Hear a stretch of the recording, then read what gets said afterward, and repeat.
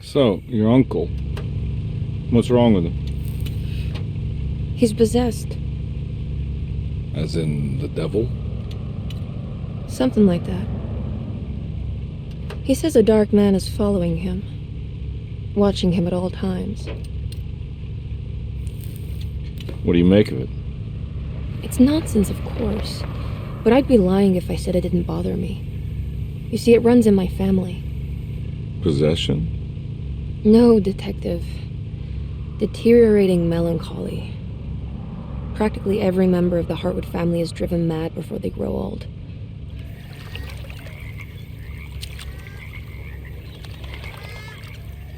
But Jeremy didn't kill himself. Is that why he's at Derceto? Despite being convinced that he is truly possessed, he decided to put his last chips on Dr. Gray and his psychoanalysis, figuring he might stumble upon some cure.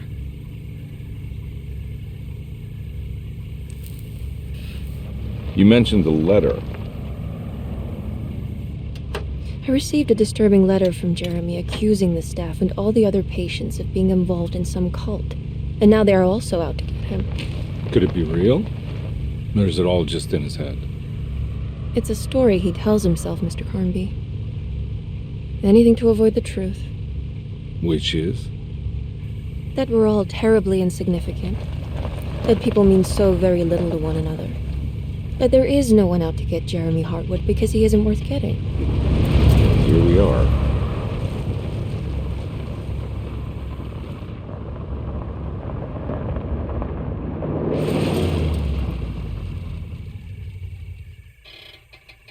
My uncle's not well, Mr. Carnby. I want to make sure he's all right. And what's my part in this? You couldn't get a cab? I just wouldn't feel safe going alone.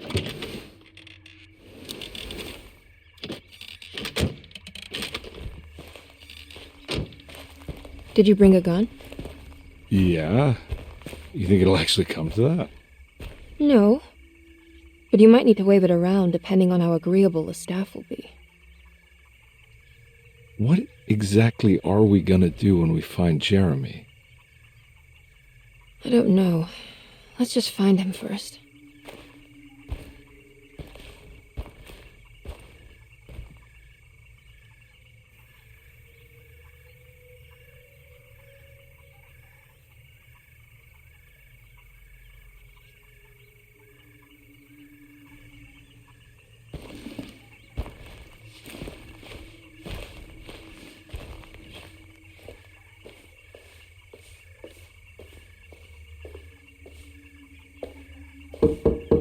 Hello?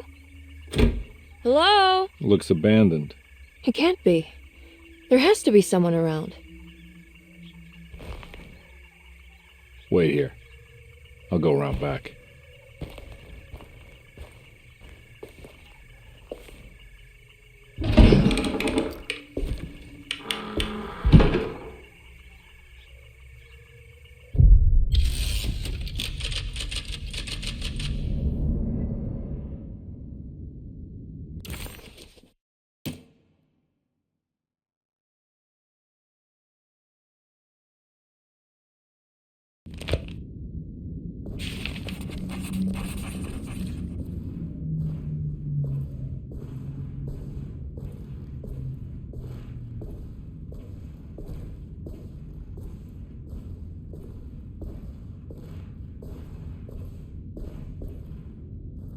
Now what do we got here?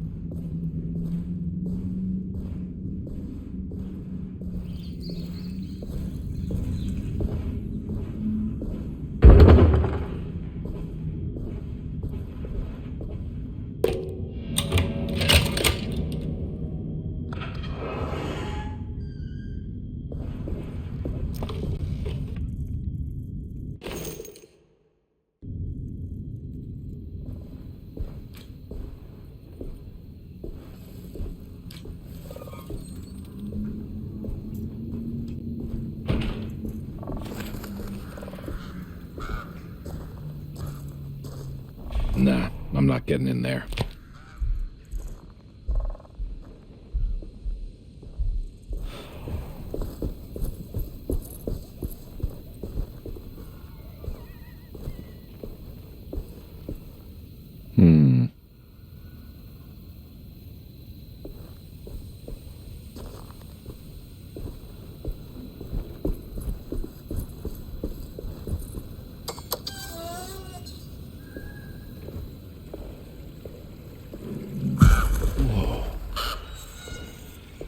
That's one big tree to fit inside a conservatory.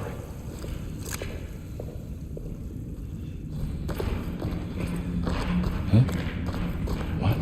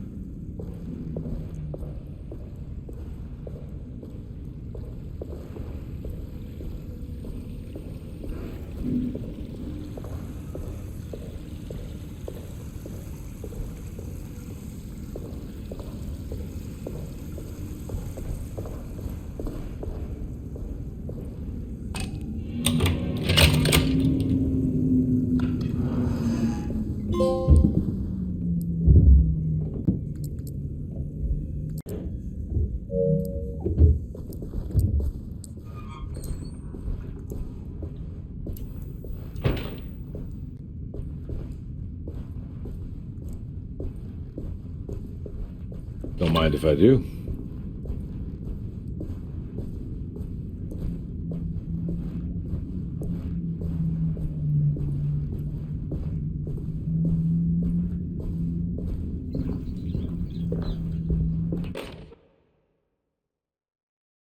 Every day your silence weighs a little heavier. It's been a difficult year for everyone, and many have lost all hope. I read in the papers about people suffering. Pictures of dust-covered landscapes without a drop of water. I wish I knew if you were still tending the earth or if you had turned your back against us. I have started to look for help elsewhere. I pray you will tell me if I am going down a path that you find disagreeable. With help from Baptiste and Charlotte, I found comfort in the practice of the voodoo. I have long been skeptical of that Caribbean cult, but it's been of good use to me. It seems all harmless in my book. I say some words dreamt up by the Creoles, and I carry around a small pocket of gree-gree. Nothing of this is mentioned in the Bible, of course, but the French Quarter Priestess tells me it's all connected. She says the Christian God is just one more perspective on the creator of things. That's what I like to think, but the other way around, that the spirits of her faith are just aspects of you, our Heavenly Father. I am so grateful for the words you gave Mr. Hartwood. We will sing your praises at St. John's Eve. The world will be blessed soon again. Only the sacrifices of the Old Testament compare to your demands. Let it be the truth. A mother of earth, wood, and dirt. A mother of 1,000 young. Sacred sand, $1. Black cat oil, $1.50. Devil shoestrings, $0.25. That makes $2.75, madame. What was that you were telling the doctor? A goat without horns. What does that mean? You must have misheard me, madame. I said no such thing. Please, I know I don't look like any of you, but I'm devout. I'm ready to do what it takes. Do not be so eager to sacrifice the few things you have left, madame. Now, please, Leave my store. A goat without horns.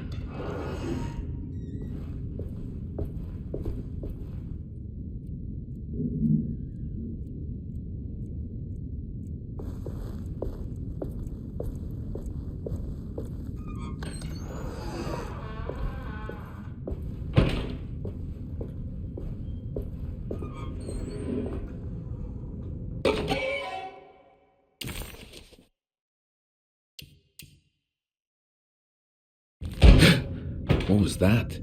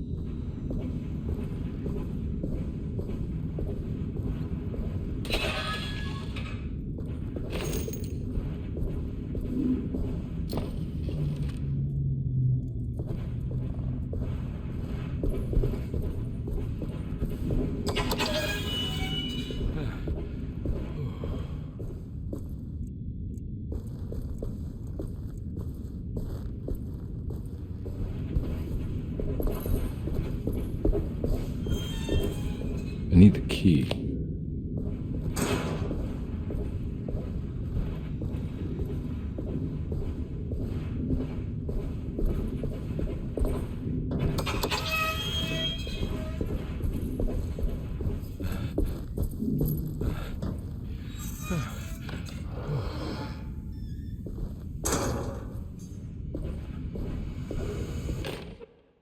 Please do not touch the boiler. It is working after all.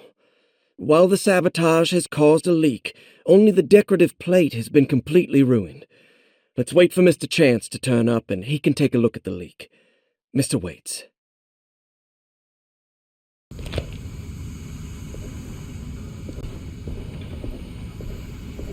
That doesn't look safe.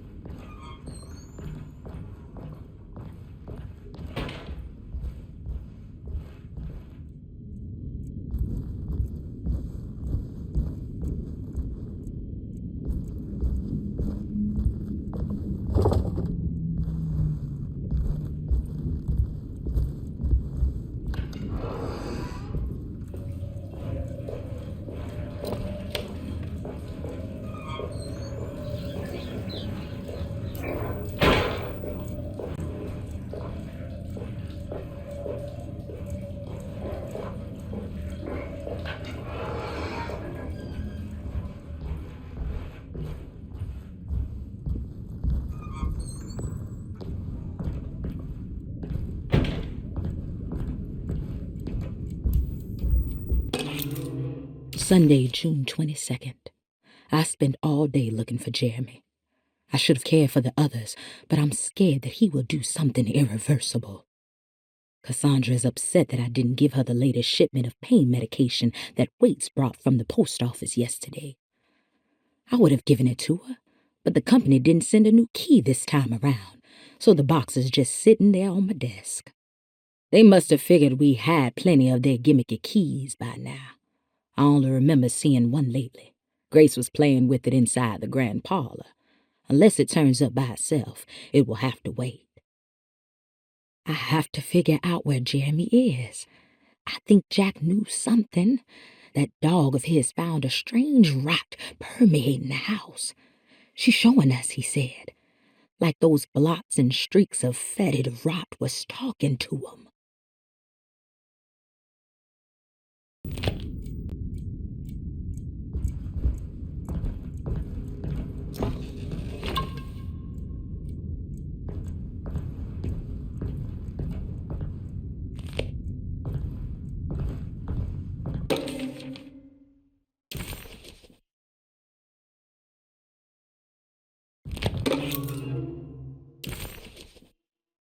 Nice.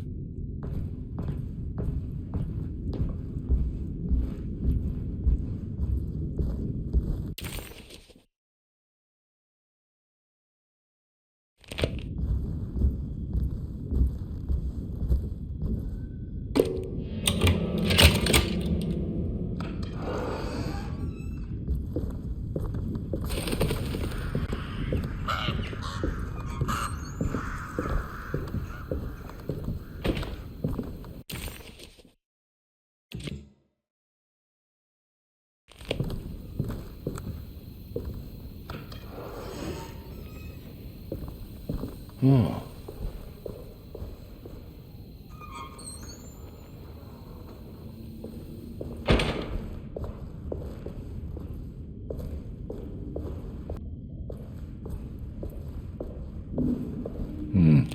I need the key.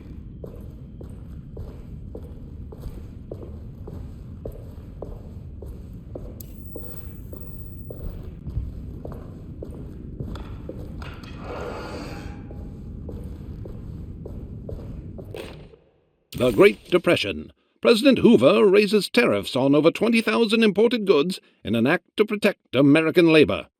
Following the collapse of the Wall Street stock market on October 24 last year, American industry has suffered greatly. Thousands of companies have gone bankrupt and left a large part of the American workforce unemployed. In an attempt to turn the tide, the Smoot-Hawley Tariff Act has been signed by President Herbert Hoover. By regulating commerce with foreign countries, the government hopes to encourage the industries of the United States to compete with cheap foreign imports.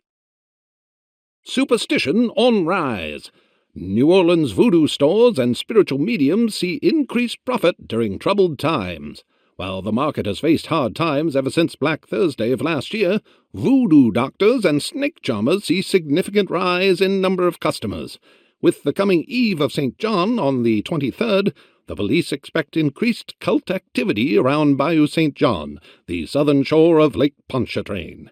Voodoo rituals in that area on the Eve of St. John have a long tradition reaching back to the first snake worshippers brought as slaves from West Africa. During the 19th century, its practice was popularized by the legendary Marie Laveau and has since been embraced by many of the Creoles and the surviving aristocracy of the French Quarter. Author seeks asylum. Rumors regarding author Cassandra Beauregard making Derceto her home verified. Derceto Hospital is an old plantation building on the eastern shores of Lake Pontchartrain. While often considered an asylum for the insane, residing Dr. Elmore Lee Gray prefers to think of it as a convalescent home, a place where you can go to rest. The patient list is kept secret, but thought to include many of the black sheep of wealthy families, because at Derceto, treatment does not come for free. Local author Cassandra Beauregard has now been confirmed by her own admission. She's been lauded as a powerful Creole voice and written many successful books. Lately it was reported from Hollywood that she has finished a moving picture manuscript titled Slaughter Gulch. That film is set to hit the theaters next year.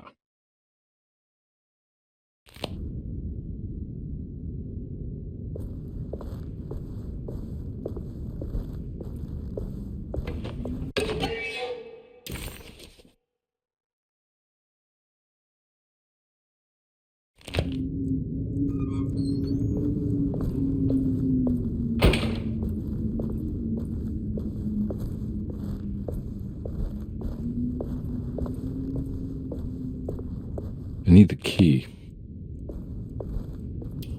I need the key.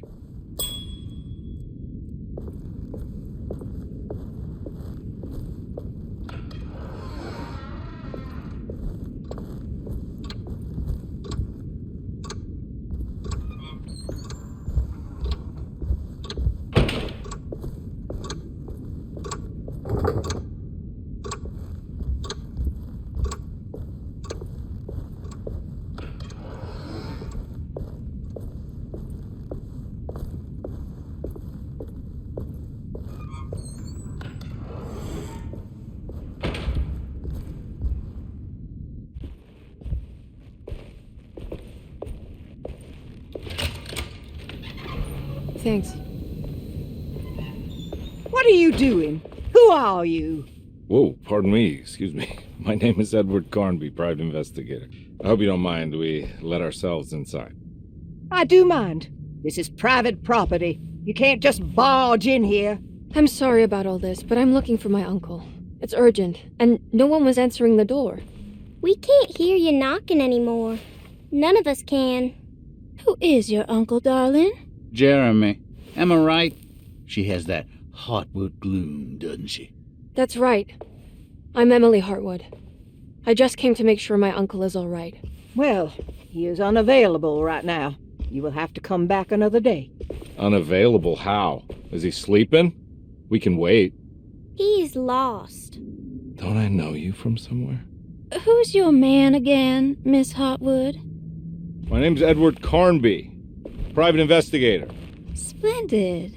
Enough! All of you! Get back to your rooms! McCarthy, keep your eyes on the child. And you two, please leave immediately. Look, we're not here to cause any trouble. Just let us see the old man, satisfy the curiosity of my client here, and we'll be off. Jeremy has gone missing. There's no need to worry, but it might be some time before he turns up. The whole staff is looking for him. What? He ran off? I don't have time for any of this. Please, come back tomorrow. All right, in that case, we'll just wait in his room. You don't mind, do you? It's upstairs, right? Wait, you can't. Don't worry, we'll be discreet. In the corridor. It's the first door on your left. I'll tell Dr. Gray you're here. Excellent. Thank you, madam.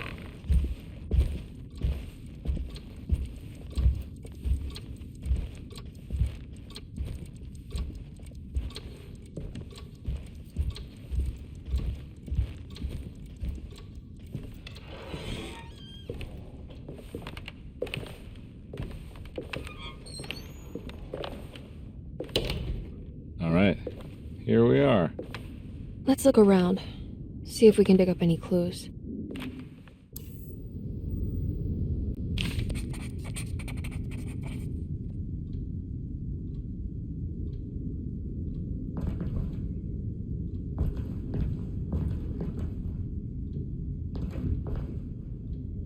Anything important I should look out for? Did he keep a diary? Not that I know of, but it wouldn't surprise me.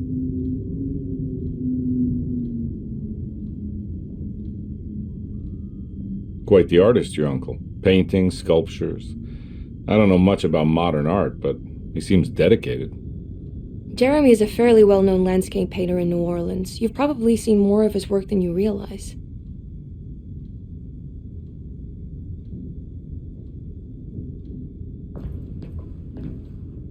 We should go talk to the doctor that the housekeeper mentioned. Dr. Gray? I suppose.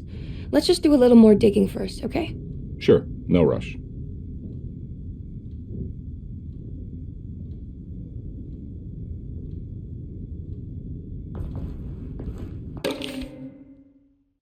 Every night the dark man stands opaque at the threshold of my room.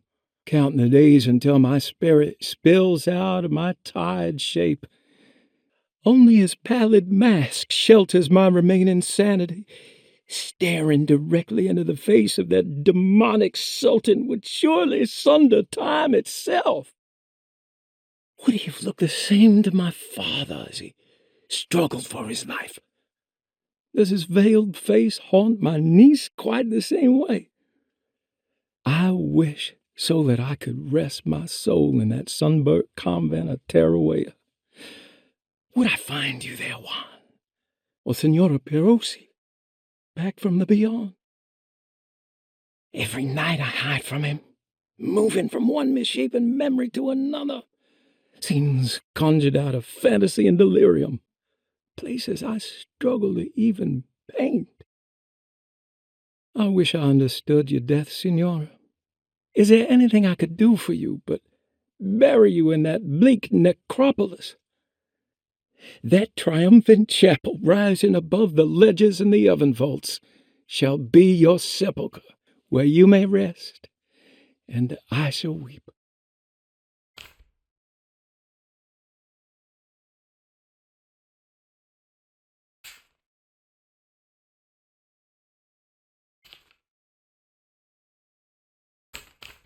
How did you first come to understand such things, Senora? How did you know that the battered boiler in the basement would lead me to Lafayette Cemetery? Or how the old upstairs clock, with its astronomical motifs, would take me to that hateful mound outside of Claremont Harbor?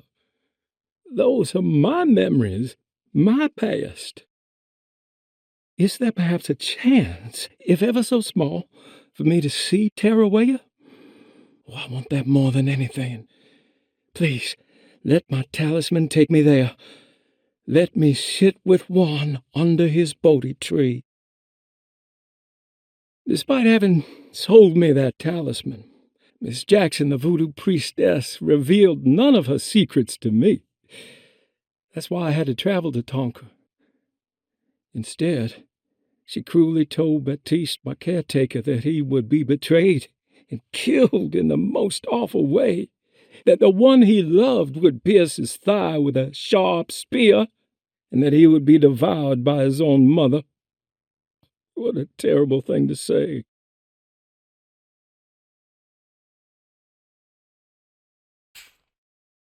The people of Derceto are becoming dangerous. They do not understand what they are doing. I must do something to stop them. I tried talking to Dr. Gray, but he confuses my worries. He's caught up in treating me. How can he expect evil to be cured with medicine and conversation? The orderlies, the housekeeper, and the patients are all deranged. They will call upon evil to enter this world. All will be lost. Everything. Unless I can find the clerk, Mr. Waite. He seems to be a clear-thinking man. Maybe Beauregard. The dark man offered me a prison, and I accepted. I signed that miscarried contract and entered the dark pact. Everyone is safe, except for me.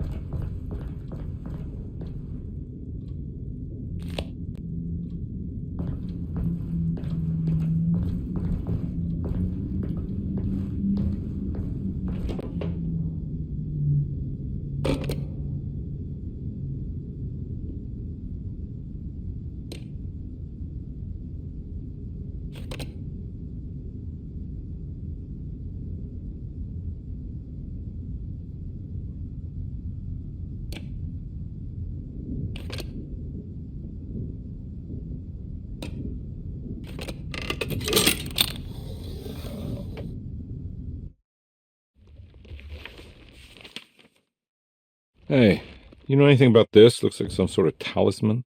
No, I don't. Oh, help me out here, will you?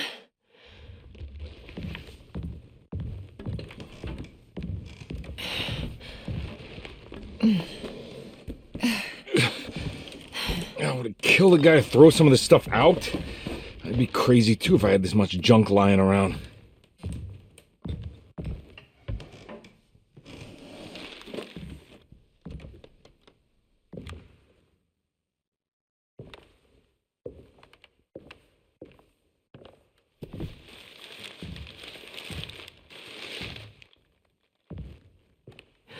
Oh, wow. That's striking. I want to save this one.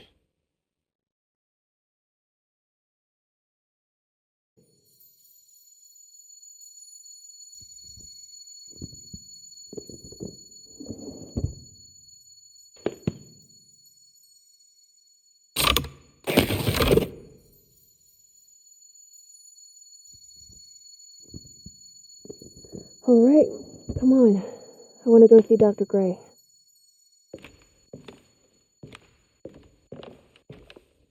Come on, let's go. Yeah, I'm coming.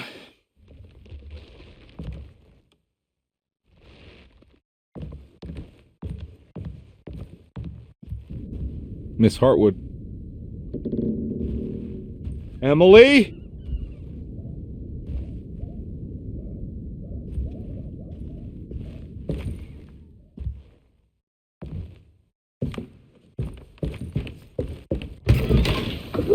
What the hell is going on? Where am I?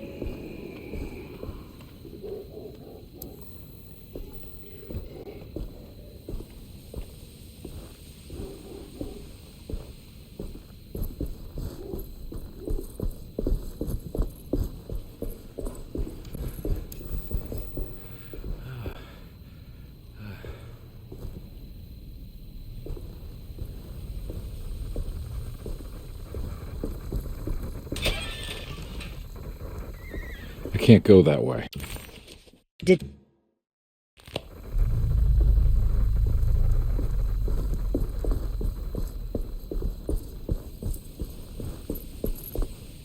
What the hell is going on?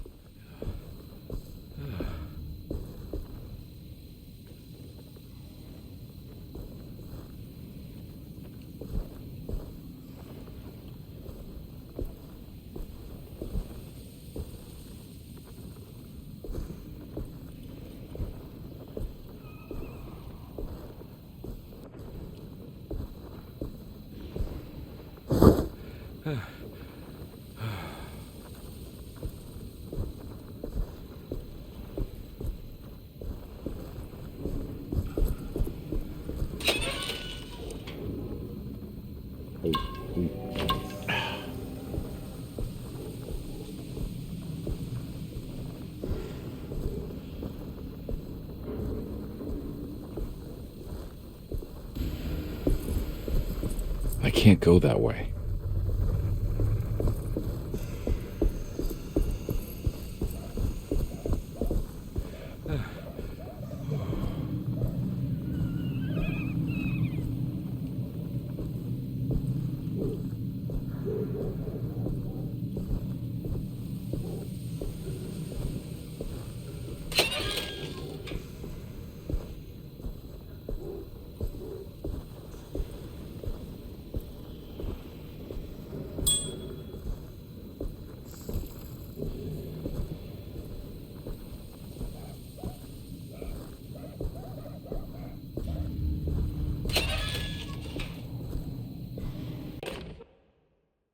Hey.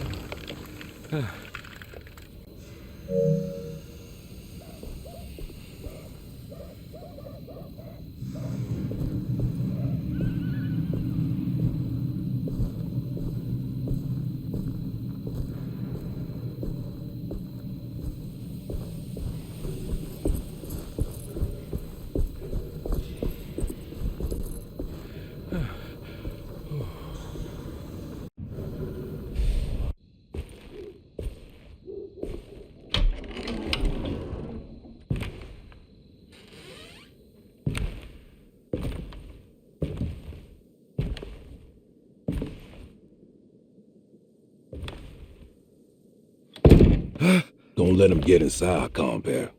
They're not the good kind. Is this your store?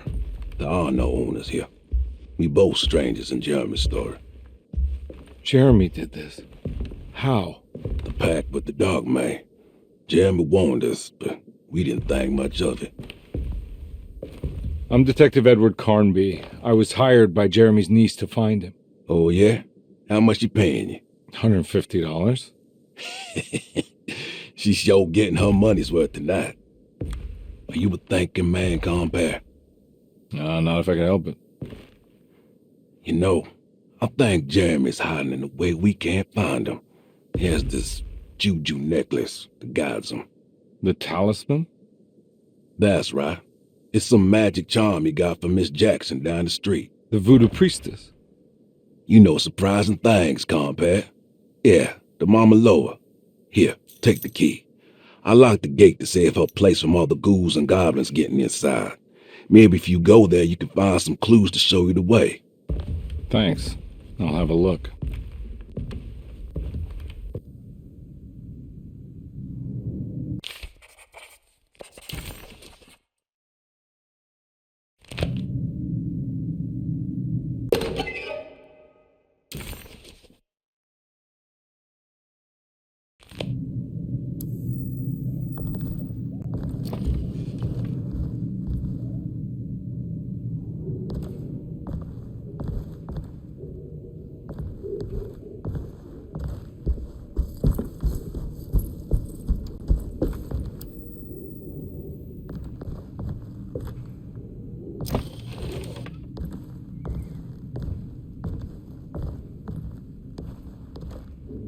You want to come along?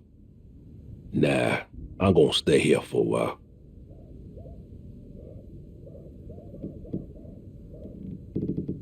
Anything I can do for... Sorry, I didn't catch your name. Baptiste. Just tell my sister Lottie I'm alright if you see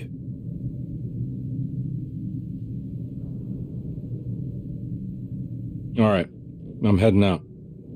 Be careful out there.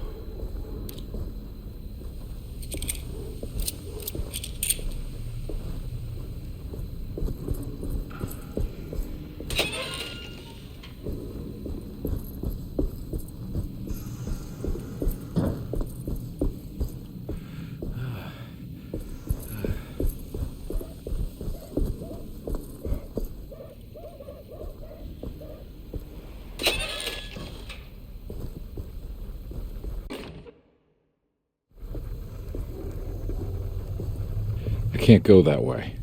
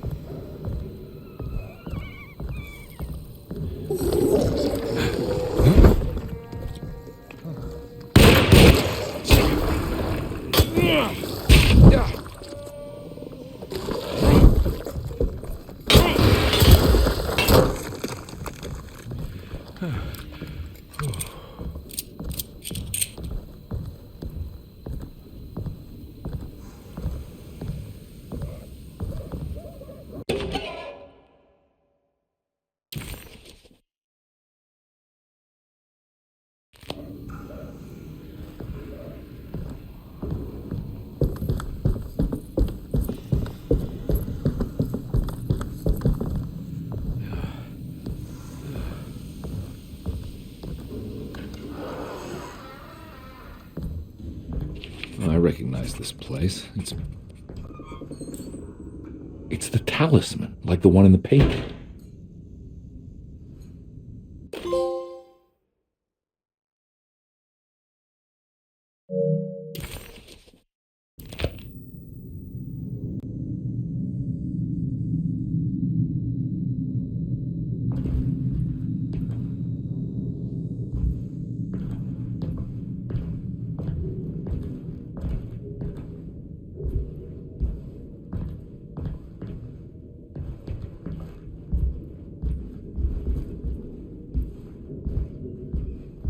I think it's meant for the talisman.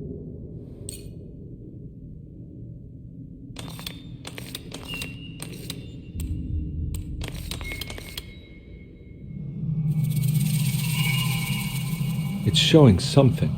A place? Where is that? Huh.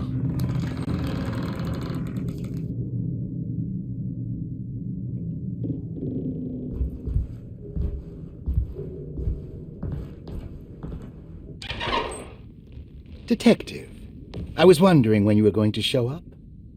Mrs. Thompson told me you were here. I understand you are working for Jeremy Hartwood's niece. Yeah, I guess so. I mean, you're not wrong. We came here for her uncle. I didn't expect this. You are Dr. Gray, right? That's right. You don't happen to have some identification, Detective. I'm not keen on having strangers prying into my business. Oh, Detective Edward Conby, Decatur Street, New Orleans. Enjoying the Vieux Carré, Detective? Those old French quarters, the voodoo people, the gangsters. I'm sure you live an exciting life. Well, it's not quite like the stories, Doc. Just trying to make a living. Aren't we all making a living? Well, welcome to Derceto, Detective. I hope your time here will be useful. Now, what can I do for you? Why don't you tell me where I can find Jeremy Hartwood? Why wouldn't that make for a short visit? I wish I could tell you, but I'm afraid I don't know. A drink, Detective? Anything brandy. Oh, you do belong in the French quarters, Detective. Armagnac or cognac? Just give me the cheap stuff. I'm not much of a connoisseur. Having low standards is not a virtue, Detective. Let me see if I can broaden your perspective. What can you tell me about Jeremy? I wouldn't want to go into details about his condition.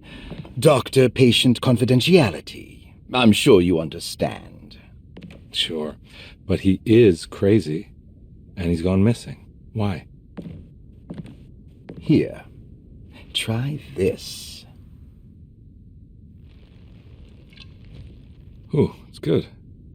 Got a bite? It's called a sidecar. The trick is not to be afraid of the tartness of the lemon. Then, for goodness sake, don't overdo the triple sec. Okay, what can you tell me about Jeremy? Well, let me think. He is an anxious man, constantly worried about events not presenting themselves according to his model of predestination. He complains about things not being carried out in the right order, and that some things simply shouldn't be. Is any of this helpful to you? Not really. I was hoping for some direction where to look next. I'm sorry. I have nothing for you then.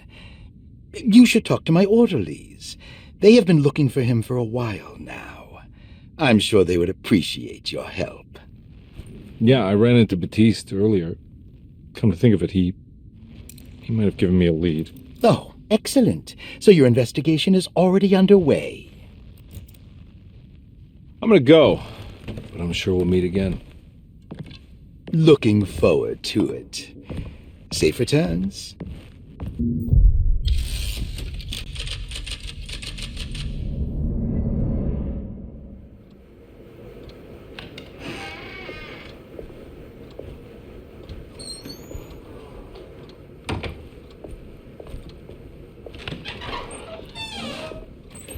Detective Carnby, where did you go? I was just talking to Dr. Gray. You disappeared. No, it's not what you think. Have you found anything strange going on here? Yes. Everyone is being incredibly evasive and I can't figure out why. No, I mean something you can't explain. Paranormal, even. Detective, I really need you to get yourself together. I can't do this alone. Forget it. I'll figure it out. Do you want to come see Dr. Gray? No, I want to try something. With this talisman, I think I can follow Jeremy to the place he mentioned in the book. What was the name? Do you remember something Spanish? Tarawea. Yeah, that's where I need to go. Detective, are you going to be all right? Yeah, of course. Go talk to Dr. Gray. We'll rendezvous later.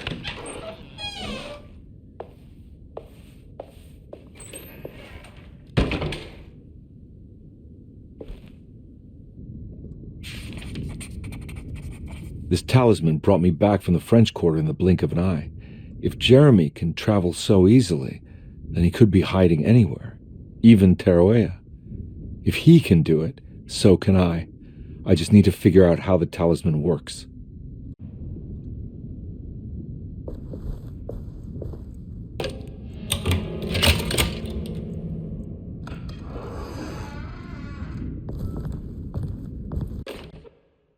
Saw your notice in the boiler room. You should know Mr. Chance won't be coming back. I got no business being in there myself, but you can take a valve from the wine cellar if you want to try to stop the steam pouring out. Be careful.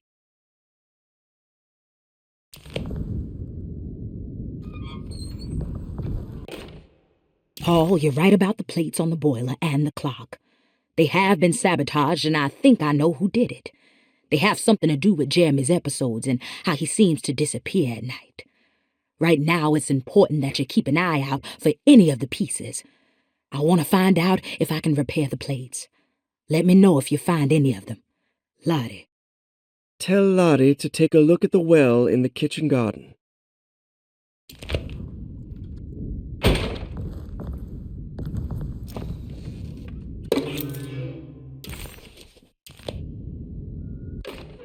Dr. Elmore Lee Gray is Derceto's chief doctor. Accounting and all administrative work is handled by me, Paul Waits. Magdalena Thompson, or Mags, is responsible for the household. Jean-Baptiste and Charlotte Tabois are responsible for keeping the guests' medical regimens in check. Finally, Jack Chance is our gardener, who can occasionally be seen in the conservatory, but is for the most part busy outside. There are currently 6 guests at Derceto. Malcolm McCarthy and Ruth Tallant reside on the first floor. Jeremy Hartwood, Elisabetta Perosi, Grace Saunders, and of course Cassandra Beauregard live on the second floor.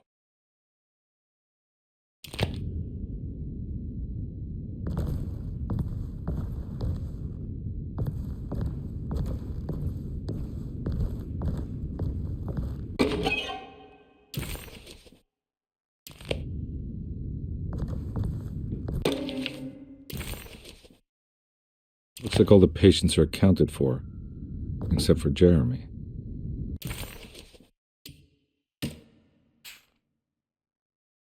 Cassandra Beauregard, the beloved author.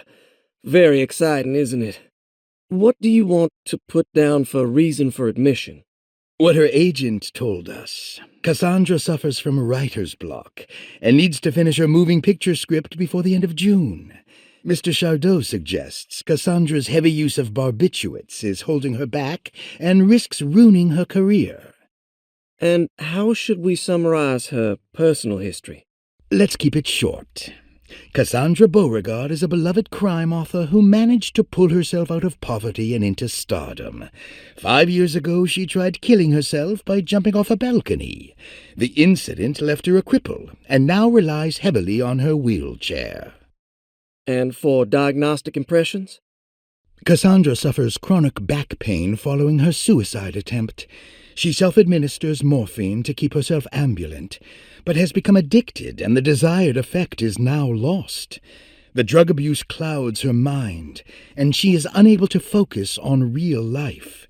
To save herself from this insight, she instead makes up stories to fill out the gaps in her own thought process, resembling the Korsakoff syndrome. Oh, bravo, Doctor. How will you treat her? First of all, she needs to be weaned from her drug addiction, and hopefully it will resolve her compulsive lying. Then look into permanently numbing her pain in her back through surgery. Finally, deal with her suicidal thoughts. Fantastic. With such a short time before June, I really hope she gets better soon. We will do what we can. Grace Saunders, 11 years old. Reason for admission? The mother insists on strict supervision by a proper gentleman to avoid further perversion of Grace's adolescence. Personal history? Grace's family possesses modest wealth and status. Her childhood seems ordinary, spending most of her time with private teachers and family friends. Grace's father recently passed away, leaving her mother the sole caregiver. And diagnostic impressions? Grace has trouble dealing with her father's death. She is willingly suppressing her feelings on the matter and isn't properly acknowledging the trauma she suffered. Any planned treatment? Grace needs nothing out of the ordinary. She simply needs parental guidance. Eventually, we can work on her feelings toward her father. Thank you, Doctor. I'll finish the paperwork and get her installed. Malcolm McCarthy, 54 years of age. Reason for admission? McCarthy admitted himself to Derceto, stating simply that he needs some damn rest. And personal history? McCarthy claims he used to work as a lawyer in Baton Rouge, but says he can't go into details because of some legal dispute. His background remains largely a mystery, except for the occasional clue that he drops in conversation. Huh. And diagnostic impressions? McCarthy is an anxious man and an alcoholic. He often tells half-truths due to some deep-seated inability to trust other people. And how will you treat that? McCarthy will take some time to open up. Spending time with Jack's dog or the child should be good for him. Their harmless nature will help build his sense of trust. Thank you, Doctor. Elisabetta Perosi, 33 years old? What should I put down as reason for admission? Well, Perosi broke into Derceto and was found wandering the grand parlor. She was confused and suffered partial amnesia. She insisted she belonged here and offered to pay for her stay. Right. What do you make of her story? Perosi claims to have been a member of the Astarte artist colony some 20 years ago, a claim that seems contrafactual due to her young age. She looks to be and even thinks she is 33 years of age. That would make her a child at the time. It seems fair to say that Perosi's story is untrue, deliberately so or not. Diagnostic impressions? Do you have anything? Perosi's story is peculiar, because she retracted her story about the artist colony. She no longer claims to be the same person as Elisabetta Perosi. However, my staff's research has confirmed there was a Perosi at that time who was in her early 30s. I suppose this case will take some time to investigate. How will you go about it? I wanted to contact the real Perosi, but it seems the whole colony disappeared one night. September 29th, 1915, during a hurricane. I will have to take it slow and figure out what this spell of impersonation could have been.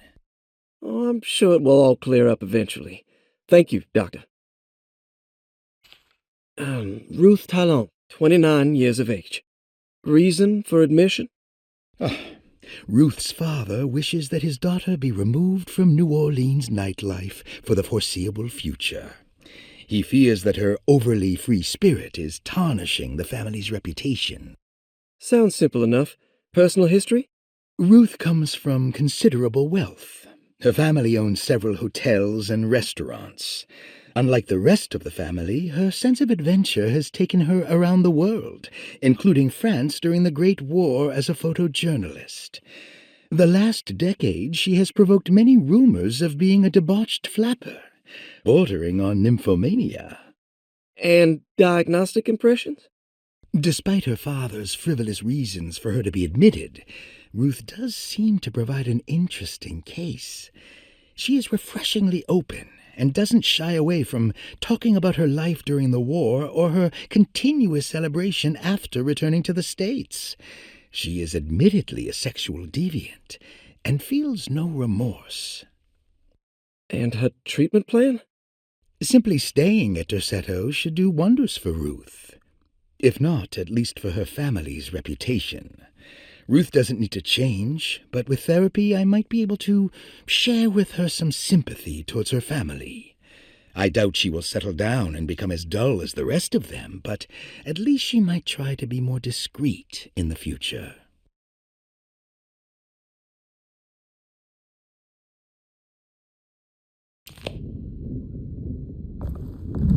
There's no way I can get into this thing. Better leave it alone.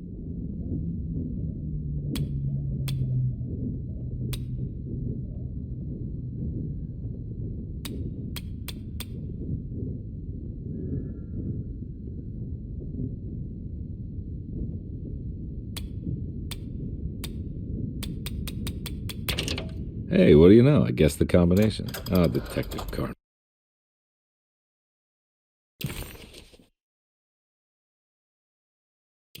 You beautiful bastard. How are you this good?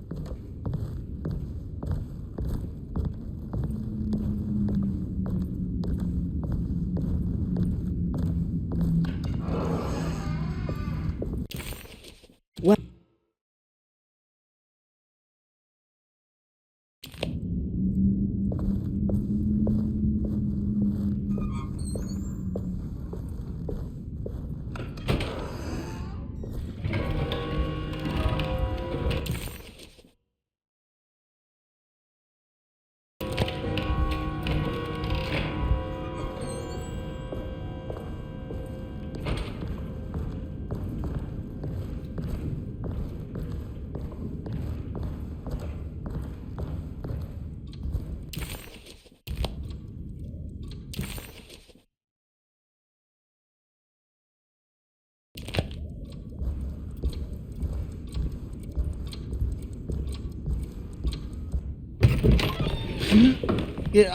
Sorry, Detective. Didn't mean to obstruct justice or anything. That's fine. You know, I'm kind of busy with my own case of a missing person. I was wondering if you've seen Grace, a girl about yay high? Can't say that I have. Why are you asking? Well, I'm looking for her. Is she in trouble? No. She's just hiding somewhere. We can't have a rascal like that running around unchecked at a time like this, you understand? Well, I haven't seen her. Well, let me know if you find her. I'll be around. I'll keep an eye out for your man, Jeremy. You scratch my back, Detective, and I'll scratch yours.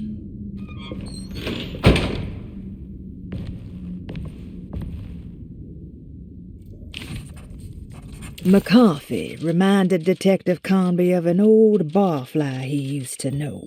He detested him. There was no getting around it.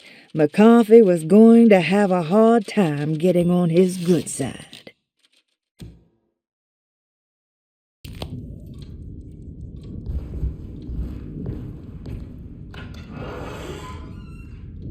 Looks like everything's back to normal here.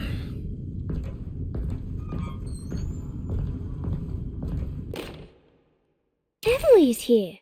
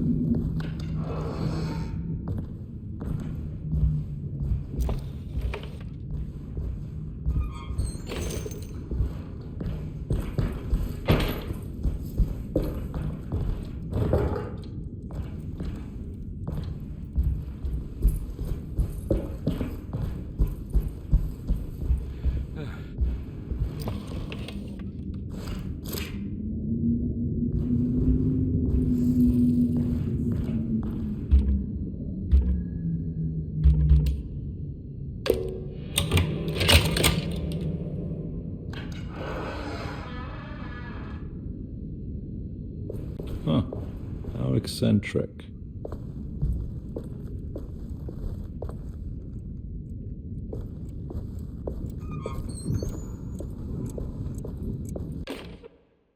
Will I need to remember how to get them out again? They are locked up for good reason. I am sure she is still able to whisper the answer in the ears of the wrong people. But not for long. I will see her burned soon enough. That black goat will be sacrificed to put an end to it all. Then it will all be over. No more Derceto, and sadly no Astarte. Those good pirates of Pontchartrain. May you still sail the lake, until you find the shores of Hali.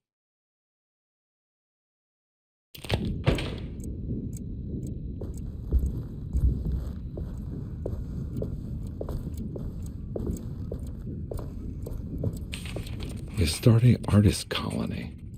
I remember hearing about their disappearance. Must have been 15 years or more now.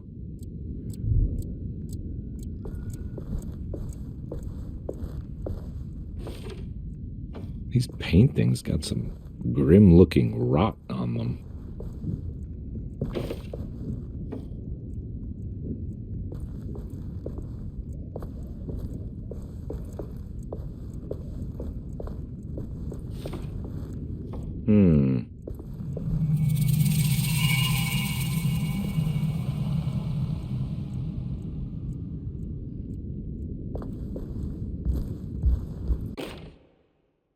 I did it! I crossed the thresholds to my intended destination without a focusing device. My talisman now knows these roads, and I have no need for the plates. I can find my way to Lafayette as easy as I find my own room. I visited the grave of my father and seen the oven waiting for me. Thank you for opening these doors. I now must summon my courage and go back to that hateful mound outside the oil rig. I hope you'll be feeling better when I return. Jeremy.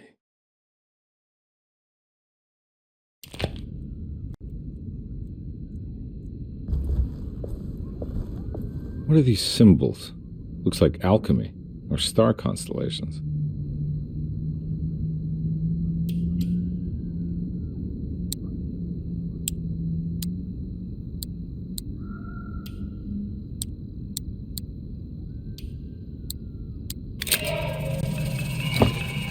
Got it.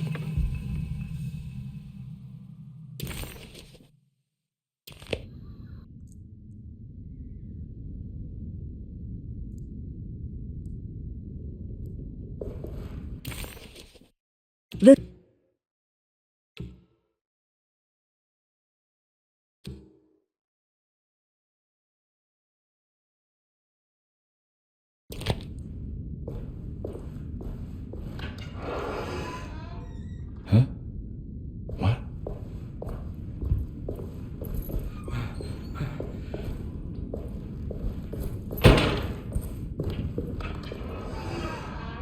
Huh?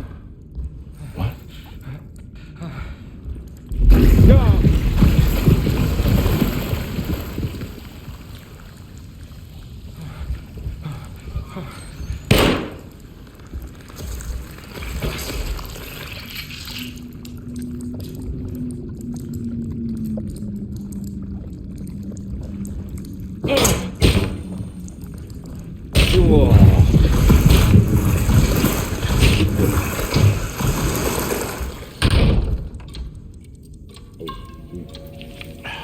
It's stained. Looks like some kind of... Oh, what happened? Everything's normal again? Right.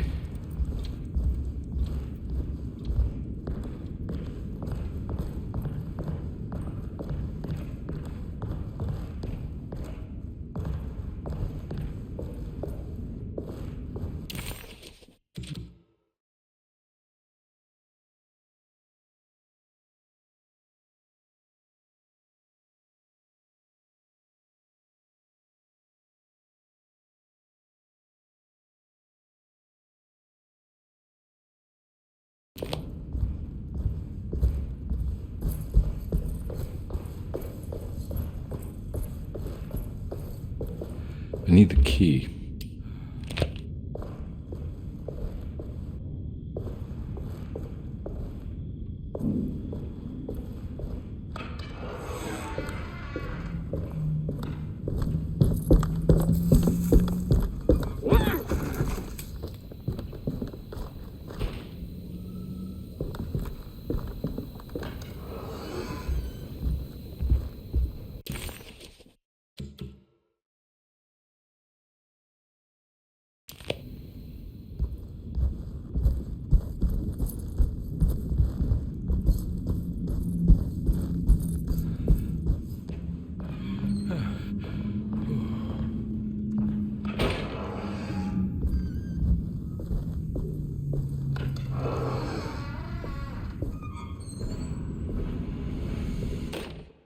You know, Mr. Waits, I saw a piece of the plate that Liza broke.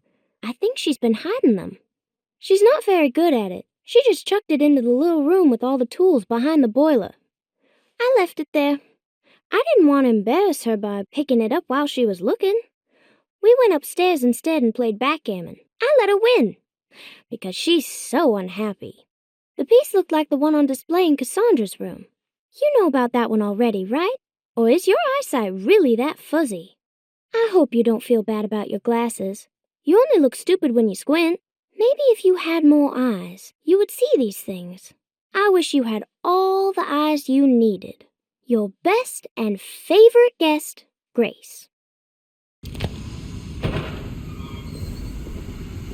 It's another plate for the talisman.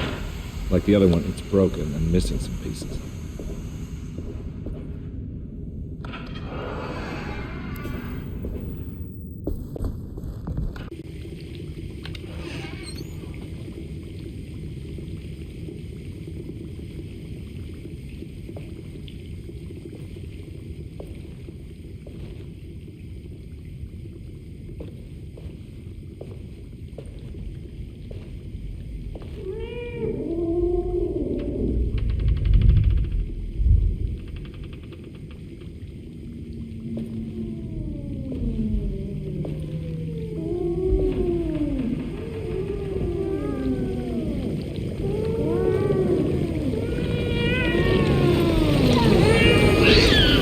What are you doing in my kitchen? I assure you. No, I'm sorry. Promise you. Mr. Hartwood is nowhere near my kitchen, and neither should you be. Don't make me kick you out of this house. Sorry. Now get out. Yeah.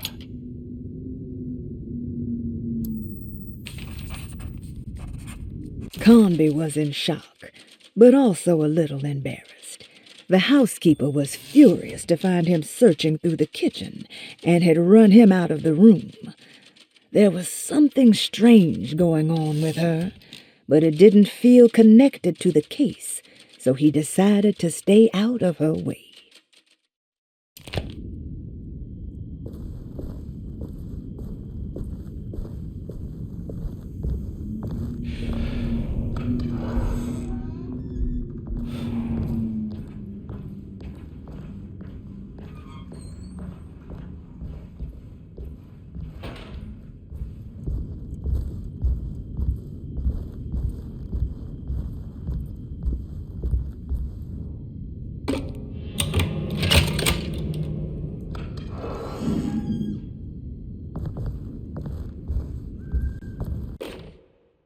Lost Plantations of Louisiana, Thierry Briclot, 1917.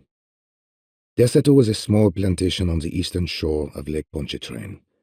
The land was considered difficult for industry and was sold for only $30 to Elijah Pickford in 1818. Pickford employed hundreds of workers from nearby New Orleans to clear the woods and build a small plantation mansion facing the lake with a striking Greek Revival temple facade. Derceto kept a modest production of Barrique tobacco and indigo that persisted up till the Civil War. During the antebellum era, Derceto was the source of many rumors concerning voodoo and witchcraft. People who traveled the lake reported seeing people dance at night in front of bonfires, bleating and wailing.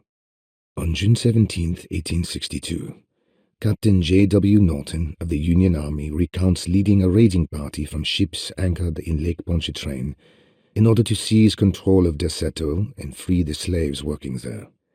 The captain was surprised to find the workers fighting back with unprecedented zeal. Norton's account describes these men and women as enraged with fanaticism. Pickford reportedly tried to placate the raiders, but was shot in the confusion. Captain Norton left the mansion burning and retreated to his ships with his men. Derceto was left in ruins for several decades. The ownership of the land was long disputed and returned to the Ledoux family in 1901. Several police reports were filed during the following years as the Ledoux tried to get rid of a camp of squatters on their land. The police made several visits to remove the trespassers, but the people kept returning. On November 1st, 1907, Inspector Legras of the police charged a deadly attack in order to save several children kidnapped by the squatters. Many were killed, and even more were jailed. The following year, Ledoux rebuilt Derceto, incorporating the surviving stone foundation and adding a magnificent wrought iron conservatory. The farmland had been reclaimed by the surrounding woods, so it was no longer profitable to use as a plantation. Instead, the house was turned into an artist's colony.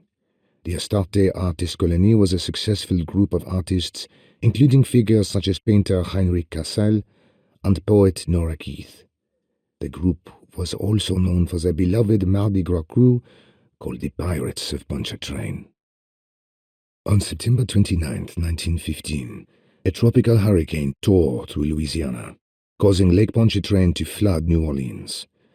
Due to the remote location of Derceto, it took almost 2 weeks for outsiders to learn that the artists' colony was abandoned. The 12 residing artists had all vanished without a trace. The empty mansion of Derceto still stands on the shore of Lake Pontchartrain, with much of its temple facade intact. The Ledoux family currently has no intention of repairing the house.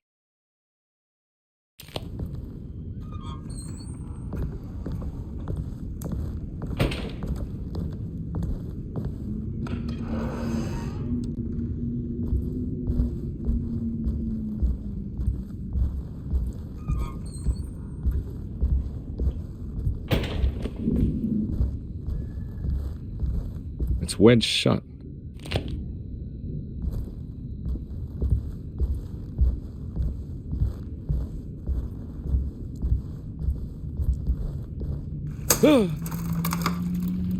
Christ, not again.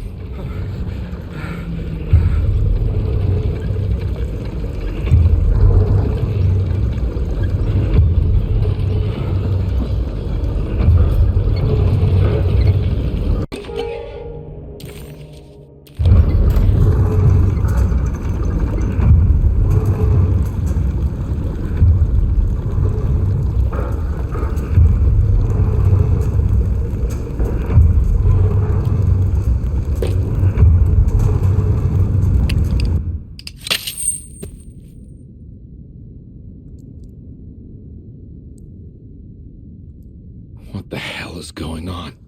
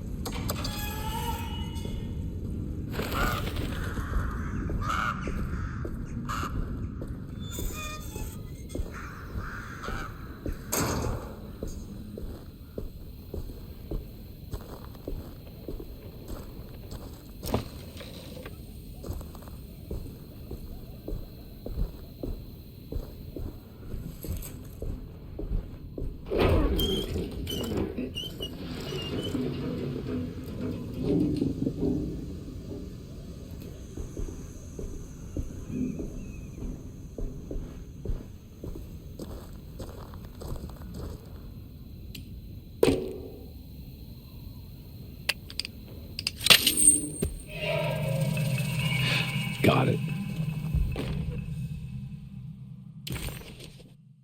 Nice.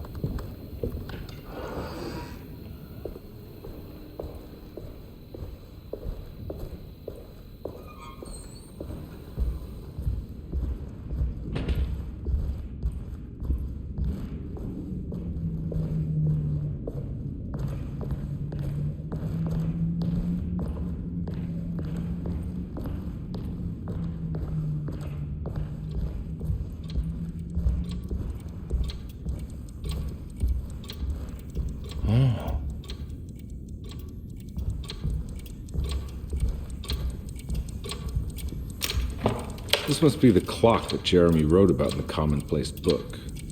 Huh. Looks like the plate that held the talisman, and I think I've seen this somewhere.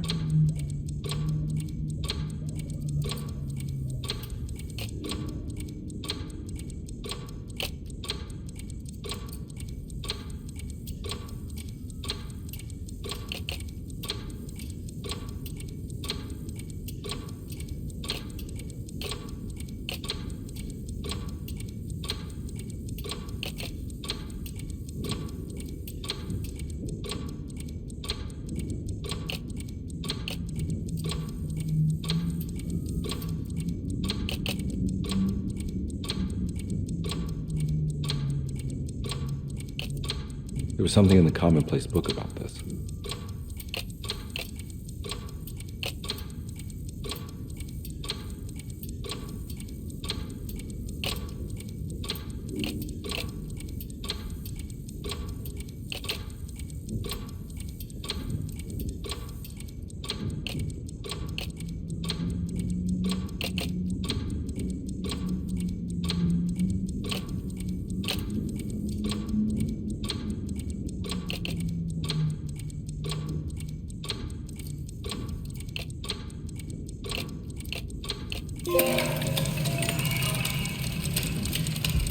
I think the clock broke, or maybe it just stopped at a very precise place.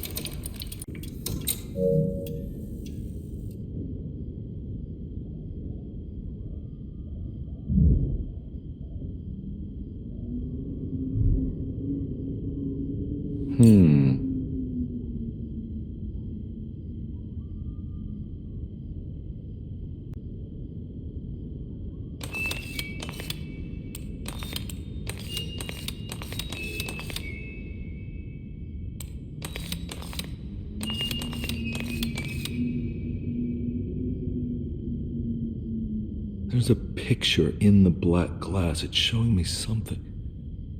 It's the hallway outside Jeremy's room.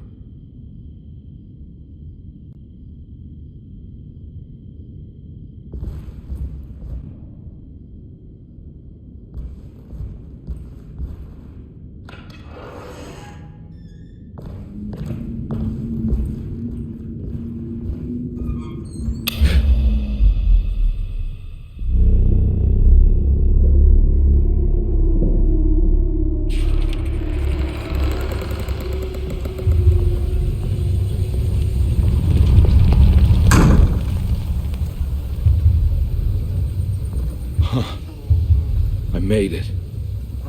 I entered another one of Jeremy's memories.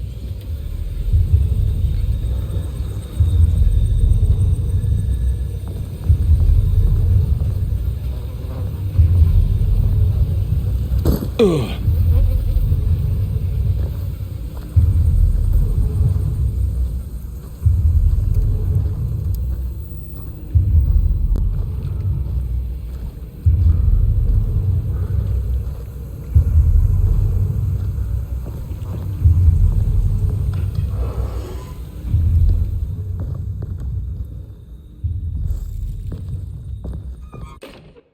May 1923, Monday.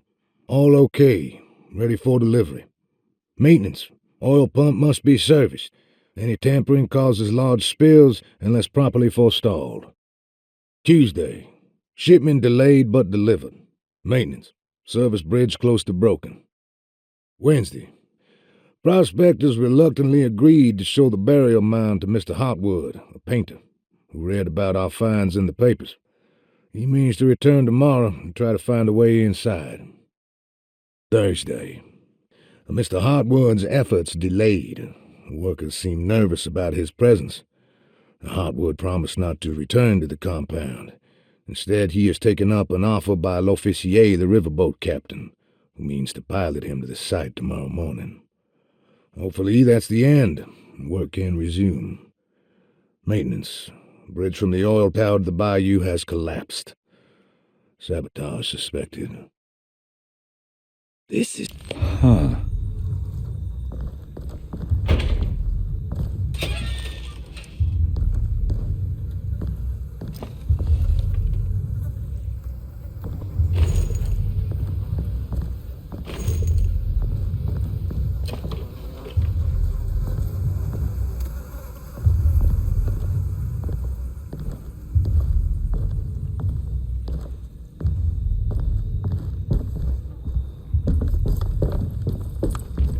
I need the key.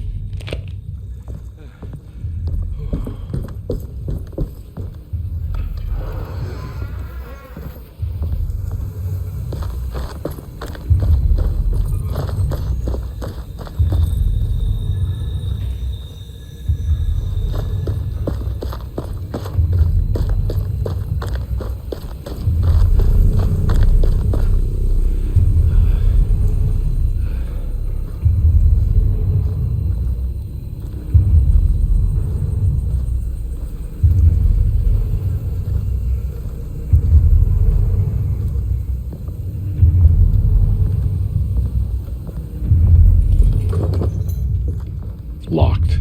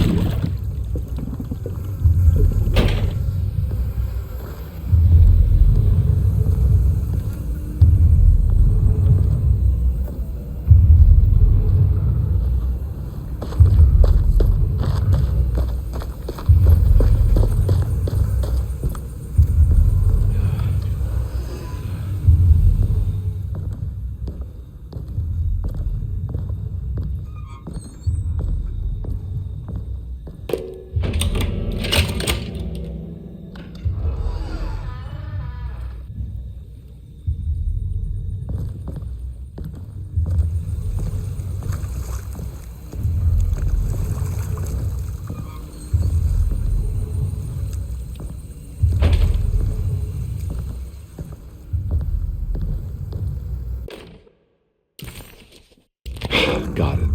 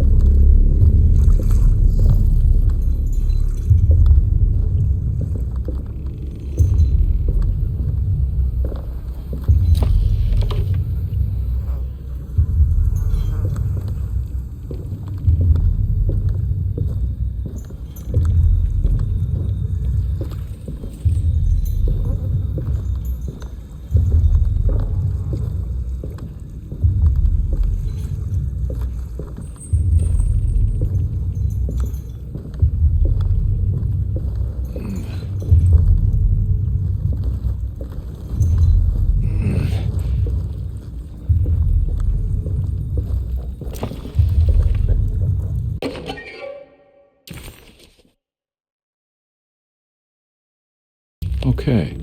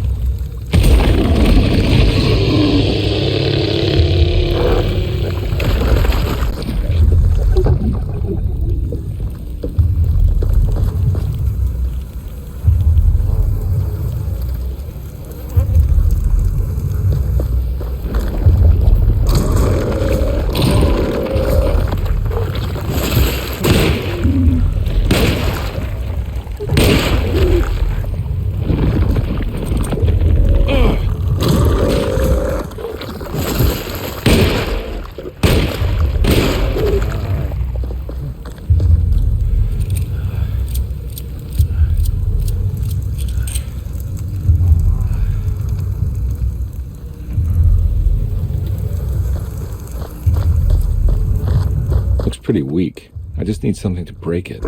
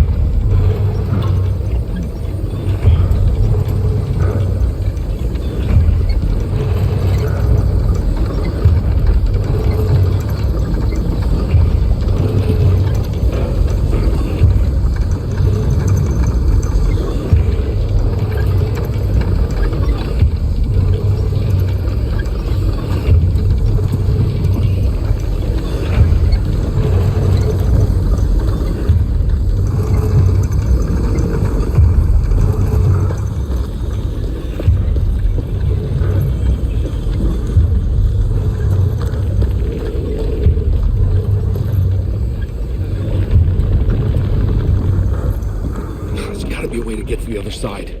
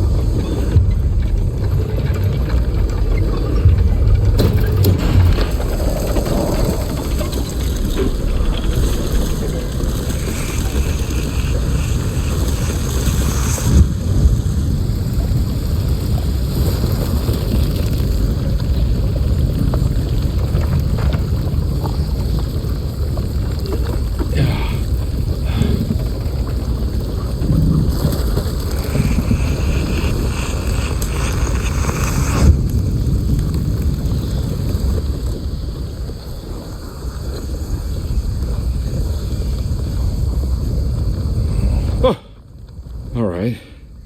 Now what?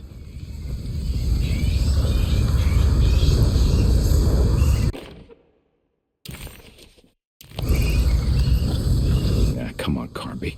Wouldn't you rather fall to your death than...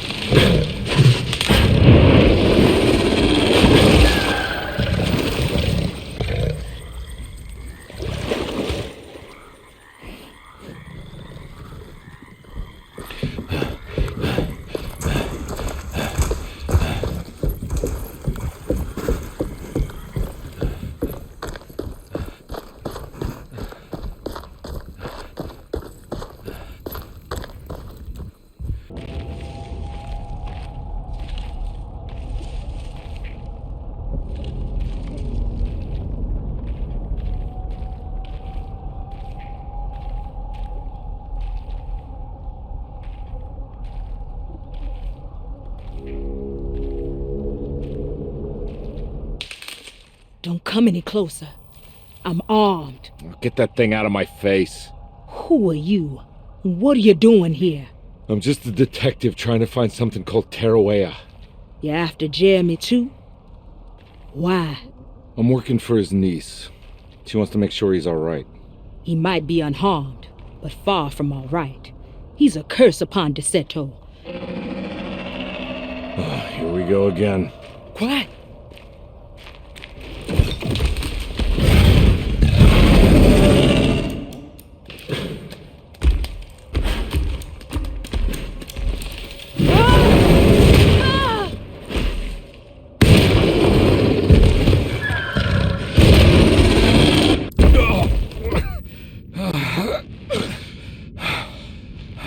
Oh, Christ in heaven.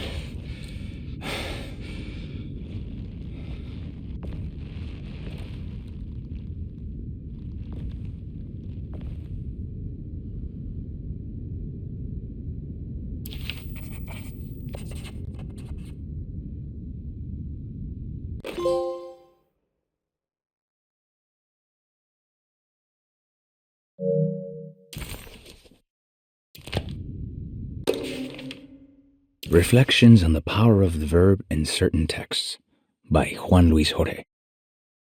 To act is in itself divine. Even the slightest movement of our hand is evidence of our soul in motion. Yet our free will is so easily overwhelmed by the dullness of everyday life. Our actions become rote and rigid, in spite of luxury and comfort. True divinity is found in the choice of leaving the stage where we all perform. People who discover this freedom unexpectedly will be struck by the terror of this revelation and become paralyzed, or worse, turn to suicide. However, if you are able to weather that storm, you will discover that there is a divine path beyond that fear. There is a chance to dismount your destiny and make something new. Something that hasn't been planned for or predestined. There is difficulty in explaining this type of acting as it transcends our everyday choices. This isn't some banal decision choosing one career over the other, or even who I should marry. Leaving the stage, no matter how, isn't a matter of course correction. It's a rejection of the story that the Creator is telling.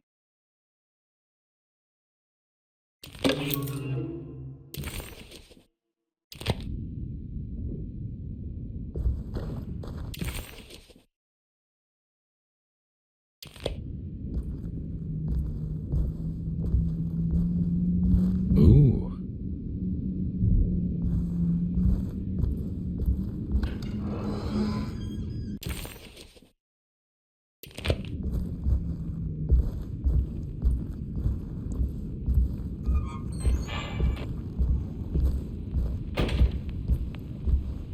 It's wedged shut. It worked.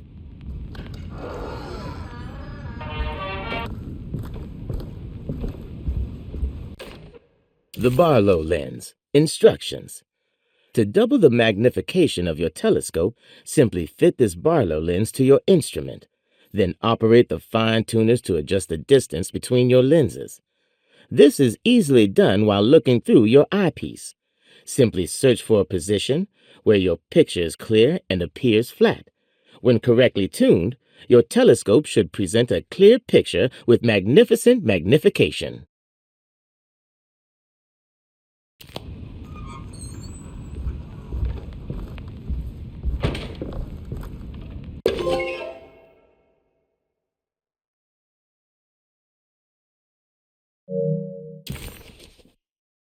What's this?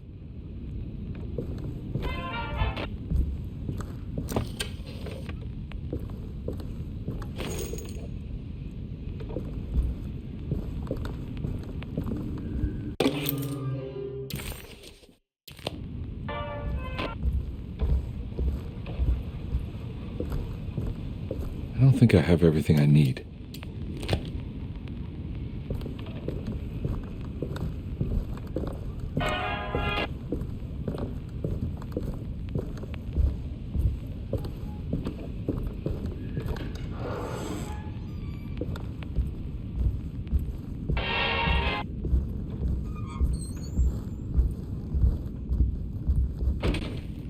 Now we're talking.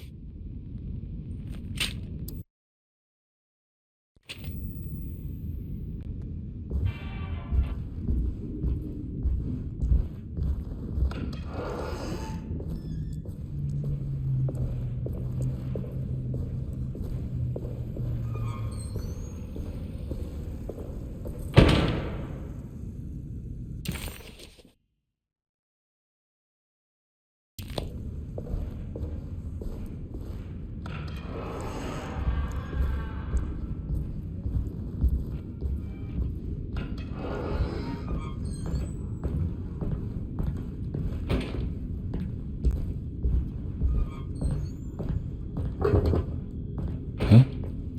What?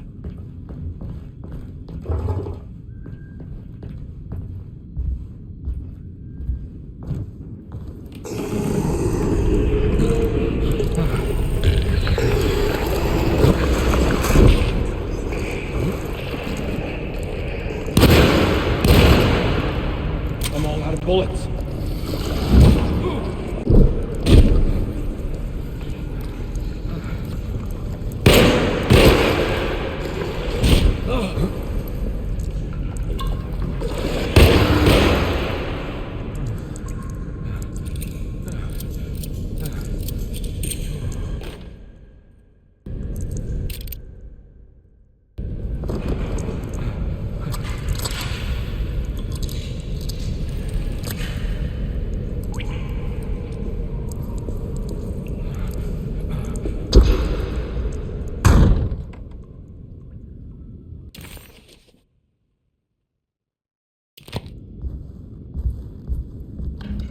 Oh.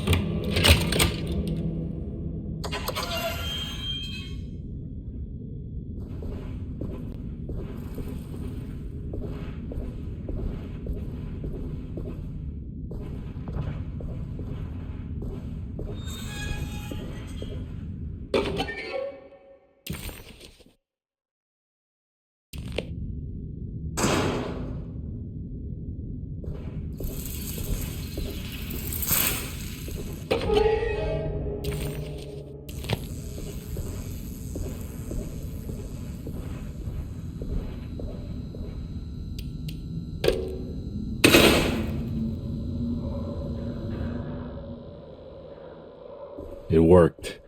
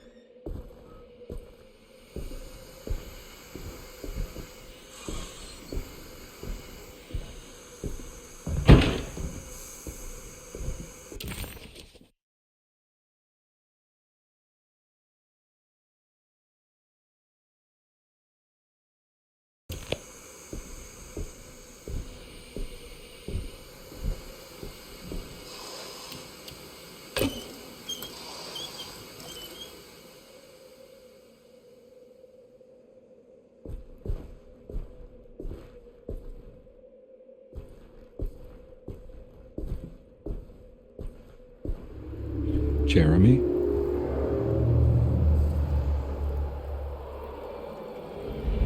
What the hell is going on here?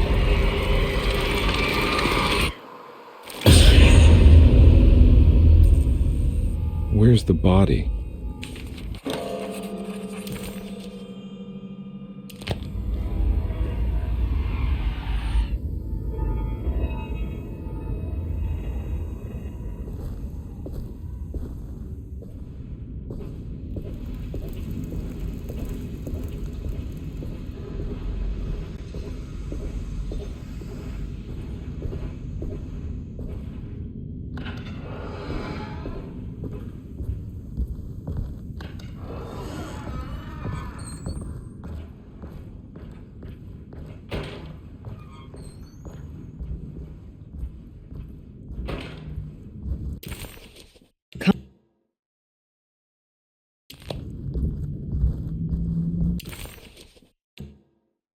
Conway didn't know what to make of the grotesque vision of the dead clerk.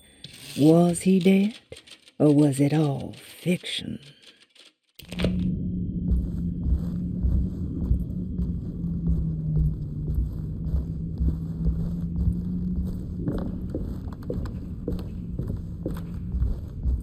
It's wedged shut. It worked.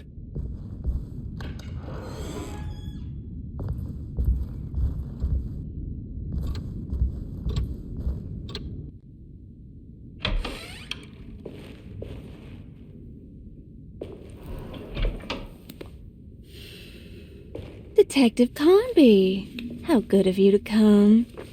Let me pour you a drink. What happened here? This place looks like it was hit by a bomb. Welcome to the madhouse, Detective. Thanks. Did the ceiling just collapse? I heard it was something in the attic. Something that was supposed to happen but didn't. How that could have such consequences is beyond me. The truth is, I don't know why the room looks like this. But I bet your friend Jeremy does. Do you know where I could find him? Oh, somewhere in his past, I suppose. He keeps going on about that mysterious dark man. I think he is hiding from him. Or maybe he's with him. I can't really keep up. I don't worry much. Take a look around this room. You may think it looks spectacularly devastated, but I just think it's finally found its stride. It fits perfectly with the state of this place and its loonies. The same goes for the nonsense with Jeremy. In my eyes, we finally managed to match the wild ride inside all of us. Well, I'm happy you find the evening so harmonious. I hope you don't mind me setting things right. Jeremy's business, that is. This room looks beyond my capabilities. Good luck, Detective. Hope to see you again soon. Yeah. Evening, miss.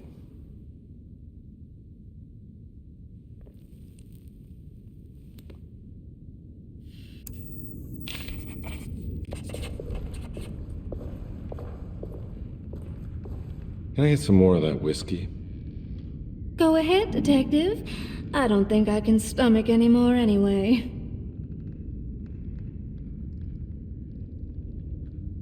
Am I bothering you? On the contrary, Detective, I enjoy watching professionals at work. Well, I better get going. Bye now, Detective. Don't take any wooden nickels.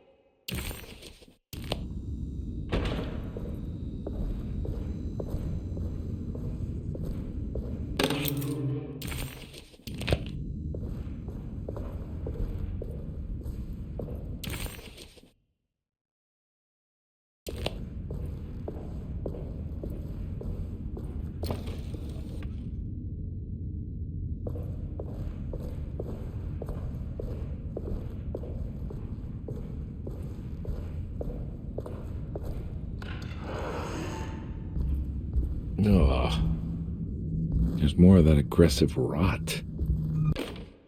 On the commonplace of evil, there lies virtue and stark irreverence, careless thoughts of luminous indifference. But blame not the beast we once were, which science so often wished to refer. Not the wicked full of sin, it is you who stand and grin. All our good intentions aside, whereupon we build our pride. Sunless solitude, follow not this corrupting light. Prophets of confidence always crashes out of sight. Hear me, for we all bear this mark. Thus we must remain alone in the dark.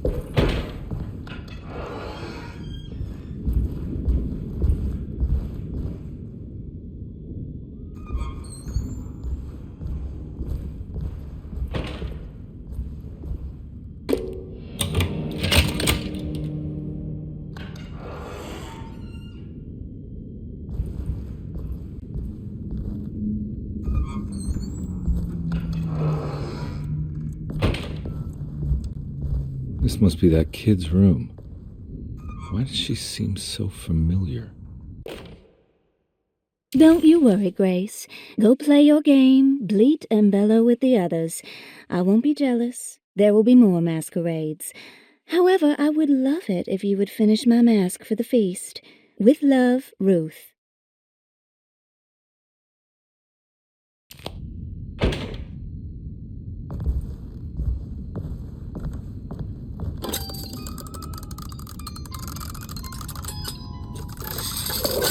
Huh.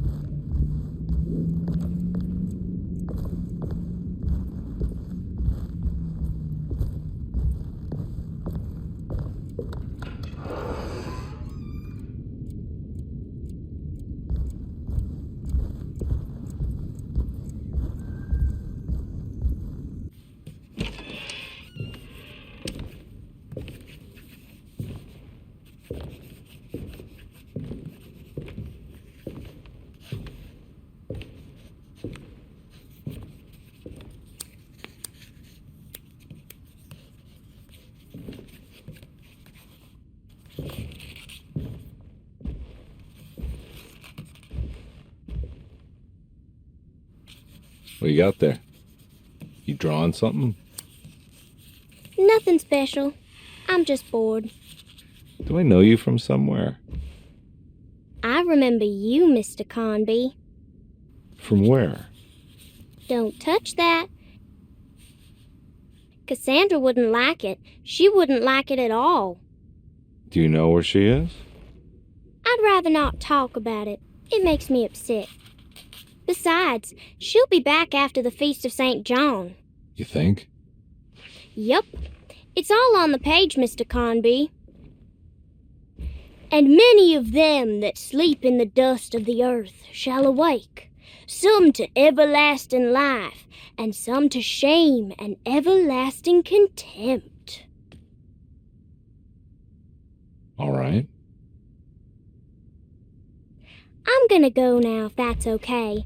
I don't like to stay too long in the same place. Mr. McCarthy might find me. Hey. Is he mean to you? Not everyone needs to be saved, Mr. Conby. You should know that by now.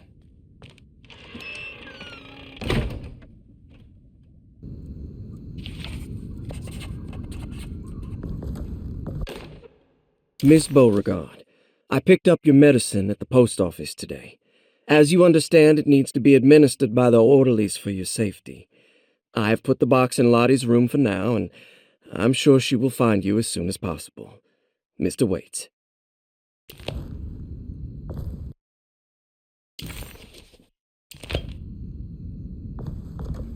So this is where Cassandra Beauregard ended up. It's another one of those strange padlocks.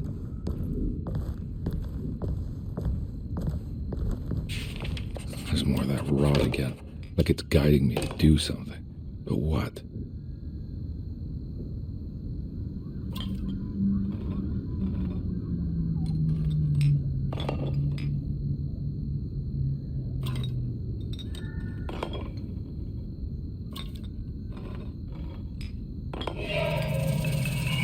The rod made the shape of a snake. There must be something important to find here. Maybe it has something to do with the numbers on the labels.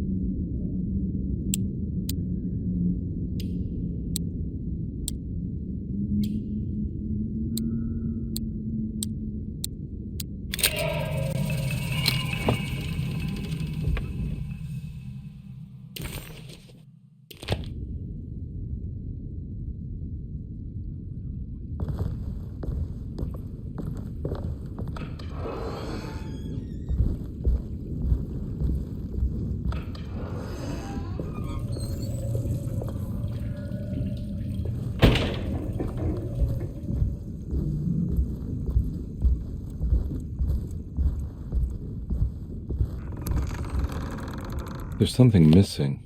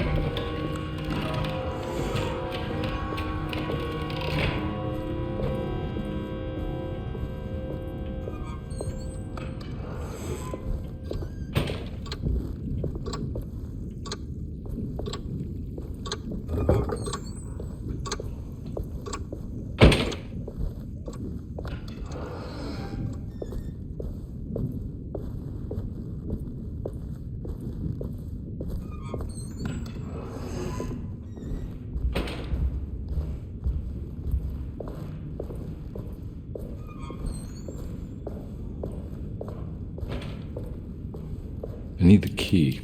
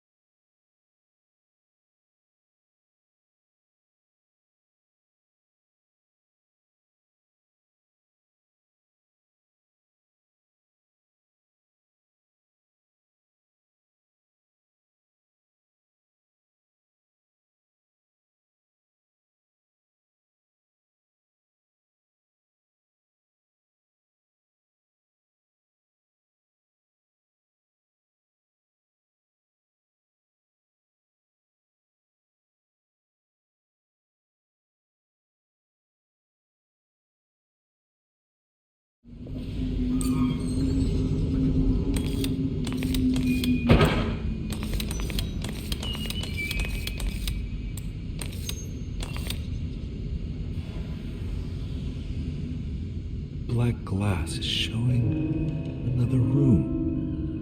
Must be a way to another one of Jeremy's memories.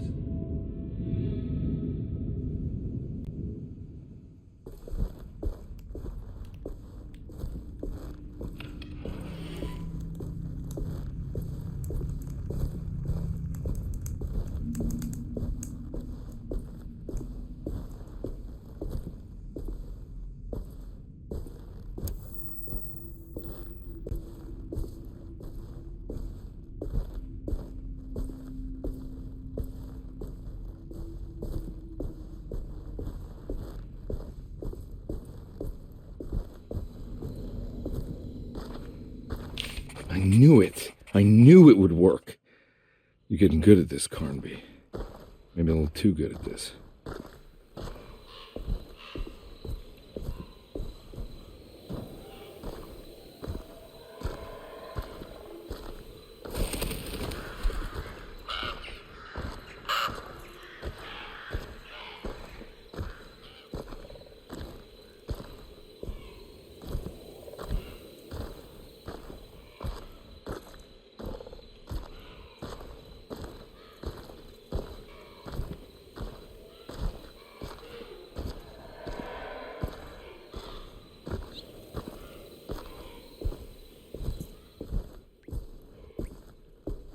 The Hartwood's family crypt. Emily's family must have deeper roots in New Orleans than I thought. I figured she was a Yankee like me.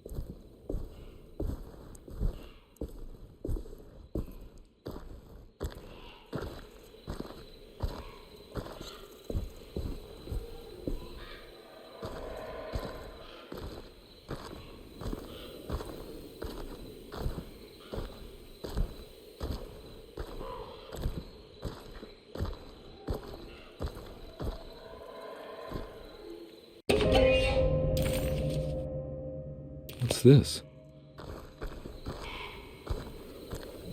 Now, what do we got here?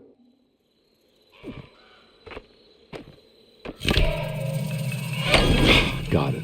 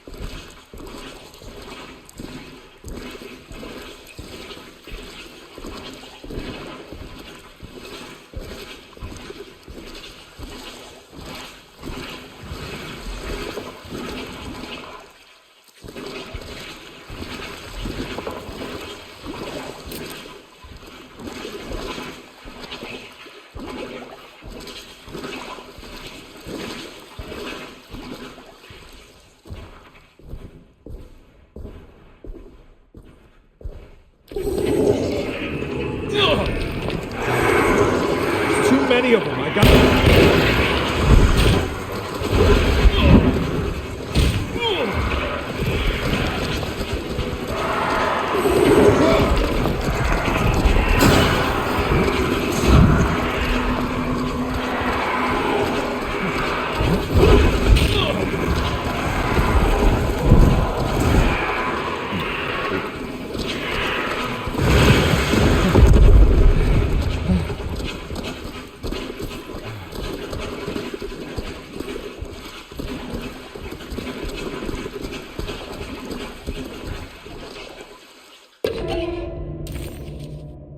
Now what do we got here?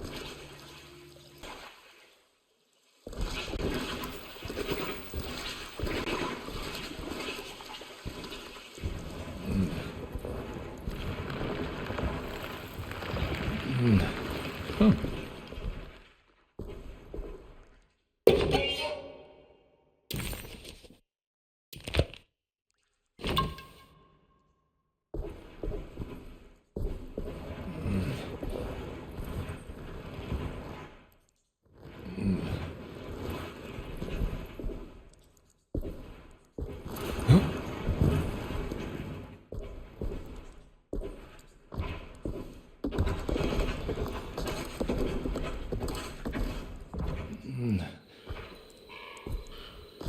Thank God that's over.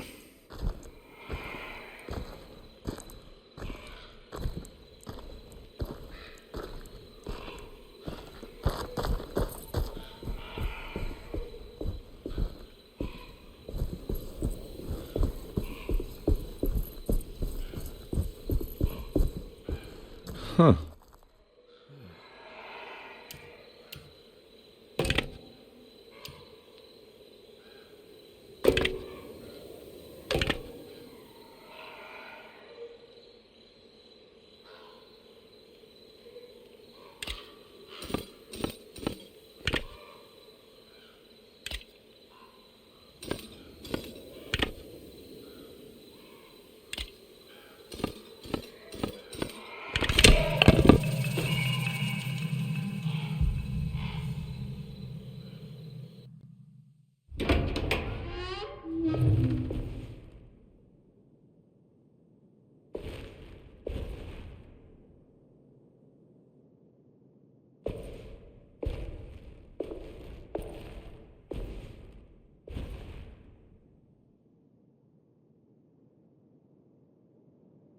Please don't touch her.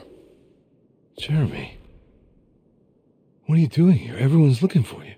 I know, it's all a big mess. No one understands. I'm just trying to keep evil at bay. Just for a little while longer. You've got to come back with me. Your niece is waiting at Derceto. Emily? Why would you... My letter. I keep making it worse. What is going on, Jeremy? How is any of this happening? I made a terrible promise with someone. The Dark Man. Who is he? No, don't say his name. He can hear us. He's always listening.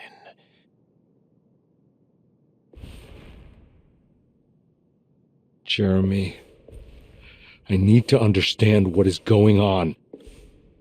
I promised him everything. When the sun rises, I will be chained in his sunken desert temple for an eternity. But at least the evil about to awaken in Derceto won't harm anyone outside of that cursed place. You're acting crazy, Jeremy. I want to help. There's nothing you can do. And what's all the business about Tarawea? Why did you want to go there? Well, I can't go there. I'm not allowed. But you wanted to. Can I go? Tell me, will it help me to break your pact? Is there something there that would help? Why would you give me hope? That's so cruel. Okay, sounds like we're onto something here. What should I... Look out! Behind you! What? Run! Don't let him take you!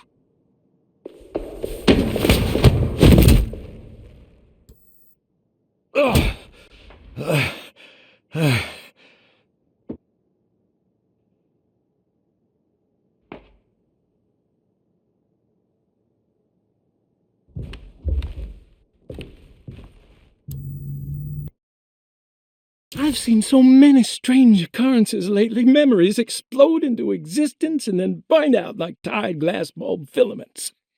Dreamscapes crash down from the stars and sink into the sea.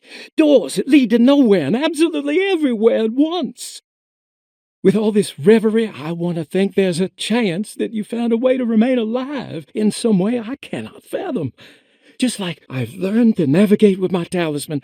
Maybe you, with all your knowledge, you somehow knew a way to find me again, perhaps in Tarawea.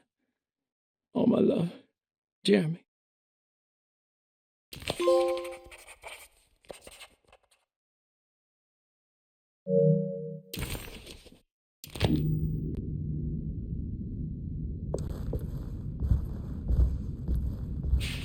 She's dead.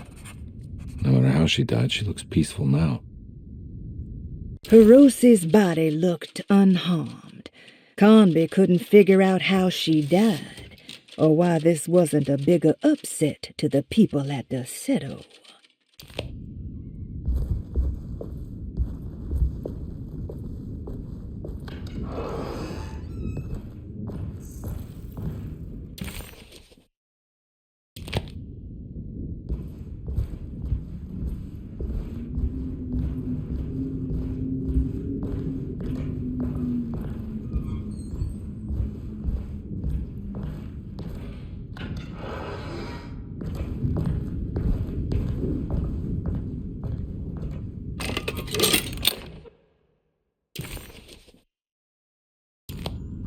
A telescope lens.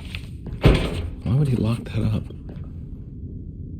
Jeremy had found a way to enter Tarawea, but he wasn't allowed to go. He knew deep down that it was impossible for him to cross that threshold. Instead, he hoped that Perosi would go in his place and burn his library to the ground so he could start again. But she never got the chance. Perosi had her own problems, her own demons, and she died suddenly one day without warning. Holding the telescope lens in his hands, Detective Conby suspected what it was. At least a part of the key to that paradise Jeremy so desperately wanted to see. Curious what he would find, he felt eager to put the lens to use.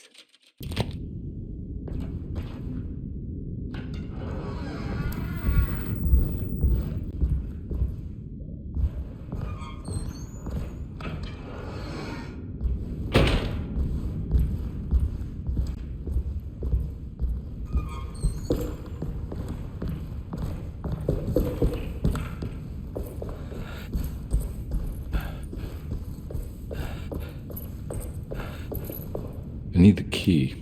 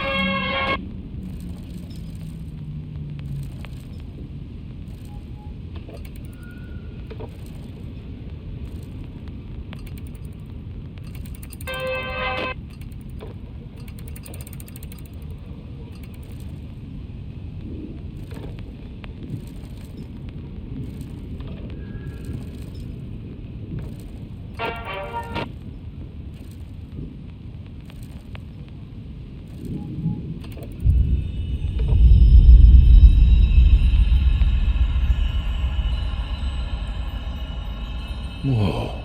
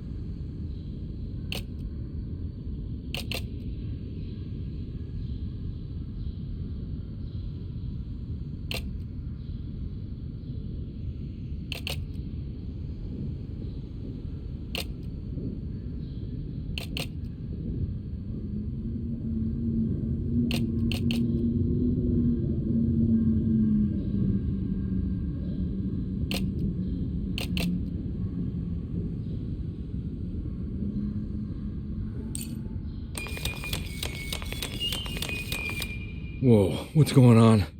It's dialing in something all on its own and it's showing the way to another memory? Where is that?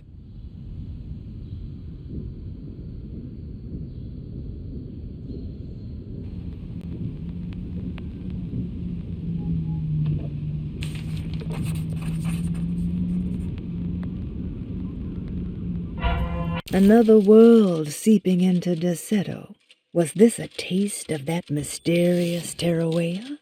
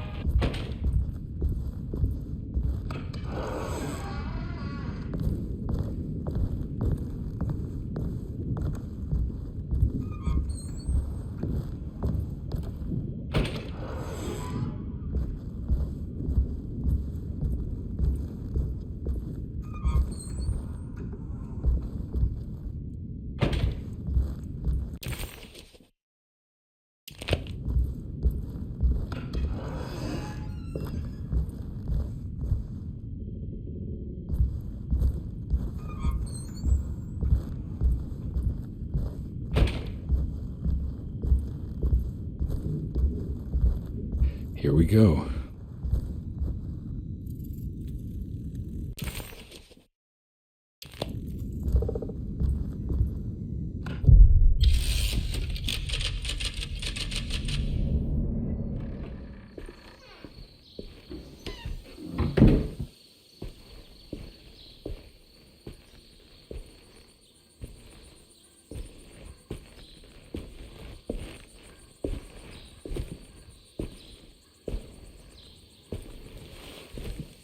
I'm glad to see you made it. I had my doubts, but the hope you instilled has yet abandoned me. I guess this must be Tarawa. Who are you? My name is Juan Luis Jorge, and this is indeed the Convent of Tara. You'll have to excuse me, but Yermi never got your name. The name's Edward Carnby. I'm a private investigator. You're not a patient, are you? No. I'm the author of a book that Yermi once found important. How does that work? Are you part of this memory as well? Is this even a memory? I think calling me a manifestation of Yermi's subconscious would be more correct. And so is the Convent of Tara. I'm a man Yermi has never met, and we are in a place that he has never been. Okay.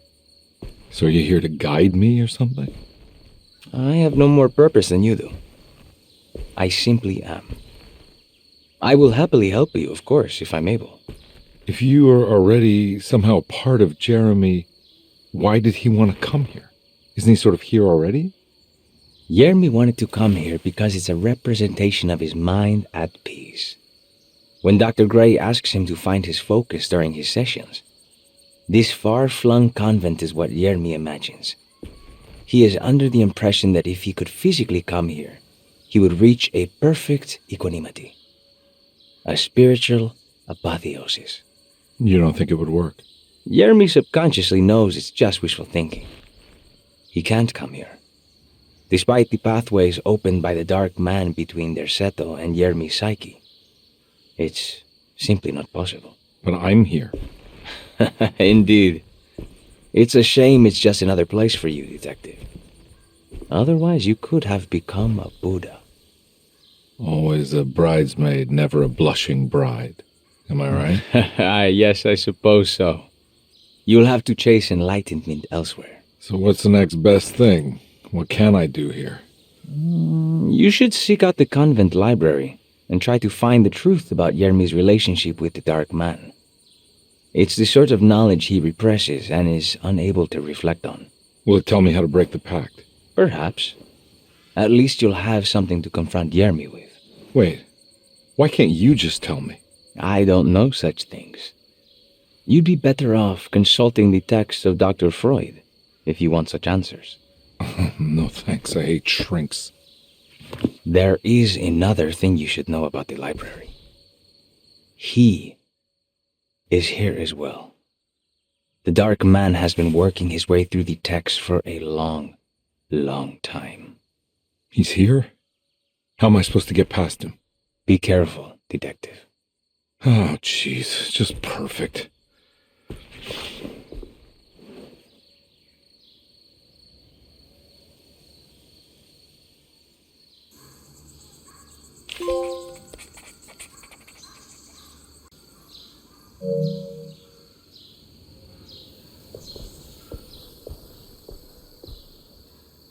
You have any advice on how to deal with the Dark Man?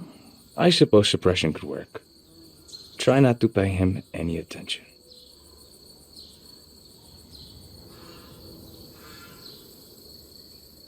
I know you said Jeremy's never been here, but does this place exist in real life?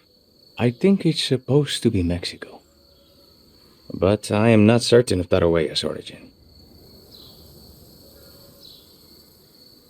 Well, good to meet you, Juan. I'm going in. May the gods be with you, Edward de Vilban.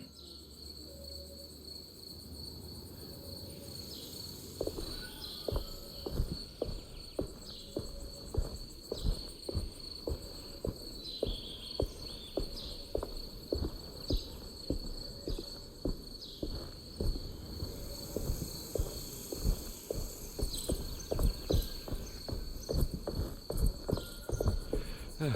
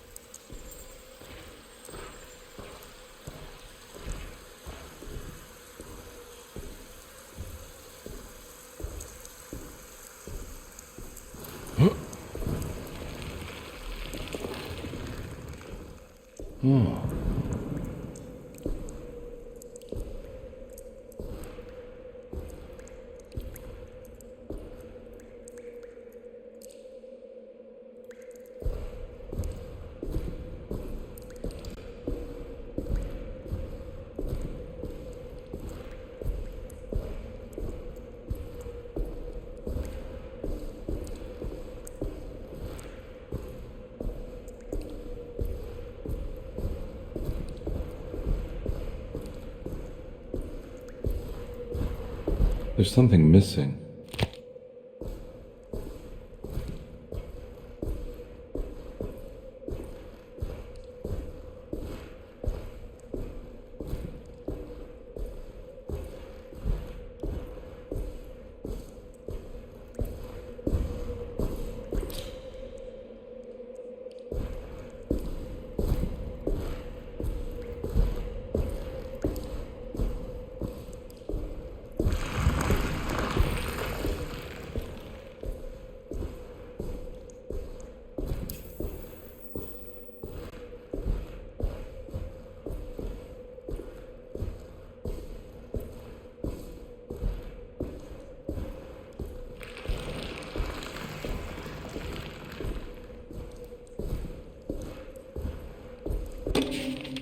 The great library was endless, beautiful, and terrible.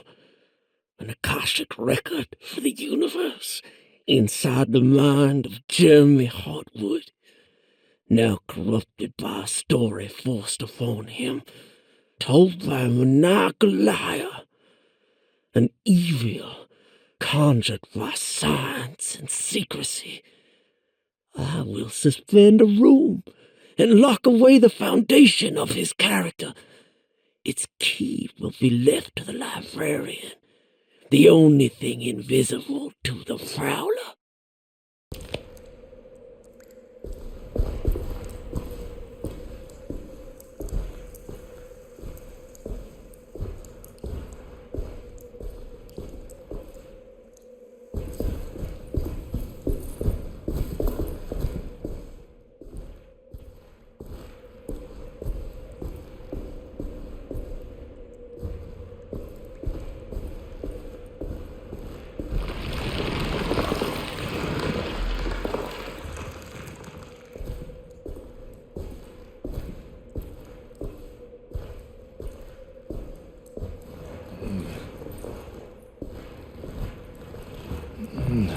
Okay.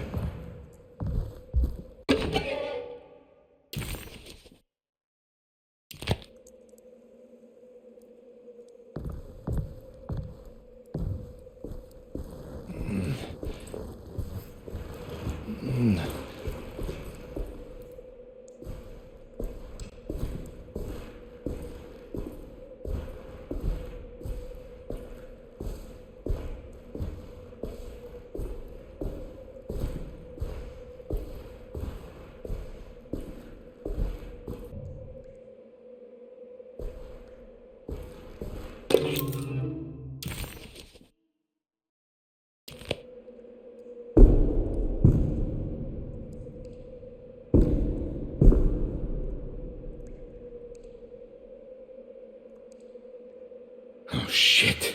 Why do you have to manifest your worst fears, Jeremy?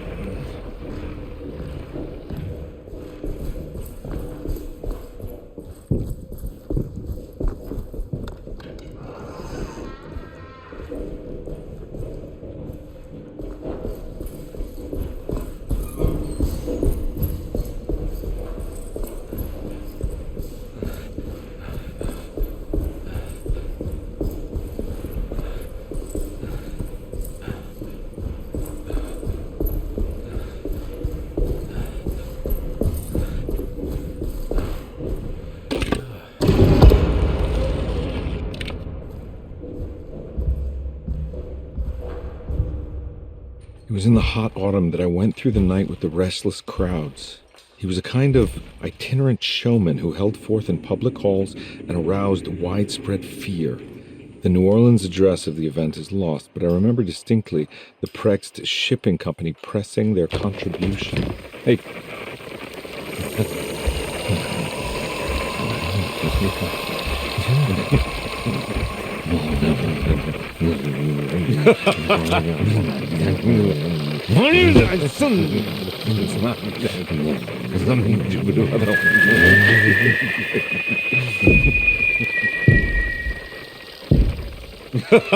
Detective! Juan!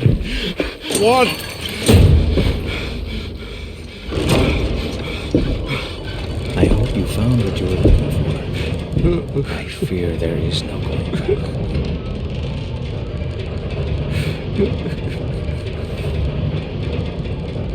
I was so close. There must be something I can work with. Come on, Garnby, think.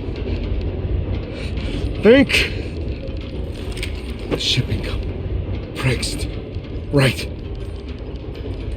Good luck, Detective.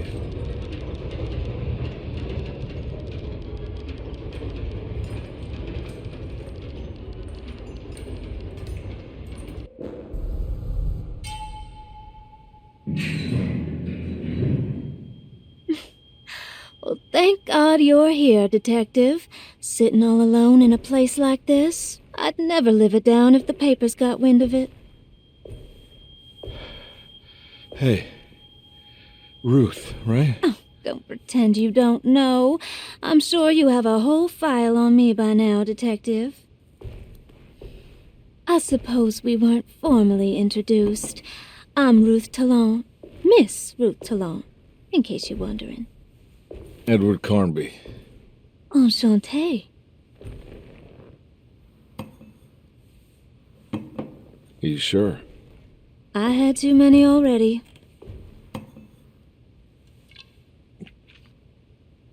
Nice. It's good. I know.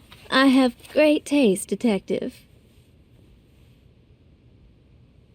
I heard you're trying to break Jeremy's promise to the Dark Man. Yeah. Do you know anything about that kind of stuff? No, but it makes you wonder. If he made a promise, can't he simply stand by his words?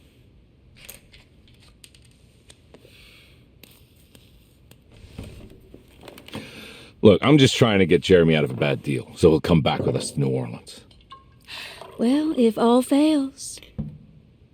What are you doing? It's a sign of submission to the Dark Man. I saw it in a dream once. What?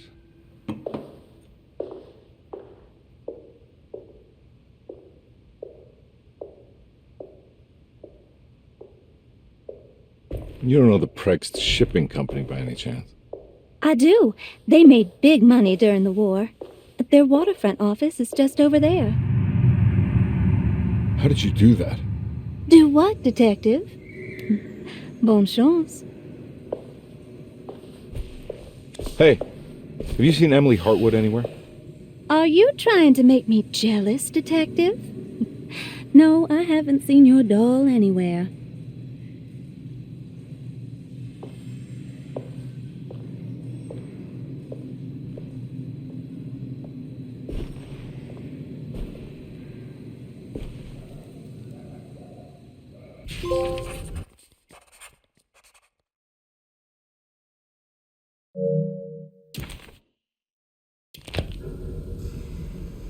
Prext Shipping Company. According to the book in Tara, the Dark Man is connected to a performance that Jeremy went to somewhere in New Orleans. I'm sure I can find the address inside.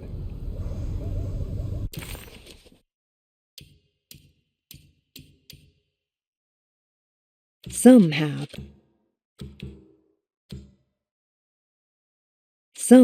Carnby was back in New Orleans, close to the docks. He could smell the pungent aroma of the Mississippi River. In front of him was the Prext Shipping Company. According to the book in the library, he should find the address to where Jeremy first met the Dark Man inside.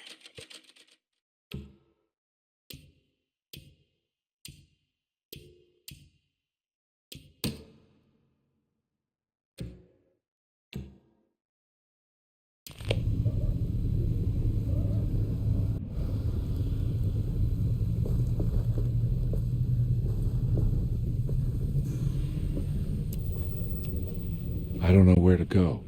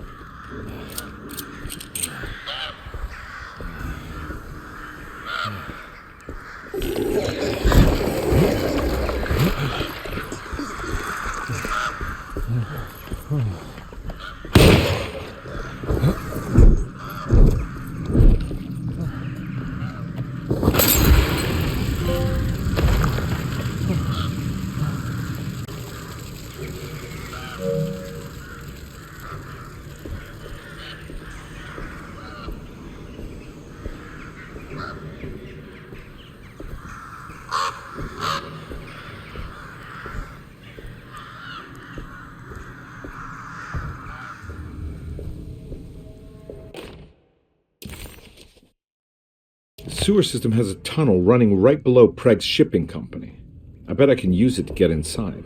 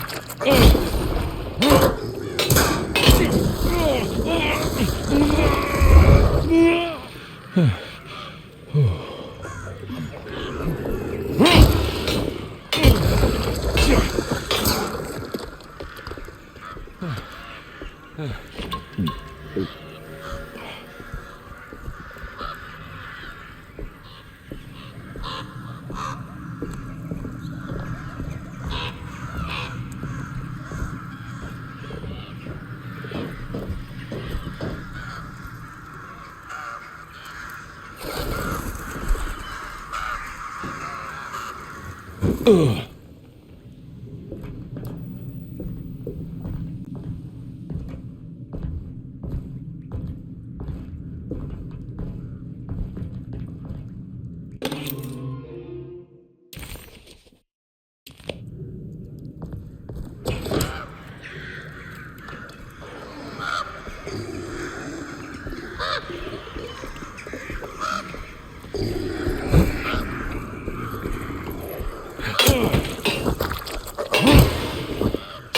My weapon broke.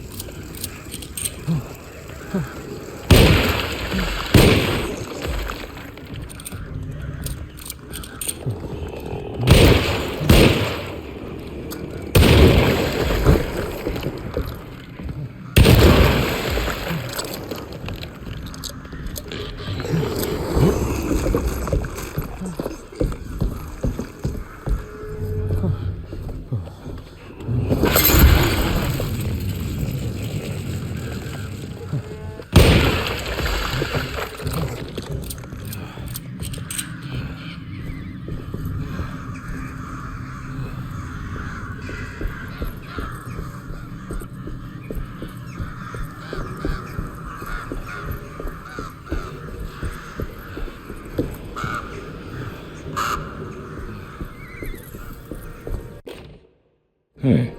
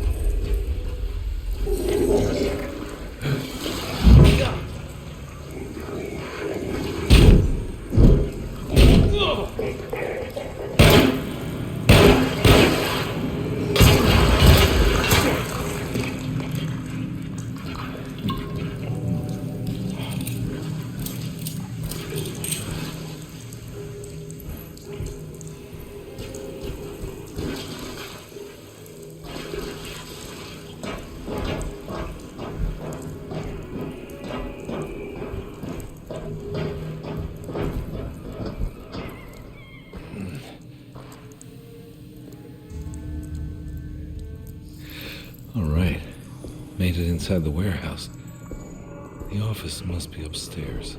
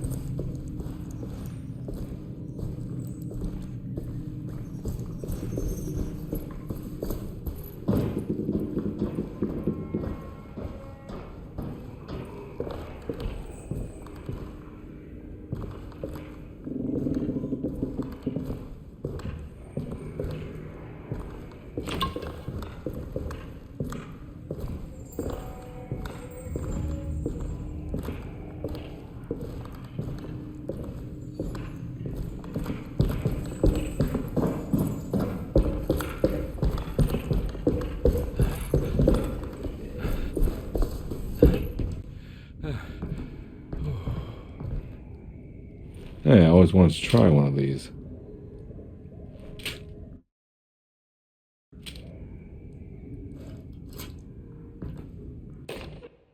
Our ship was raided while in dock. All of his things were recovered, but blood was shed.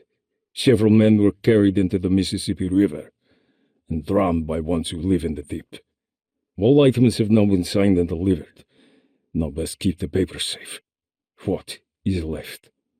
Later is right, and hell is back again.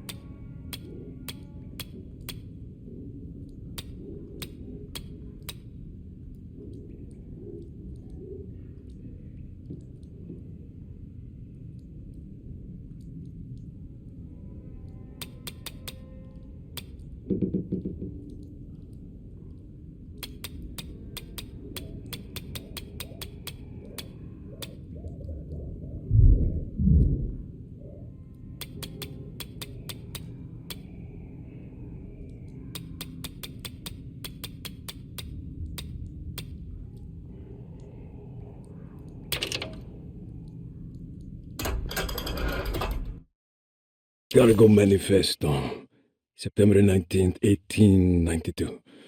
Break Shipping Company delivered 4 steamer trunks, 1 Egyptian sarcophagus, and a large wooden crate belonging to the showman called the Black Pharaoh, performing at 18th Street. Here we go. The address where Jeremy first encountered the Dark Man.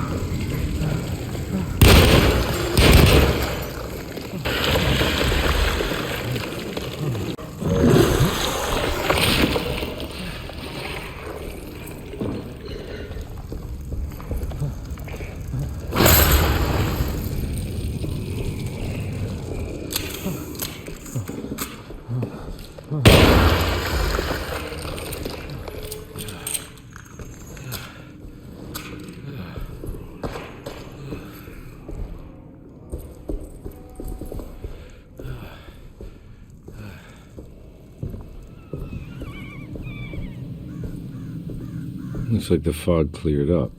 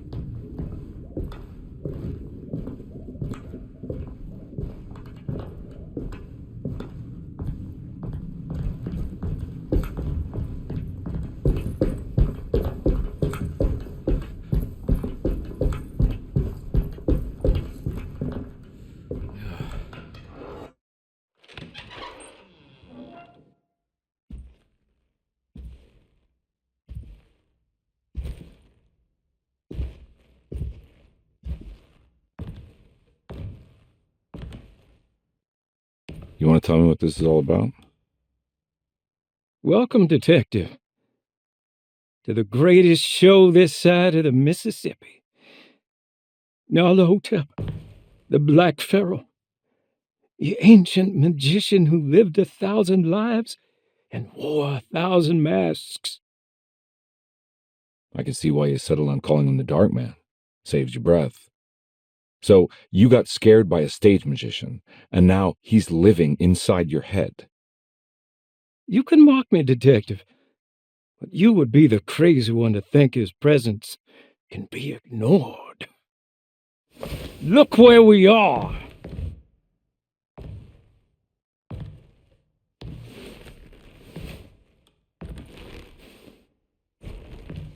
We didn't get to finish our last conversation, did we? You were about to tell me how to break the contract with the Dark Man. No, we can't. You would turn him loose on the world. So many innocent would die. But there is a way to break out of the deal. There is. He offered me a way out. Steps to take. What are they? You'll never find them. They're forever entombed in his sunken desert temple. Jeremy, I'm not your enemy. Tell me where to go. How do I find the temple? No, we can't. I have to make this sacrifice. God damn it, Jeremy. I'm gonna save you. Don't worry.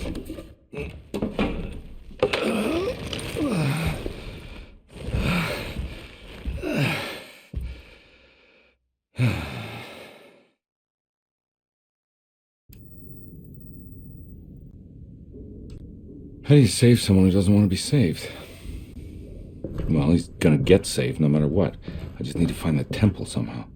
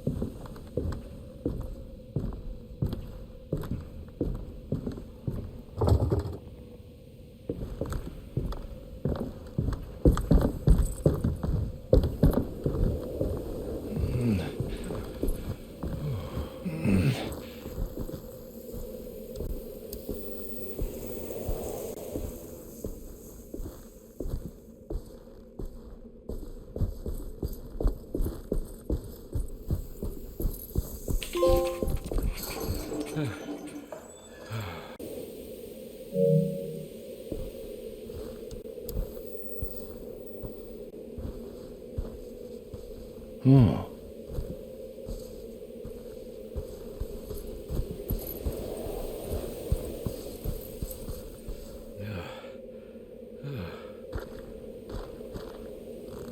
Ugh.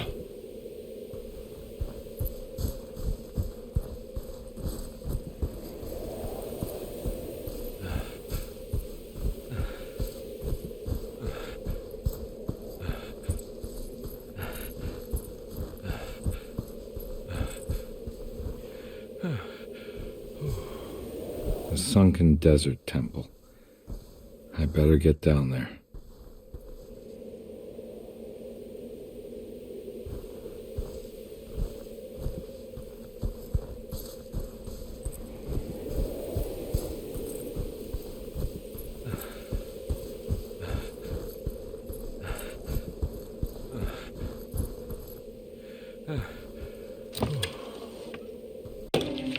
The Temple of Nephron-Ka lies under our camp. Despite all efforts, that unholy site did not collapse, but sink beneath the sand. The Pharaoh is long dead, his name meticulously stricken from all ancient writing. But that stage meant for blood and terror remains. The temple is said to be lightless, built to harbor all the haunters of the dark found in the very depths of our universe. Calling on the gods meant creating a bridge between our world and theirs. The terrible Aldebaran of Taurus, the Black Sun, was seen as the most important star in the night sky, because, according to the Kitab al-Azif, it was said to be the home of that crawling chaos known as Nyarlathotep. Through ancient mechanisms, it was said that the priests could open shafts channeling the light emitted by that strange stone called the Shining Trapezohedron. Several streams pooled together above the statue of that dark man would then be sent through space towards the Black Sun, a message to the gods.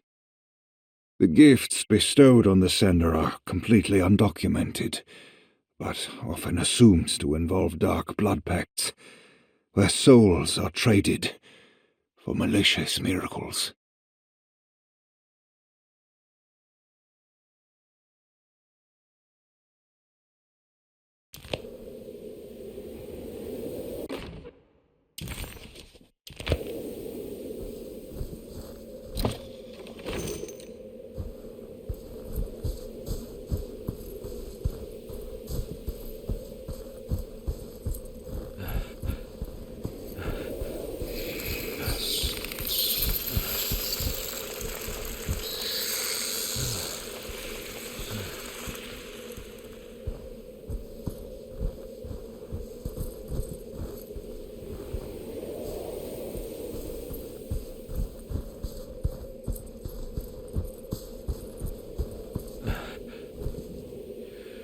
Here we go.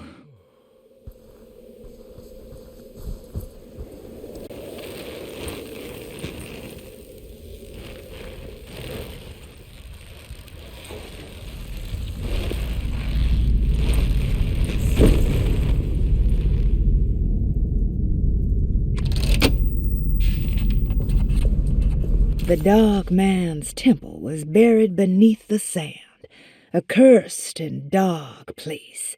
Every step felt ill-considered.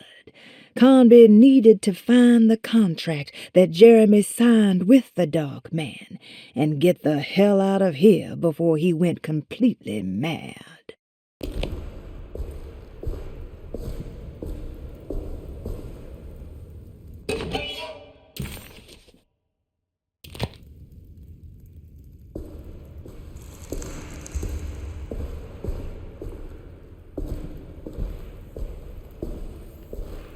It's the star constellation from one of Jeremy's books. The Taurus. That one star's clearly bigger. Must be important.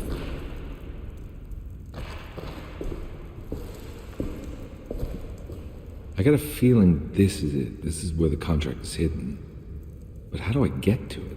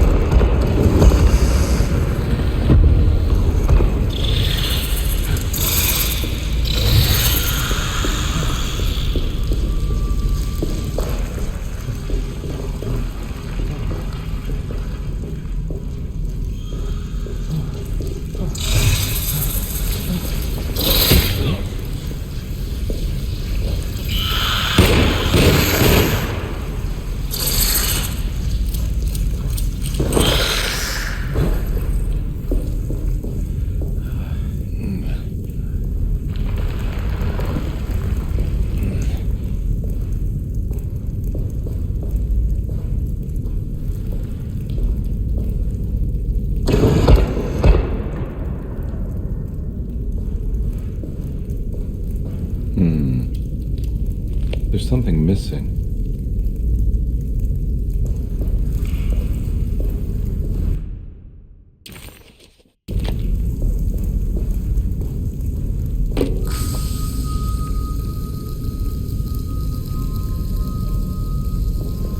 This one looks operational. It worked.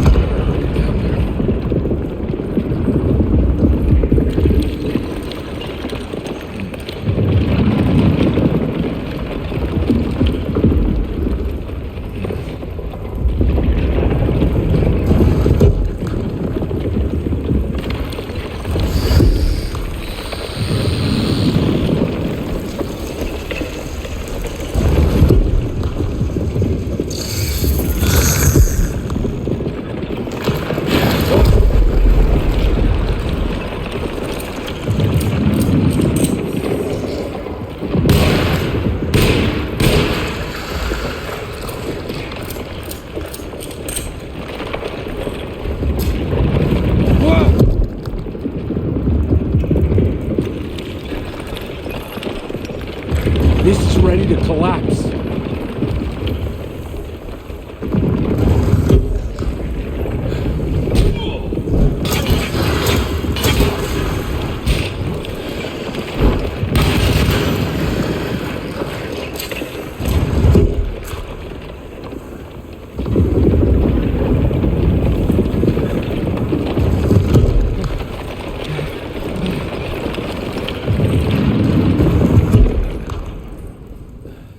What is going on?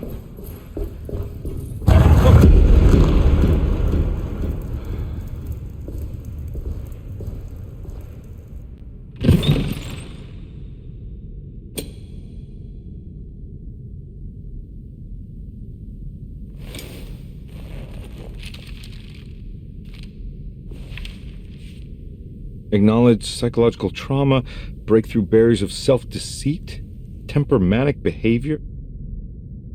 These are the Dark Man's terms. The contract. Huh?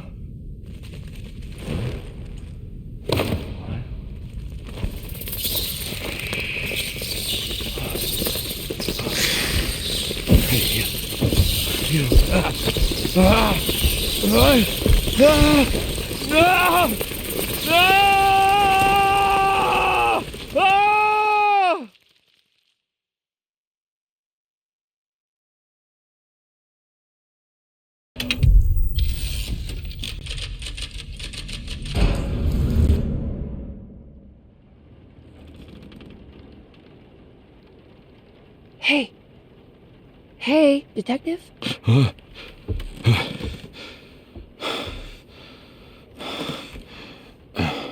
What are you doing? Oh, I found some. Great. Was it alcohol? God, no, I just got the wind knocked out of me. I think I know how to break the contract with the Dark Man.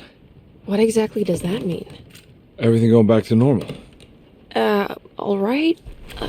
I found some more information on Derceto and the patients. There are some seriously strange things going on here. I'm pretty sure 2 of the patients are dead and maybe even the clerk. Oh, yeah. I kind of just gave up on worrying about that. Well, just keep your eyes open, I suppose. What were you doing again? Jeremy made a pact with the Dark Man to keep all the madness locked inside Derceto. All right. I'm gonna break it. I just have to... Where is it? Where's the talisman? It's around your neck? Ah! I worry, Detective. Don't. I'm fine. I worry that you're not much help on this case. At least you're a good distraction. Trust me. You're getting your money's worth. At this rate, I'm an absolute bargain.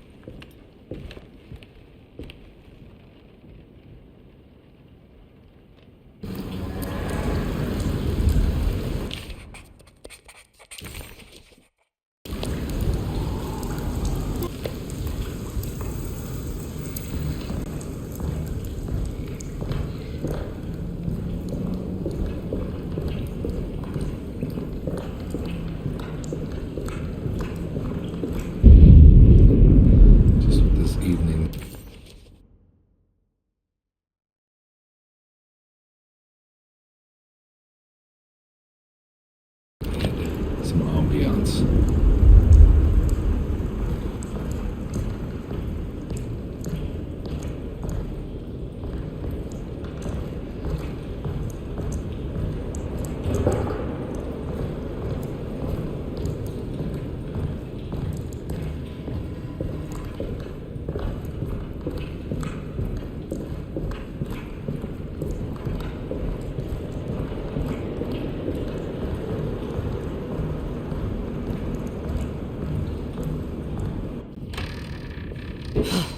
Got to be around here somewhere. He wouldn't leave this house. I don't know what to think anymore. You run into that detective fella? Who is he? Can he be trusted? I think he one of the good guys. Oh, you know, like us. Will he be all right with her coming? Praise the mother. You don't need to know about all that.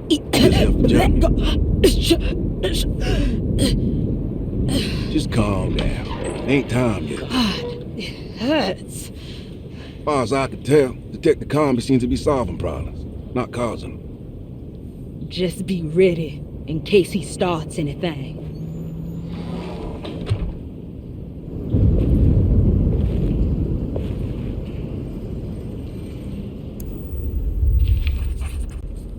The two orderlies still hadn't found Jeremy. Conby figured this was good news. Emily had reminded him about some strange deaths at Derceto, and Conby wasn't sure who he could trust.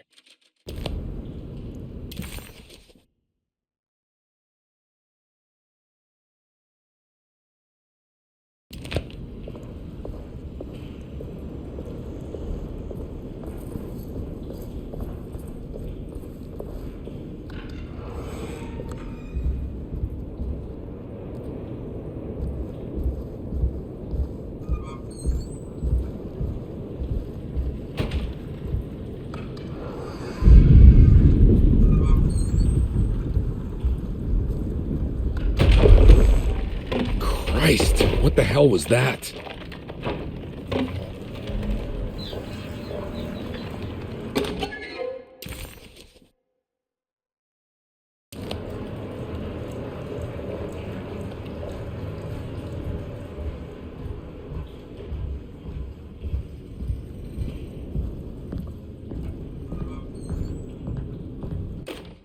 We must have faith that Jeremy's pact with the Dark Man is a bluff.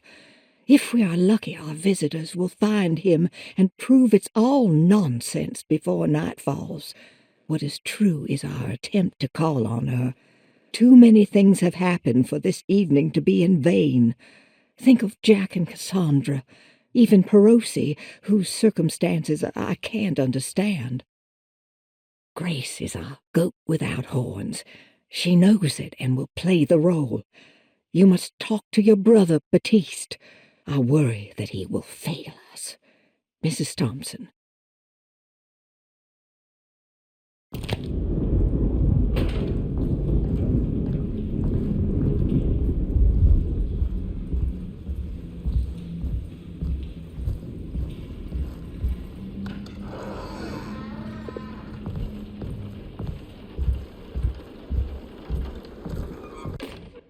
Lunacy and the Astarte Artist Colony, a monograph by Yael Klein. In early 1909, the old Derceto plantation outside of New Orleans was turned into an artists' colony.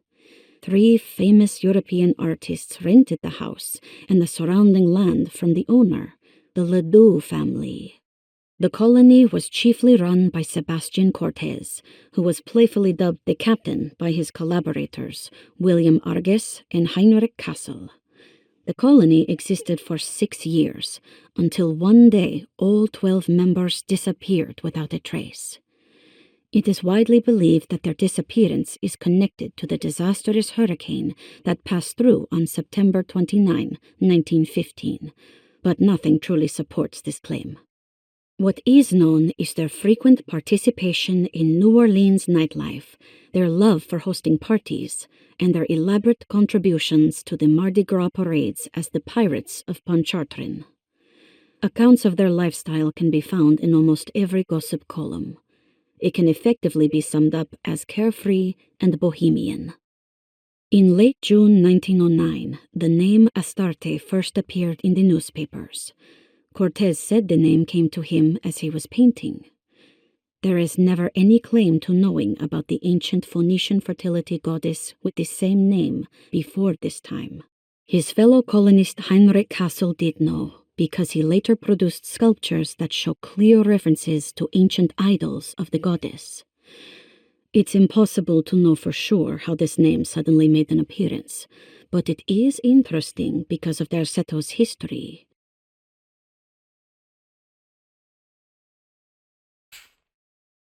Even the name Derceto is the Greek name of a Syrian fertility goddess.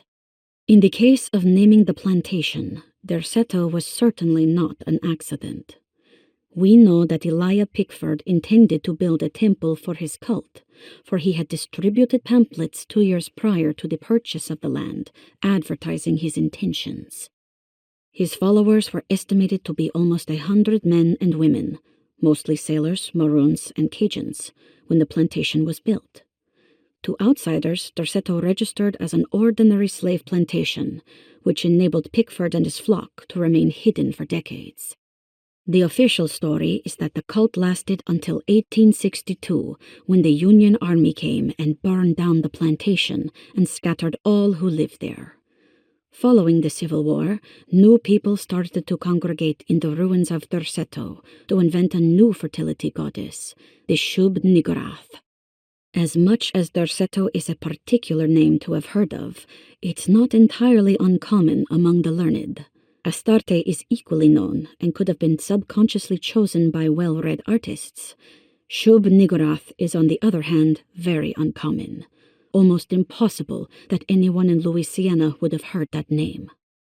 The name is referenced only in rare books like Unaussprechlichen Kulten and the Necronomicon, and is believed to be a bastardization of Arabic words meaning pertaining to the dark young. The few paragraphs printed on the goddess are so upsetting that no one in their right mind would want to build a religion resting on such qualities. The Shub Niggurath cult was hard to get rid of, but it is believed that despite the police jailing and killing several cultists over the years, the main culprit in the cult's demise is the cult itself, which seems to line up with every instance of cult activity on Derceto's grounds. When Captain J.W. Norton of the Union Army arrived, he described the people at Derceto as malnourished and maniacal.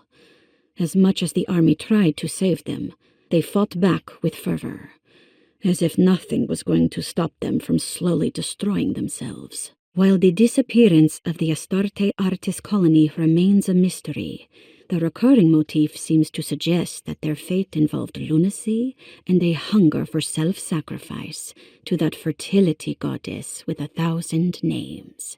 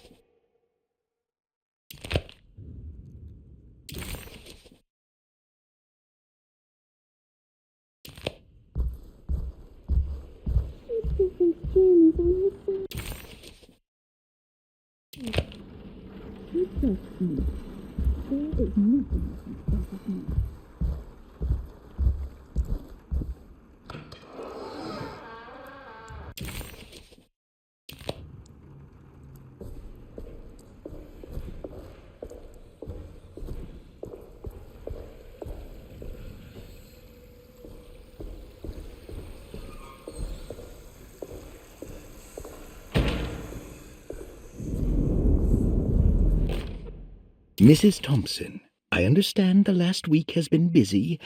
Under these circumstances, I find it important to remind you that Derceto's concerns are not a public matter, nor is it something that should upset you. Please continue your excellent work, and don't spend a thought on the death of Perosi, or, more importantly, the suicide of Cassandra Beauregard.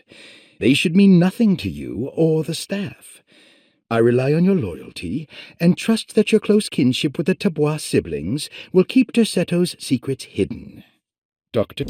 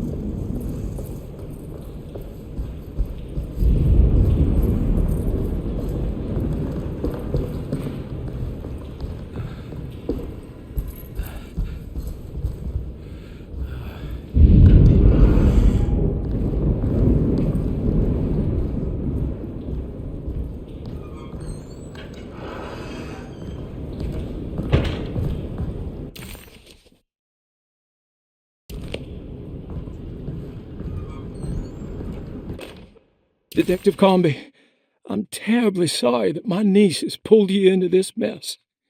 Please, with all my blessings, take her away from this cursed place. I have destroyed that eater of worlds and locked it away in the attic and retreated to a place of hiding. Tell Emily I'm safe. Tell her all the lies you can think of to make her listen. Take her back to New Orleans. Sincerely, Jeremy.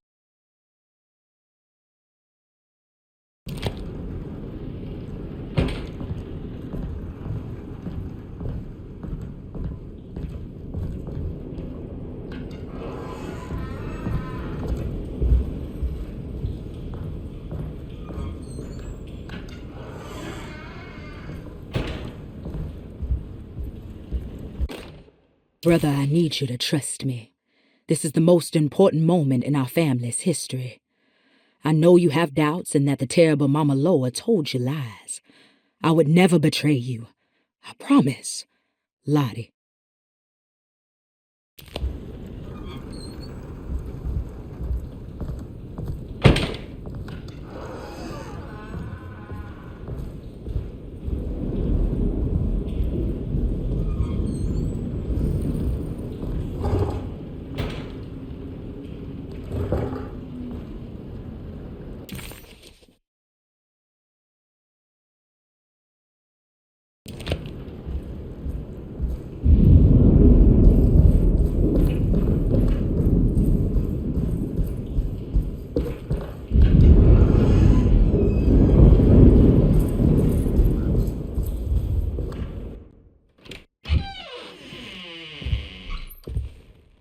Detective Conby, good to see you again. Solved your case yet? I'm trying. Hey, Grace, you okay? Oh, she is just peachy, Detective. Are you looking forward to the Feast of St. John, Grace? I can't wait! Kids, ain't they great? What exactly are you planning for tonight? Oh, not much. We eat, we drink, we pay tribute to the wishing tree in the conservatory. The usual.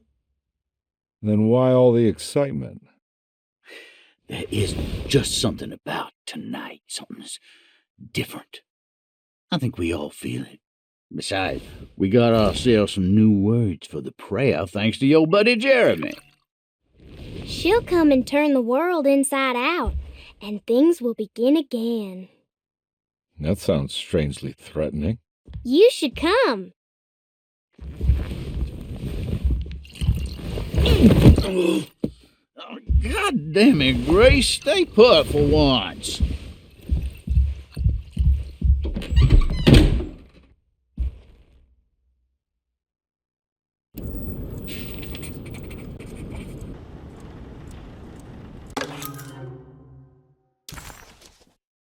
I better hold on to these. Wouldn't want them to get lost.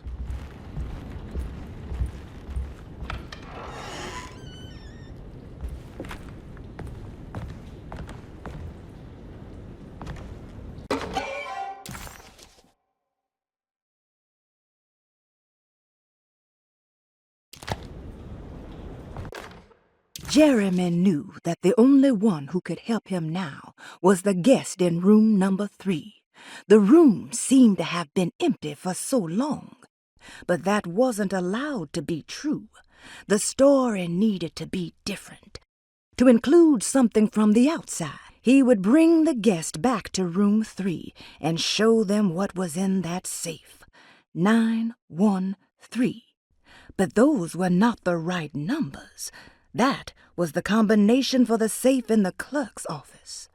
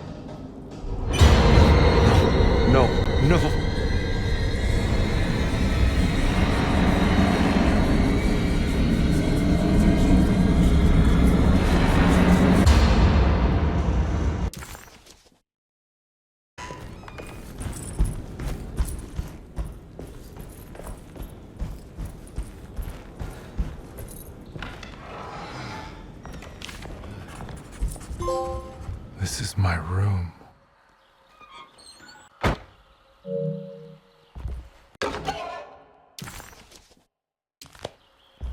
I recognize this view. I know the combination. I carry it with me.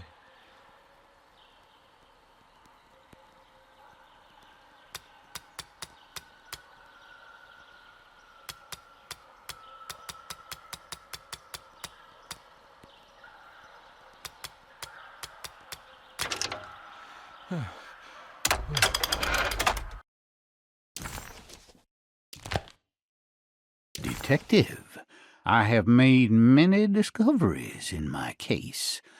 The child we want is safe, thanks to good people like me and you. We're so similar, but you don't see all the things I do. To find your man, Jeremy, you also need to look for the girl. It has always been that way. The young deliver us all.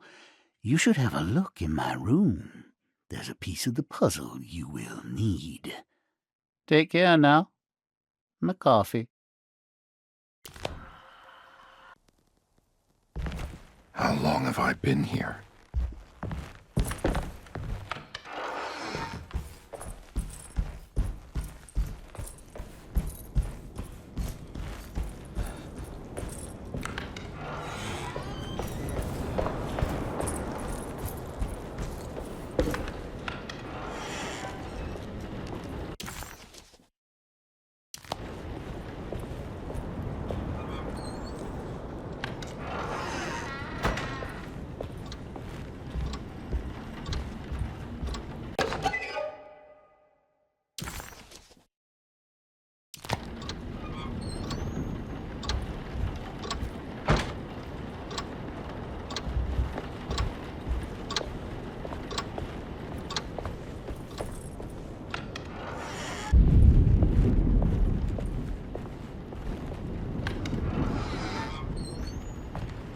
There must be a spare key to Dr. Gray's office in here somewhere.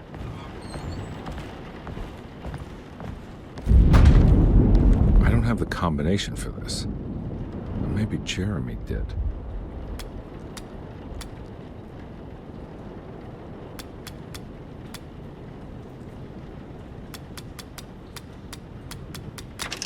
It worked.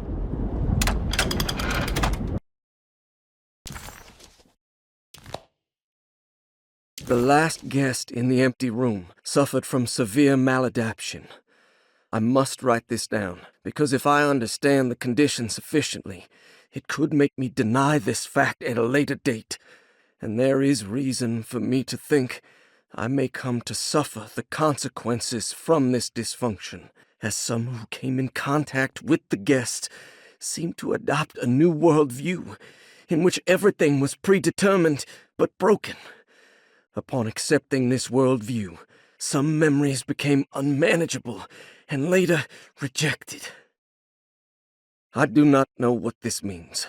I cannot even remember the fate of the guest. I think they were simply misplaced one day and forgotten. Just like all documents pertaining to this guest, they have all been destroyed, or they never existed in the first place. Who wrote this? There has never been a guest in the empty room.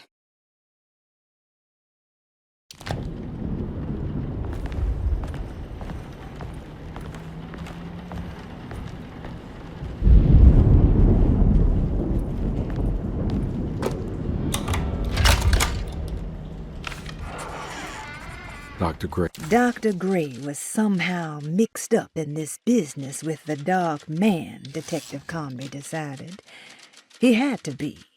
Either Dr. Gray was using the idea of the Dark Man to manipulate and torture Jeremy, or the Dark Man was an actual powerful being possessing Jeremy. And in that case, Dr. Gray was simply a stooge. Maybe both could be true at once. Conby felt his mind racing in all directions. No matter what, he had to find a way to break the pact. That was what Jeremy said was needed. It didn't even matter what was true or not. If Jeremy wouldn't leave Derceto before the contract was broken, then Combi had to make it happen. He just wished the steps on the contract made a little more sense.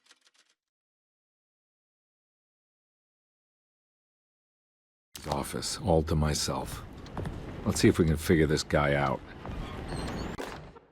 I have finished tidying up Miss Beauregard's belongings. I will leave it to you to contact her agent and have them collect her things. I found one of Grace's drawings she might want back, along with this key in her room, which I believe you've been looking for, Mrs. Thompson.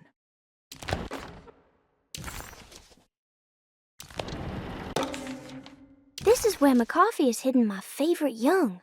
It's very...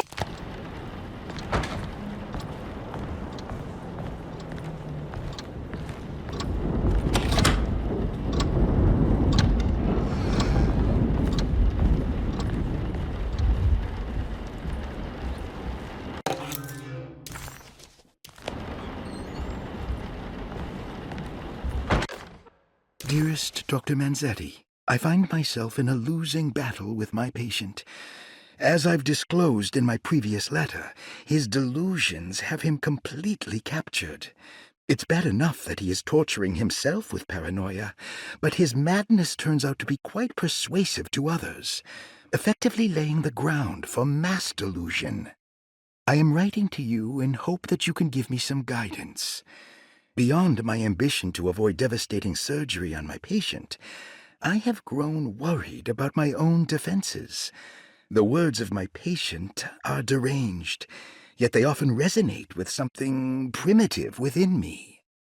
I have tried photographing his brain with X-rays.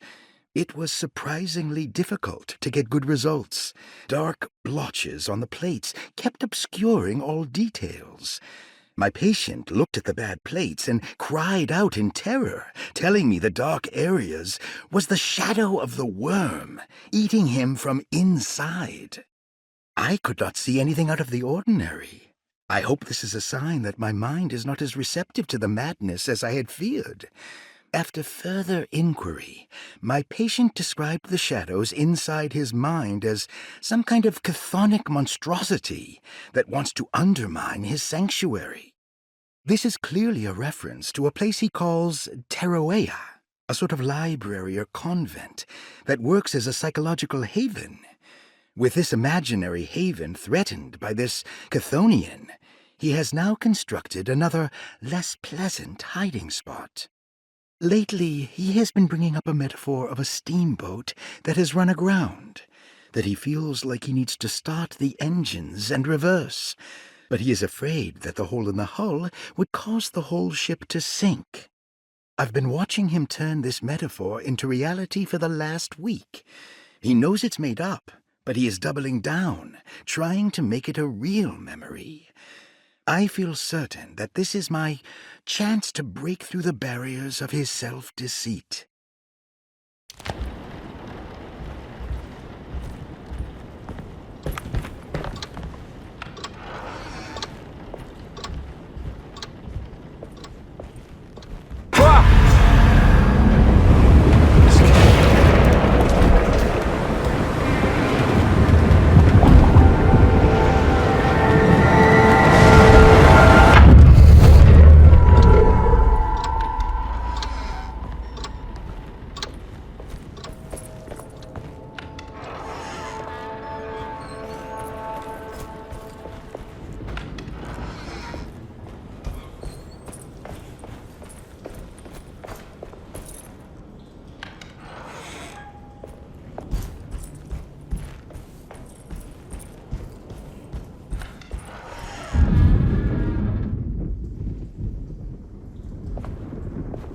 Take this much more. This has to end.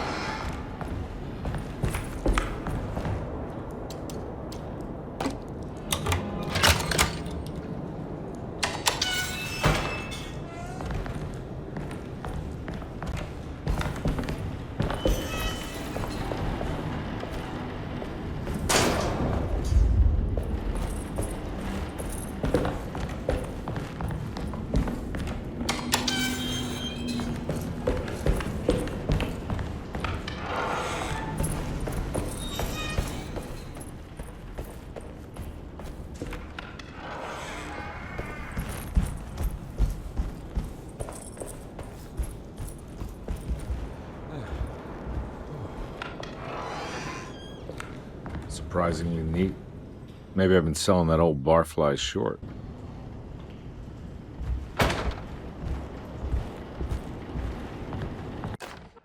Sometimes I think this place makes me worse. That Derceto might be my grave. A coffin made of ostentatious architecture. A Taj Mahal for the drunken depressed. There's something about Derceto. Something about Dr. Gray. Like we all pretend that we're here to get better, when in fact we are here to be forgotten. Looks like McCarthy has something hidden inside.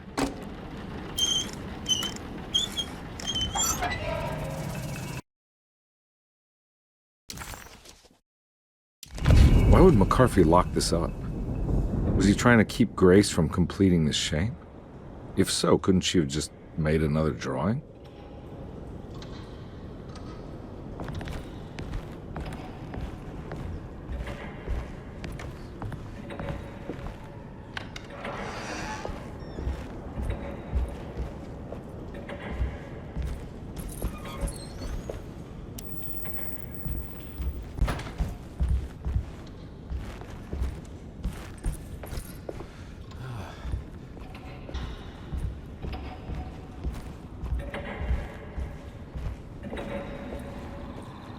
What the hell happened in here?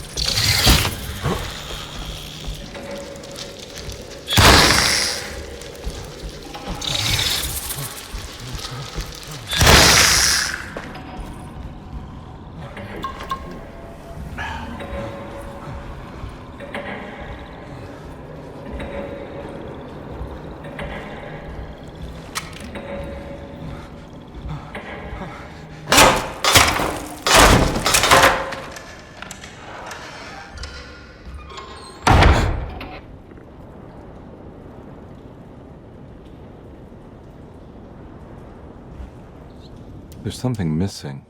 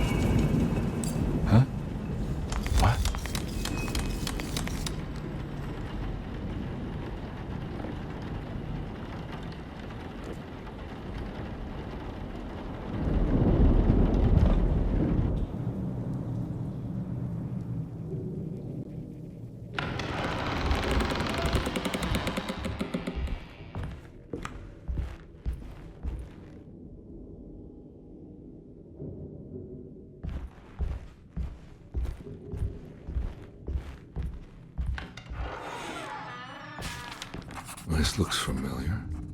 He was back in the French Quarter, his office to be exact, a place Jeremy had certainly never seen. It could only mean that the Dark Man had reached inside Edward's mind and conjured this place for him to suffer. How am I back at the office? Jeremy's never been here.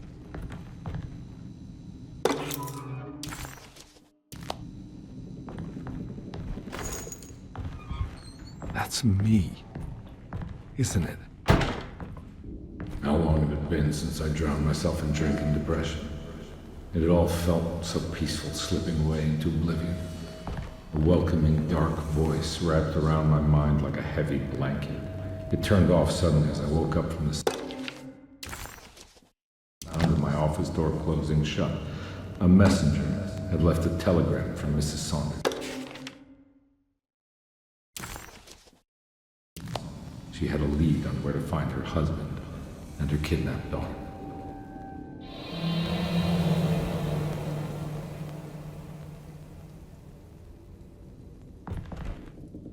God, I used to drink so much back then. When was this exactly? What case was I working?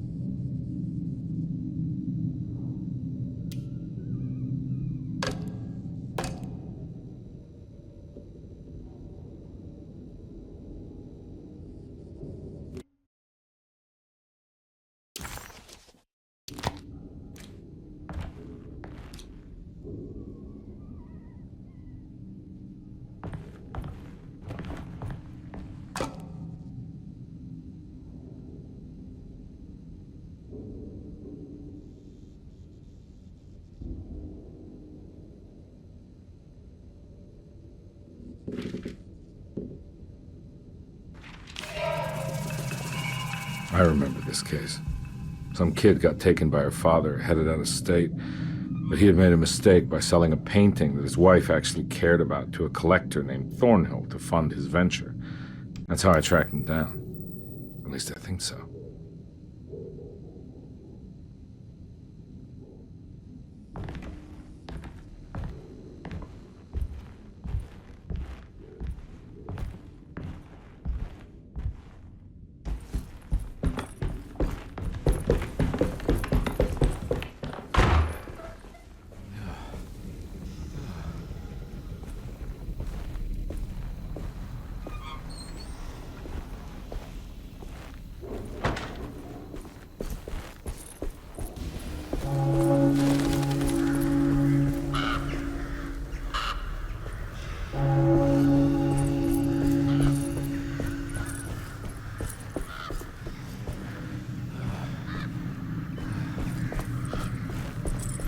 Thornhill wasn't a bad man, but he had principles keeping him from handing out information about his deals.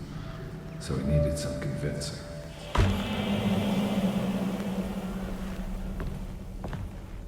Well, every case can't be squeaky clean.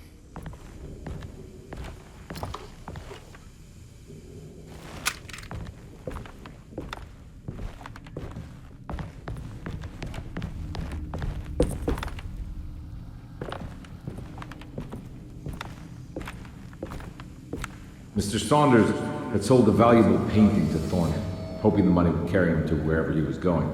The painting, now leaning on an easel in Thornhill's bedroom, had a certain mesmerizing gloom that seemed to call out to me, telling me I was needed for something important. I felt myself falling into the painting, only being brought back by Thornhill, thrusting an address to a Hotel St. George into my hand, and asking me to get the hell out.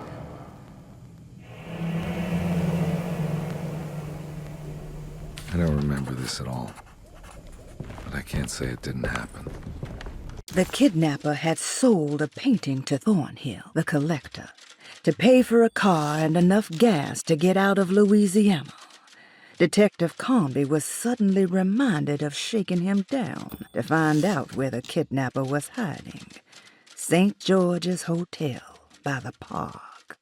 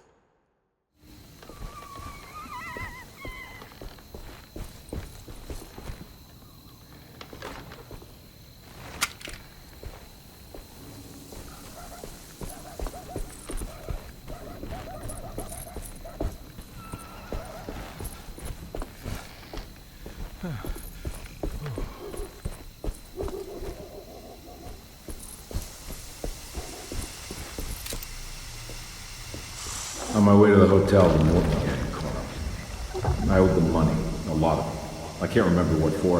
Probably some dumb gambling debt growing in size for each payment missed.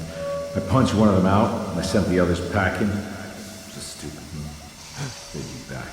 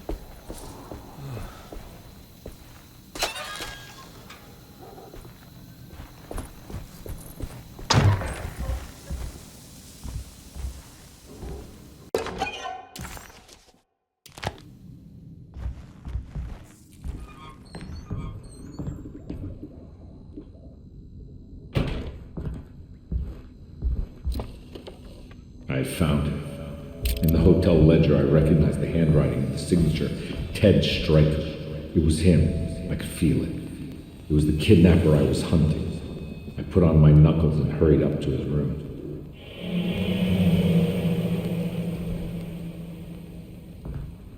Something about that name, Ted Stryker, rings a bell. Feels vaguely familiar.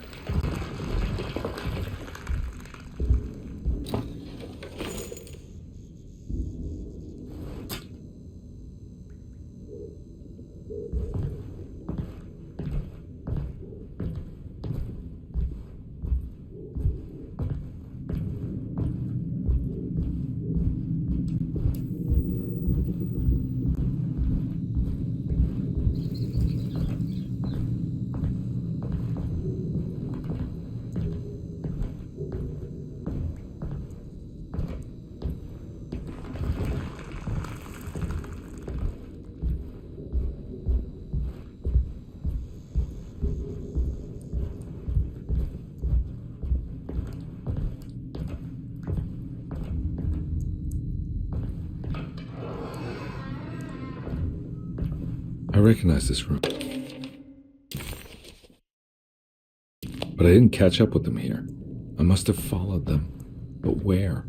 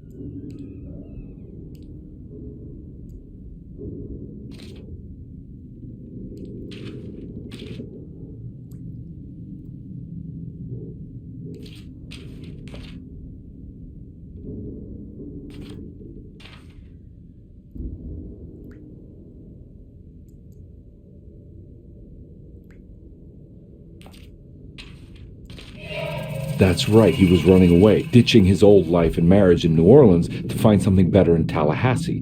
And he took his daughter with him against the will of the mother. That's why she hired me. But I stopped him. I caught up with him at the Pearl River Bridge. Detective Conby didn't recognize the bridge across Pearl River. It was firmly obfuscated by trauma, events that had left Conby scarred for life.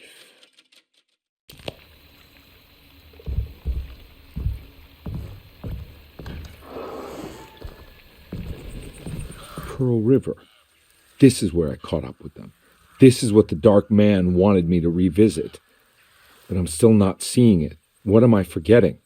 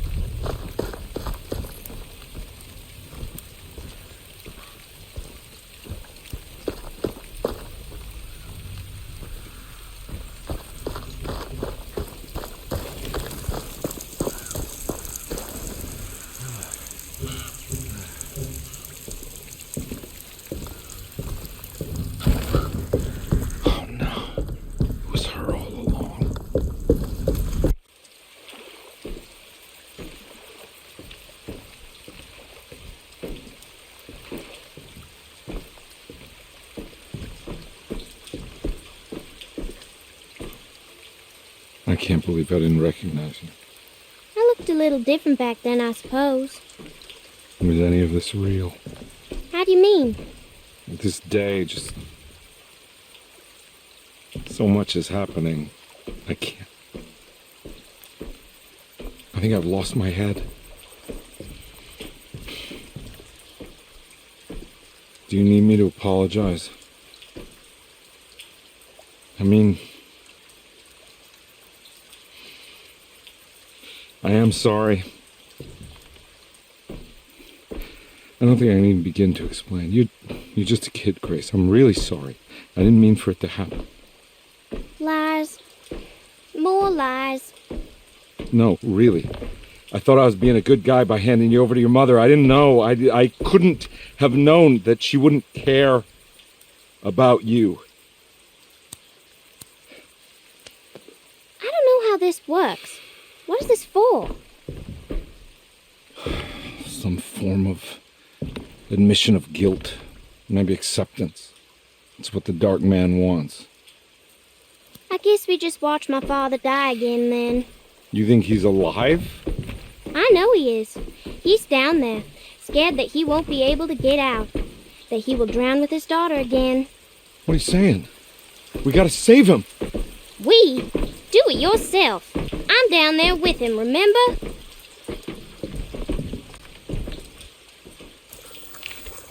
Can I really? Conby had run their car off the bridge. He pulled Grace out of the sinking car, but left her father to drown. He could have saved him. There was time. He just chose not to. Instead, he took Grace back to New Orleans and collected his paycheck. Save them. This all happened so long ago. I have to find a way to get down there. I have to see it with my own eyes. There must be a way to save you both, right? Why else would I be here? Maybe the Dark Man just likes it when you suffer.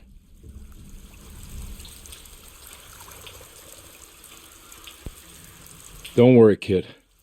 I'll think of something. I'm not holding my breath.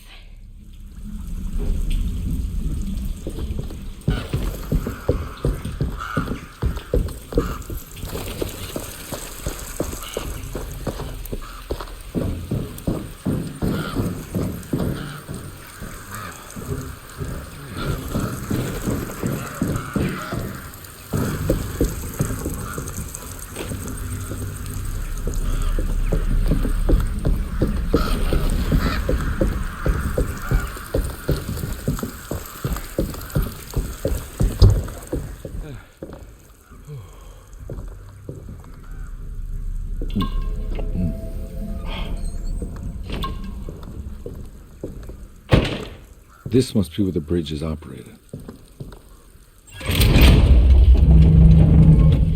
Nothing's happening. It's like something's holding it back.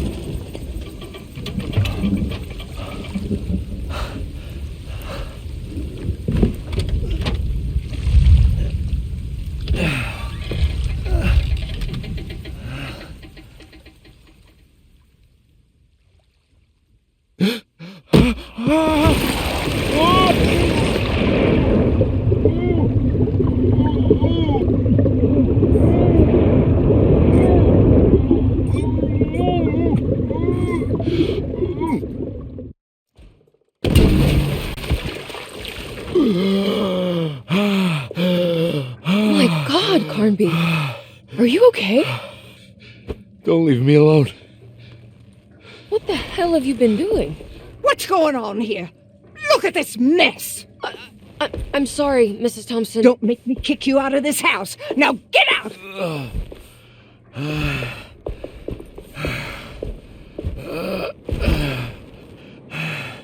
Hey, Detective. Mr. Carnby. I'm really worried about you. I'm okay. I just need to catch my breath for a moment. This place? There are some very disturbed figures around here. And I don't think it's just the patients. I've been reading some things about how Derceto has a deranging effect on people. I think it might explain things. What? Just take it easy, okay? I'm gonna go find a way into Dr. Gray's apartment. I want to know what he's hiding. Emily, don't worry. I think I'm close. I'm gonna set everything right. Just be careful.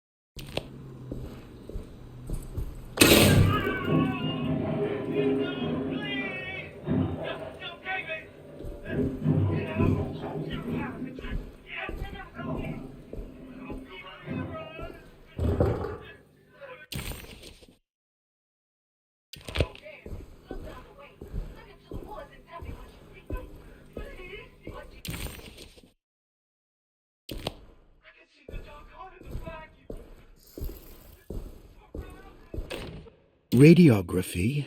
Patient Jeremy Hartwood. Date June 14, 1930. Plates. Jeremy's skull proved difficult to capture properly. Partial radiographs worked best. A complete picture of the brain can be assembled by piecing 3 plates together. Observations. Even when looking at an assembled version, a shadow covers significant parts of Jeremy's brain. Possible tumor, but more likely that the equipment is failing. Jeremy reacted strongly to the pictures and claimed to see a giant clay worm eating and displacing his memories. Notes. While this exercise has left me nowhere closer to an answer, I feel confident that a Burkhardt lobotomy should sever all necessary parts.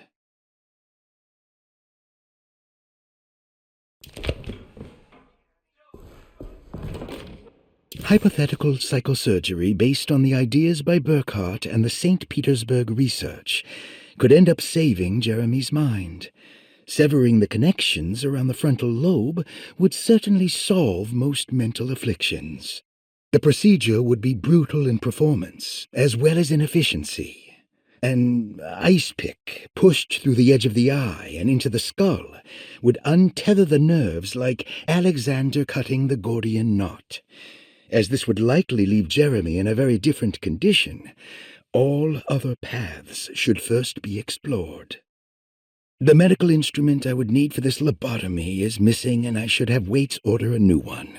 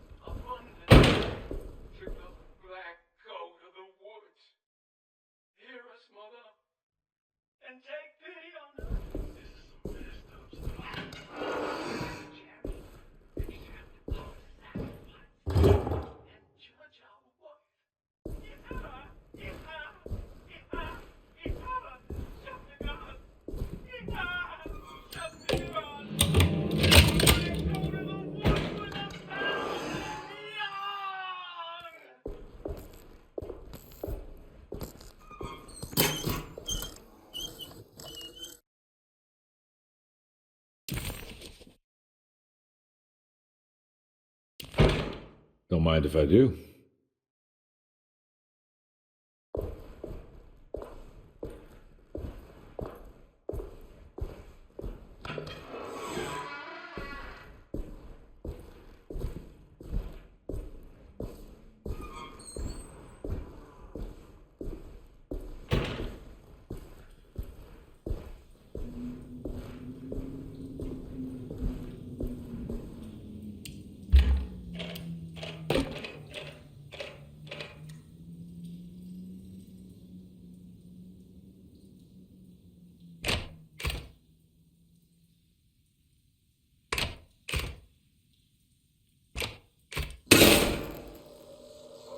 That's better.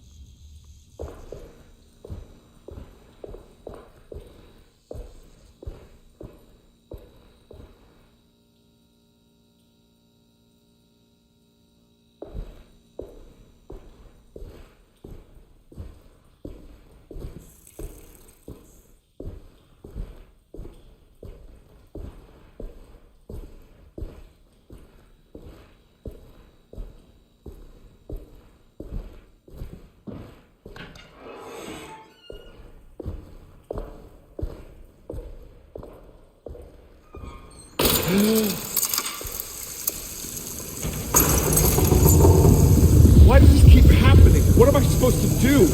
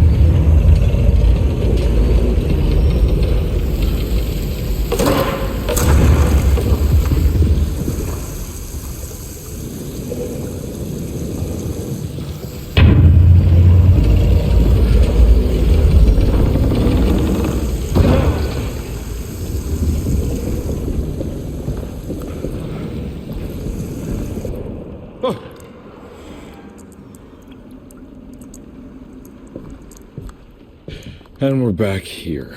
Oh, perfect time to have a look around this place.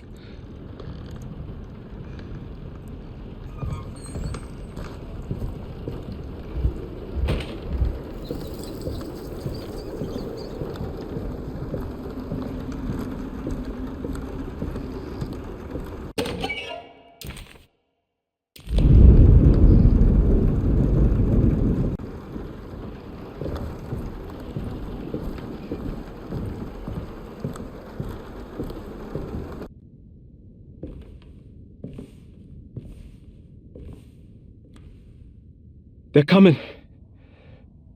I have freed hellish forces, and now the price must be paid. Derceto is the prey of evil. The sun has set. They will find my body, but will not have my soul.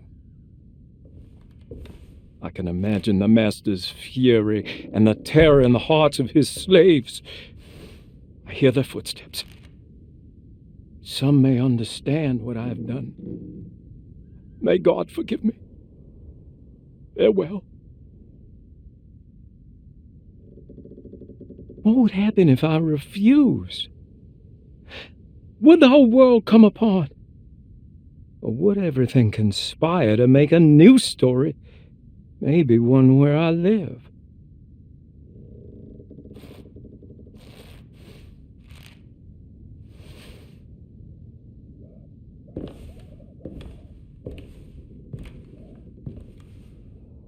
I'm sorry, Frederick.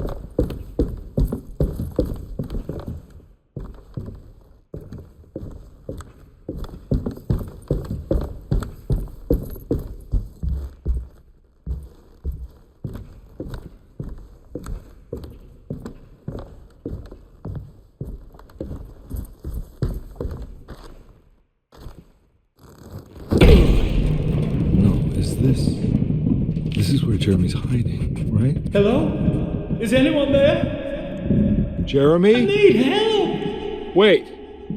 Can you hear me? I'm stuck in the mud and the bayou is taking Jeremy, me. where are you? The motor is dead. I can't do anything more. Hang on, Jeremy. I'll figure something out. I'll get the boat running. Comby had run their car off the bridge. He pulled Grace out of the sinking car, but left her father to drown. He could have saved him. There was time. He just chose not to. Instead, he took Grace back to New Orleans and collected his paycheck.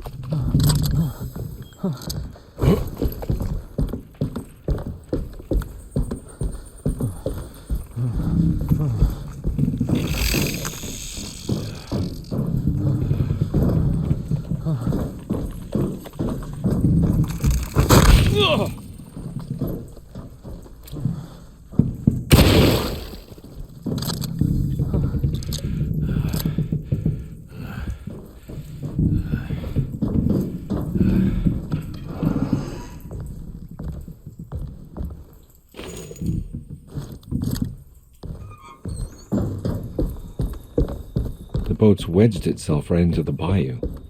If I get the motor started, I could try reversing back into the river.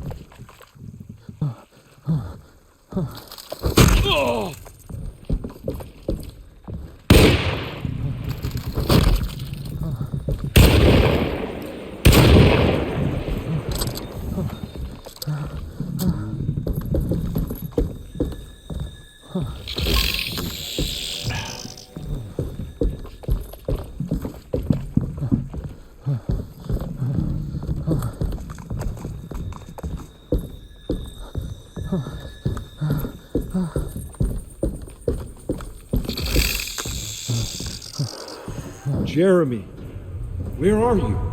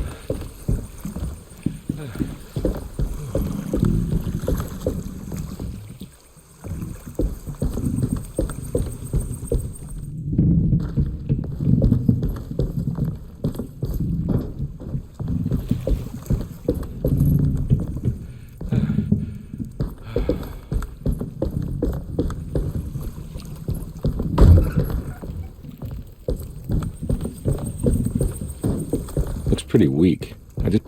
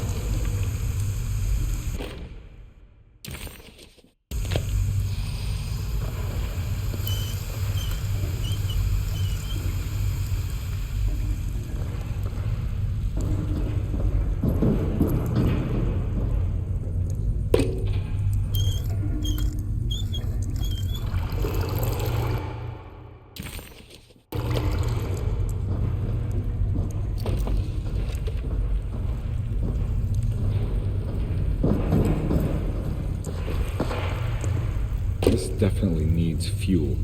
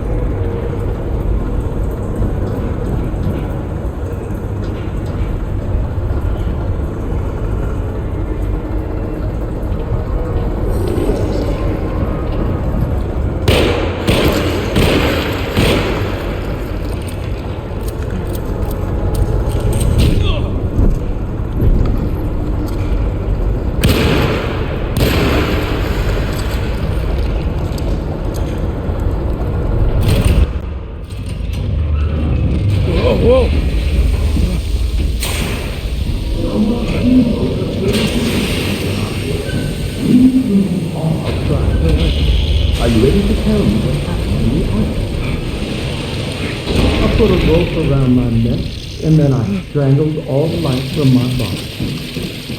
Are you under the impression that you died? Yes. No. I was supposed to die. What does that mean? That you were supposed to die? I'm the catalyst. I had to die to make the story happen. What story? What are you referring to, Jeremy? 30 years ago, Frederic needed me to die. You're not making any sense, Jeremy. Find your focus. Hey! I cheated everyone. I didn't play my part. Hey! I escaped my doom. My destiny. Again, find your focus. Hey, I'm right here. What the hell is going on? Now everything is wrong. Nothing is in place. I'm right here! Calm down, Mr. Conby. What do you want? Were you not talking to Jeremy right now? I haven't seen Jeremy all day. Are you all right, Detective? No. Actually, I don't think so. Well, maybe. I'm gonna go look for Jeremy. Good. Let me know if you find him.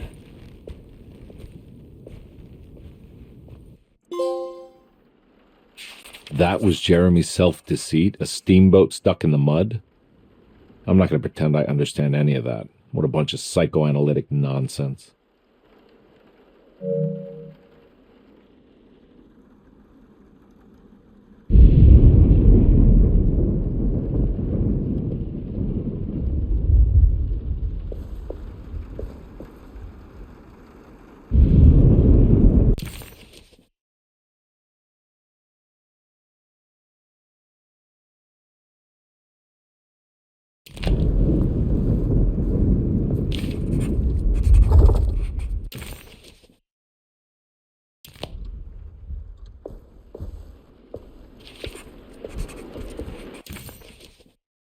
Conby had run their car off the bridge.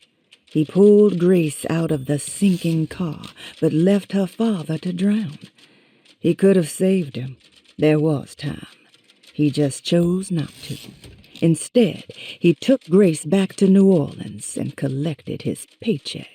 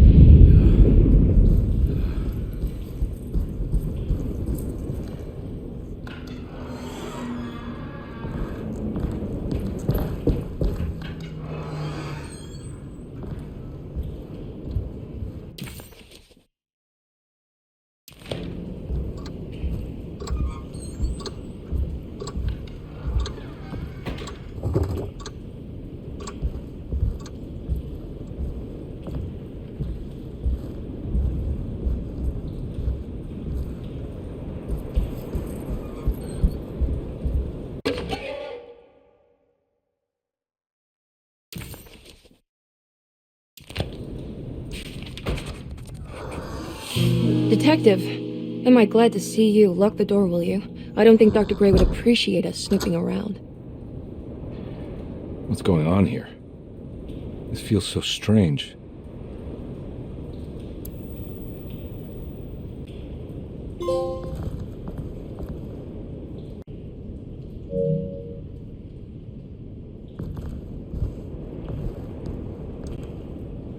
Have you found anything? What? Yeah, I've seen some things. Okay. Let me know if there is anything you want to talk about.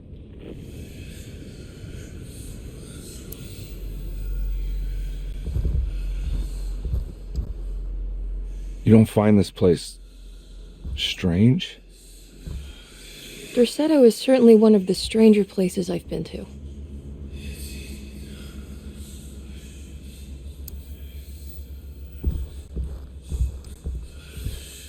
This room feels too real, hyper real, more than anything I've ever experienced.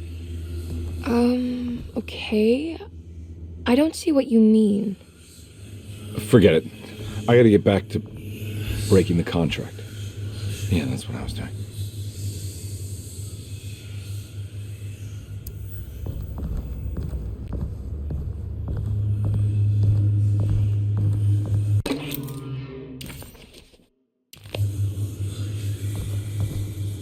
There's a book missing.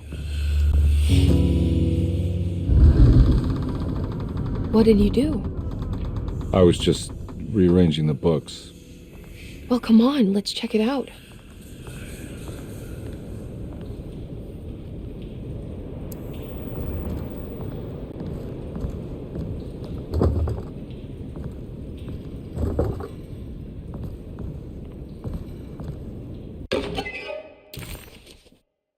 Okay.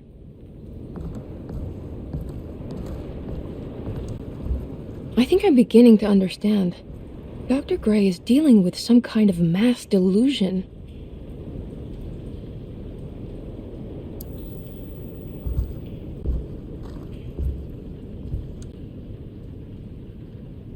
What were you saying about mass delusion? Derceto seems to have a deranging effect on people living close by. It has a history of creating cults devoted to some nature goddess. Even the name Derceto refers to the cult existing here before the Civil War.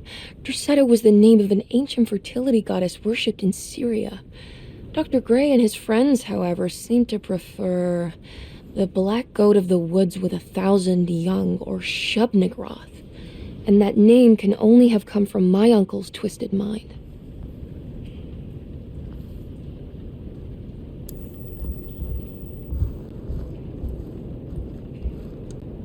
You think all of them are in this cult business? Even Jeremy? I'm not sure any of them have a choice at this point. We just need to find a way to stop all of this.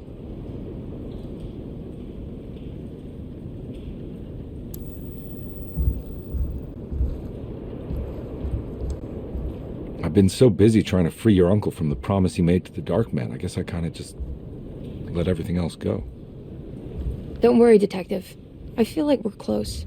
I'm sure Jeremy will turn up. If he is part of the cult, he wouldn't want to miss the Feast of St. John. I just need enough information to make him see the truth. I hope you're right, but I doubt he'll show up. Not as long as the Dark Man's got him hiding.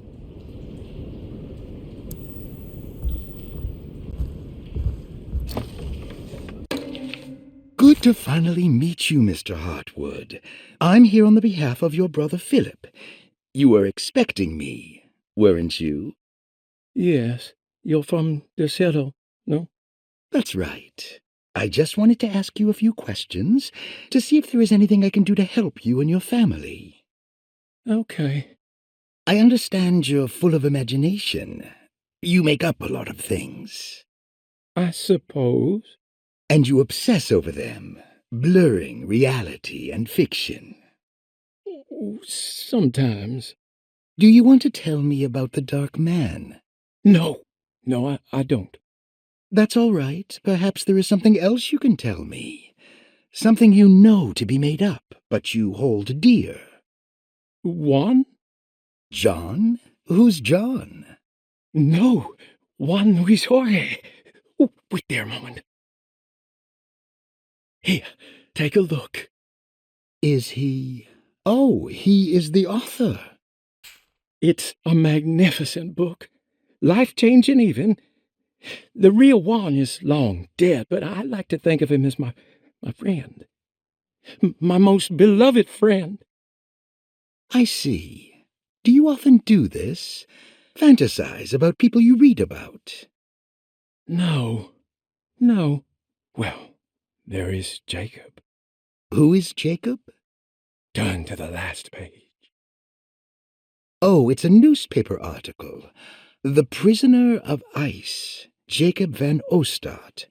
Is he also your beloved friend? Oh, no, Doctor. Not at all. Here's the fire that fights fire. Yes, I think it's clear your overstimulated imagination, this mania, needs to be tempered for you to live a normal life. I know your family calls it the Heartwood Curse, but I want you to know that there is nothing supernatural about your condition. It's all inside your head. And with that, I'm very qualified to deal with. In time, you will be cured. In time. Yes, in time we will exorcise all your demons, all the dark men. Yeah! Please, Mr. Heartwood, calm yourself. What happened? Oh, don't you worry your little head about it, Miss Heartwood. Your uncle and I just had our first breakthrough. That mark on the floor looks like talisman positions, but from which direction should I look at it? The Snake Dagger, a monograph by Yael Klein. In Ludwig Prin's book on pagan rituals called The Mystery of the Grave, as translated by Nicholas Vachy, there are several references to a sacrificial dagger called the Snake Dagger. It has long been thought of as a poor translation of the original text, that it would be more appropriate with worm dagger from the Latin vermis cultrum. This seems natural following the recent consensus that the original title of Prin's book, De Vermis Mysteris, should literally translate to the mystery of the worm. However, this would take away from Vachy's great effort at translating the underlying meaning of the words and revealing several cultural beliefs. While Prin certainly was using the term worm as a symbol or synecdoche for death and the dead, which is made clear by the contents of the book, in the case of the dagger, we shouldn't be too hasty to dismiss his translation. Reading through Vachy's correspondence with his patron, it appears that he had more than just the Latin text at his disposal. Vachy had dug up Prin's living relatives and uncovered several cross-referenced historical texts and an actual snake dagger. The dagger was dated to the early Middle Kingdom of Egypt and had such a clear shape of a wave that Vachy considered calling it the sinusoidal blade. Knowing the full story, it seems prudent that he chose to translate it as snake and not worm. There are several reasons why this choice of word helps us understand the pagans that Prin's book attempts to describe. The symbolic value of the shape becomes more apparent when reading about the use for the dagger. In the passage of possession and exorcism, we find the snake dagger poisons the poisoner within the victim and is therefore pacified. Where the literal text would tell us that the worm dagger trumps the demon possessing the victim, it tells us nothing of their reasoning, only that somehow this dagger wins against the demon, like it had the better hand in poker. Vachy's translation allows us to follow the underlying logic to the ritual magic that is being performed. Poison the poisoner sounds like fighting fire with fire. That to hurt the demon possessing its victim, the priests would have to fight back with a power that is known to the evil they are fighting. The snake dagger is therefore not only a good way to describe its form, but it also helps us understand how it could be thought of as a useful tool for exorcism. Finally, it also helps us understand their relationship to lunacy, that it was thought of as something poisoning the mind rather than controlling it. What is also interesting to note is that the possessed are always considered poisoned in their head and not their heart. The snake dagger always went to the eye of the possessed, leaving them partially blind, if they had the good luck to survive.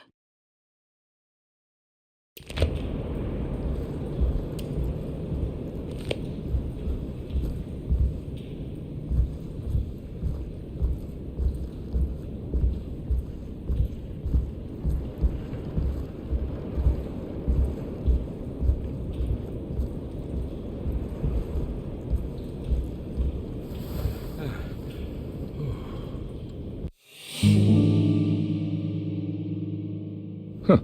Has that been there this whole time?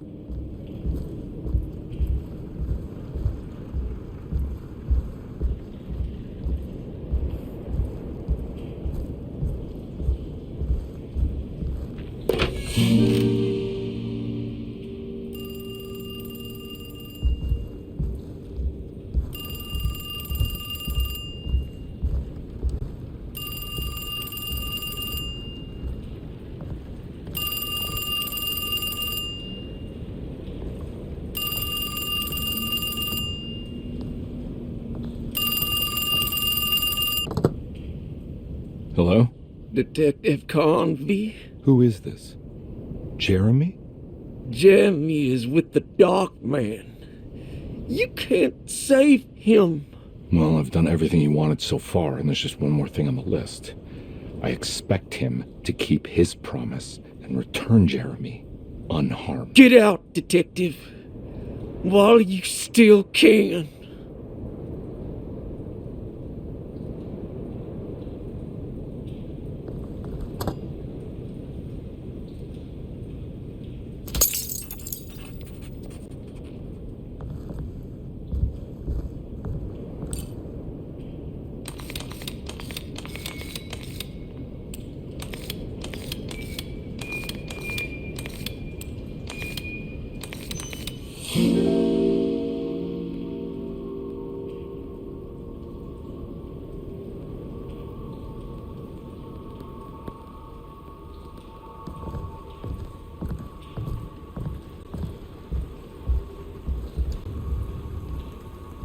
You okay? You look a little frazzled. Just stupid telephone. I know. I tried calling the police earlier. The telephone is completely dead. It's not... Yeah, no, the telephone isn't working.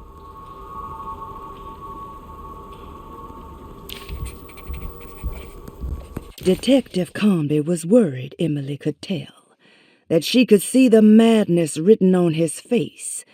But what if he was the only one seeing the truth? Could that still be the case? If only he could find evidence that would make her understand that he had seen beyond the veil, or at least something that would show her he was worth the money she was paying him.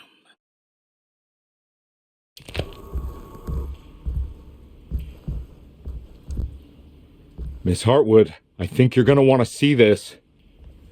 Is there something in the closet? Yeah, there is. You don't see the very obvious gate leading to whatever Jeremy's madness is serving up next? I don't understand. Are you making some kind of fashion metaphor? I'm sorry, I don't have time for this. Can you just tell me what you're doing? You don't see this! It's fine. It's fine. Catch you later. Are you going inside the closet? Yeah. You got a problem with that? No. Do what you think is right, Detective. Sorry, I didn't mean to. Goodbye, Miss Hartwood.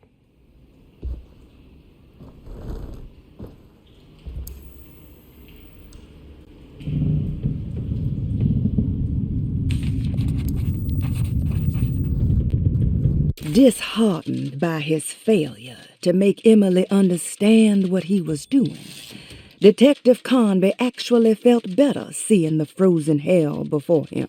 There was a finality to it. Its clear symbolic opposite to the Dark Man's desert made him realize this was the end. Soon it would all be over.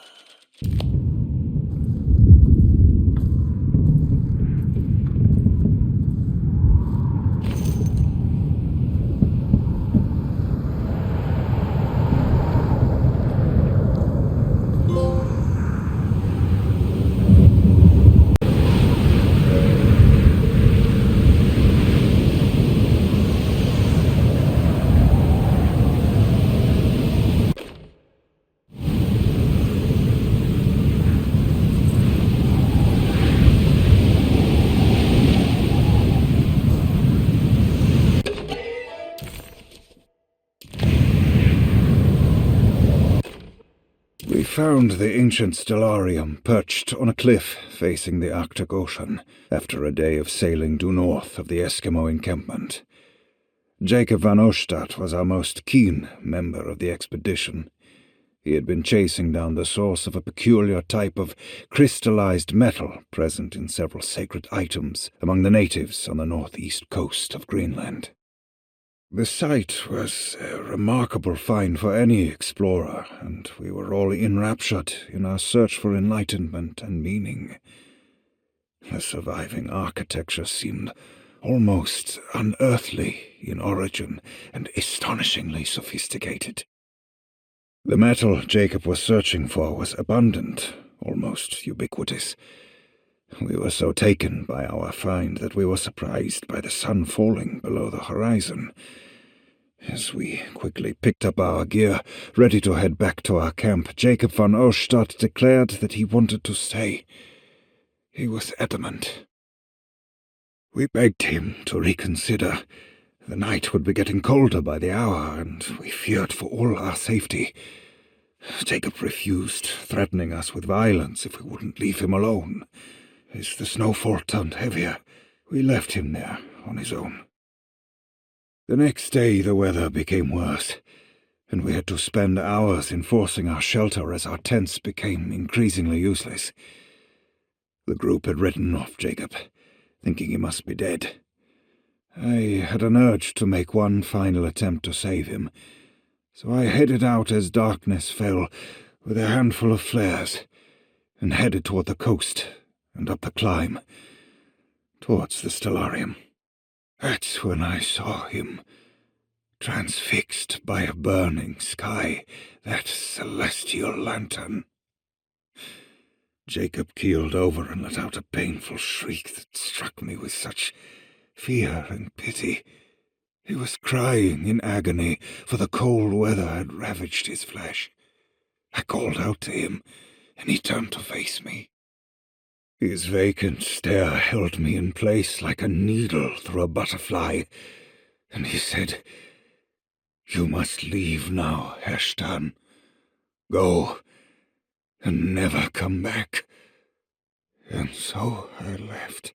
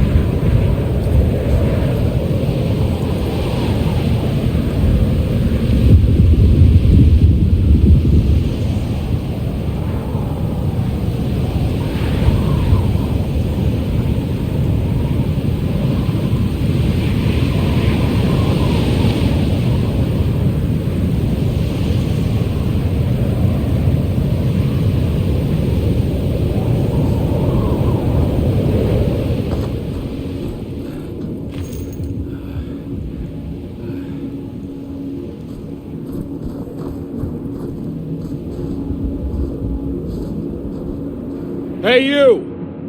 What are you doing here? What is this place? Turn back, detective. You're not wanted here. Whoa, take it easy. I'm not your enemy. Oh, you're wrong, detective. You're wrong.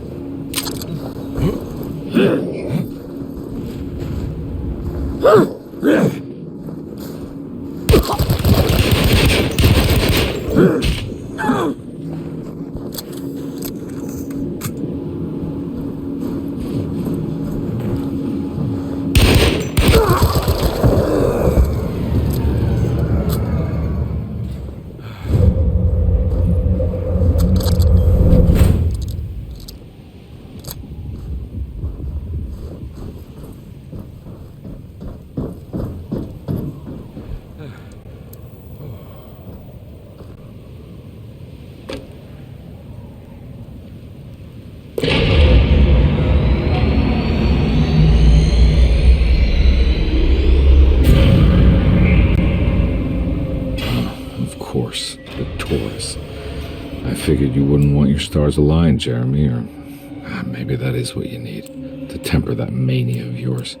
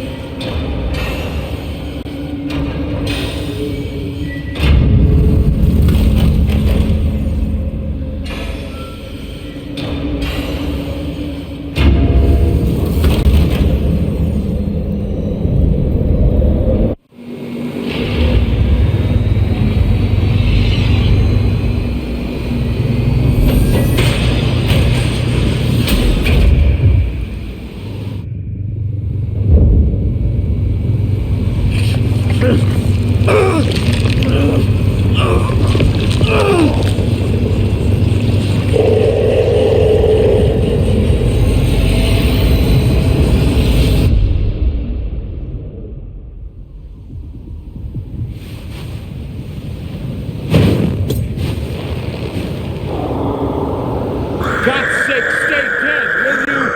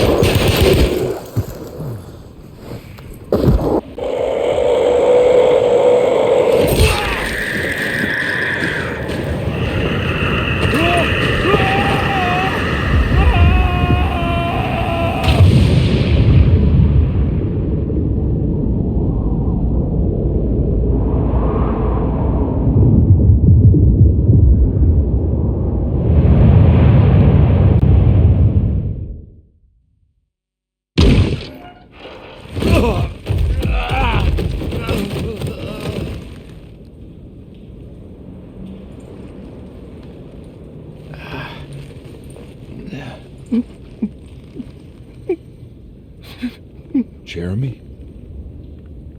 I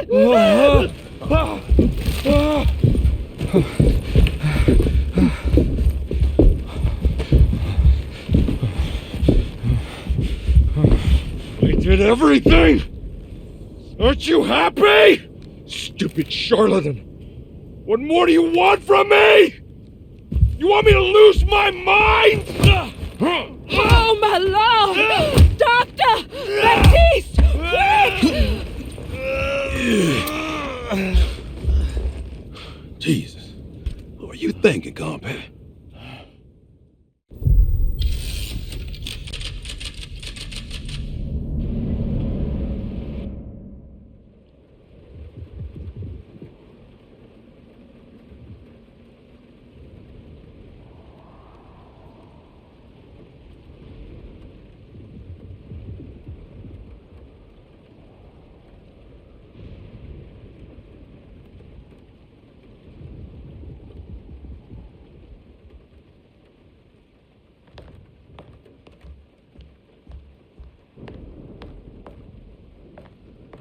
You awake? You are awake. Mr. Conby's up. Hey, buddy! I thought you'd be knocked out for the rest of the night. Come on out and join us, will you? I'll save you some gumbo. Good to have you back. You gave us all a good scare. What happened? You had a psychological breakdown. Sorry for manhandling you, but you were being violent, you see. You stabbed Jeremy and then punched Dr. Gray. Are they okay? Jeremy's a little strange, but everything's back to normal. Really? All thanks to you, compadre. You want to try standing up?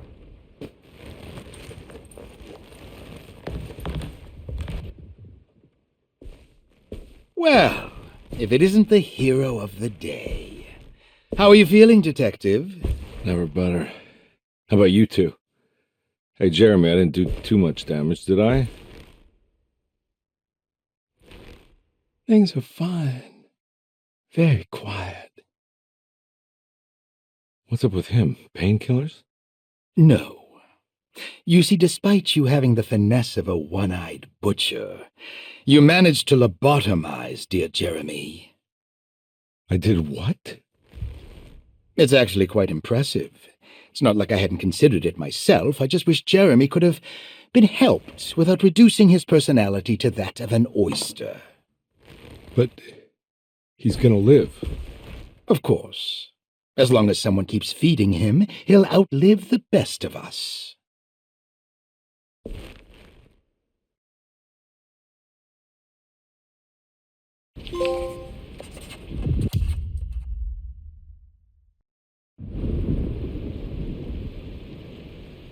Does Emily know about Jeremy's condition? Yes. She seems to be handling it quite well under the circumstances.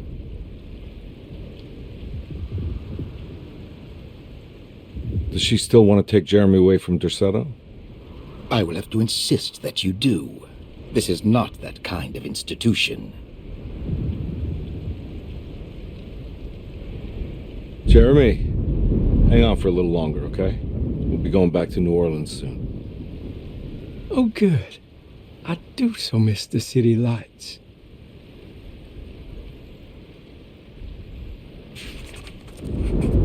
Case closed.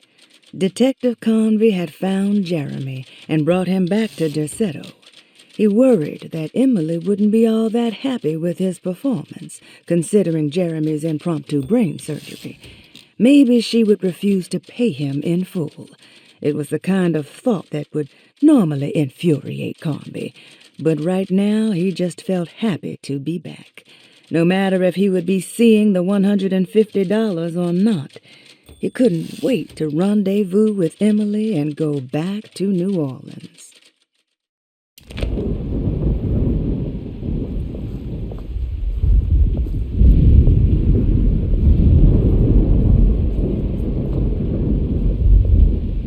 Hey, Ruth. Glad to see you made it back to Derceto. You too, Detective. Make sure to stay for the festivities. It's no Mardi Gras, but it ain't bad.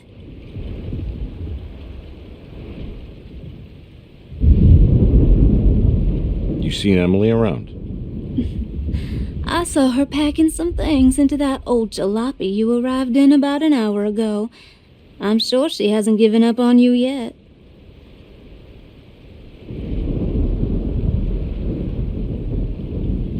Catch you later. Looking forward to it, Detective.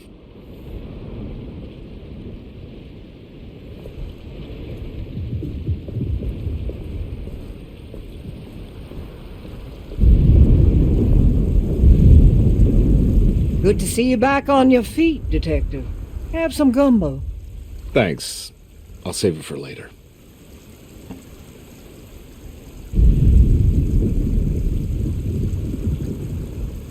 Seems like everyone's in a pretty good mood.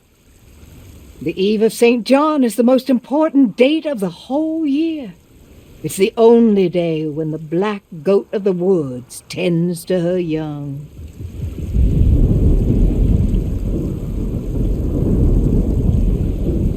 I'm gonna go look for Emily. Don't worry about her. She wouldn't leave without you, would she?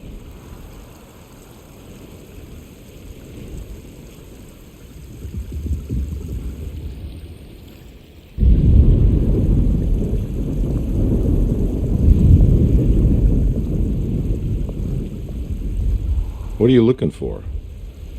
Just keeping an eye out for the storm. Radio says it could be a wild one.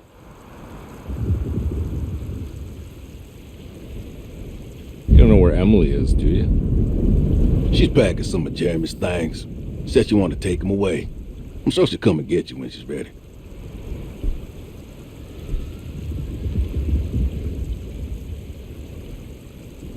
Should probably get a move on then. See you around, compare.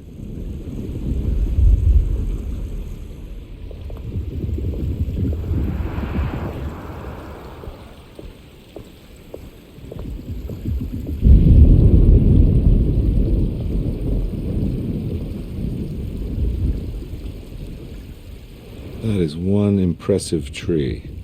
More impressive than you could ever imagine.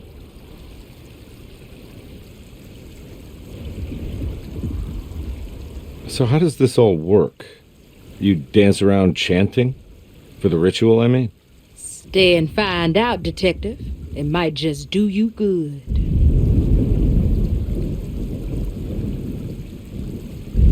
You haven't seen Emily, have you? No, Detective. I haven't.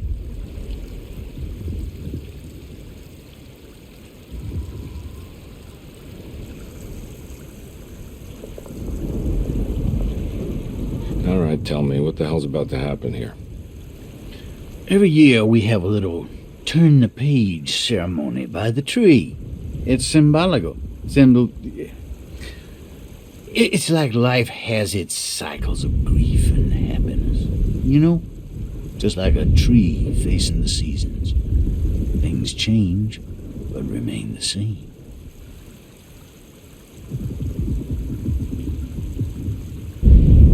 So this is basically New Year's Eve, but with a tree metaphor. Exactly. You're so smart. It's about starting again. I mean, who could use a positive message like that more than a bunch of lunatics like us?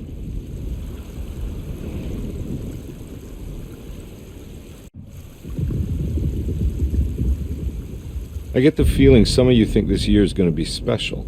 Any idea why? Well, we got some new words, thanks to your buddy Jeremy, and some other changes to the program. Let's just say we're all in this year.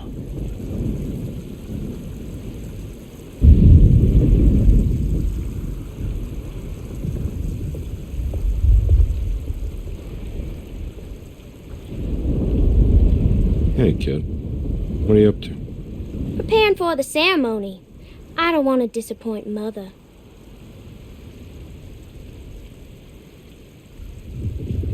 What's your part in this? I'm the Cabaret Saint Corn. It's very important. Only I can settle our debt.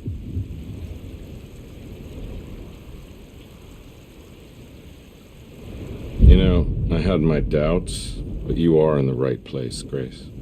I think you might be right. for once.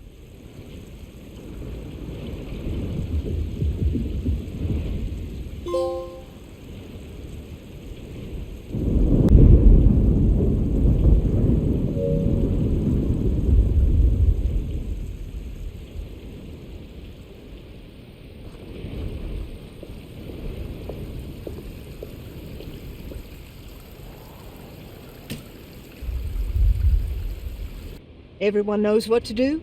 Y'all know the new words. Mrs. Thompson, we talked about this. I'm not sure everyone is comfortable. Doctor, I insist. This is important. We've waited for so long, Doctor. Let's just go with the old song. Not every change is an improvement. Boss, good or bad, we need to move forward. All in, Doc. Let's bet it all. But we don't know what we're dealing with. It'll be okay, Doctor. Better even.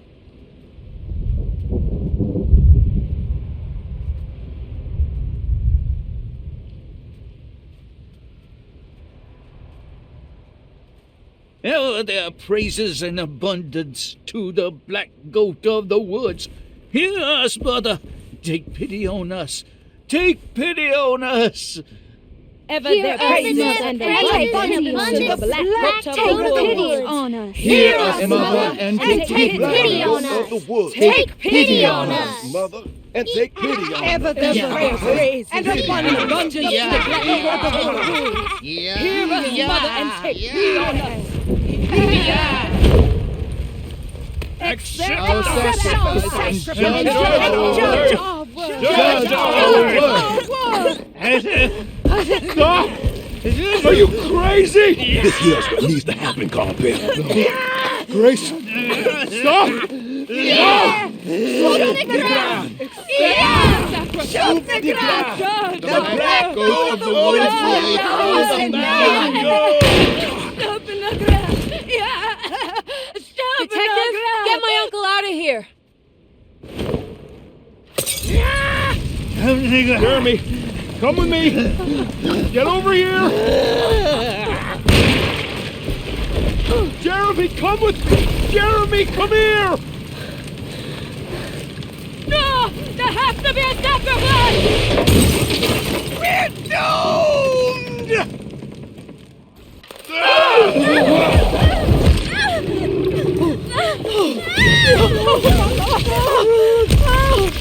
Jeremy!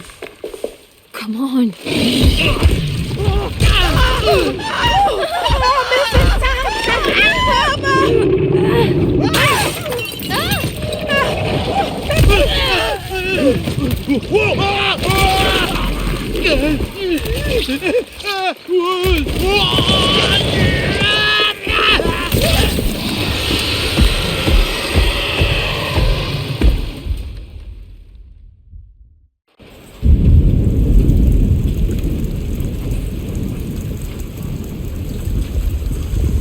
Detective Conby returned just as the festivities were about to begin. Emily was grateful that she didn't have to sit through whatever ceremony the people at Derceto had fashioned. Instead, they excused themselves and made their way to the front side of the house. With a tremendous sense of relief, Emily climbed into the car. She watched Conby ready the back seat for Jeremy in the rearview mirror. What a long night, she thought. Thank God it's all over.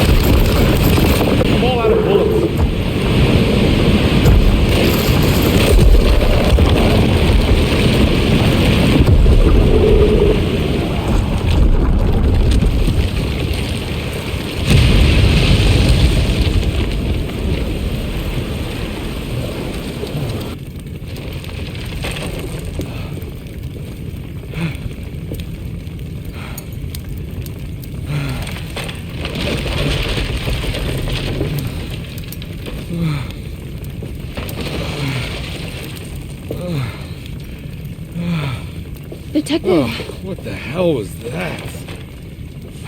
I tried to tell you. There was so much evidence. Your devotion to the black goat was like nothing I've ever seen before. I felt so dumb believing any of it, but I'm glad I did. Are you okay? Everything is out of order. This isn't the way the story goes.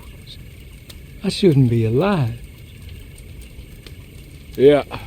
Oh, you're welcome, buddy. How are you doing, sweetie? I kinda like it. You ruined everything, but I'm not mad.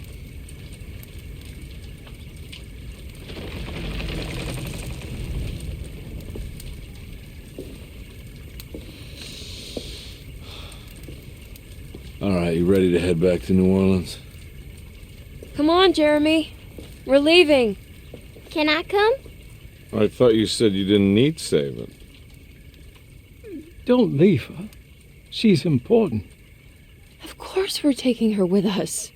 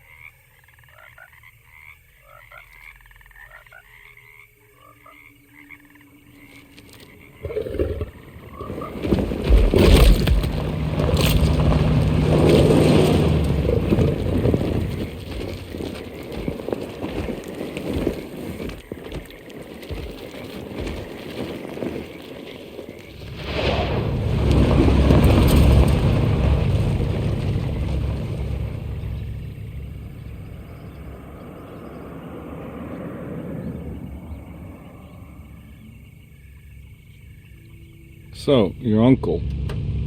What's wrong with him? He's possessed. As in the devil? Something like that. He says a dark man is following him, watching him at all times. What do you make of it? It's nonsense, of course, but I'd be lying if I said it didn't bother me. You see, it runs in my family. Possession? No, Detective. Deteriorating melancholy. Practically every member of the Hartwood family is driven mad before they grow old.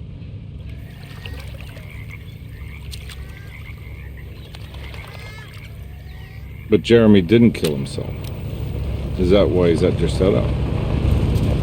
Despite being convinced that he is truly possessed, he decided to put his last chips on Dr. Gray and his psychoanalysis, figuring he might stumble upon some cure.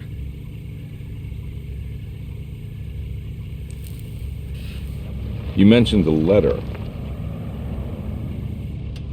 I received a disturbing letter from Jeremy accusing the staff and all the other patients of being involved in some cult, and now they are also out to get him. Could it be real? Or is it all just in his head? It's a story he tells himself, Mr. Carnby. Anything to avoid the truth. Which is? That we're all terribly insignificant. That people mean so very little to one another. That there is no one out to get Jeremy Hartwood because he isn't worth getting. Here we are.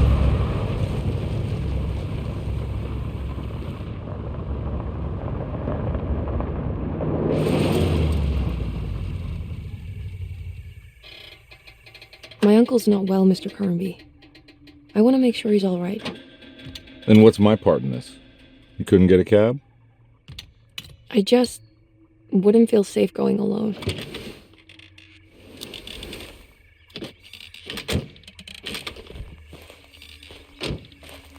Did you bring a gun? Yeah. You think it'll actually come to that? No. But you might need to wave it around depending on how agreeable the staff will be. What exactly are we gonna do when we find Jeremy? I don't know. Let's just find him first.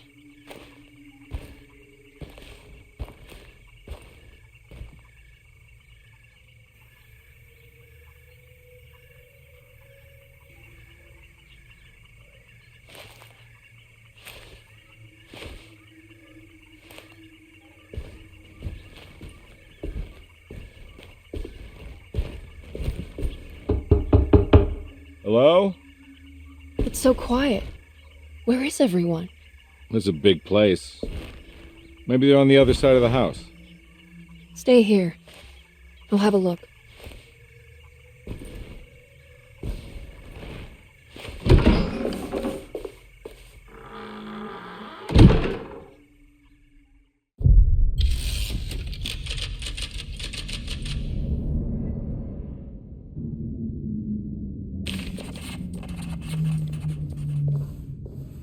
Surprised by her own reckless decision, Emily found herself breaking into Derceto.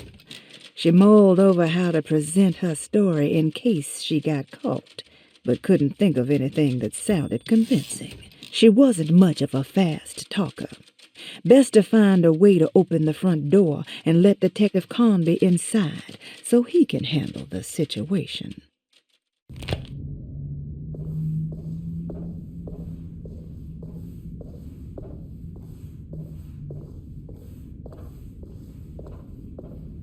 What's this?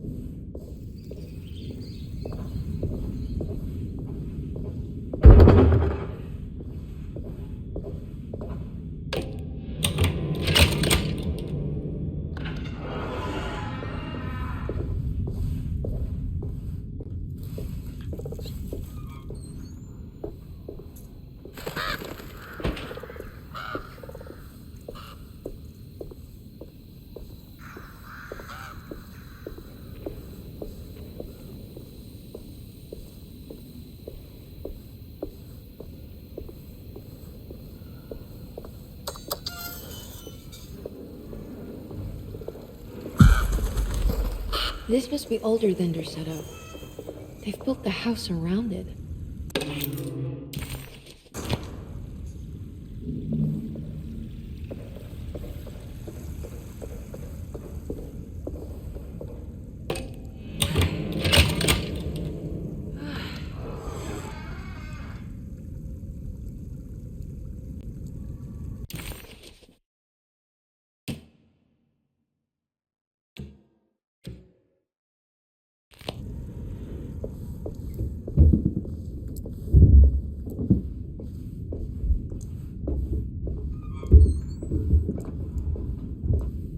I'll just take this.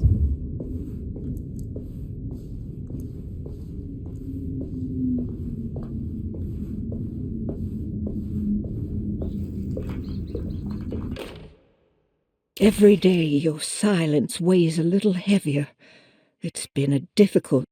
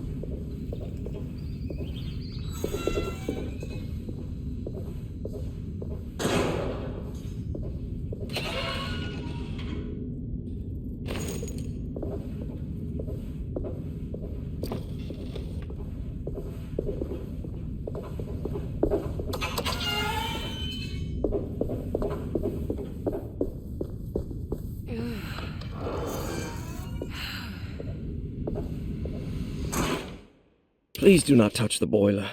It is working after all. While the sabotage...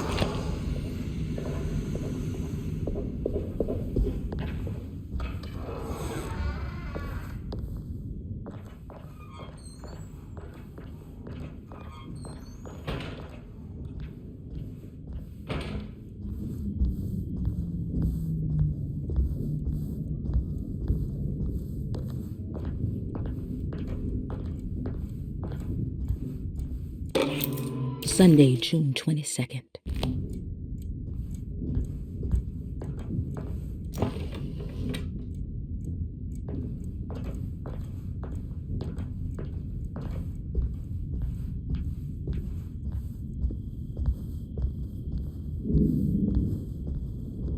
I need the key.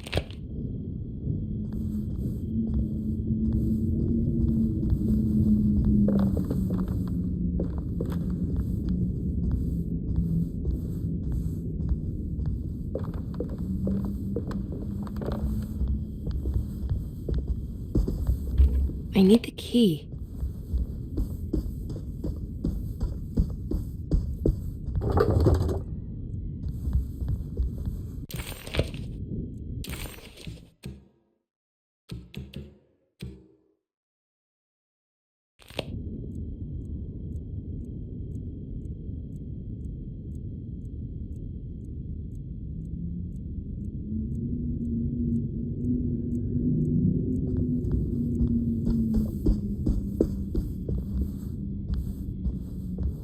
I need the key.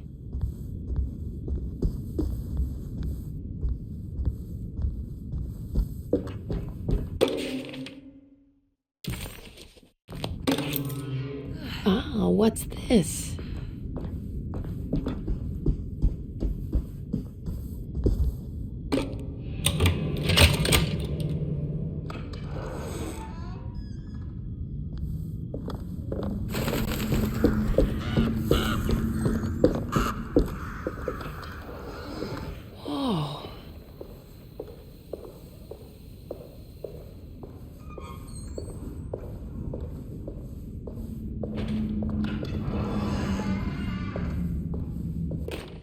The Great Depression.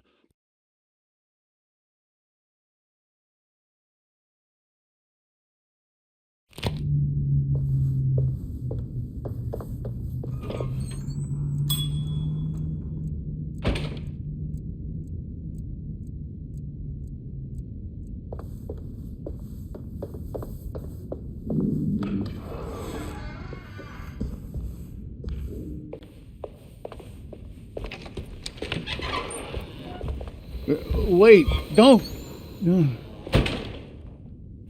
Excuse me? Do you know where I can find Jeremy Hartwood? Of course not. McCarthy, what are you doing? I told you not to lose sight of the girl. Don't you worry, Mags. I'll find that little rascal. Who are you people? What are you doing here? I'm sorry about all this, but I'm looking for my uncle. His name is Jeremy Hartwood. What are you doing, child? You shouldn't be alone. Go find McCarthy. Who are you? Are you here for the Fay Dodo? Go upstairs now. My name is Emily Hartwood. I'm the niece of Jeremy Hartwood. This is Detective Carnby. The police? Why are you here? No, I'm a private investigator. Sorry to bother you. My client's worried about her uncle. He's a patient here at Derceto. If you don't mind, could you direct us where to find him? No, I can't. Jeremy has gone missing. If you leave your information, I will make sure to contact you. Wait, he ran away? No, he won't leave the house. He's around here somewhere, and both of our orderlies are looking for him. That's unacceptable. Where's Dr. Gray? I want to speak with him immediately. Fine, I'll ask him. Wait here and don't touch anything.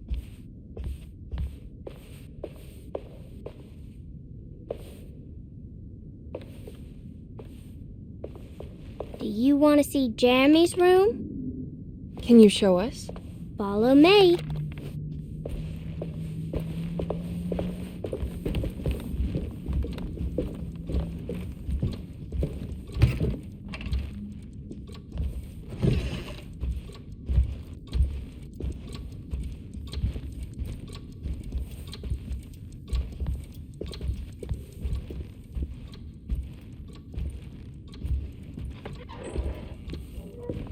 Thank you.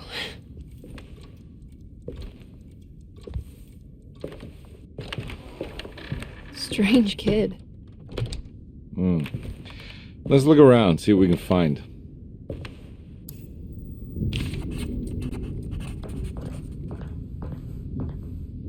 What kind of stuff are we looking for? I've never been part of an investigation before. Letters, diaries, receipts, all sorts of notes.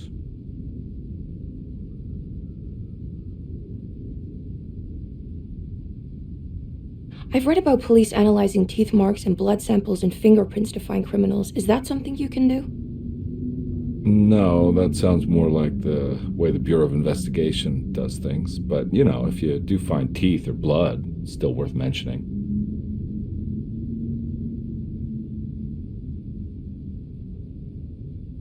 We should talk to Dr. Gray when we're done here. He is the one who runs the hospital. He must know something about what's happened. Yeah, I just want to get a feel of what we're dealing with here first. Of course.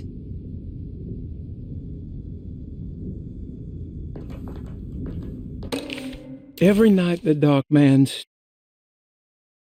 How did you...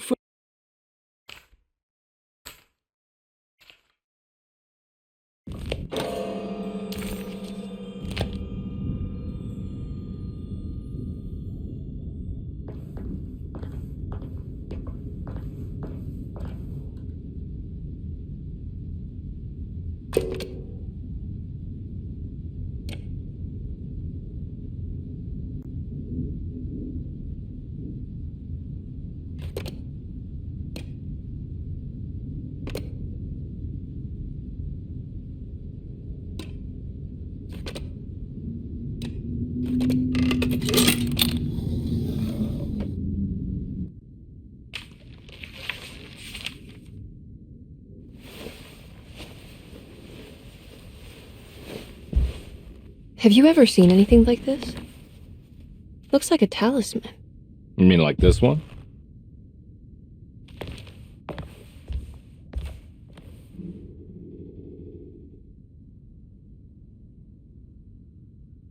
Can you find me a knife to cut the canvas? I want to take this with me. You want to take the painting? Sure, I'll find one.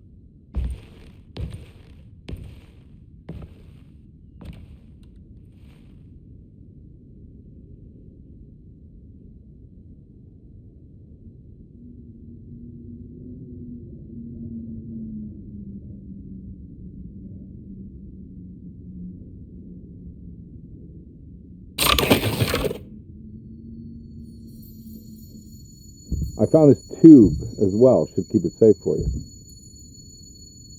Do you want to carry it or should I? Miss Hartwood? Emily?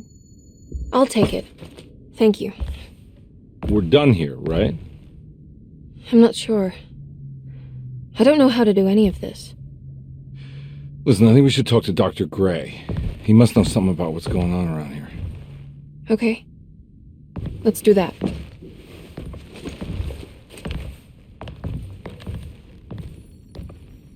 Come on, I don't want to be here all night.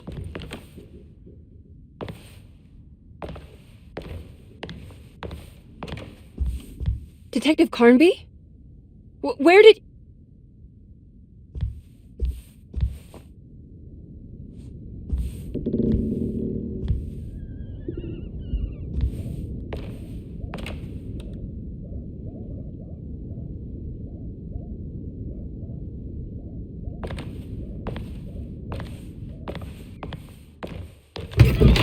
What on earth is happening? What is this place?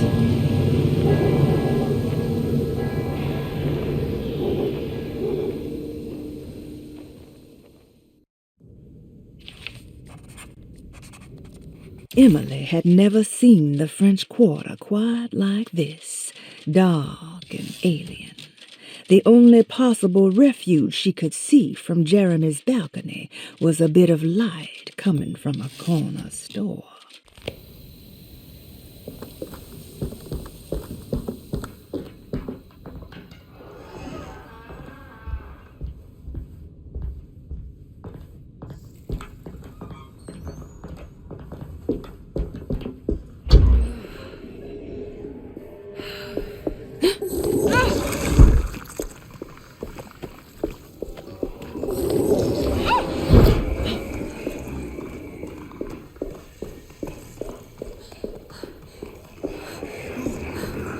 This can't be.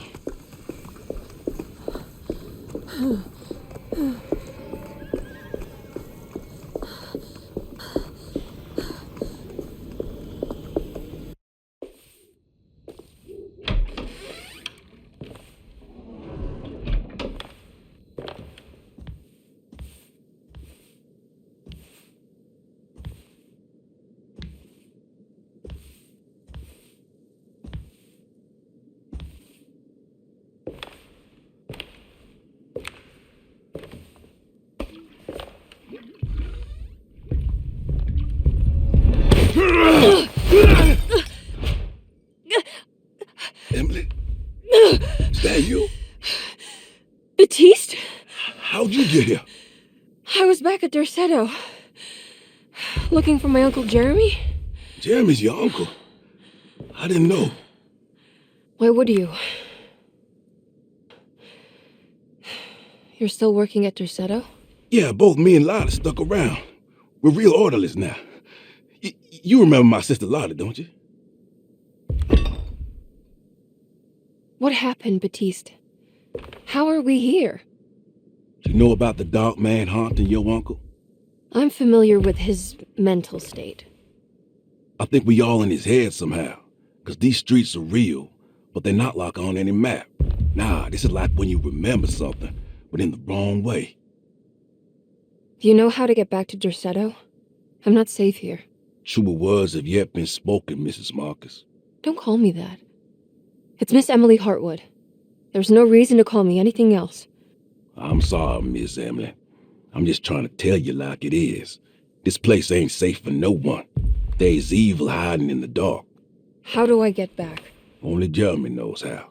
He has this juju necklace guiding him. You mean this talisman? Mm-hmm. Just like it. He says it's been protecting him ever since he got it from Miss Jackson down the street. You know where it came from? Have you been there?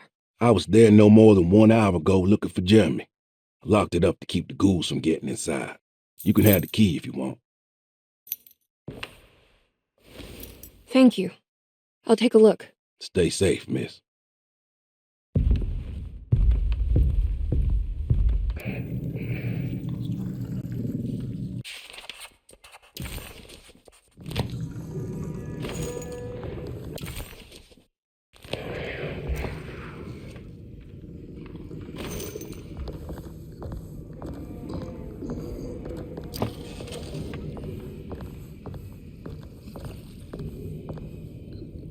Are you staying here? For a while. Want to see if Jeremy shows up.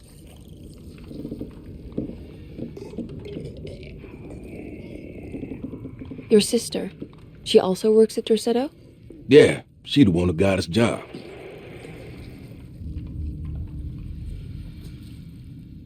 Be careful, okay? You said it, miss.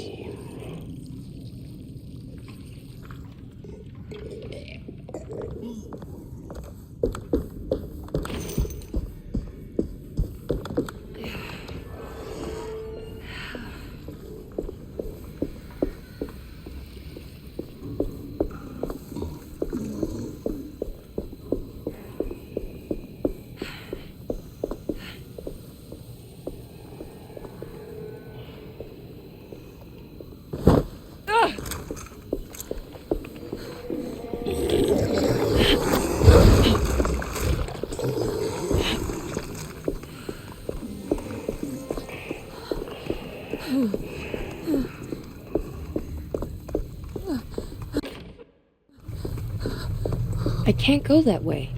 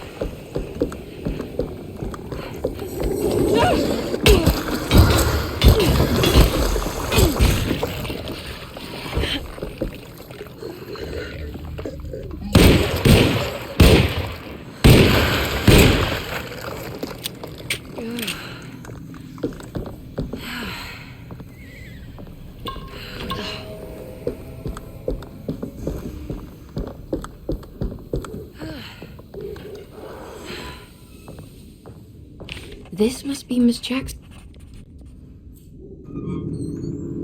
It looks exactly like Jeremy's talisman.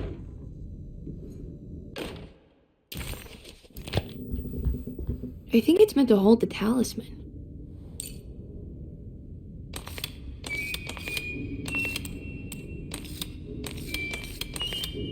I'm not sure what numbers I should use. Maybe there's something in Jeremy's notes. What's that picture in the glass? Where is that?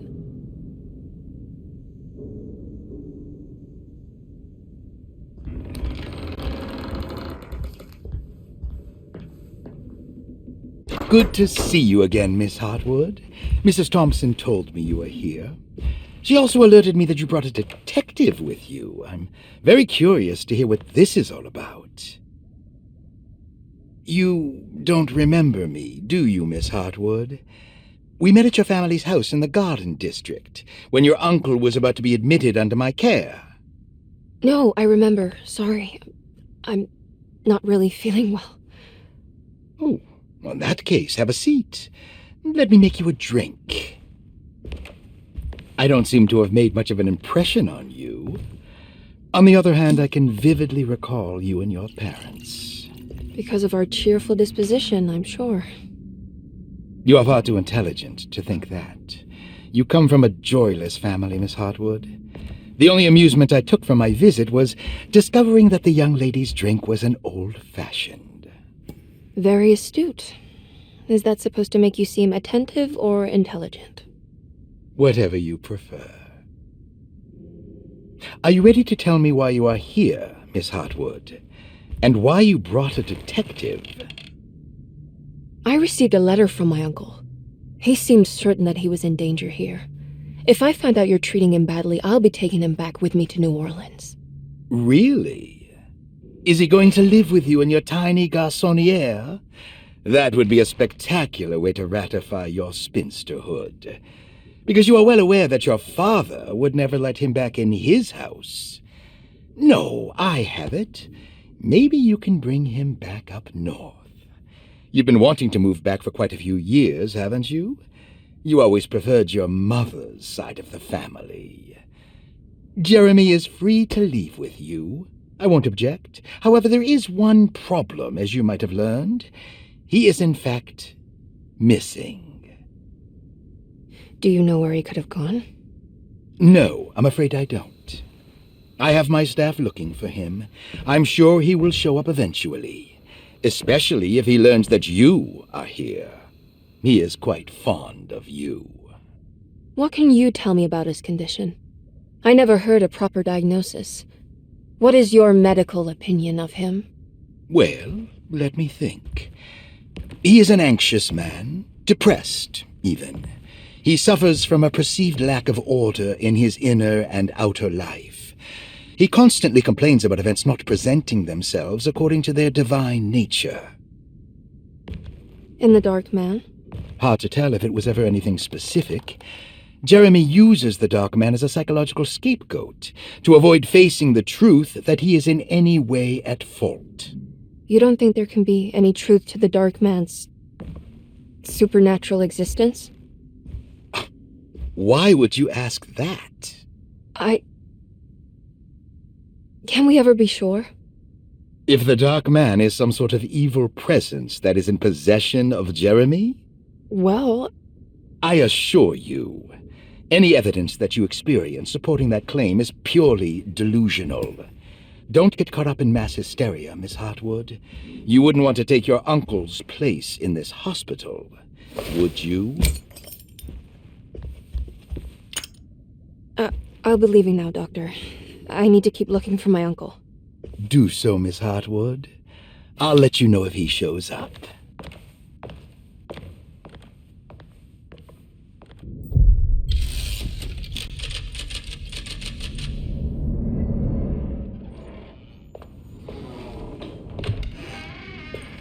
Detective Carnby! God, I'm glad to see you. I was afraid you had left.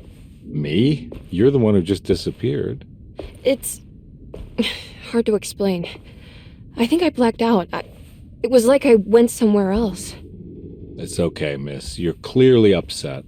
No, I don't know what's happening. This is a very stressful situation for you, I understand. Ugh, no, you don't understand. Just take a deep breath. Why don't you sit down, smoke some of the Perique? If you want, I could even drive you back to New Orleans. I just want to have a talk with Dr. Gray first. I want to stay. I found a talisman just like the one in the painting. I think I might be able to figure out where Tarawea is, where Jeremy wanted to go. That's great. Just stay out of trouble, okay? Let me handle the investigation. I'm not crazy, Detective. Not yet. Okay, catch you later.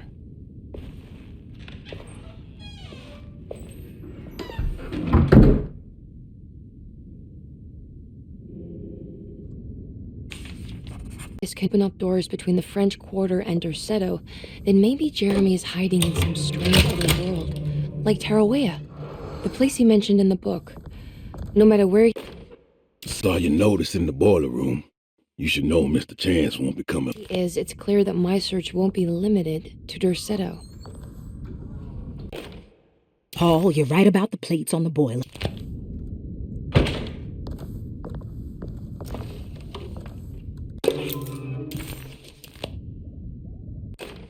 Dr. Elmore Lee Gray is Derceto.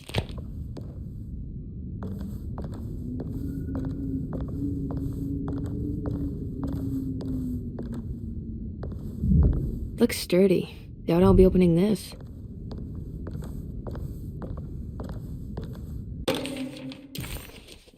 Interesting.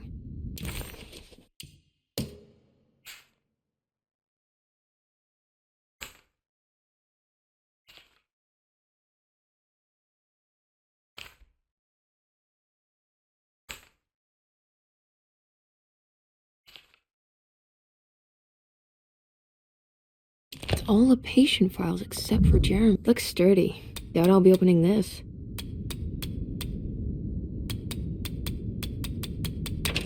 Oh wow, I can't believe I guessed the combination. I must be some kind of genius.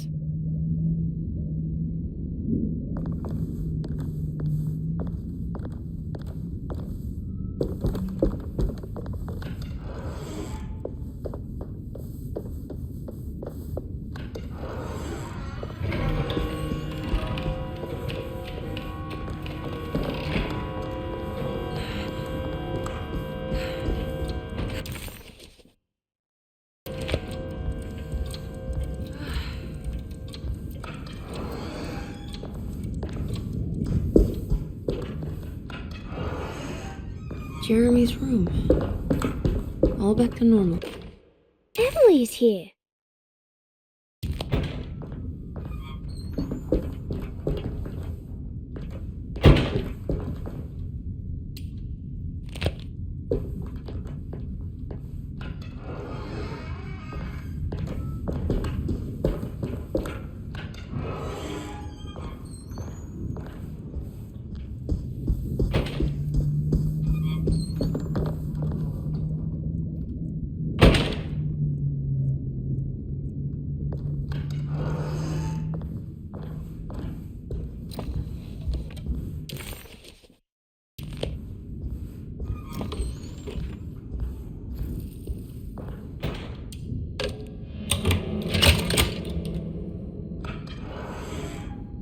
What a strange but beautiful room.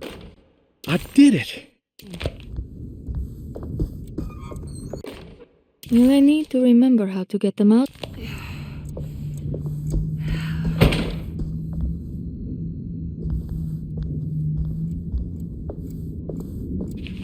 The Astarte Artist Colony. I'm pretty sure they had a Mardi Gras crew called the Pirates of Pontchartrain when I was a child.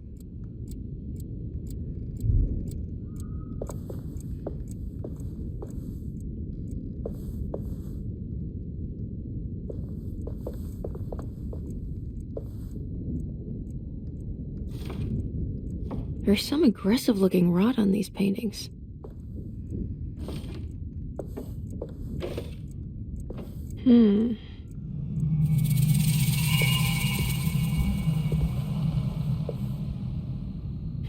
Are these zodiac signs?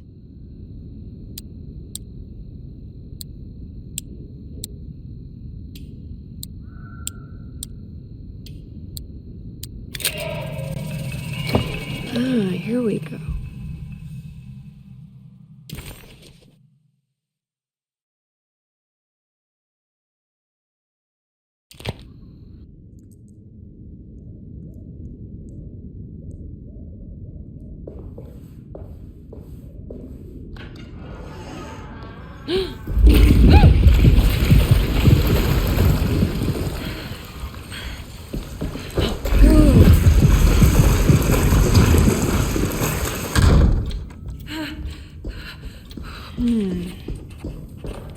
Suddenly, Jeremy's bleak dreamscape devoured Emily, drowning her in dread and darkness, only to moments later spit her out again. What had happened, and why? Was that her doing, or did someone else make it so? Everything's back to normal.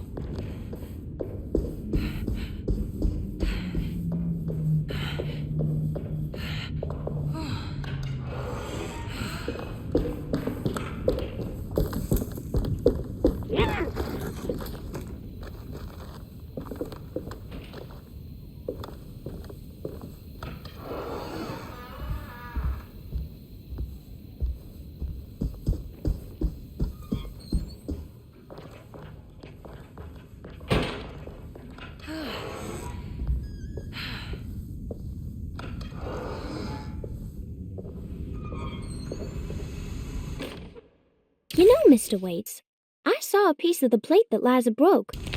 What's that stain? Looks like some kind of rot.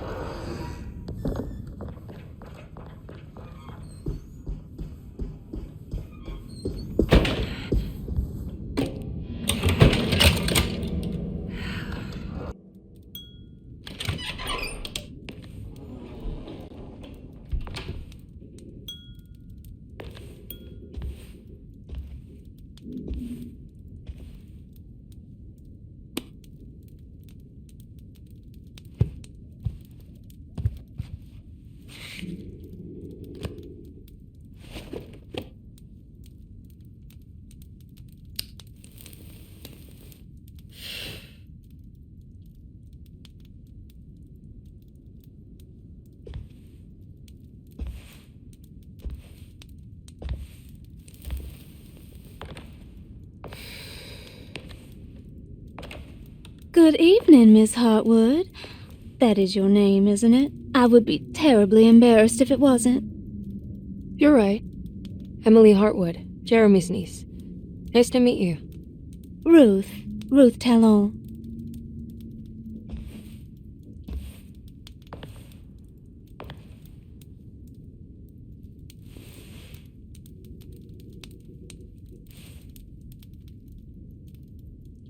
Is that Perique you're smoking? How terribly quaint. Maybe so, but I like it. Would you care to share some? That smell is making me feel very nostalgic.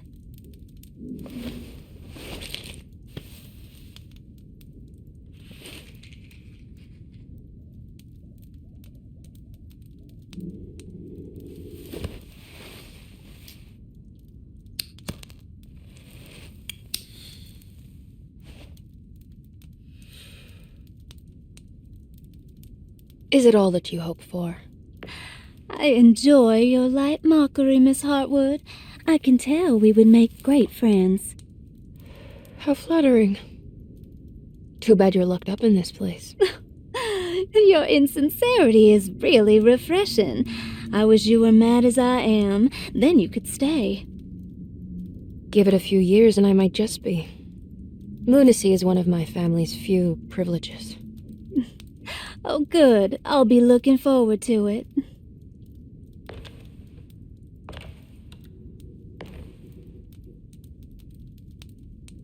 You don't know anything about what happened to Jeremy, do you? Everyone here is really strange, and it's hard to know what to make of anything you hear. Occasionally, it sounds quite exciting, though. Good versus evil and all that. I'm sorry, but I don't think I have anything useful to share. It doesn't matter. Thank you for the much-needed break. Bon voyage.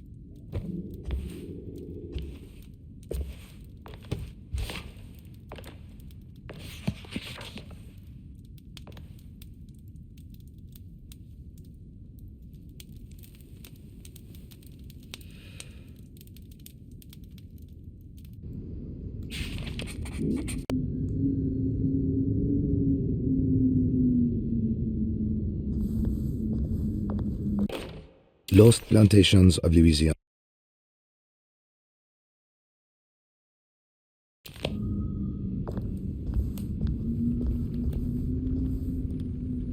Are you reading anything good? A Brightness from Afar by Lord Boleskine. It's actually not bad.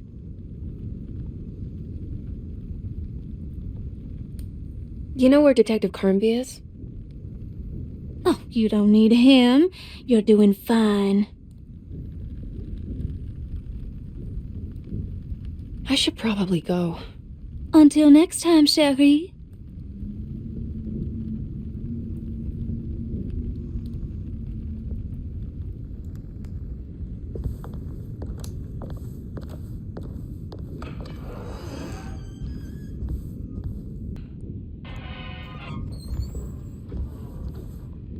Now this'll come in handy.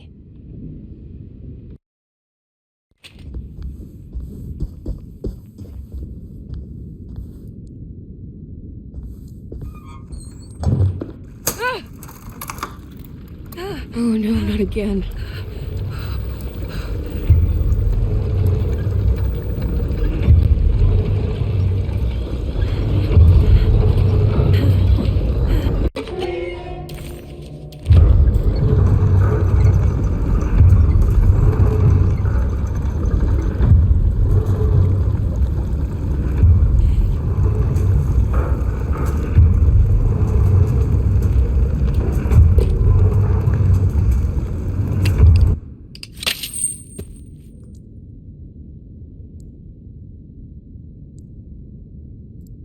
I don't understand what's happening.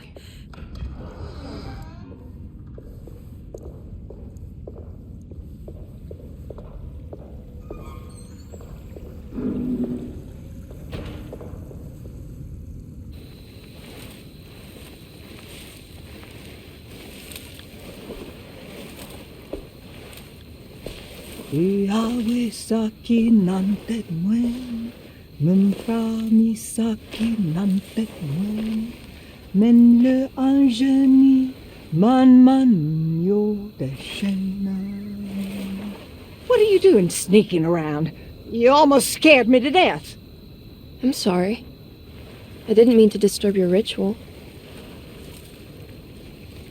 I wouldn't have guessed voodoo was in practice at a place like this. The doctor may be all about science, but I know these roots have power. Do you know what's going on here? I have a feeling Derceto is cursed. There are several players with stakes in this game. Derceto isn't cursed or blessed. It's a battleground. And it would all be a lot better if you could get your uncle out sooner than later. That's all I'm trying to do. I wish you the best of luck, Miss Hartwood. I really mean that. Now, if you'll excuse me, I need to look after my gumbo.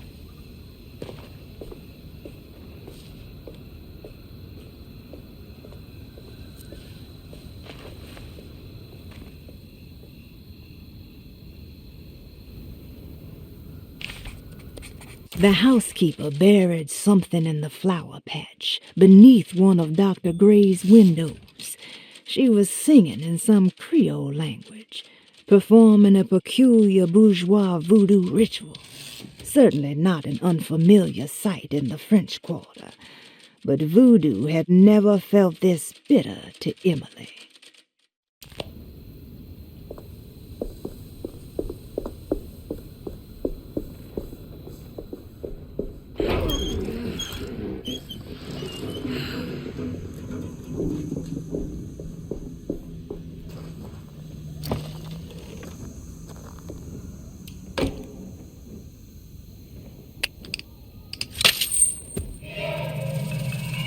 It worked. What's this?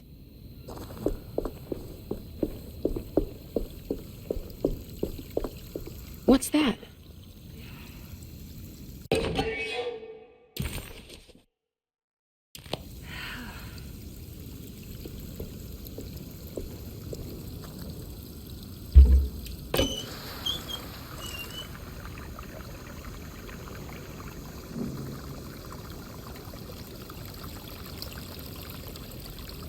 There we go.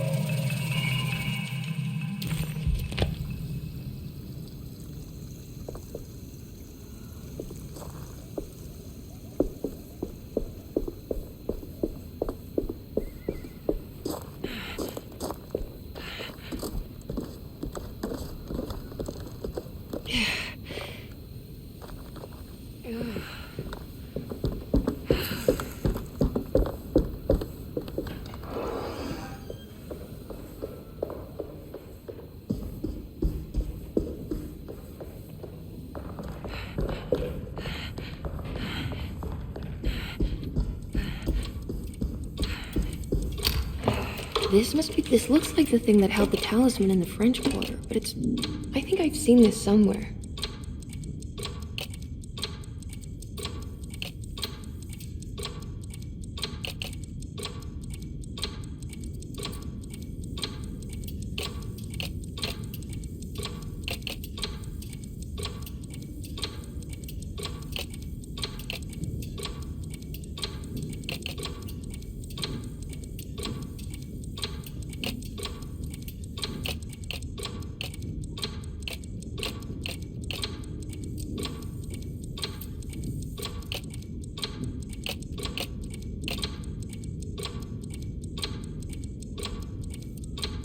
There was something in Jeremy's notebook about this.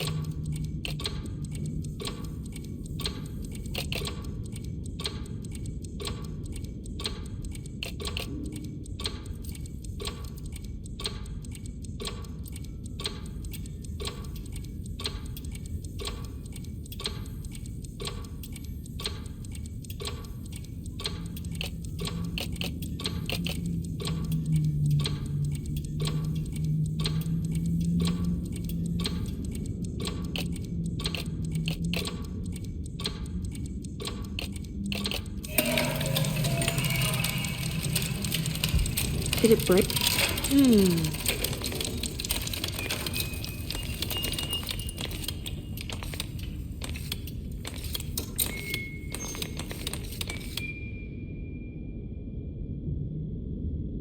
It's showing me something. That's just the hallway outside Jeremy's room, isn't it?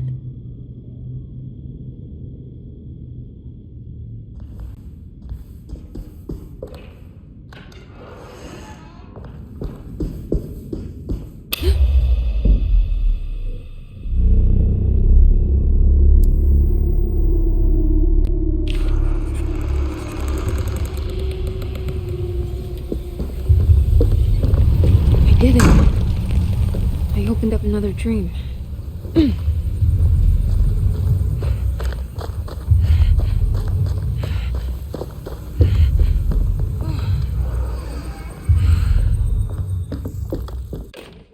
May 1923.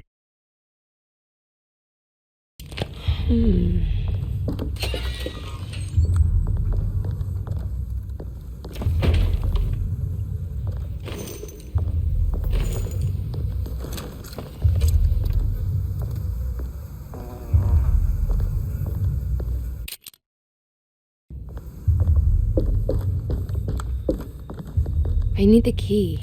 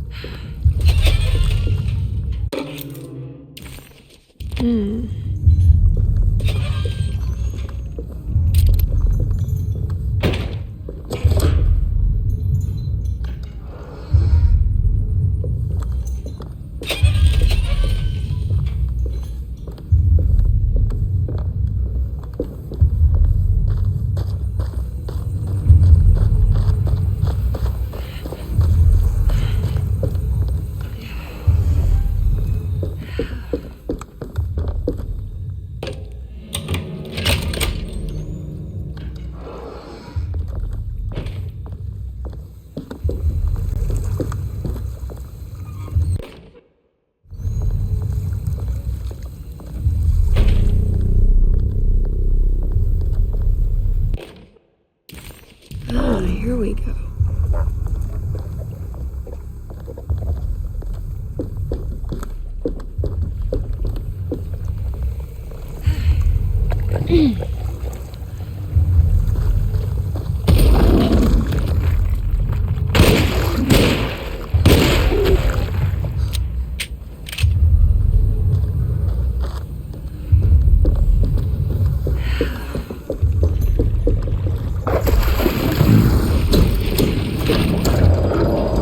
It worked.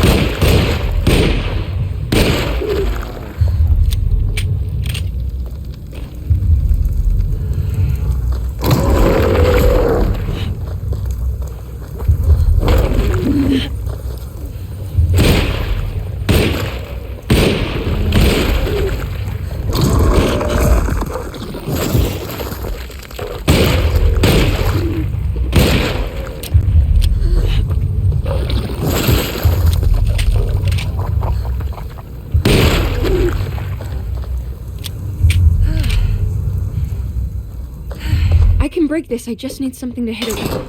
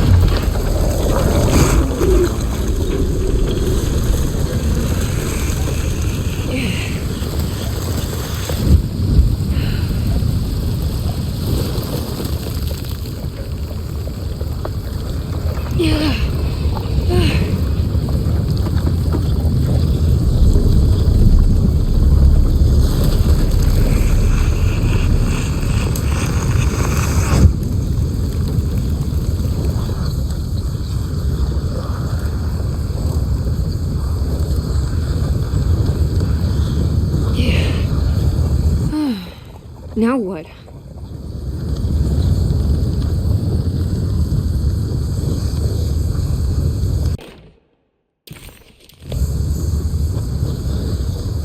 Just don't look down, Emily.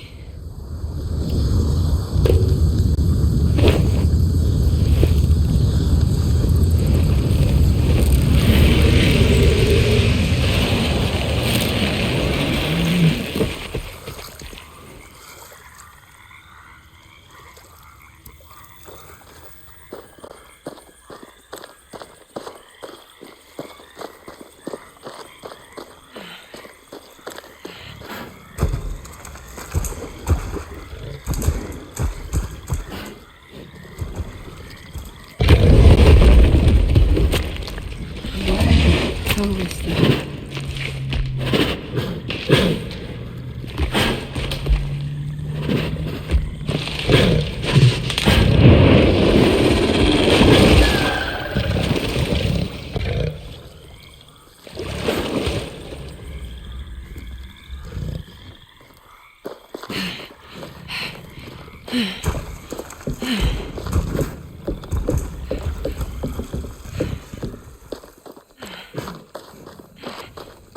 It's the hateful mound Jeremy mentioned in his book.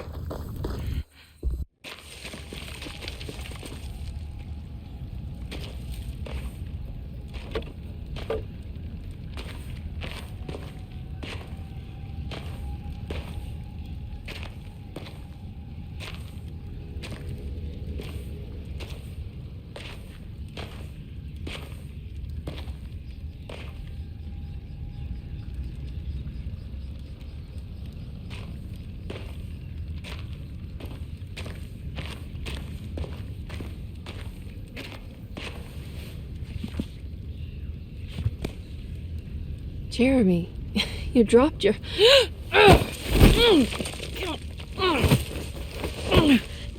Mrs. Marcus? Get off of me! What are you doing here? Trying to find my uncle. Jeremy is your uncle? Could you please? Thank you. And it's Miss Hartwood. You don't remember me? I remember you, Mr. Bois. I met your brother Baptiste earlier. I suppose he hadn't found Jeremy either then. We spread out to find him. Can I have this? I'm trying to get to Tarawea. Fine, believe the rest. I just want Jeremy to come looking. We have to leave before it comes inside. What? Where? Come quick.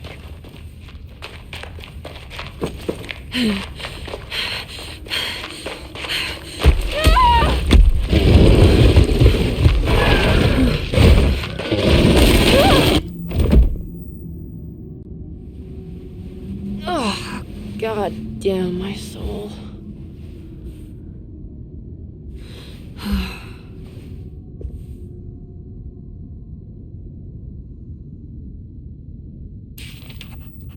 I'm back at Derceto.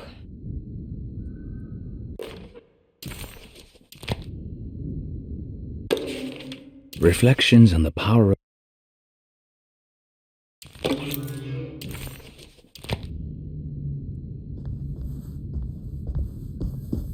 It's wet shut. It worked.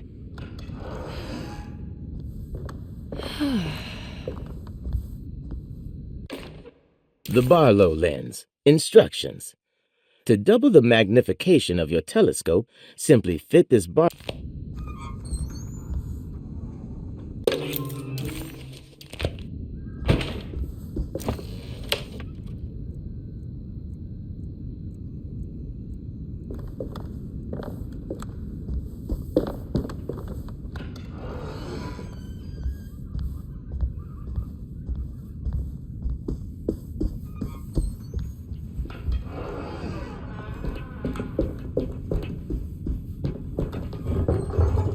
It's blocked.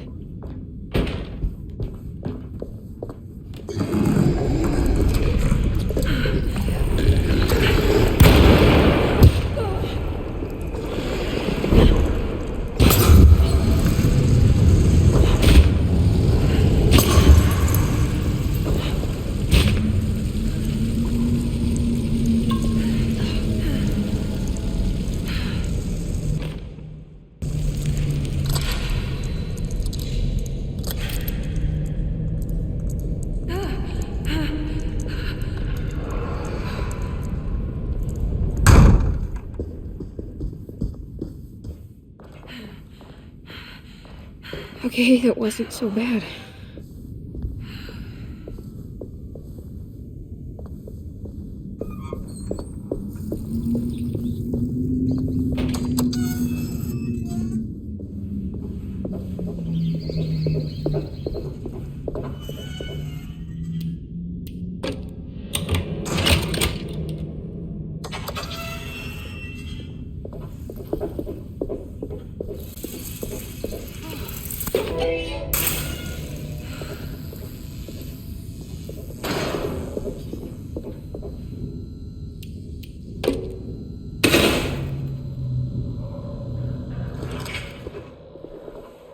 I guess this works too?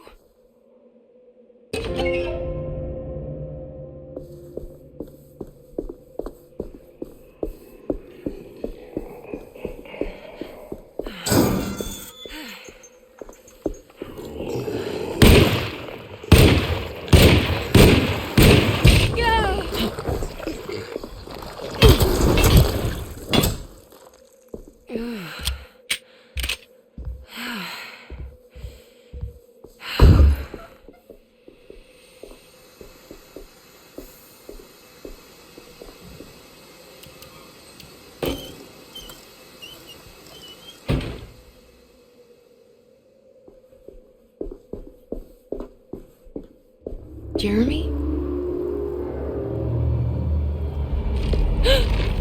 What the hell is that?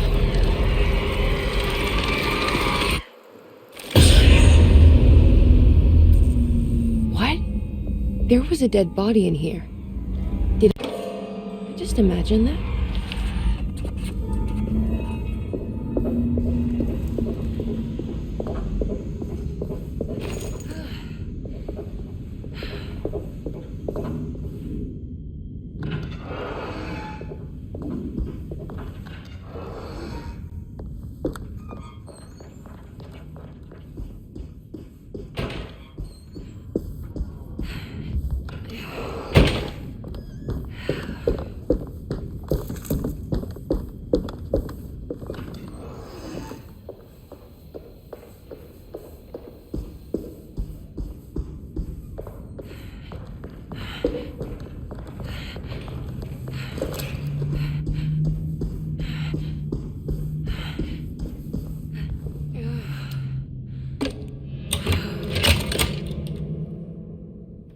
Come on, Grace. I'm too tired for games.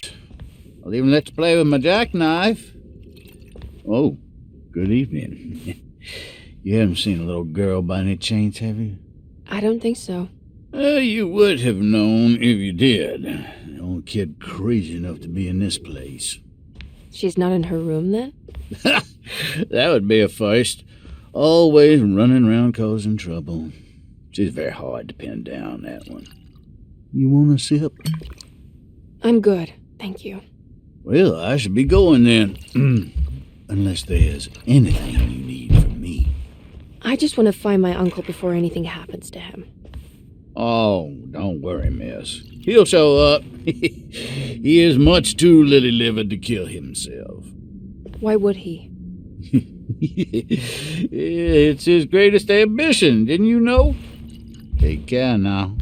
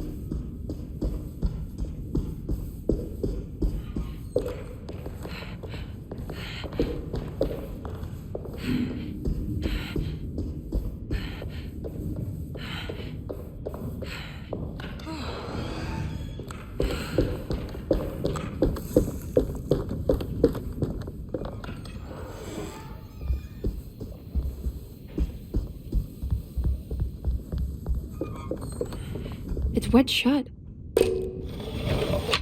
It worked.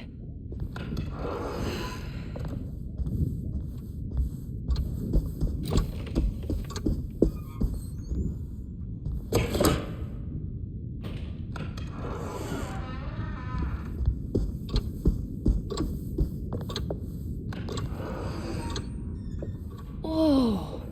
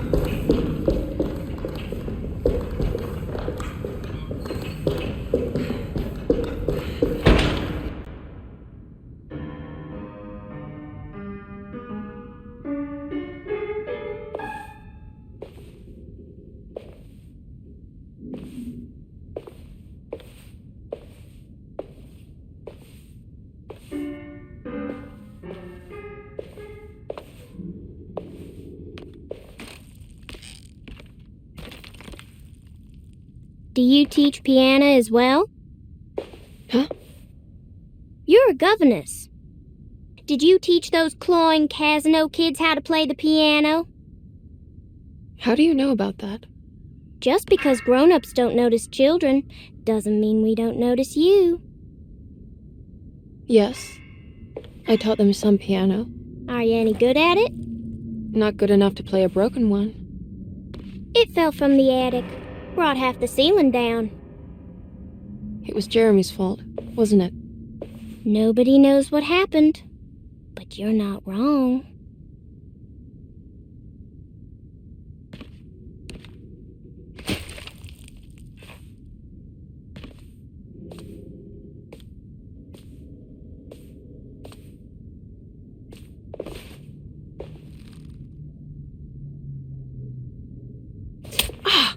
What are you doing?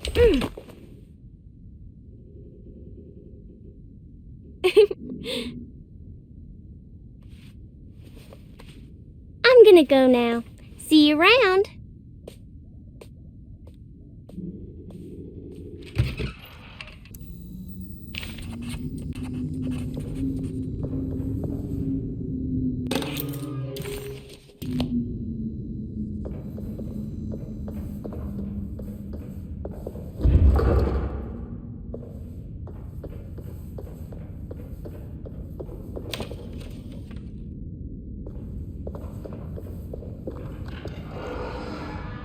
Ugh.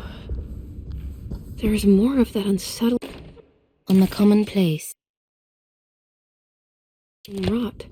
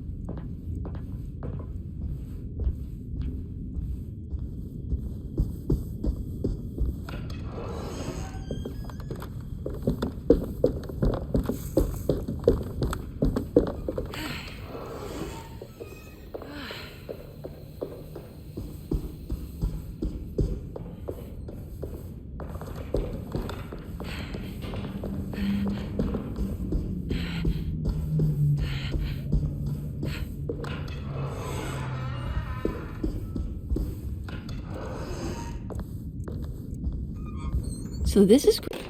Don't you worry, Grace. Grace's room. Cute.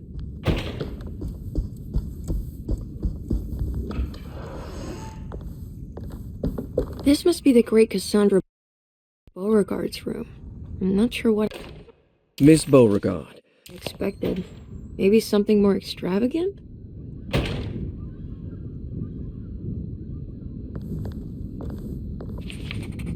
What's that?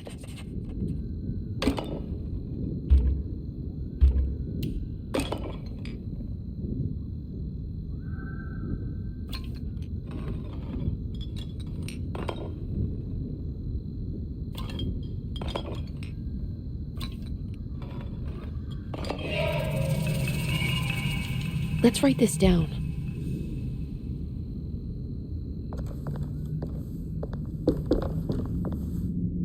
I think I've seen this somewhere.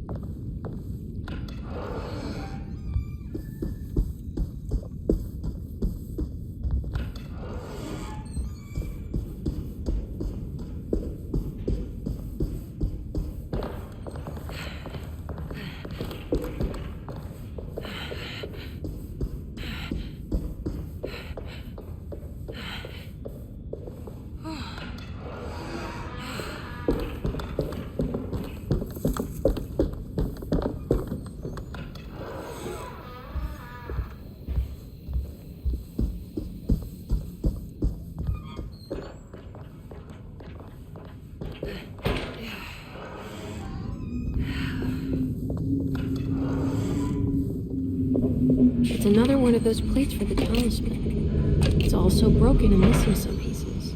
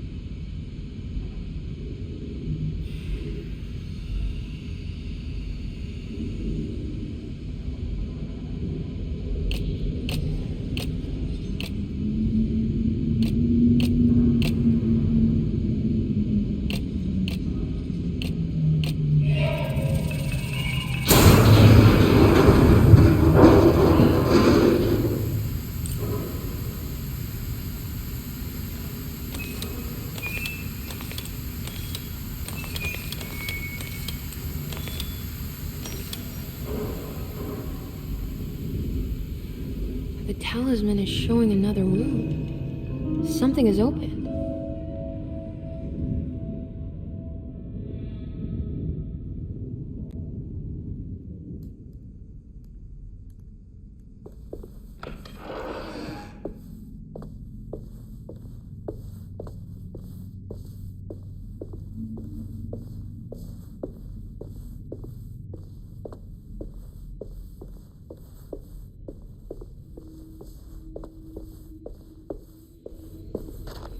It worked. I'm in another one of Jeremy's dreams.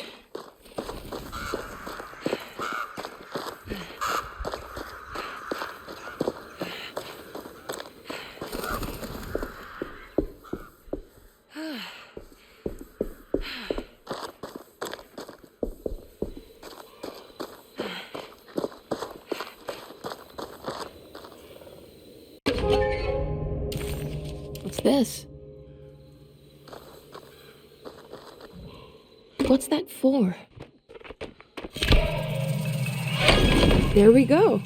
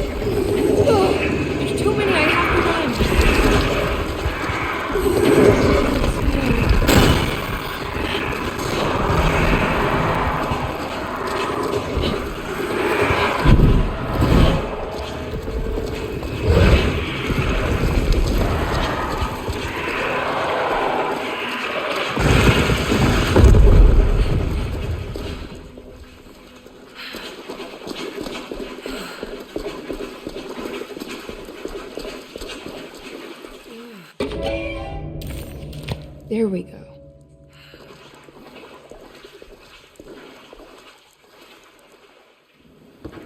Yeah. Yeah.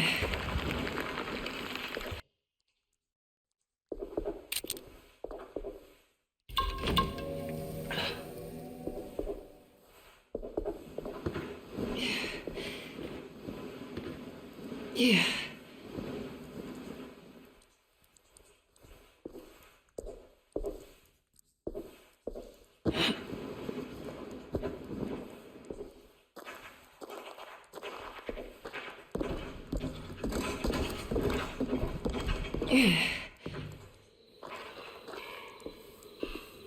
I made it out.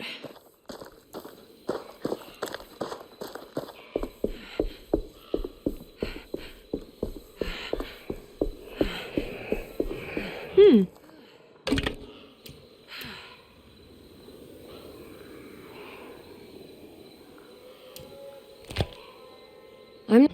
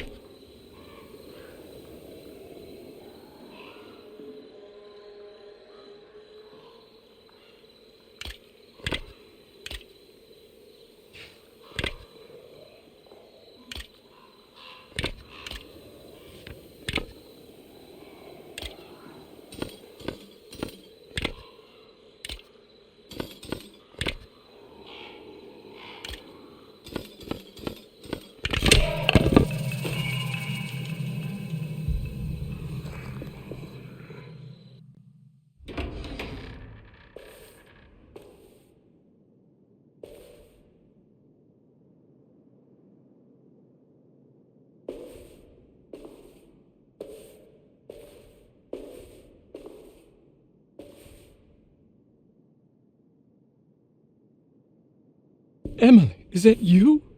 Jeremy. What are you doing here? You sounded so miserable in your letter. I've come to take you away from here. I can't believe I made such a foolish mistake. All I wanted was for you to stay away. What do you mean? I bargained with the Dark Man. A pact to keep New Orleans safe with my own life as tribute. The Dark Man isn't real, Jeremy. There is nothing he can do to hurt you. How do you think any of this is happening?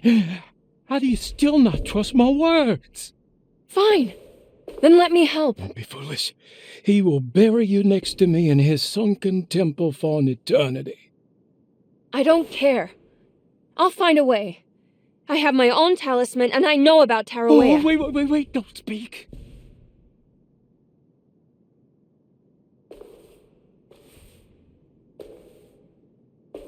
Who's in here? Show yourself. You know who, Emily. He took your grandfather. No, I mean it. Who's in here? I can feel someone's in here.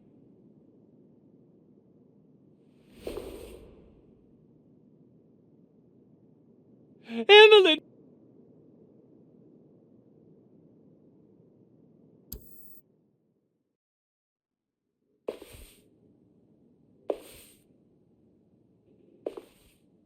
Tara.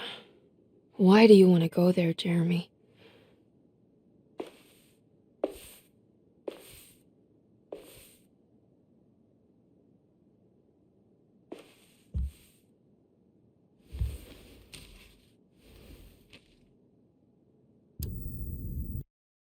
I've seen so many strange I need to find out more about Jeremy's pact with the Dark Man. He meant to go to Tara. Maybe there is something there that would help.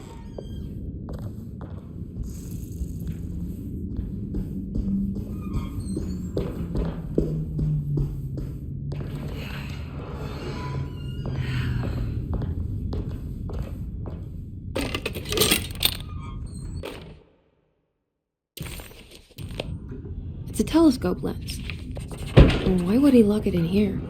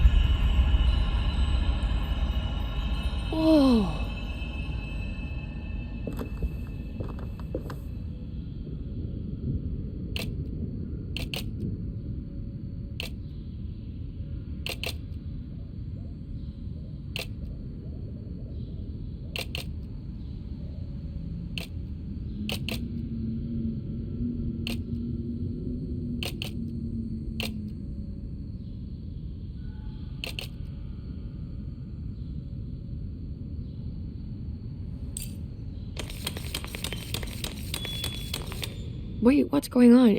It's entering the numbers by itself? Okay, great, so where is that?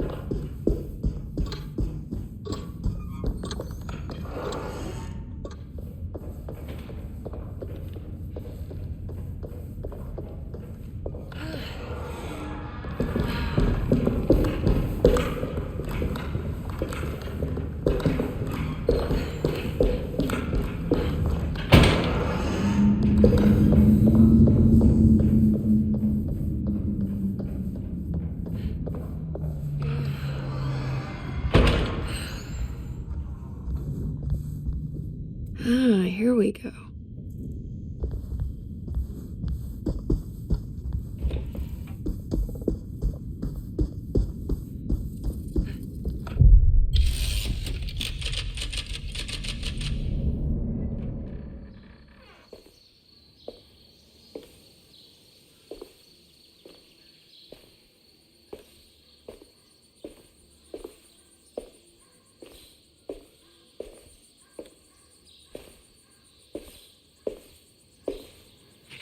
You should not have come, Emily. How do you know my name? Have we met? In a manner of speaking. As a manifestation of Yermi's deepest desires, I am to you unfamiliar. Yet I know of you. Are you Jeremy? Is that what you're saying? I am only his subconscious thoughts. I cannot speak for his totality. How come you have a Spanish accent? And what is this place? Is this Tarawa? This is indeed the fabled Convent of Tara, where Yermi goes to find peace during his sessions with Dr. Gray. It's all fantasy then. Based on the things he has read and seen. And that includes you. Yes. My name is Juan Luis Jorge. Yermi once read a book of mine. It stuck with him.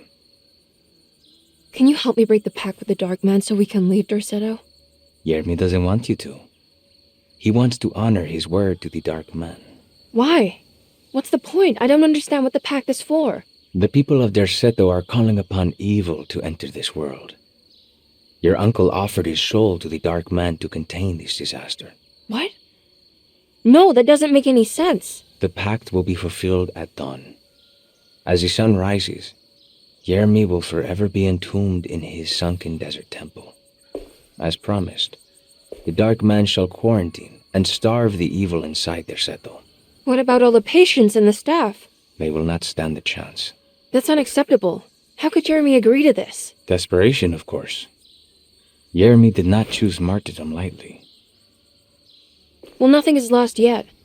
I'm sure I can find a way to break the pact and save Jeremy, and hopefully the people at Derceto. What even is this evil you're talking about? I don't know much. I think some nightmarish entity from the Bayou. I'll just have to deal with that later. First, I have to get Jeremy out of his deal. What? Did you run out of arguments? You're actually quite inspiring, Miss Emily. If we put Yermi's feelings aside, I would have to say I agree with you. Really? You might just be able to save the old man from himself. I think you should take a look in the convent library. Try to find the truth about Yermi's relationship with the Dark Man. Okay. You should know that you won't be alone in those grand halls.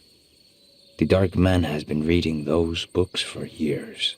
He's here? You'll have to be very careful. Of course. I can be careful. Good luck, Miss Emily.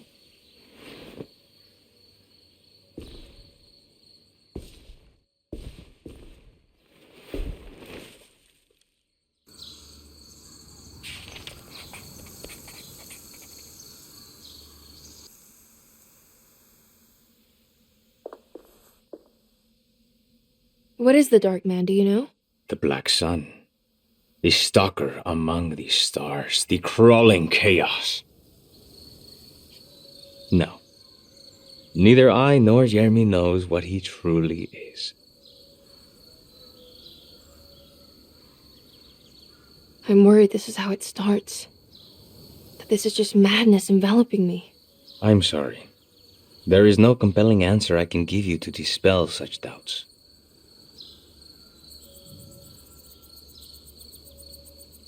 Well, I've put this off long enough.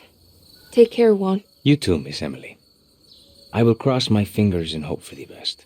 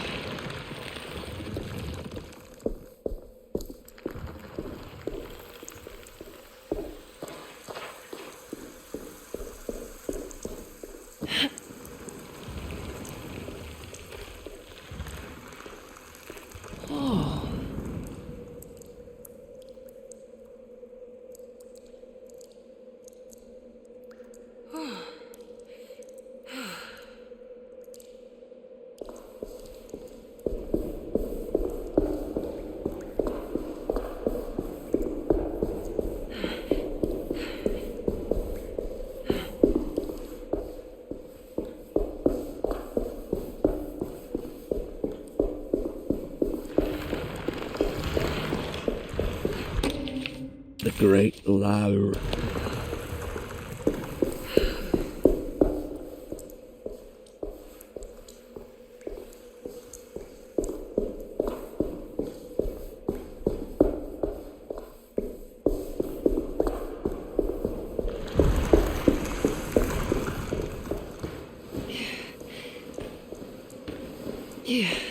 What's this?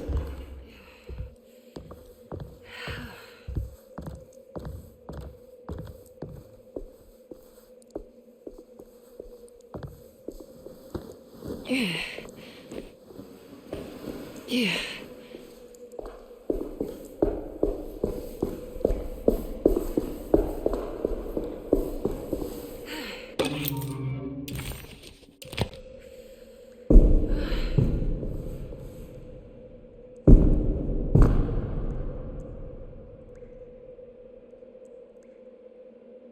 Oh no, it's the Dark Man.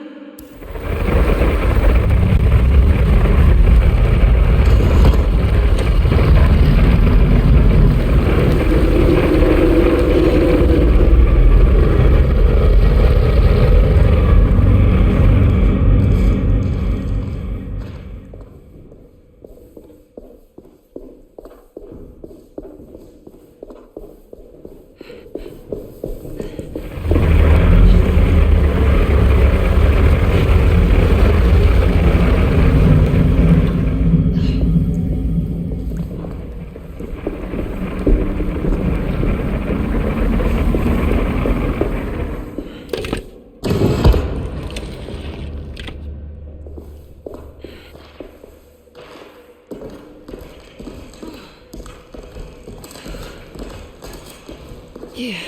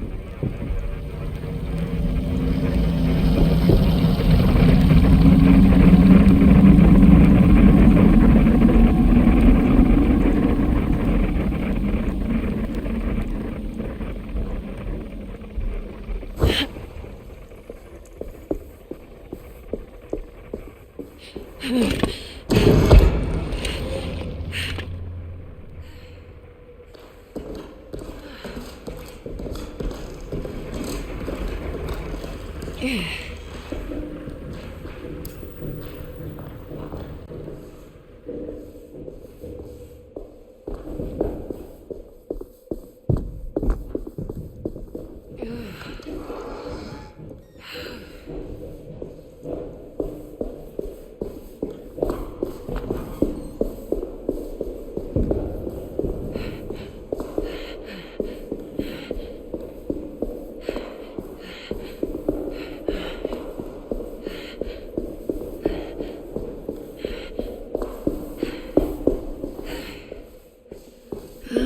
we go.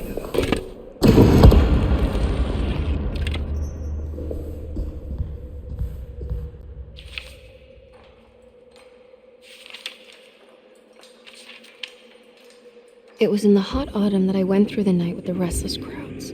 He was a kind of itinerant showman who held forth in public halls and aroused widespread fear. The New Orleans address of the event is lost, but I remember distinctly the Prext shipping company pressing their contribution. Emily!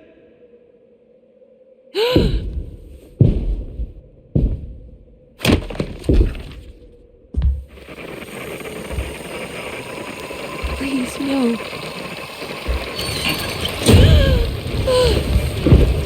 I hope you found what you were looking for, Emily. I fear there is no going back.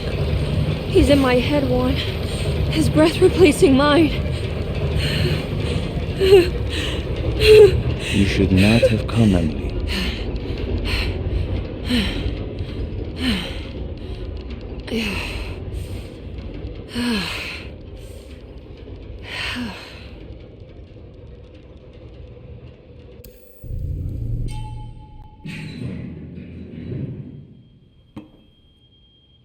Well, if it isn't my new best friend.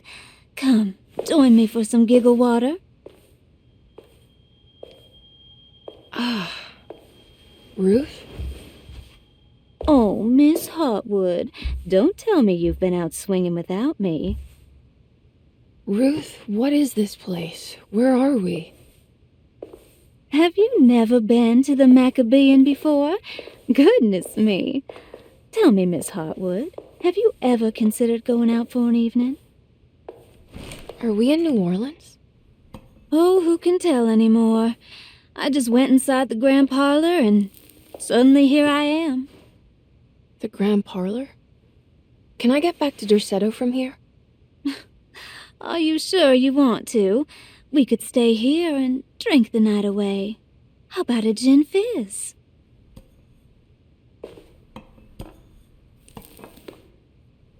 If this is New Orleans, maybe I should go further. Find that magic show the book was talking about. But there was no address, just Preg's shipping company. Oh, is this about where Jeremy met the Dark Man? How do you know about that? Jeremy talked a lot about the Dark Man. I always felt a bit envious. How so? If an all-powerful entity showed me any interest, I'd at least hear him out. I'm sure he has plenty to offer. I don't think you'd want that, Ruth. You're too sweet for such darkness. Oh, please. What kind of blue nose do you take me for? I relish the darkness. I think it suits me.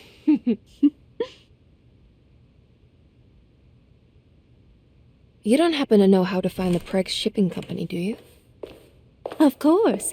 Their office is just over there. Whoa, what happened?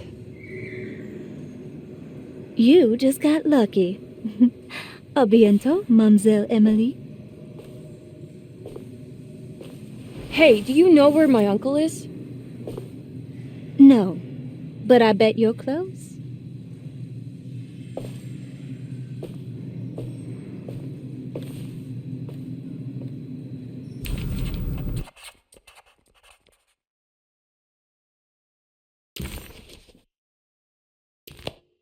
It was in the hot autumn that I went through the night with the restless crowds to witness the enigmatic Black Pharaoh.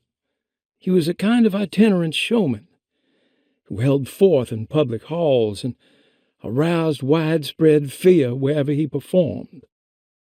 It was the sort of thrills my father sought out, especially if there was a promise of electrical trickery. The Nolan's address of the event is lost, but I remember distinctly the Prext Shipping Company pressing their contribution in the morning papers. There were rumors of an Egyptian sarcophagus being a part of the act, something which kept me wondering how they had carried that up the seemingly endless stairs. The details of the showman's performance have almost been entirely replaced by dread, the kind that numbs and hides the terror of something unbearable. What is certain is that ever since that night, I can't remember a single day passing without seeing or sensing the presence of a dark man.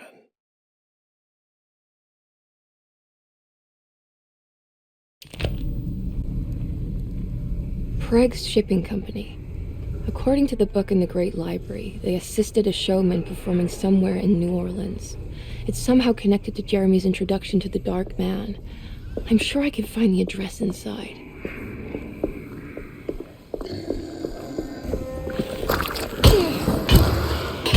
My weapon broke!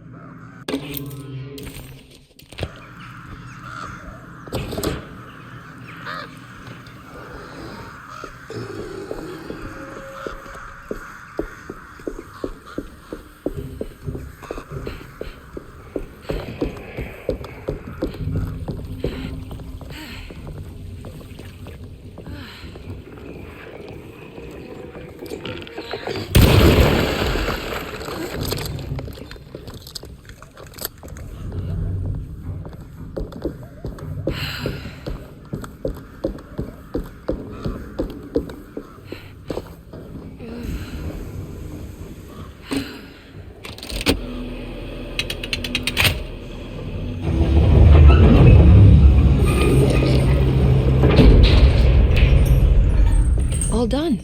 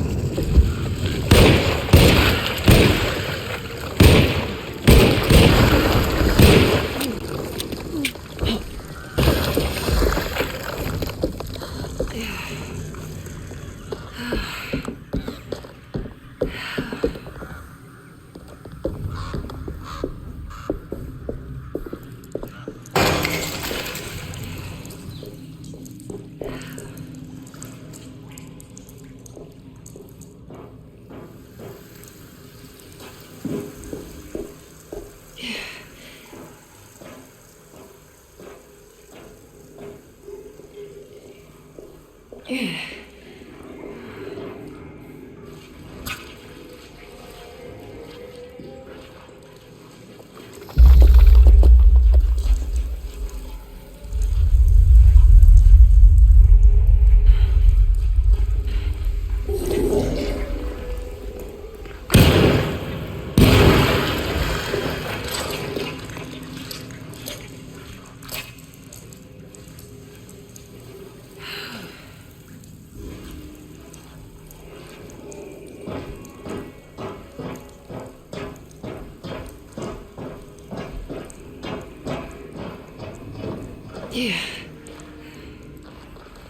All right.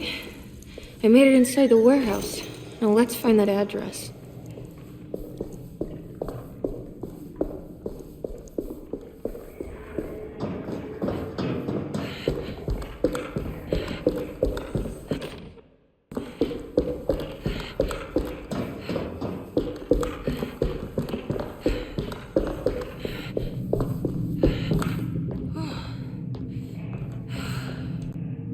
This is getting ridiculous. I mean, I'm not complaining.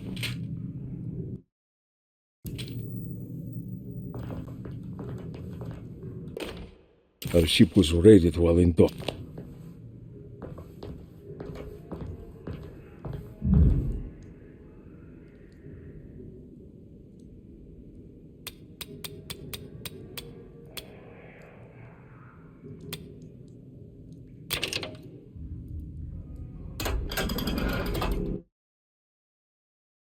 Gotta go manifesto. This is it. The address to the theater where Jeremy first met the Dark Man.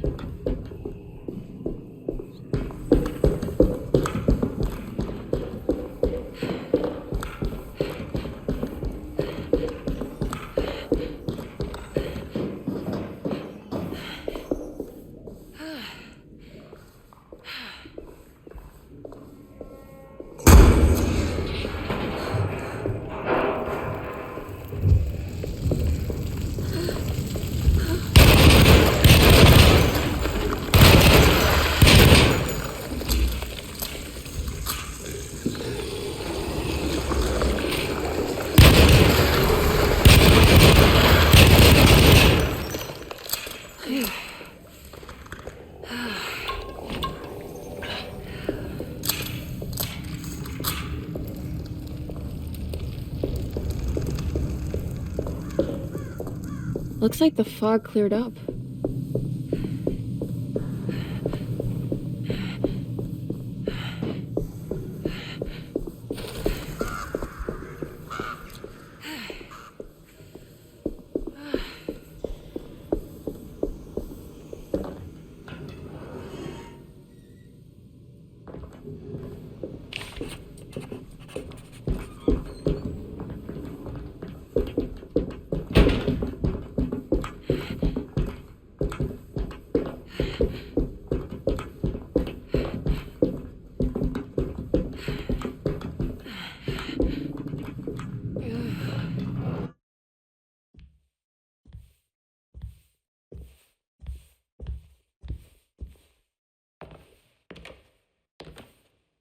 You shouldn't have come. Don't say that. You needed my help. All I wanted was to keep people away from Derceto. Especially you, Emily. You're the only one in the family who forgave me for choosing old age over death. Father still cares for you? He is paying for your treatment at Derceto. To get rid of me! That's the only reason anyone's at Derceto. Someone in the family thought you were becoming an embarrassment. Help me get you out of this mess, Jeremy. I want to take you away. Your father would send me right back. What if I take you up north, to Kingsport? I know Mother still has family up there. I've been thinking about going for a while now. I haven't been to Massachusetts in years. I still paint from memory, you know. That old lighthouse makes for a great motif. Your father and I would go almost every summer. Then when our great-uncle died, we stopped going back. What is there to be done about the Dark Man? He's the one holding you back, right? You feel like you can't leave without paying your debt to him. The Dark Man has been with me since I was 12 years old. He was standing right on that stage right over there. For a brief moment, his gaze held mine. And that was it. I recognized him for what he was. The Heartwood curse embodied in flesh. I thought it was my turn, but I was only there to be mocked. Instead, his attention moved on to my father sitting next to me. I turned to him and saw his face. The whitest shade of pale I've ever seen. He bit off his tongue that night and suffocated. What can be done, Jeremy? Please. There's a way. 2 ways to be exact. One worse than the other. A written contract, now buried inside his sunken temple. Don't you remember what it said? I don't want to. Try, Jeremy. What did the contract say? No, we can't. We can't let New Orleans suffer that blight. I have to make this sacrifice. What are you talking about? Is this the thing from the Bayou? Juan said something.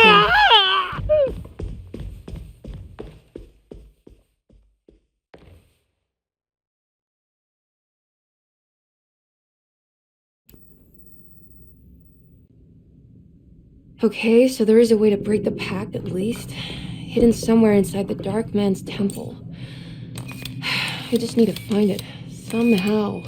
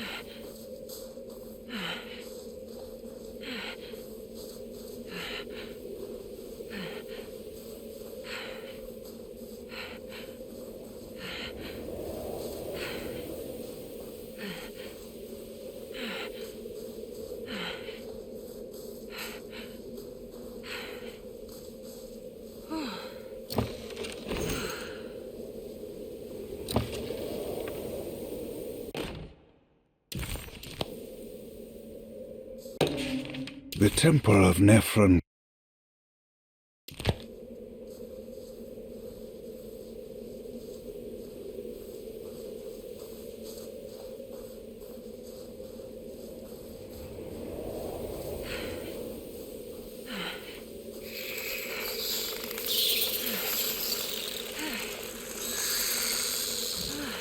Okay, you can do this, Emily.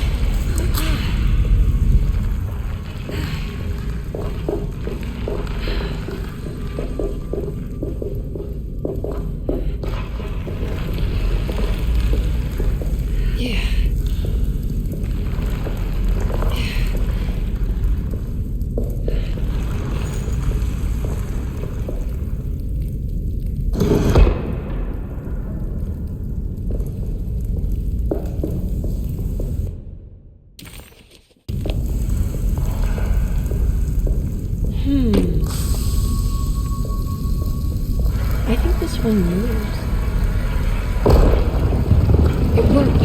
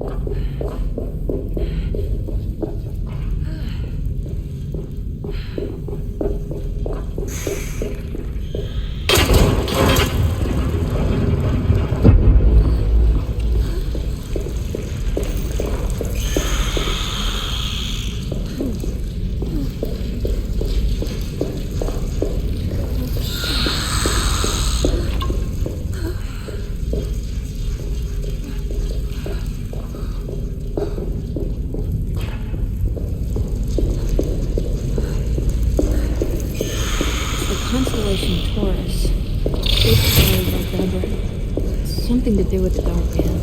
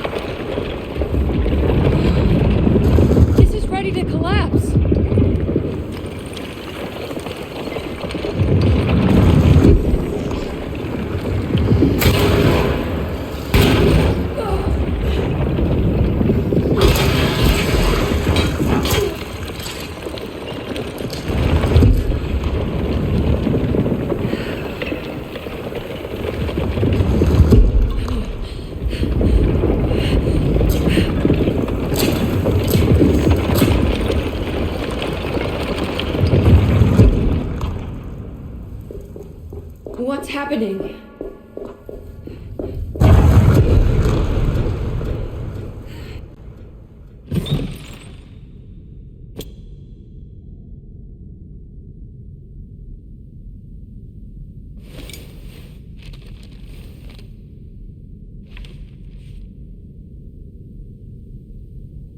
Acknowledge psychological trauma, break through the barriers of self-deceit, temper manic behavior. Is this it? Is this the contract? Huh?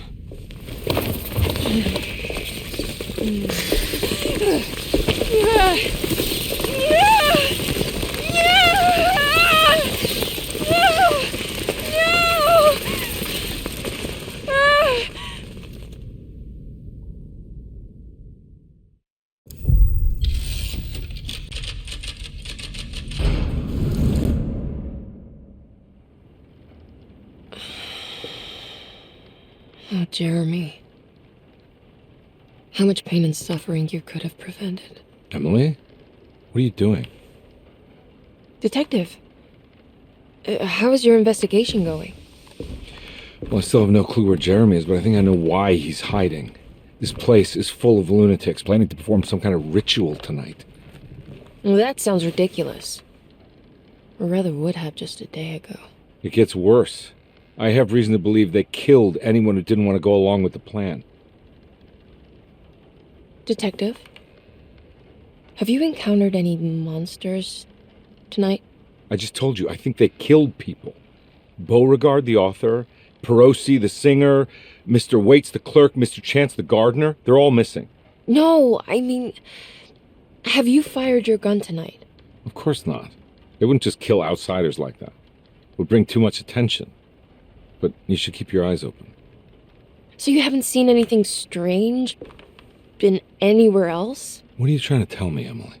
Are you in some kind of danger?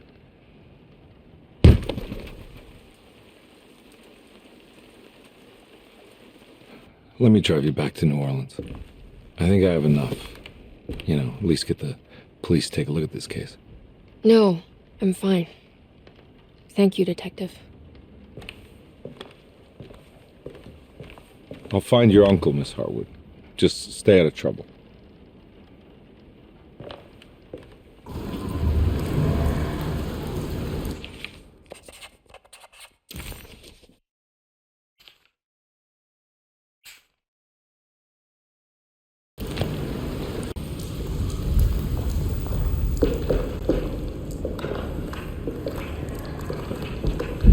It's getting rough out there.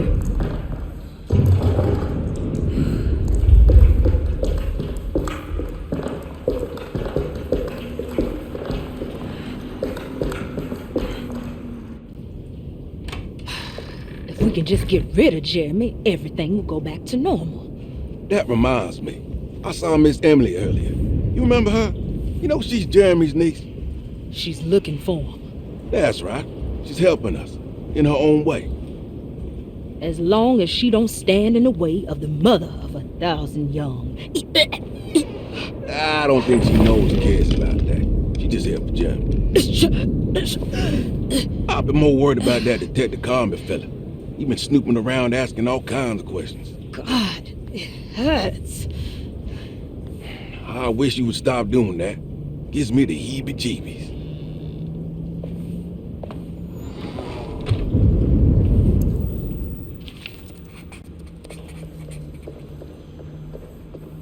The orderlies, Baptiste and Lottie, were back at Derceto as well, like pieces of Emily's past haunting her. She couldn't figure out if they were on her side or not, and what was Lottie suffering from?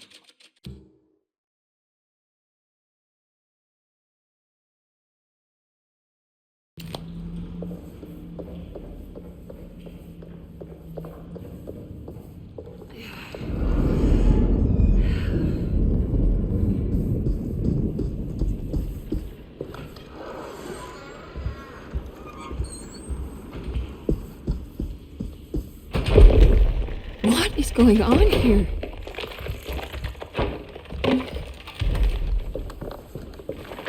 Oh, I don't want to run into the orderlies right now.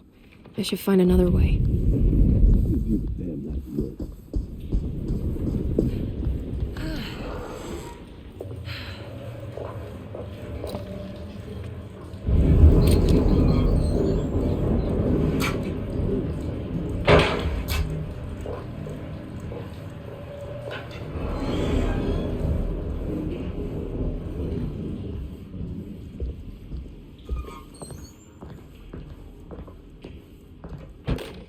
We must have faith that...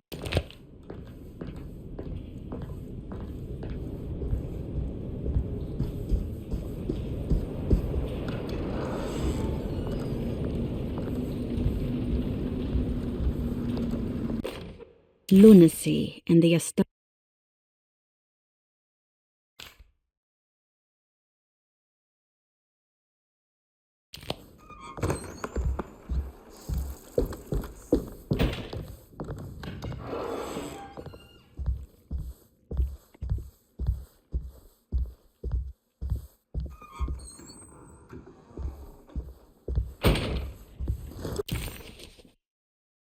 There's no evidence of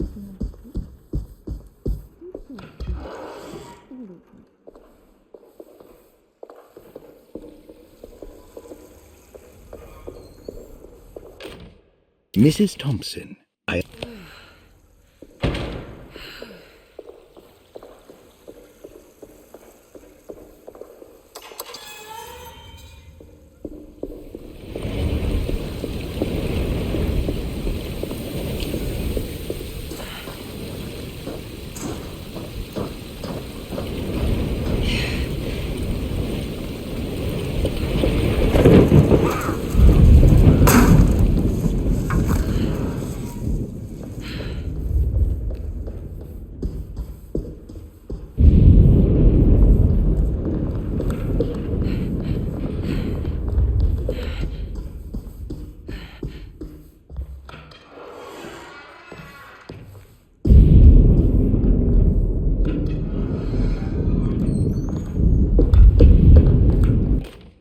Detective Comby.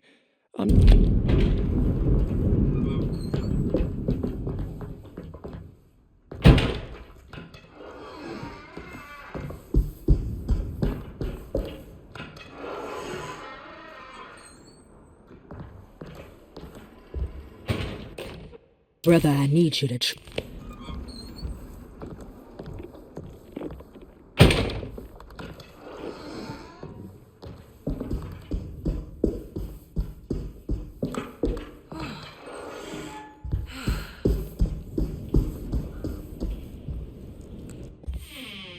Hey, little lady, how's your evening been going?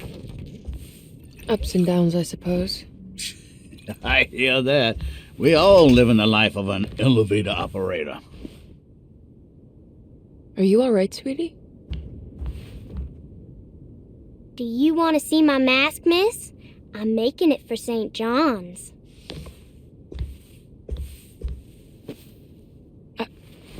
How did you...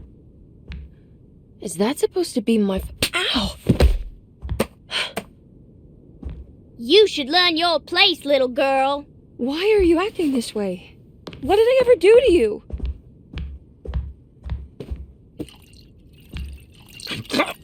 Grace! Grace!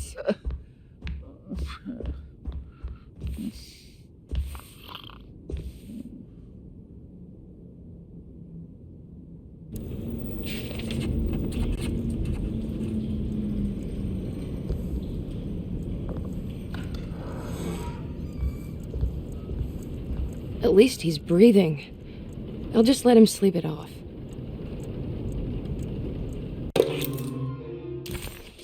I'll just borrow these.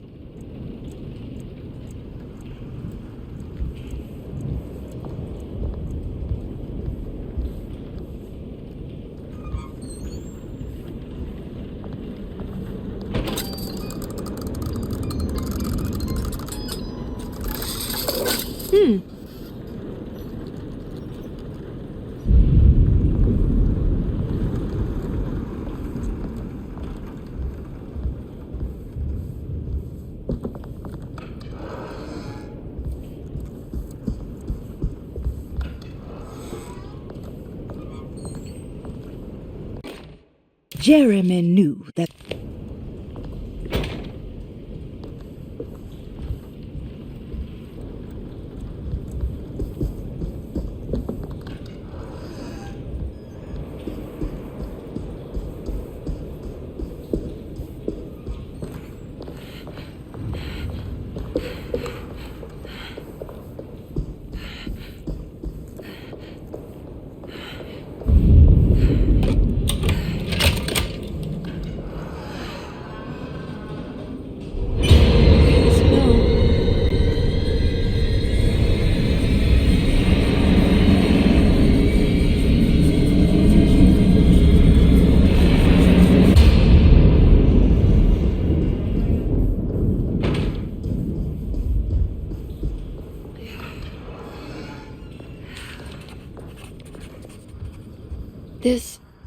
This is my room.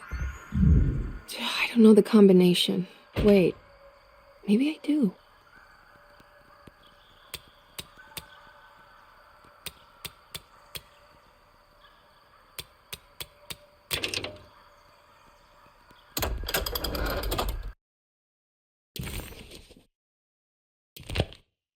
Darling, I finally found... How long have I been here?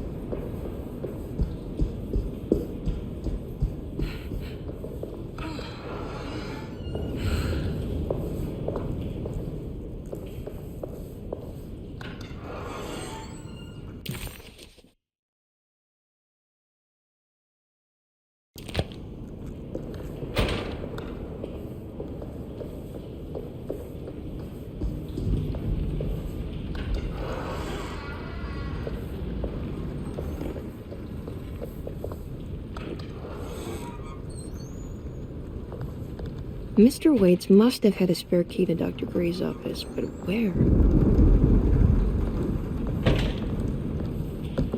I don't know the combination. Wait, maybe I do.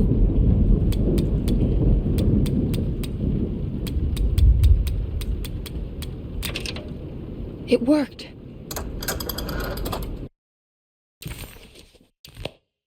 The last guest in the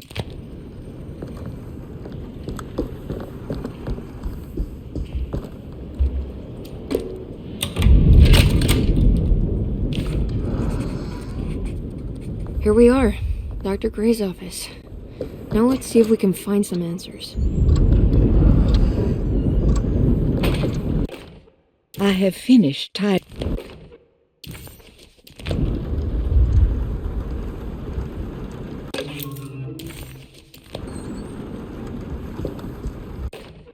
Dearest Dr. Manzetti,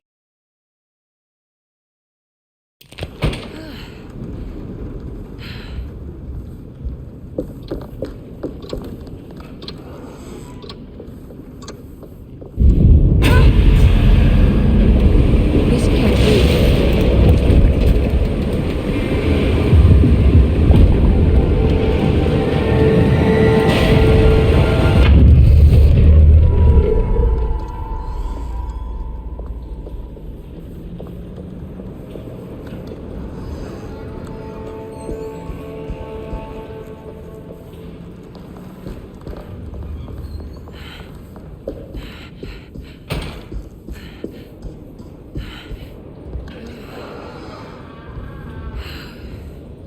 There's something missing.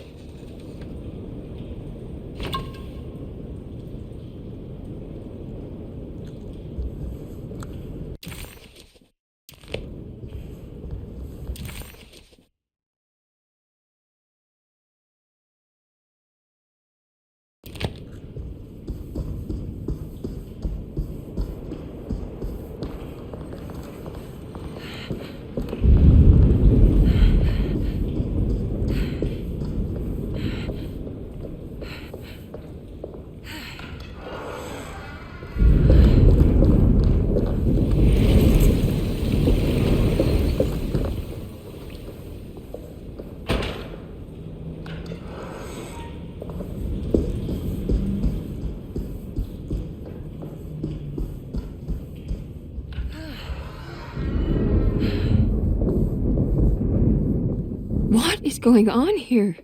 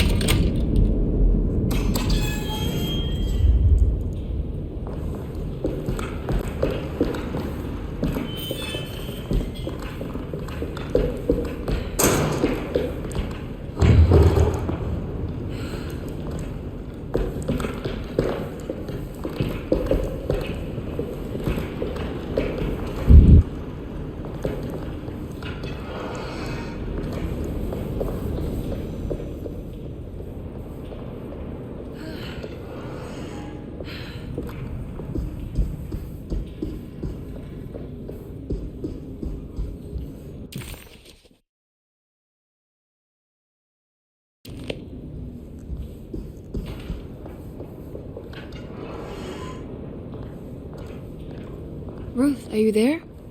No.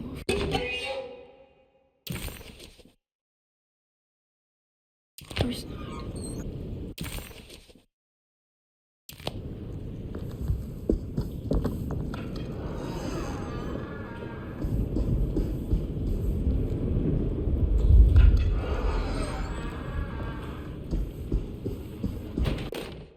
Sometimes.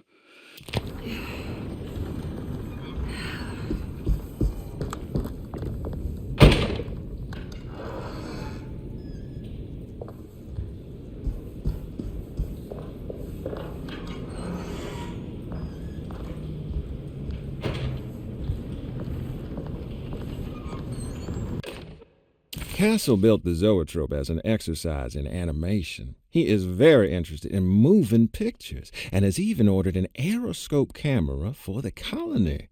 I'm looking forward to seeing what kind of phantasmagoria he will produce. For now, his zoetrope entertains me greatly. It's not the little man passing his head, while quite humorous. It's the spell of that flickering light as it rotates. I swear it takes me back to my childhood in a most profound way.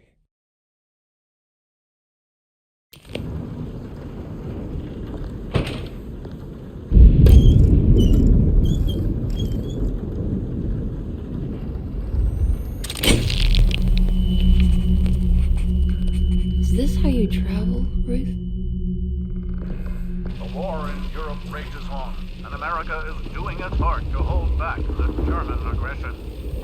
Ships from Boston and New Orleans. I'll find you, John.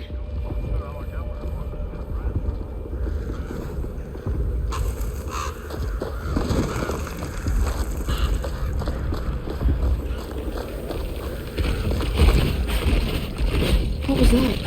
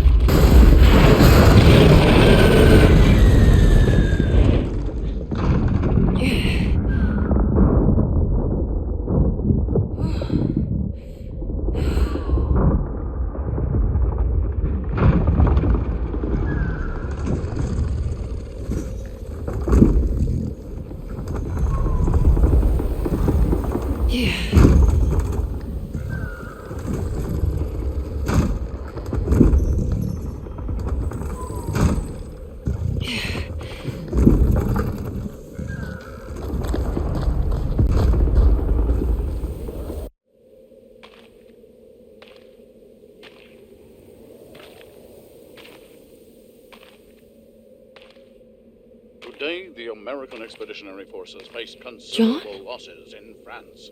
The brave men fallen on these Elysian fields will forever be remembered as defenders not of just Europe, but the world.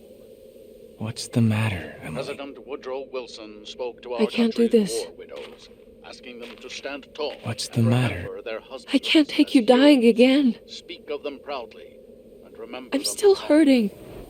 What's the matter, But Emily? the war effort in Europe is not our Your death was just so... Death numbers on the home front Shameful. are on the rise due to the deadly influenza known as the Spanish flu.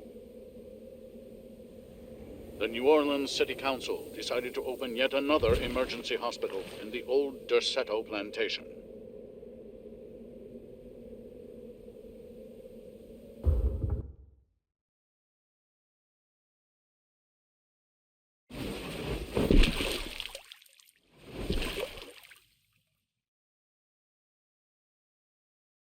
Where is this? Where am I?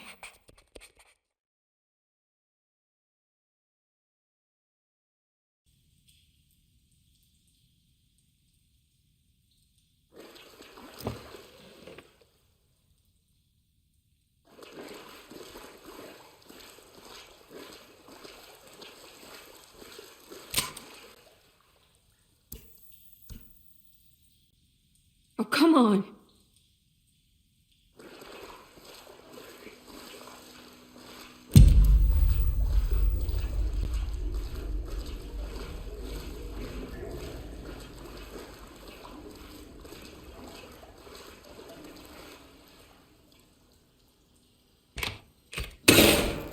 That's better.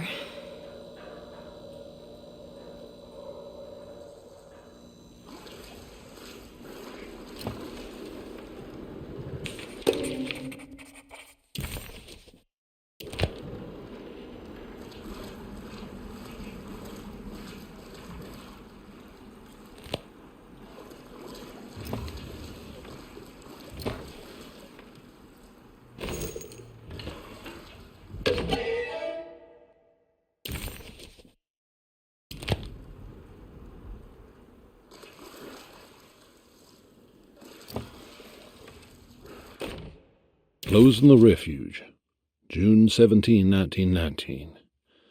It is with a heavy heart that I must declare the Derceto Refuge to be harmful beyond saving.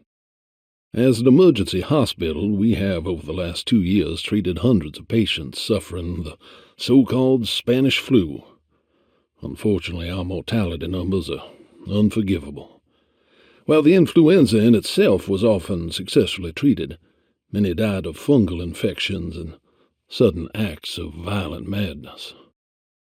In order to dismantle the refuge safely, building engineers will survey what parts of the house are especially contaminated by the peculiar rot discovered by Jean-Baptiste Tabois. The rot is believed to be the main perpetrator in spreading the deadly fungal infection, but also the cause of the incurable madness. The most afflicted rooms will then be sealed permanently to create a cordon sanitaire. As the dead seem to exacerbate the spreading of the fungal infection, all bodies that can't be cremated by tomorrow will be forever entombed inside Derceto's sealed section. The refuge was never meant to be permanent, and as the influenza epidemic seems to be in decline, it stands to reason that we shut the facility altogether. Many brave volunteers have helped for very little pay to treat those in need for almost 2 years, and we are forever in their debt. All surviving patients will be transferred to other medical facilities around New Orleans as soon as possible. At the end of the summer, we should be able to leave Derceto to recover. Dr. Isaac Herbert.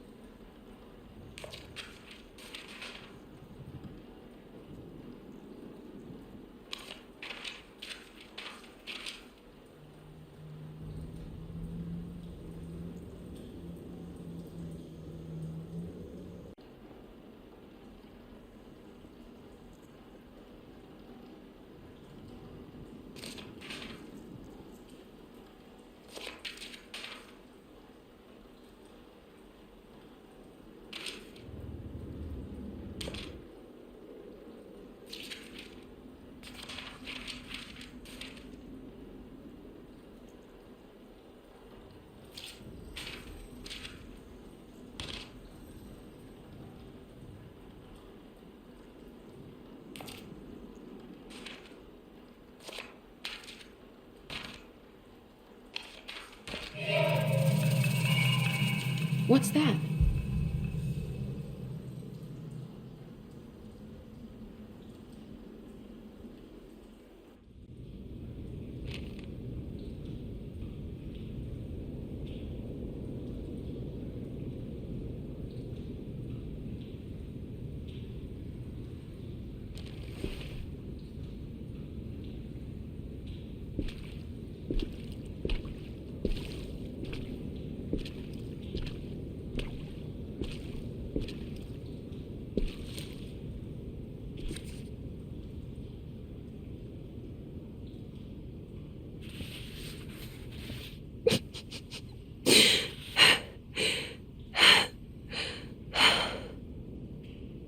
$2.17.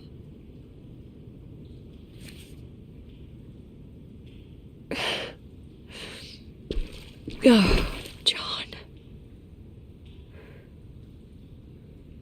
I didn't know this is where you would end up.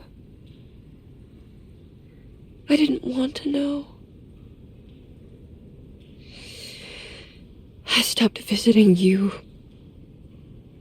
because I couldn't stand the indignity of your awful illness. I was ashamed of you. Ashamed of myself. Forgive me. Please, John. Let me go.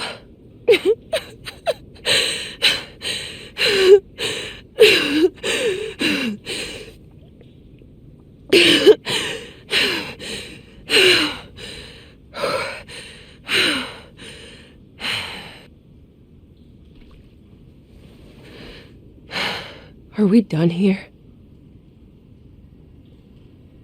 Is this what you wanted?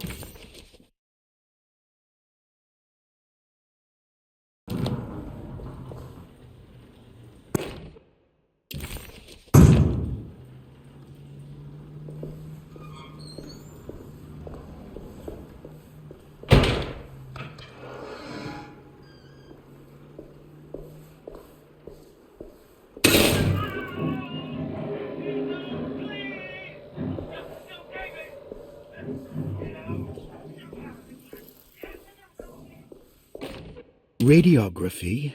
Patient Jeremy. Hypothetical psychosurgery.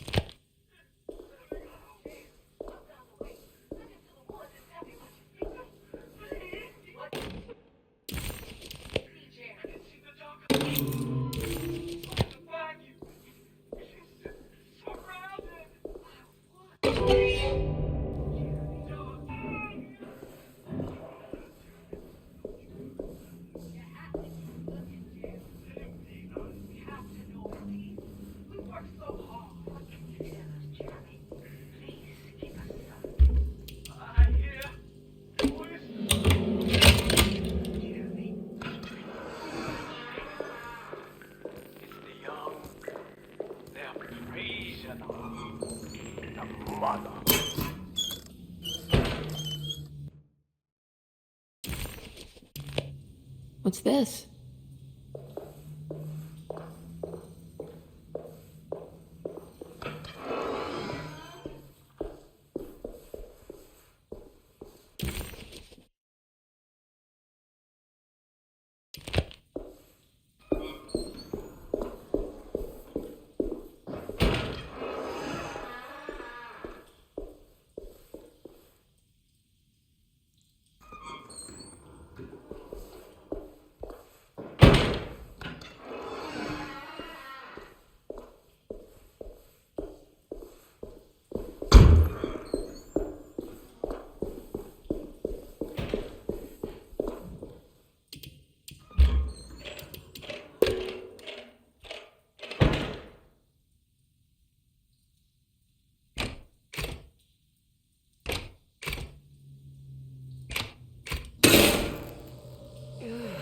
Oh, that's better.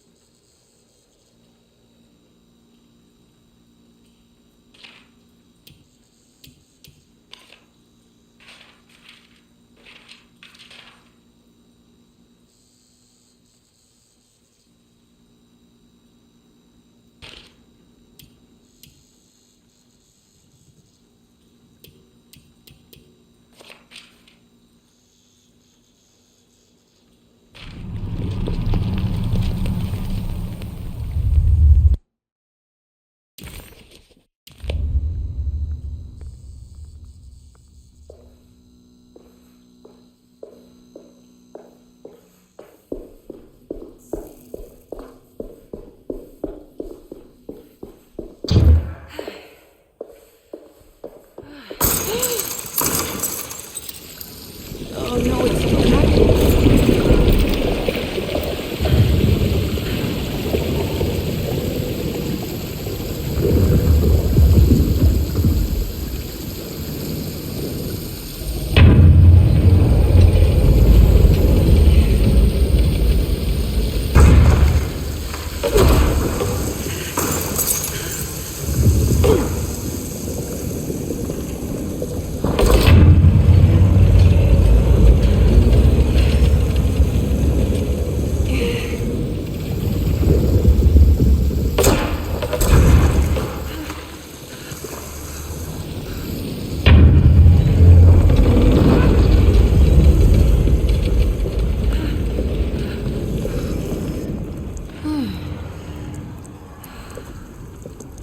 I guess I never got a chance to look around this place.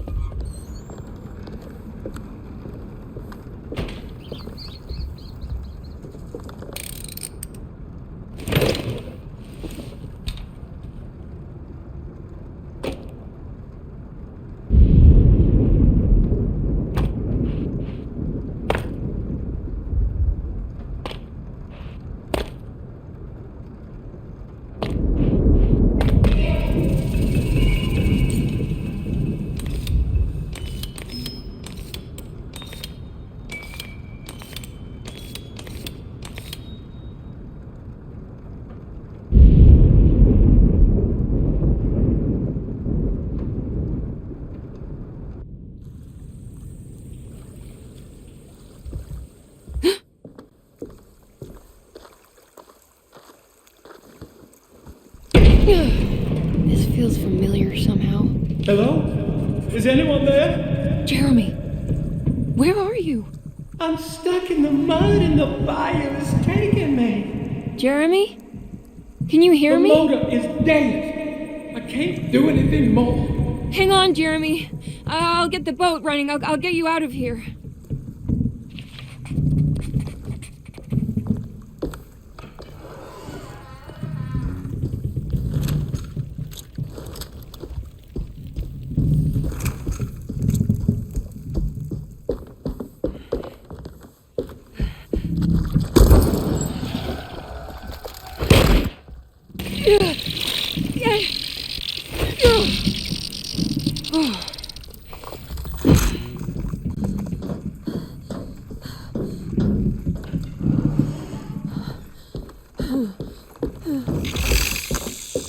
The boat is run aground, crashed right into the bayou.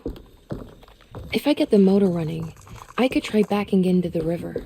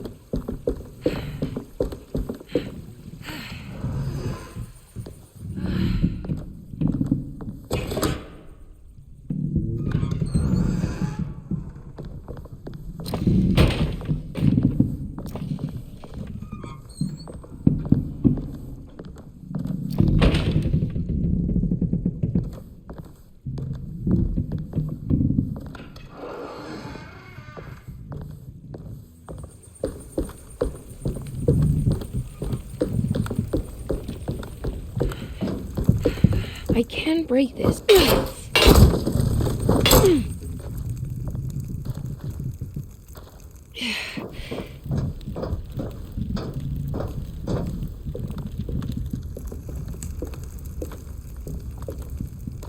Yeah.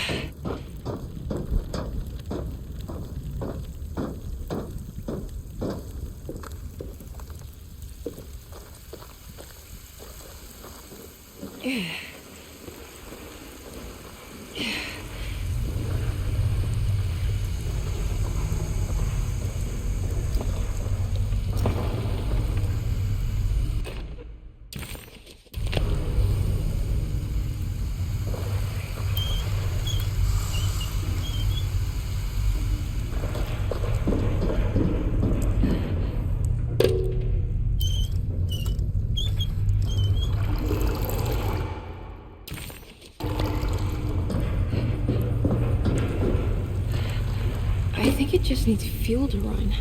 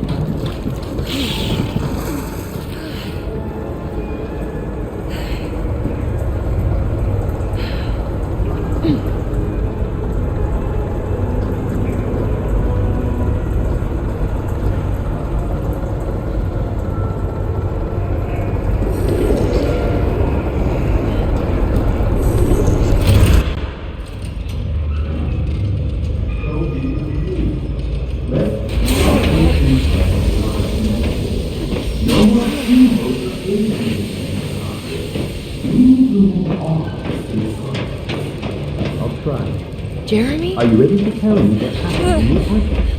What's happening? I put a rope around my neck, and then I strangled all life from my body. Uncle! Are you under the impression he was to die? Yes. No. I was supposed to die. What does that mean to you? That you were supposed to die? I'm the catalyst. I had to die to make the story happen. Story? What are you referring to, Jeremy? 30 years ago, Frederic needed me to die. Jeremy! You're not making any sense, Jeremy. Come back. Find your focus. Uncle? I cheated everyone. I didn't play my part. I escaped my doom. Destiny. Again, find your focus. Jeremy! Now everything is wrong. Nothing is in place. Hey, listen to me. We're gonna drown. Calm down, Miss Hartwood. You're not in any danger. But Jeremy, he was here, wasn't he? Miss Hartwood, I am beginning to suspect your family curse is catching up with you. Have you ever talked to a doctor about your condition? No, I was just confused. I thought I saw him for a moment. I'm fine. I'll let you be. Miss, I want you to know I'm here to help, if you need me.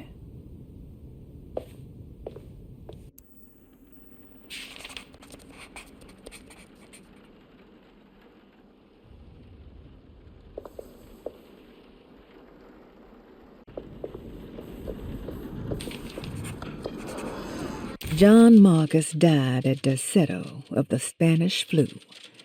Emily stopped visiting him because she didn't want to see him waste away.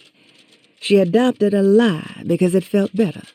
Emily hated the pathetic man that passed away in Derceto, but she was very proud of the man she made up. A man who died a martyr in the trenches of France. This must have been the true trauma that the Dark Man specified in the contract. But why was it Emily's and not Jeremy's?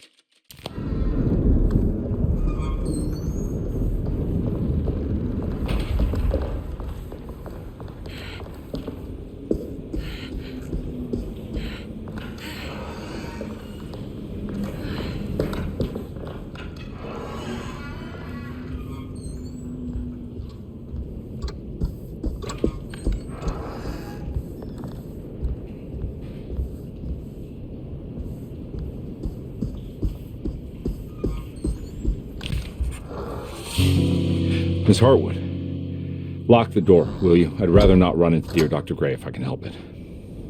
This feels strange. So very strange.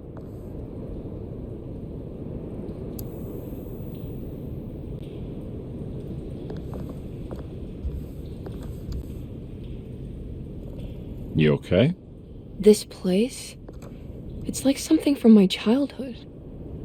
It's just a private study of a very peculiar man.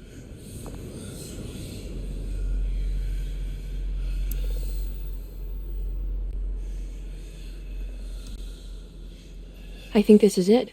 I'm properly mad. You should be. Dr. Gray's playing with fire. Derceto's a powder keg of loonies, all ready to play their part in a murderous cult.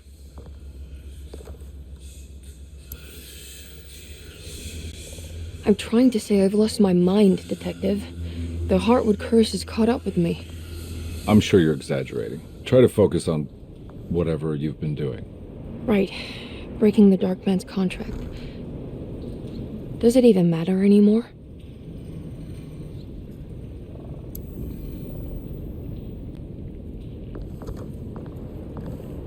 There's a book missing.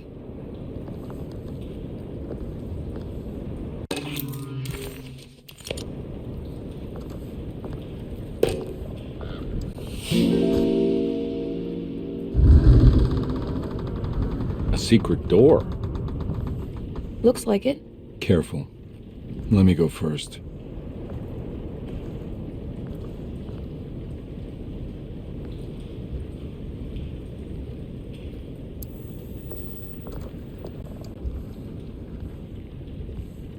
Now we're talking. Great job, Emily.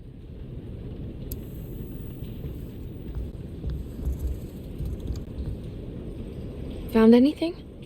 Oh, Dr. Gray's in so deep, I knew it. He's as mad as his patients. I mean, look at this. She who can till the soil of this sick world and begin again, the black goat of the woods with 1,000 young. Absolute insanity.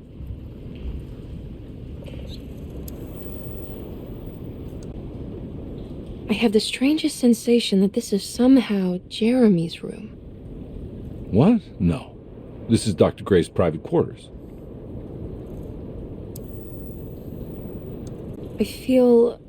I want to apologize, Detective, for my elusive behavior tonight. I'm glad you haven't given up on me and my uncle yet. You got nothing to apologize for. In fact, you've been out of my hair for most of the evening, you're self-reliant, and you've been helping with your own particular brand of investigation. As far as I'm concerned, you're an exemplary client. Thank you, Edward. Mr. Carnby.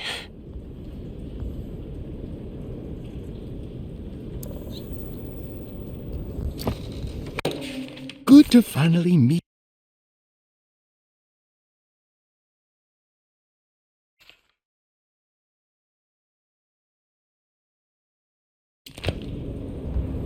This has something to do with the numbers for the talisman.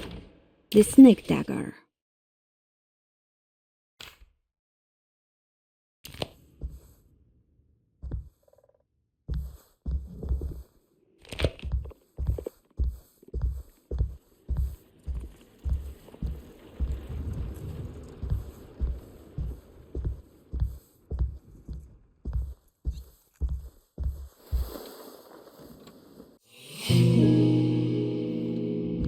I can't believe I didn't see that before.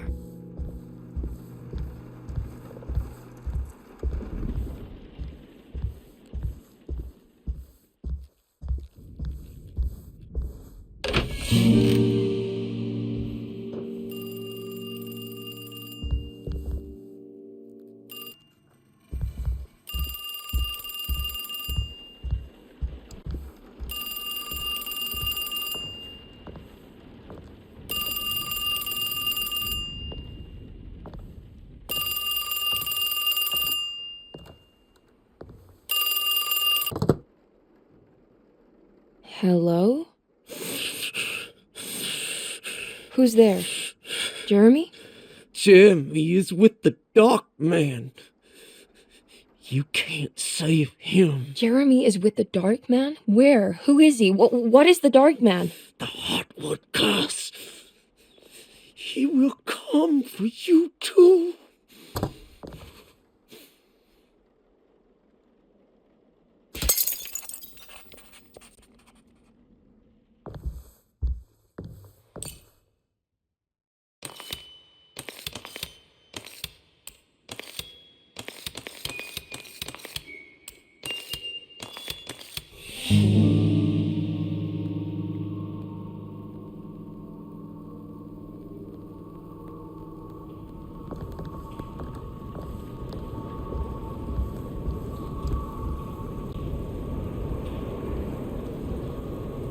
You heard the telephone ring, right? No, the telephone's cut off.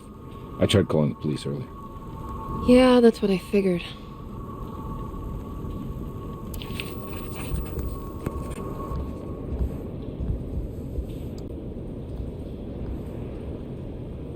Hey, Mr. Carnby? What? Nothing, right? It's a closet? That's right, Detective. I'll see you later. I have to finish this. You're going inside the closet? I know what it looks like, but I can't explain it, much less justify it. All right. You do what you have to do, miss. Goodbye, Detective.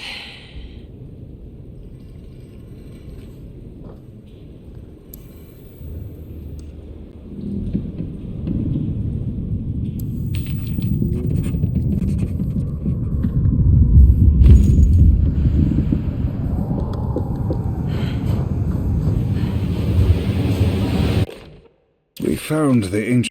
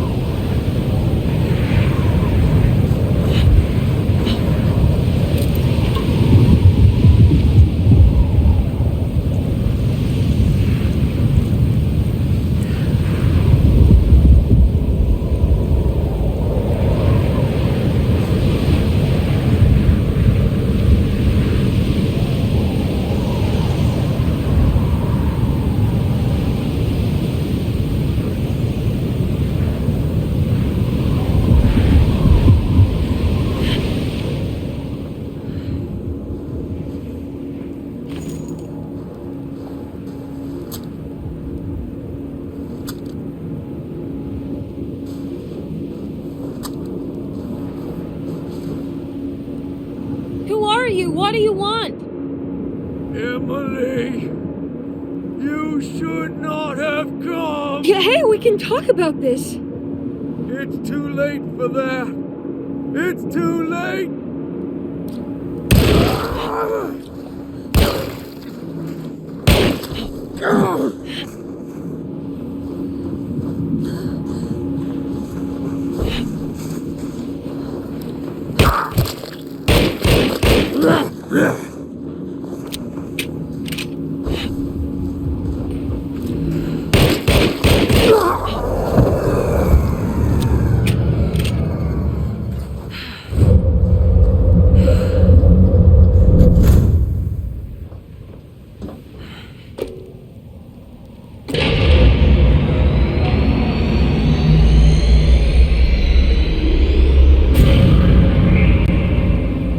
If the Dark Man is going to be in the middle of your existence, Jeremy, then at least set everything in order.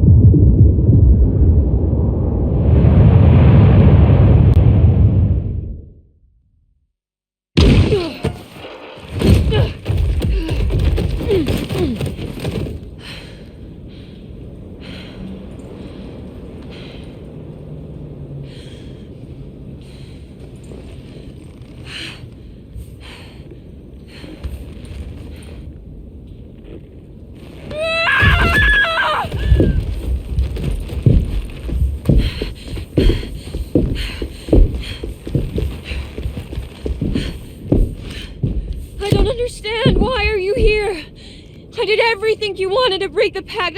What else can I do? Wait, it did work. That's why you're coming after me. You're in my head now.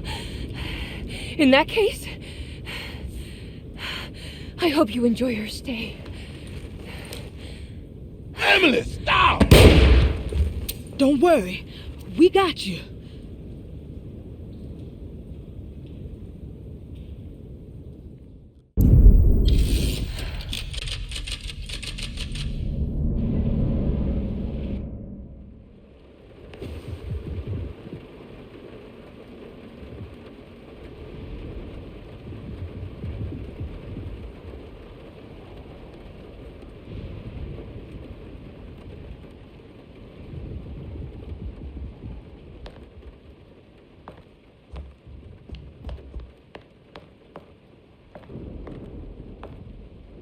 Are you alone?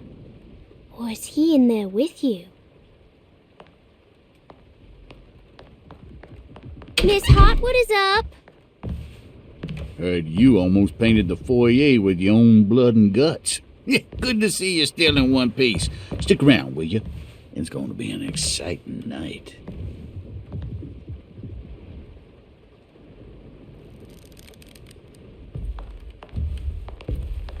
Good to see you made it, miss.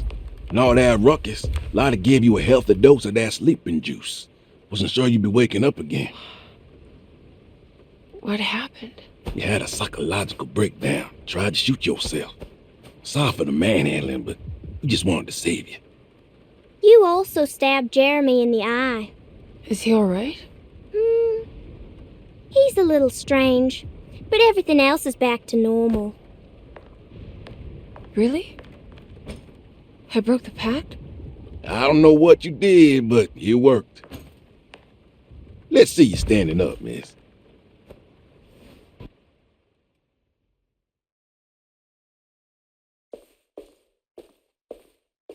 Jeremy, are you okay? I'm so sorry for hurting you. How can you ever forgive me? Emily, I missed you so. I do hope you'll stay with me for a while. Uncle, what's wrong? Is it anesthesia? He seems so meek. I wish that was the case. It turns out that you managed to lobotomize him. It's actually quite impressive considering your technique. This is permanent? You sacrificed a piece of his mind to save the whole. It's a little like treating a bad knee by cutting off the leg. It's blunt, but it works. That's terrible. Perhaps. But at least he won't suffer anymore. Do you remember the Dark Man, Jeremy? Ah, yes. Where did he go? I hope he is doing all right. You see? With a violent stab, you made any future treatment quite redundant. I assume you will be bringing him with you back to New Orleans. I will. I just need to find Detective Carnby.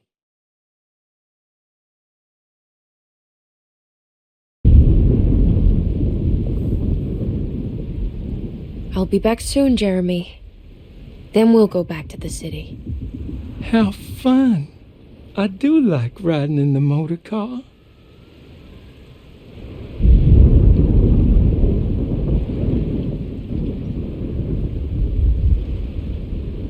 Is there any chance he'll relapse back to his previous condition? None at all.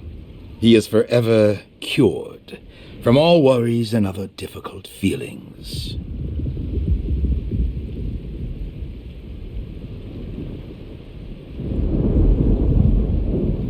Have you seen Detective Carnby? I'm sure he's around here somewhere, poking and prodding.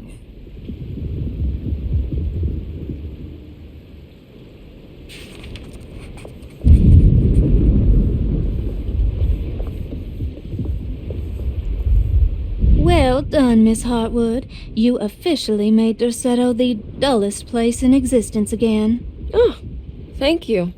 Happy to be of service.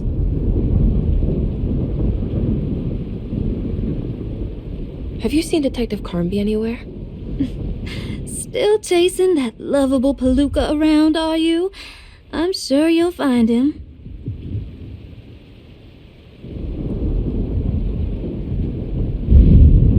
Can I write to you when I get back to town? You are too sweet, Miss Hartwood. I'll look forward to reading all about your tedious routine.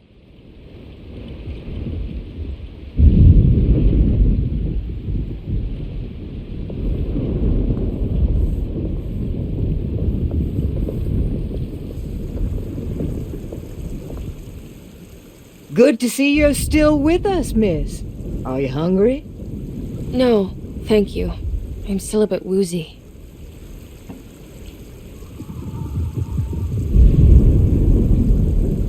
Ooh, is that gumbo? I make it every year. We set up a little feast by the wishing tree and start a new year together.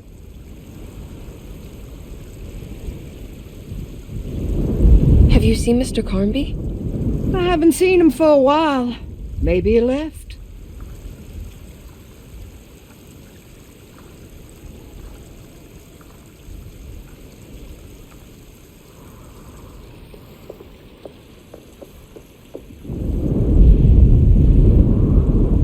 Looks like a storm's coming. Radio says it could get real bad. Floodings and such.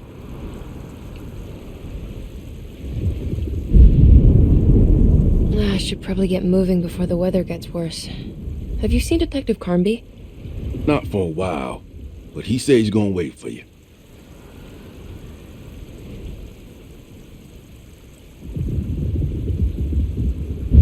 Take care, Baptiste.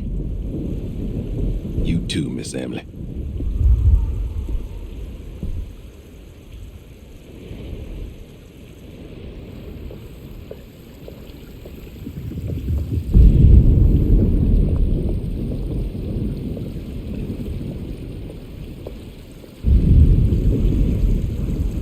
I almost forgot this was here. The very heart of Derceto, you know. Almost time to call on her.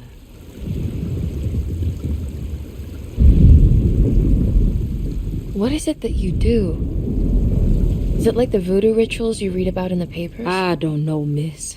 I never saw one up close. My family has always been suspicious of the hoodoo.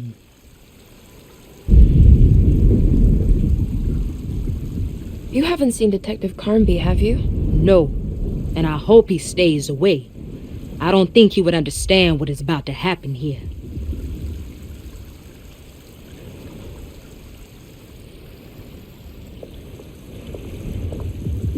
Do you know what's about to happen here? Just a little ceremony we do each year on the eve of St. John. We raise our glasses to the old wishing tree here and ask for a better year.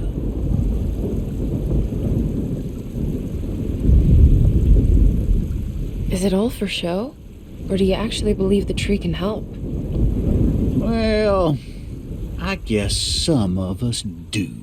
I mean, Lottie and Mags are pretty invested. Taking it a little too far, you know.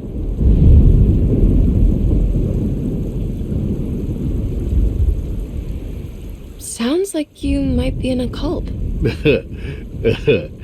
Yeah, I can see how you think that.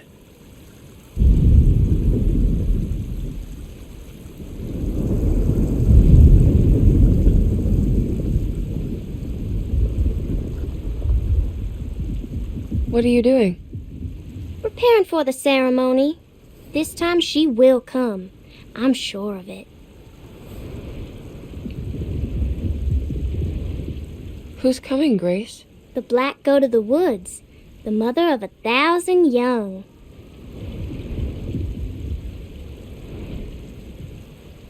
I hope you find what you're looking for, Grace. Whatever it is that you need. That's a terrible thing to say.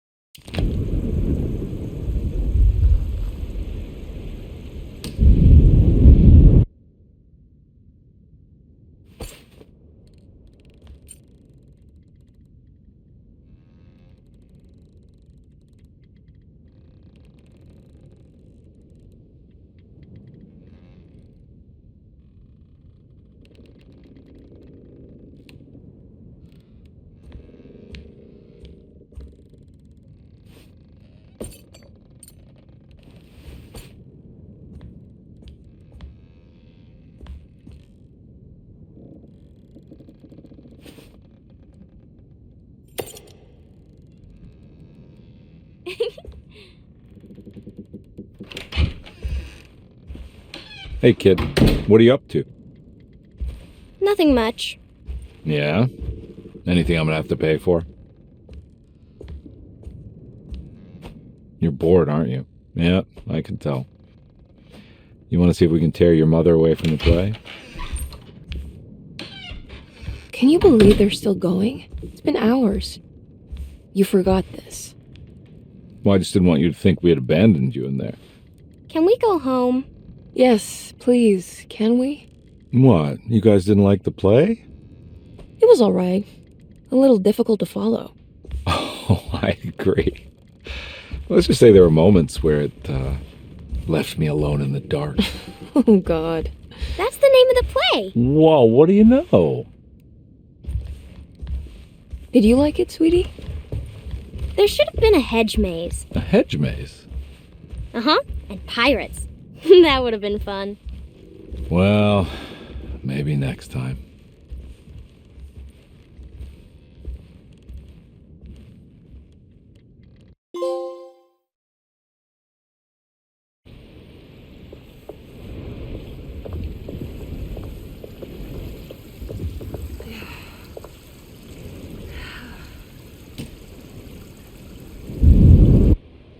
Everyone knows what to do? Y'all know the new words. Mrs. Thompson, we talked about this. I'm not sure everyone is comfortable. Doctor, I insist. This is important. We've waited for so long, Doctor. Let's just go with the old song. Not every change is an improvement. Boss, good or bad, we need to move forward. All in, Doc. Let's bet it all. But we don't know what we're dealing with. It'll be okay, Doctor. Better even.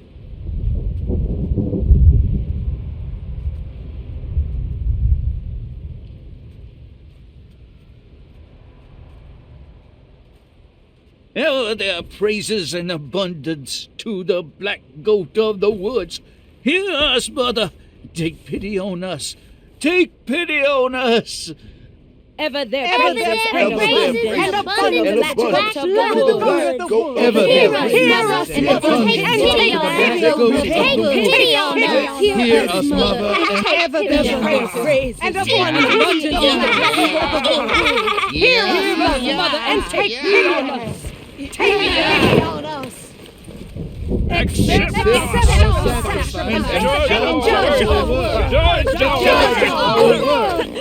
our word. What are you doing? This is madness! This here's what needs to happen, miss. She's just a child!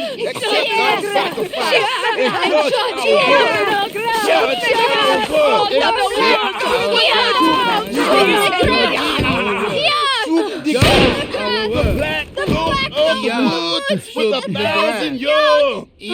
Edward! Get out, Emily! We're leaving! No! There has to be a sacrifice! We're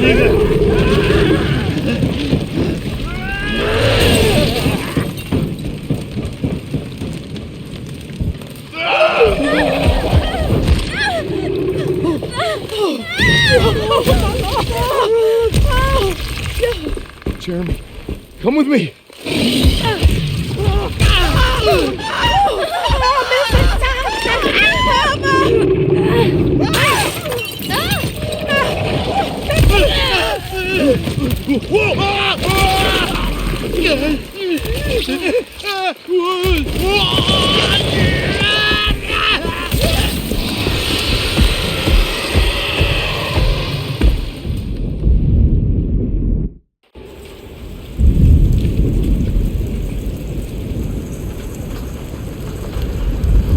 I have to stop that thing. It's gonna kill everything in its way.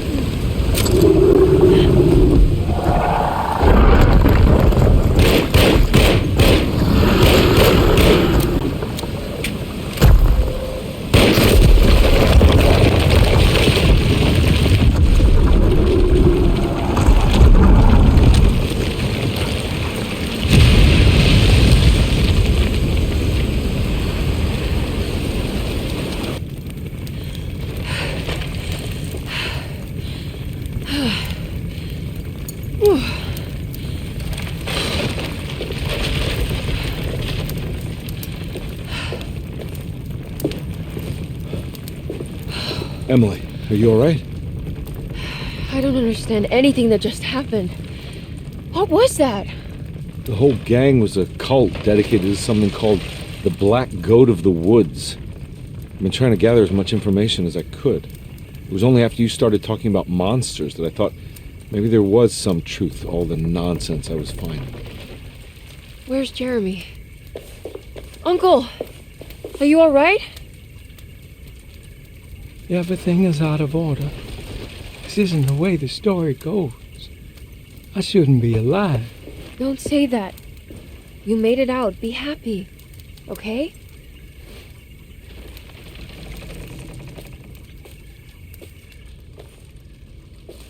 Hey, kid. You doing alright? It wasn't what I expected, but you can't always get what you want.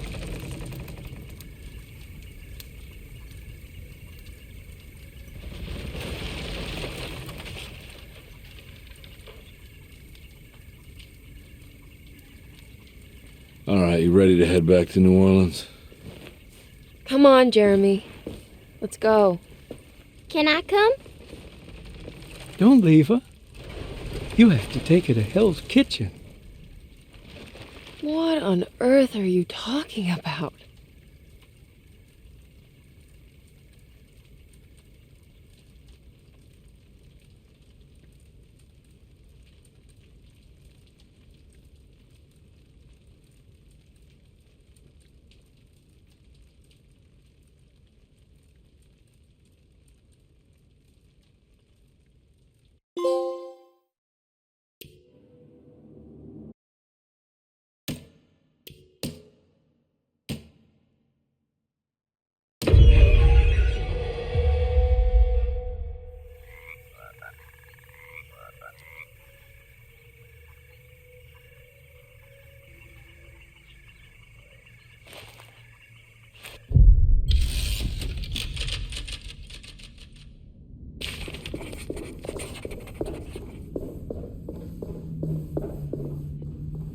What's this?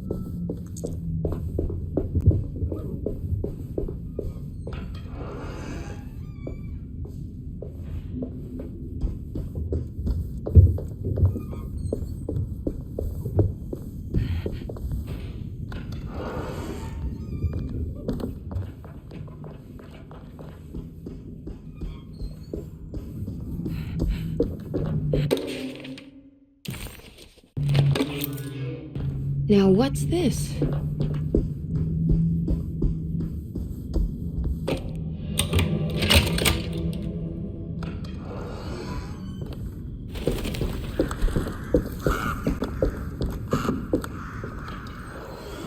Oh.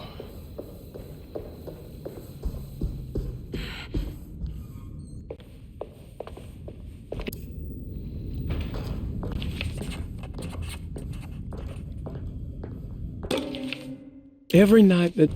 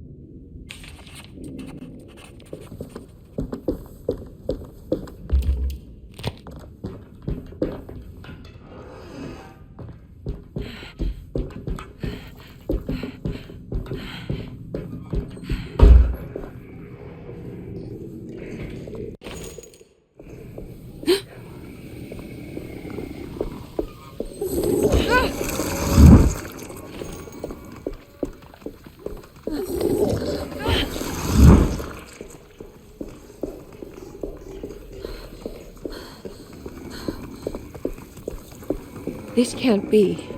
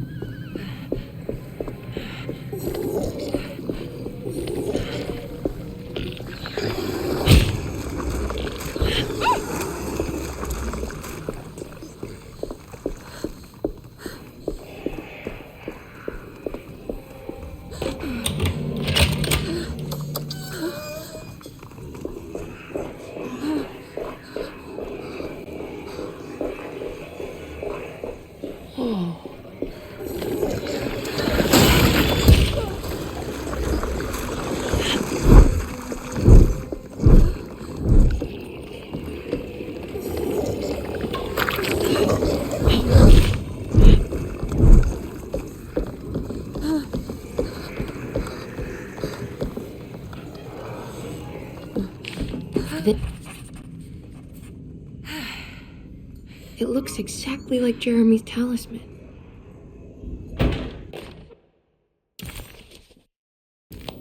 I think it's meant to hold the talisman.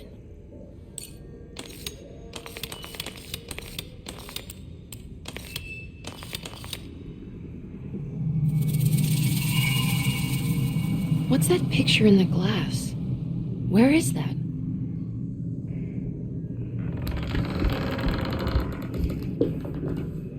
Good to see you again, Miss Hartwood.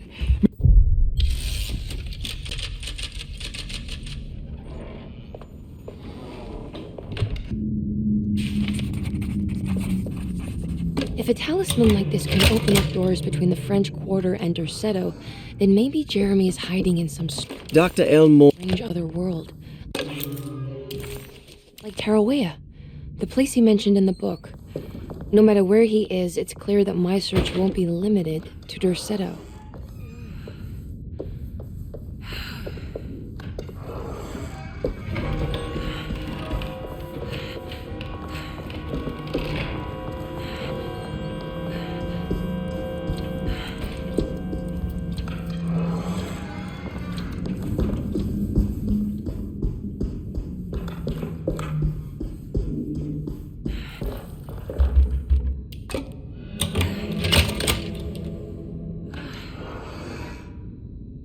What a strange but beautiful room.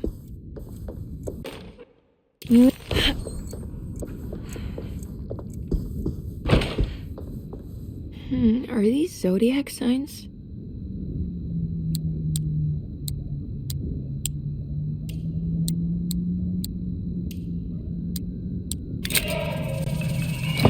Here we go.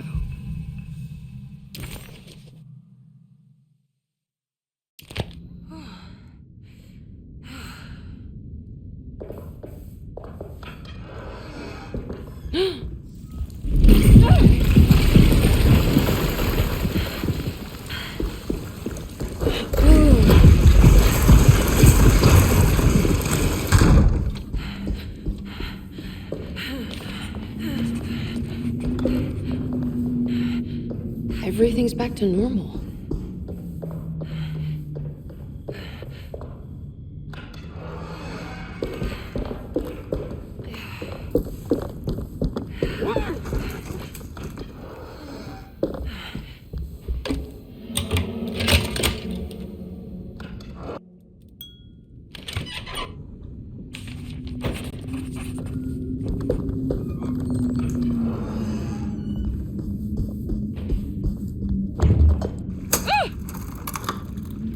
Oh no, not again.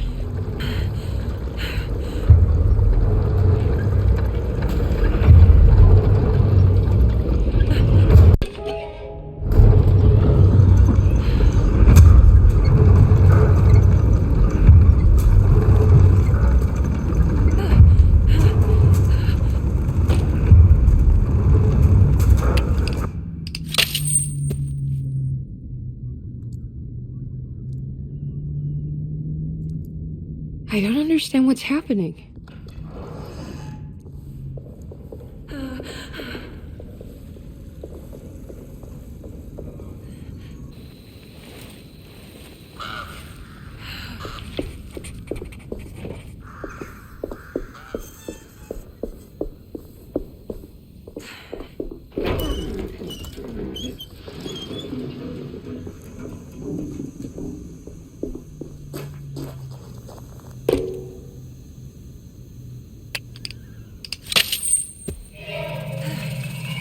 It worked. Ah, what's this?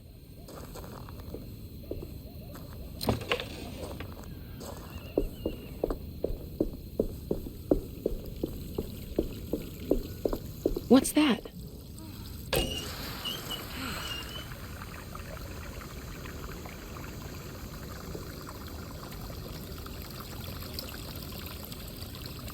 There we go.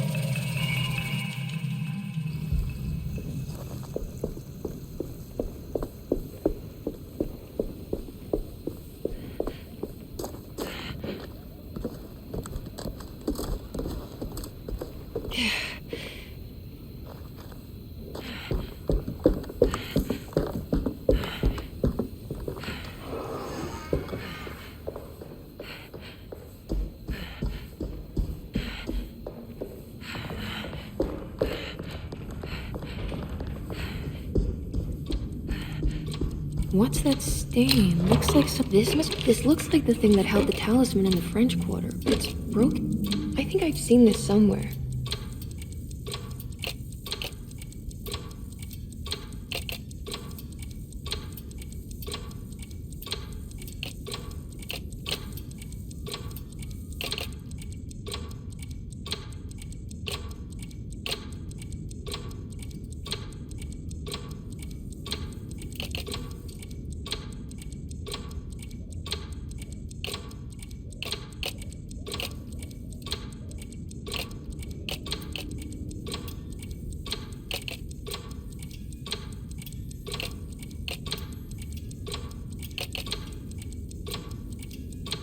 There was something in Jeremy's notebook about this.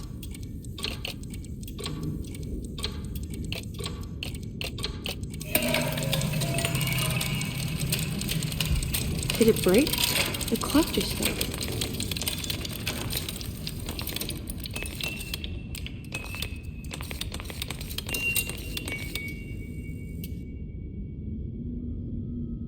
It's showing me something.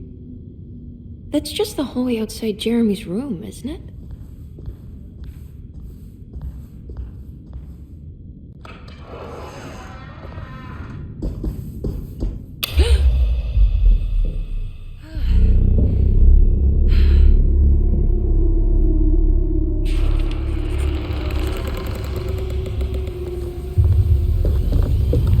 I did it.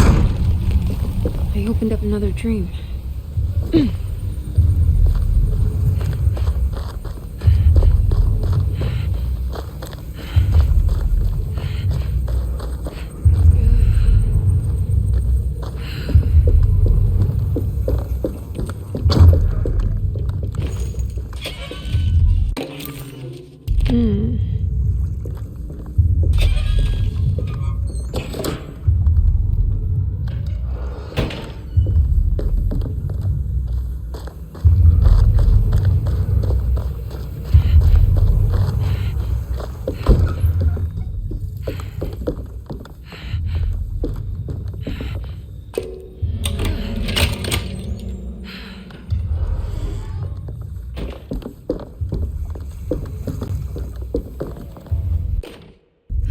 Here we go.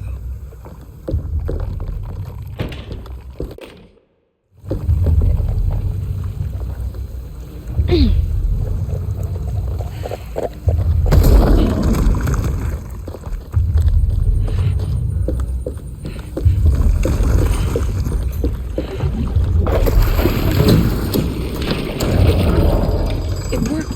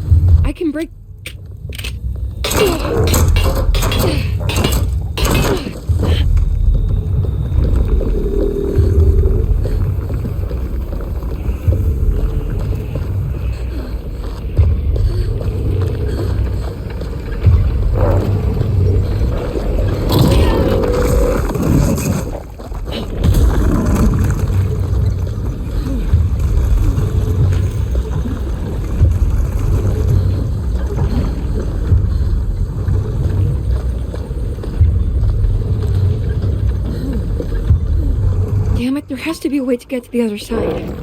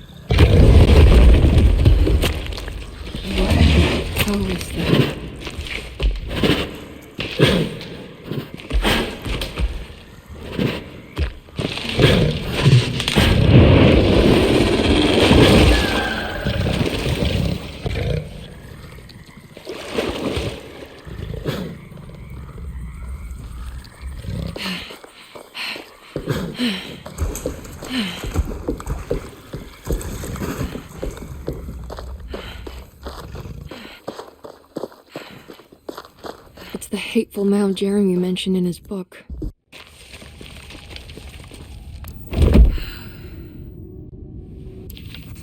I'm back at Derceto. Reflections on...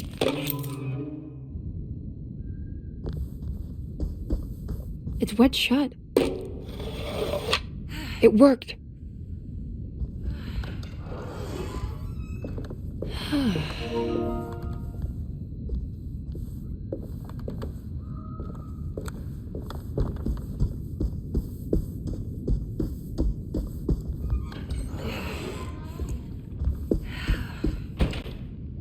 Now this'll come in handy.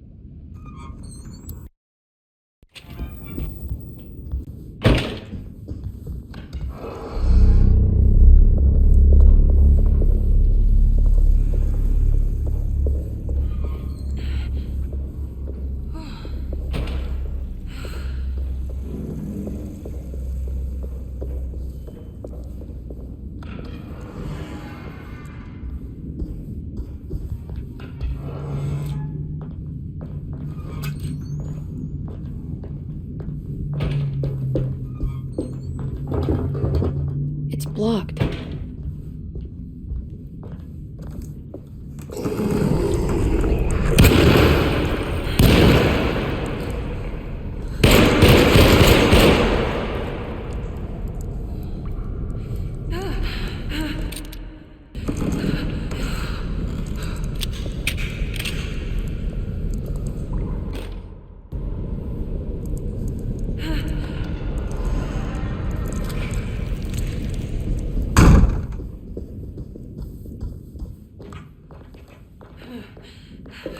Okay, that wasn't so bad.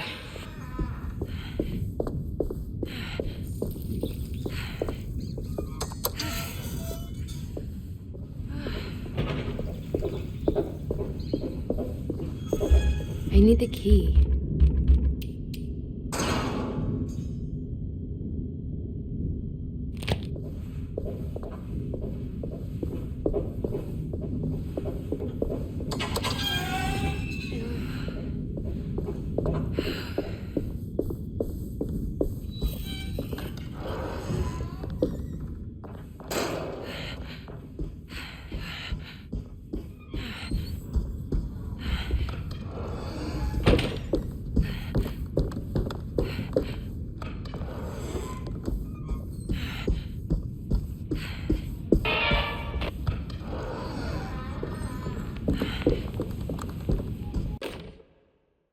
The bot.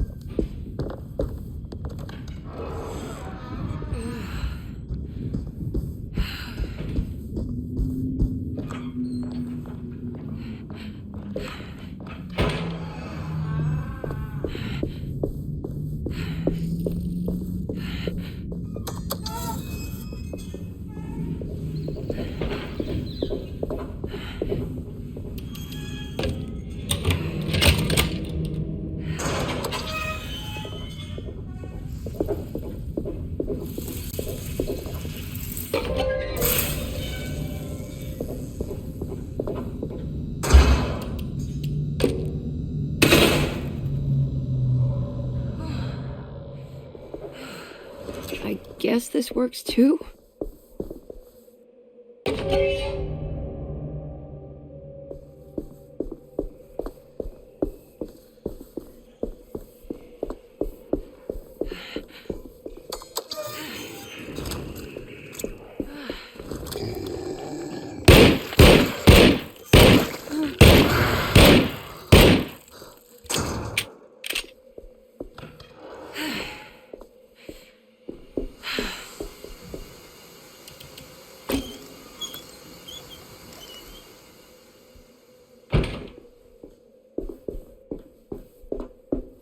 Jeremy? What the hell is that?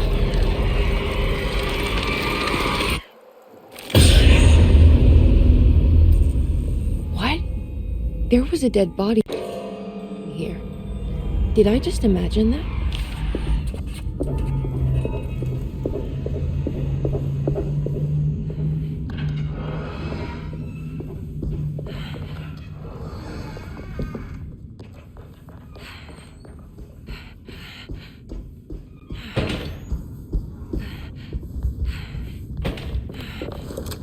It's wet shut.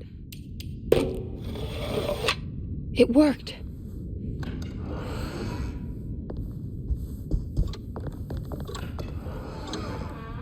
Oh.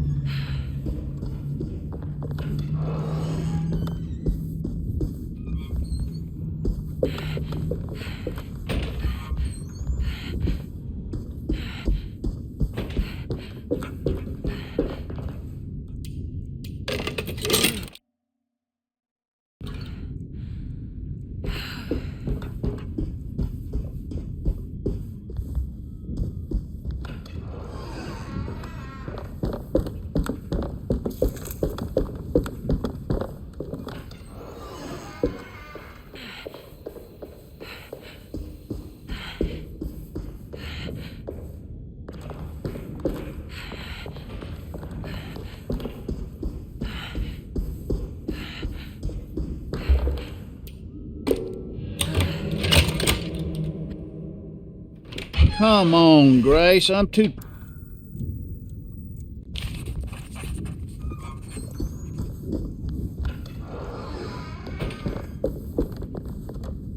I think I've seen this somewhere.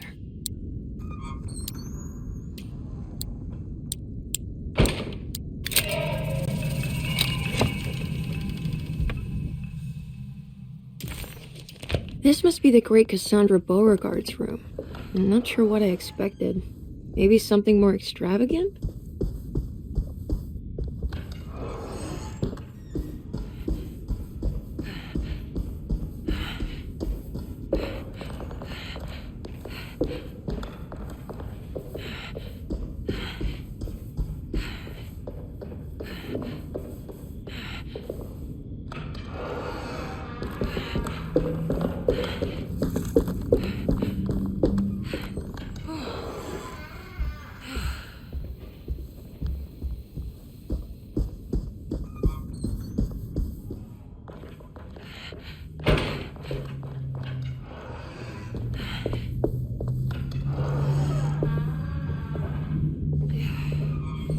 It's another one of those plates for the talisman.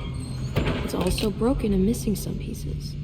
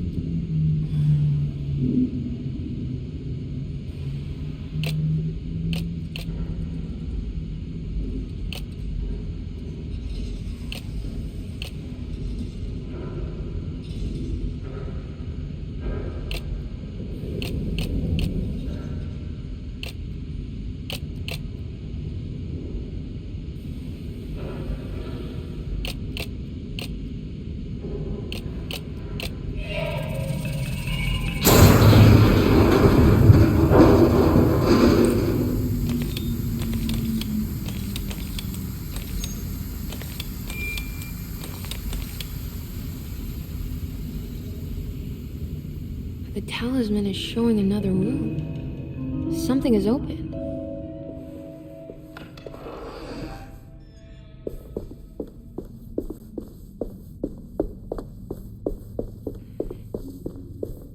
It worked. I'm in another one of Jeremy's dreams.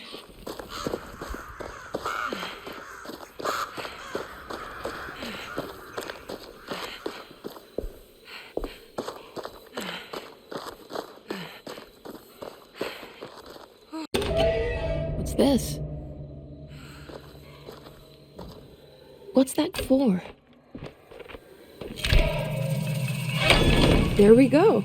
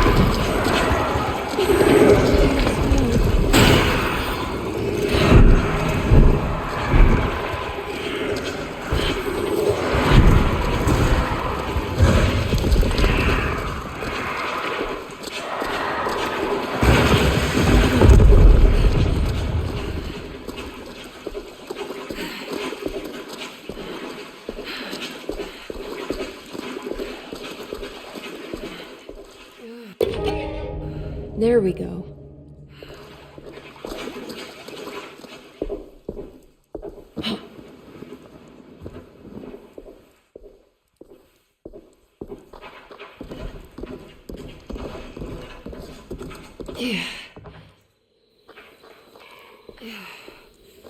I made it out.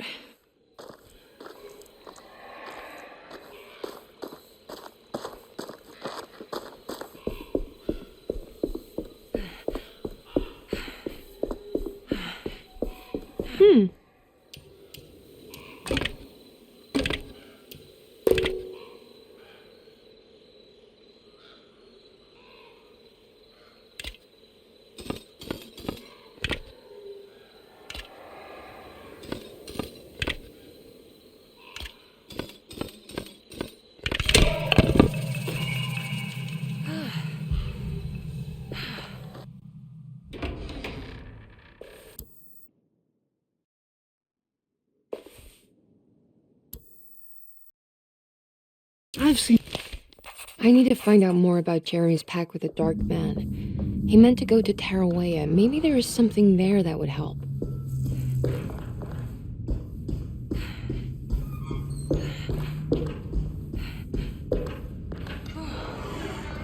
Jeremy's room. All but the moon. It's a telescope lens. Well, why would he look it in here?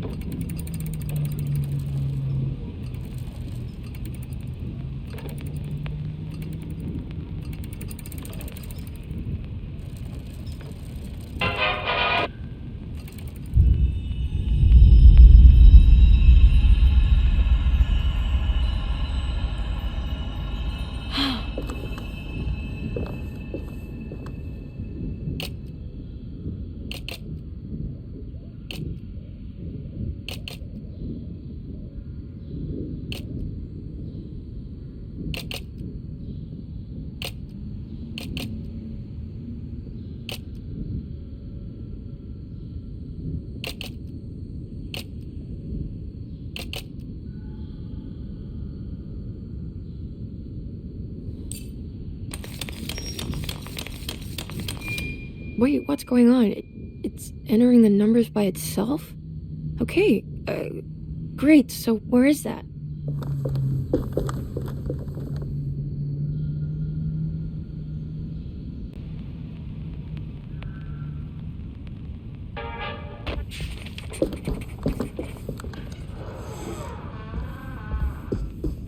Was this dream?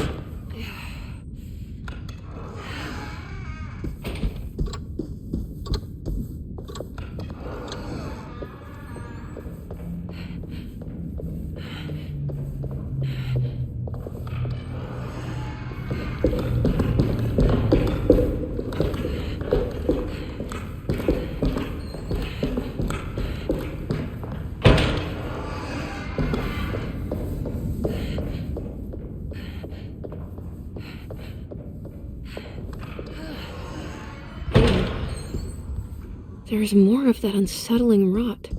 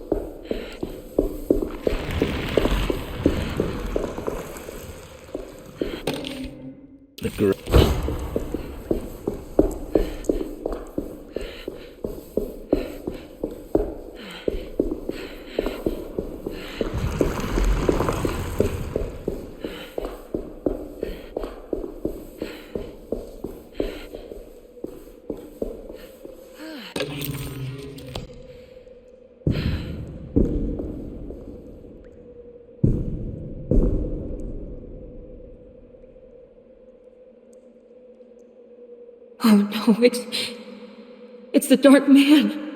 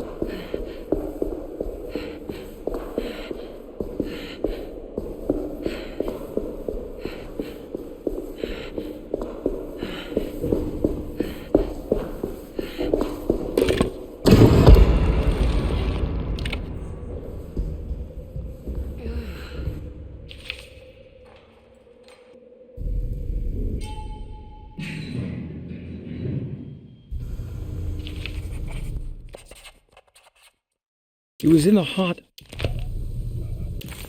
What? Craig's Shipping Company.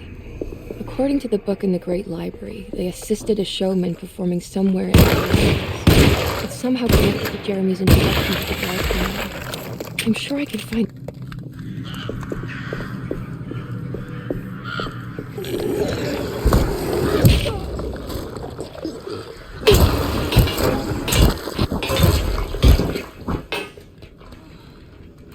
There has to be another way inside.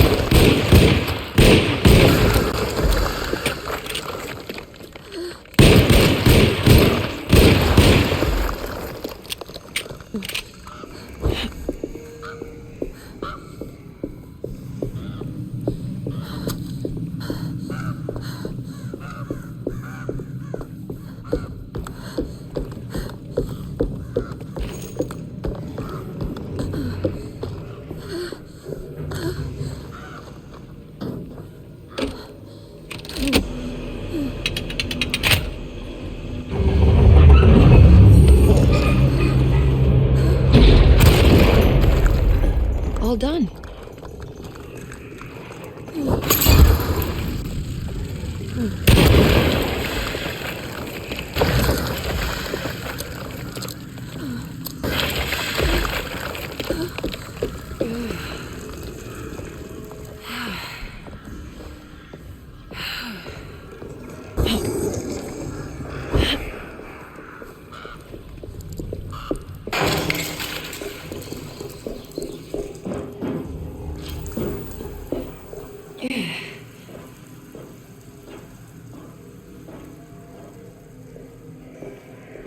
Yeah.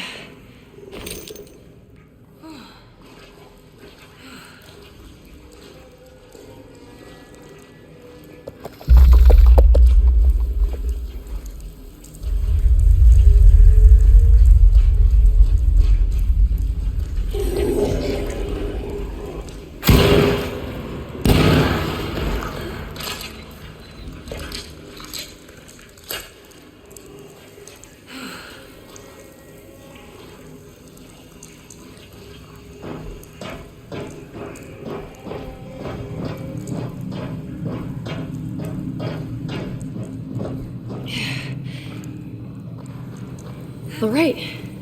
I made it inside the warehouse. Now let's find that address.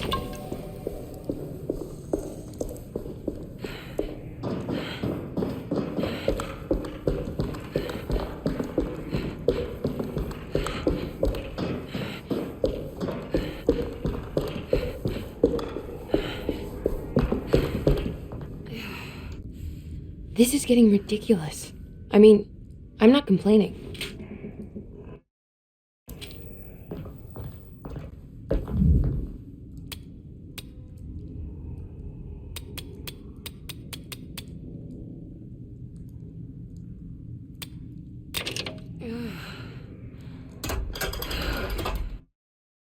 Gotta go. This is it. The address to the theater where Jeremy first met the Dark Man.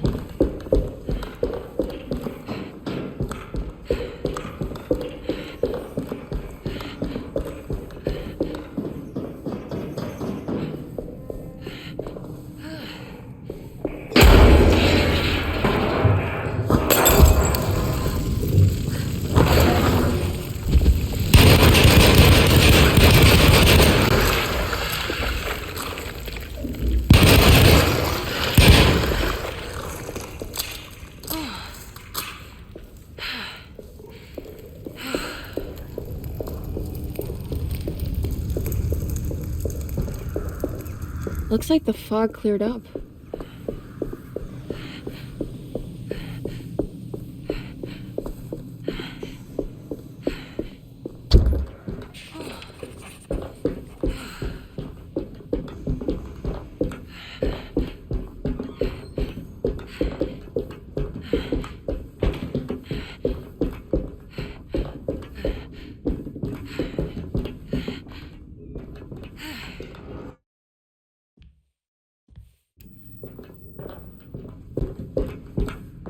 Okay, so there is a way to break the Pact at least. Hidden somewhere inside the Dark Man's temple. I just need to find it. Somehow.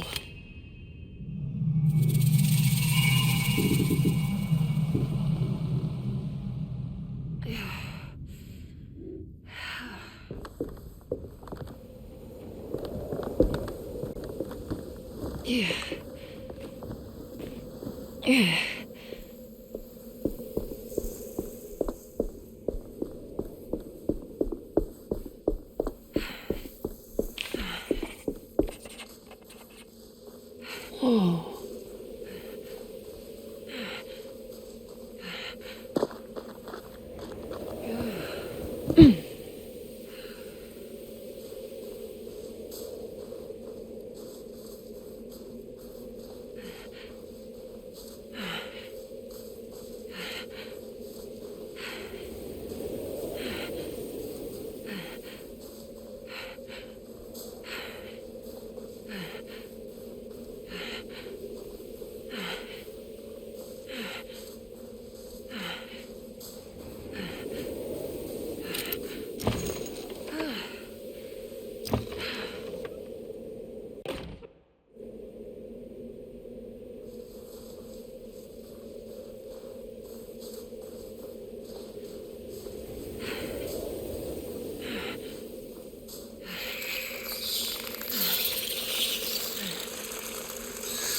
Okay, you can do this, Emily. I need to get down there somehow.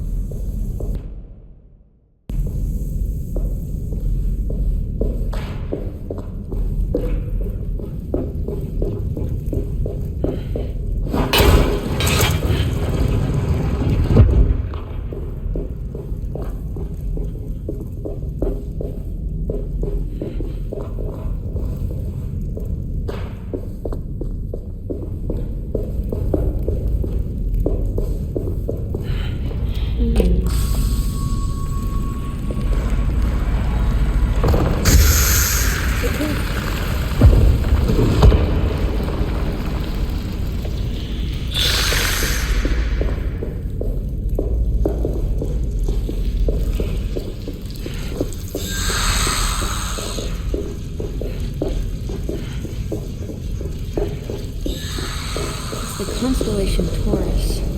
Big star is Aldebaran. Something to do with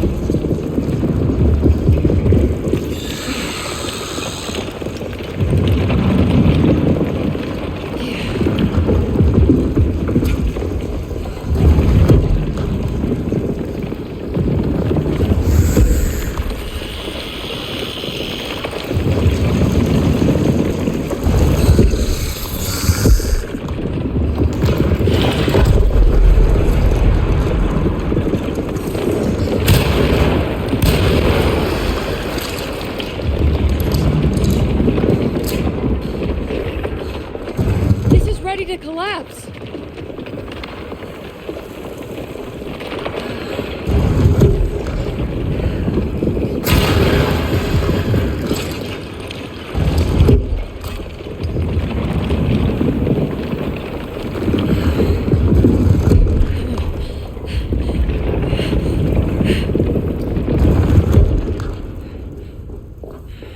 What's happening?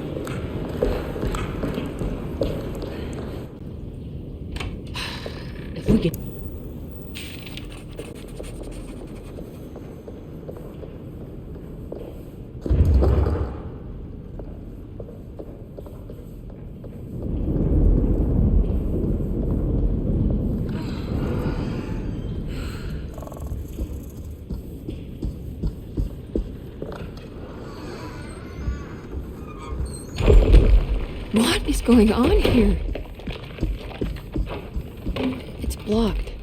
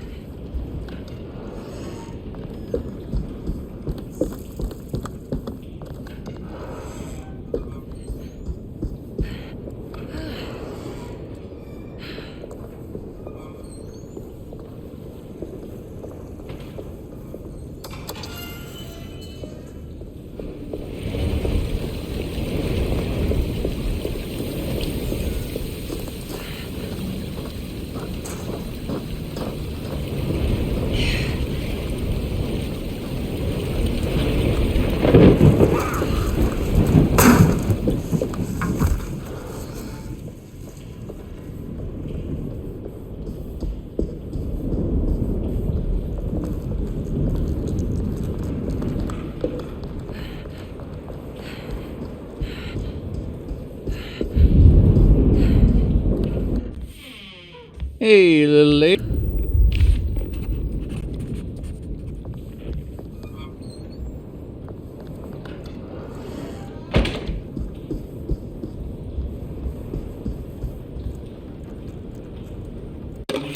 I'll just borrow these.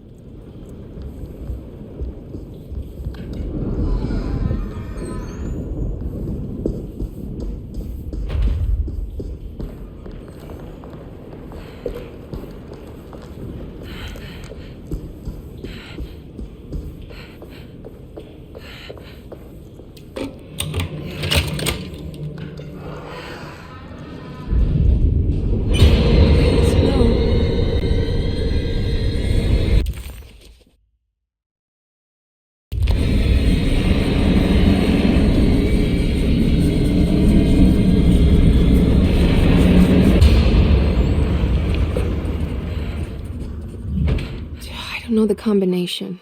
Wait, maybe I do.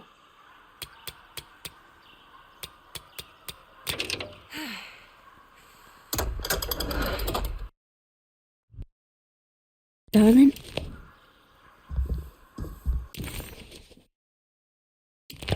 How long have I been here?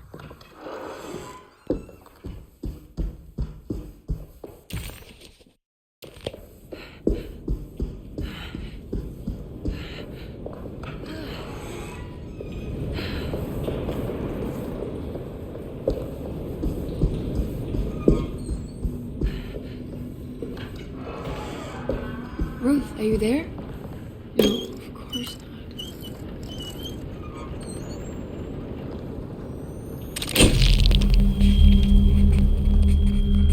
Is this how you travel, Ruth? I'll find you, John.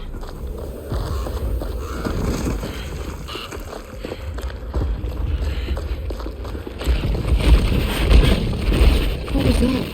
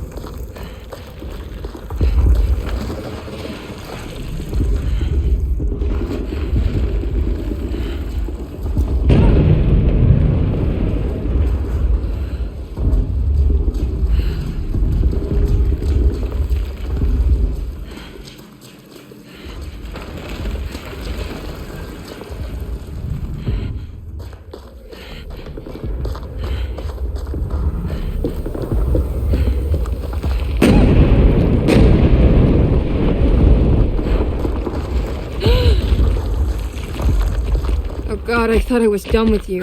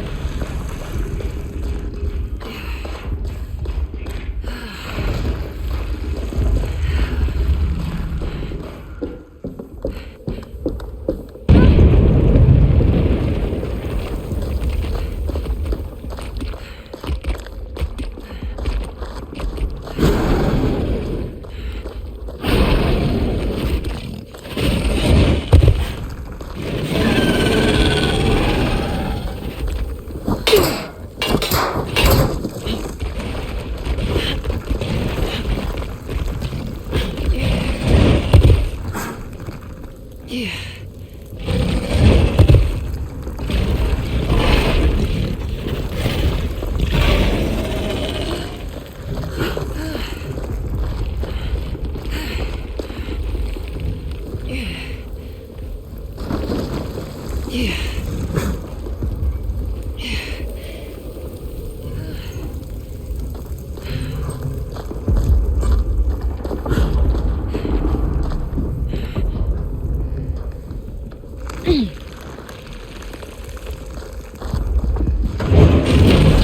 I gotta run. There's no way I can kill that thing.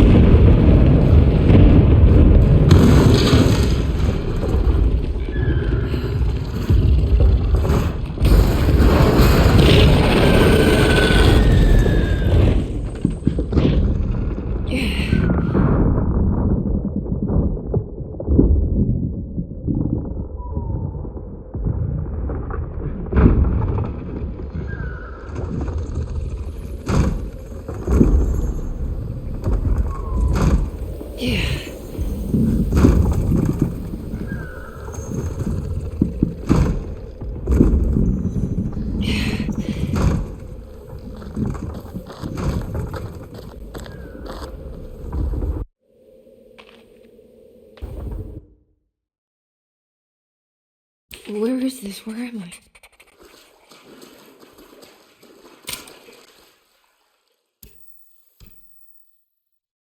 Oh, come on.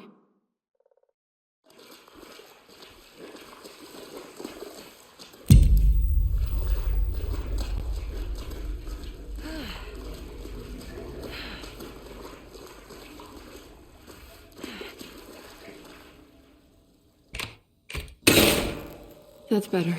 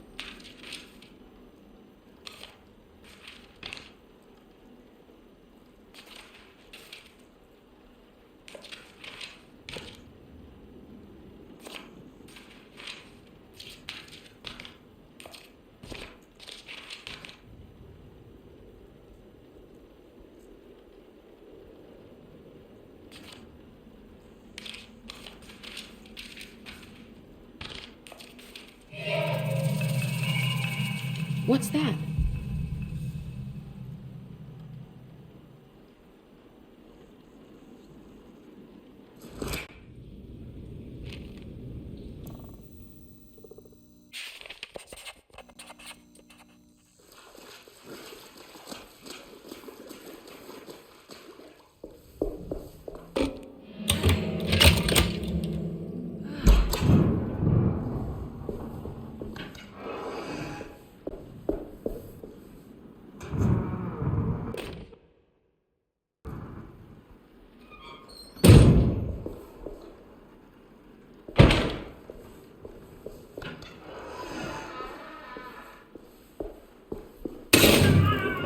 I need the key.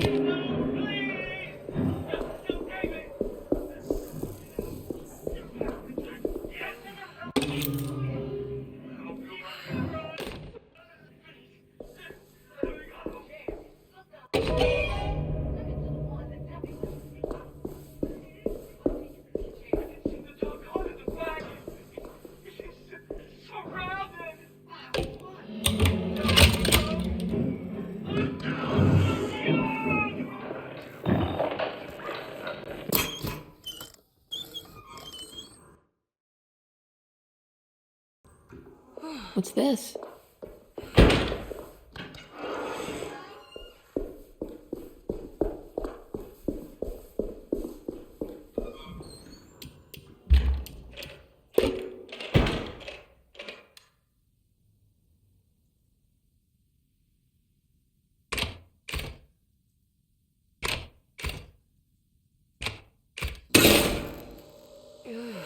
Oh, that's better.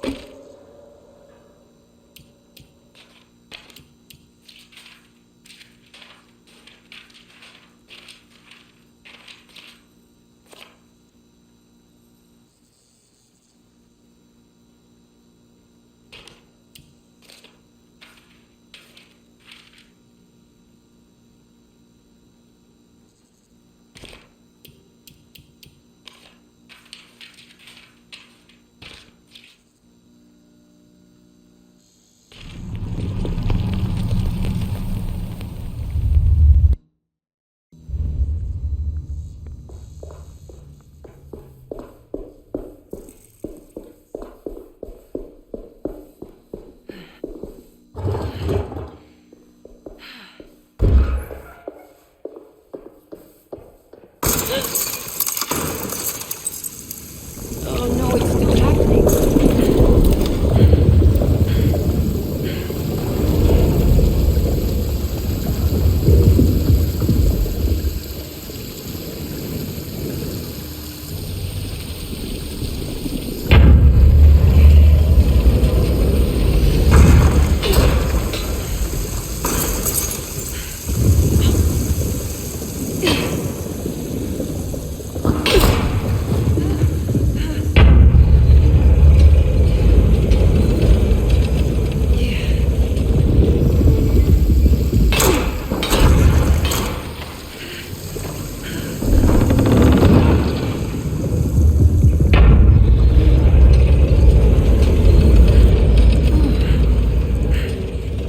I guess I never got a chance to look around this place.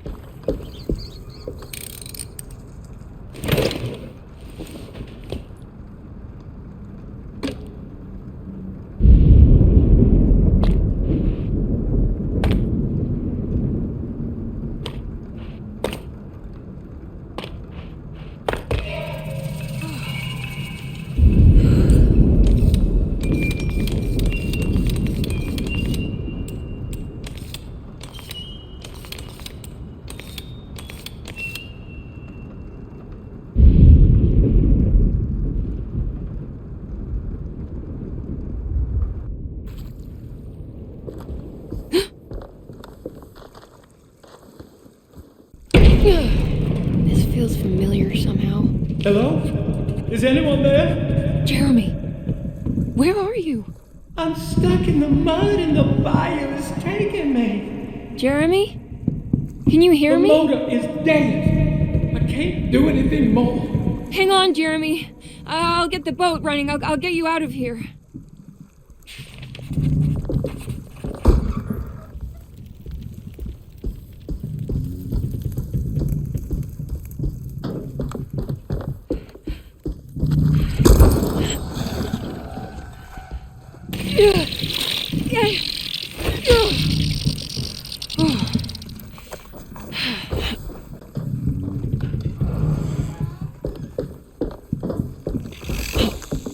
The boat is run aground, crashed right into the bayou. If I get the motor running, I could try backing into the river.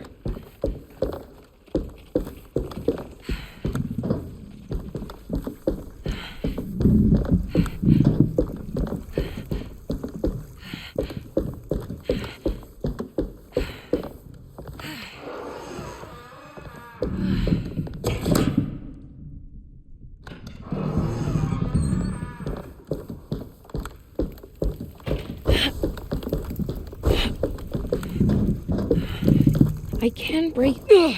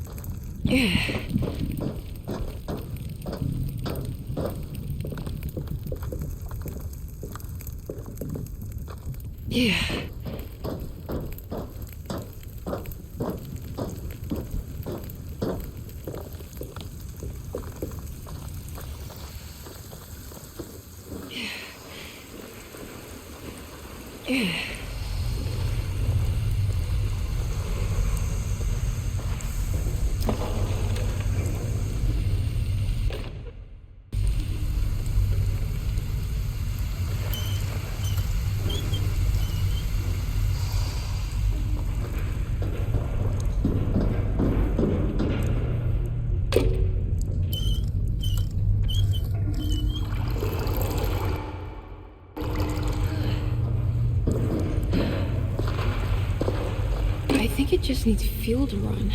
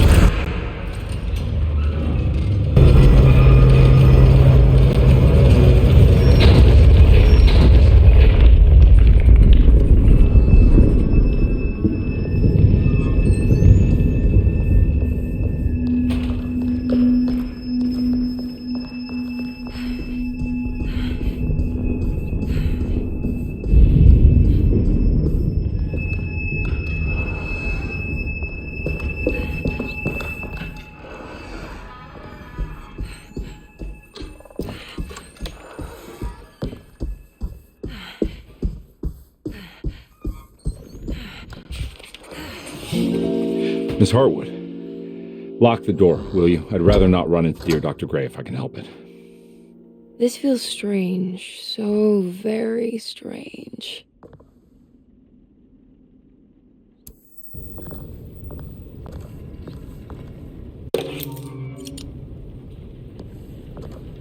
There's a book missing.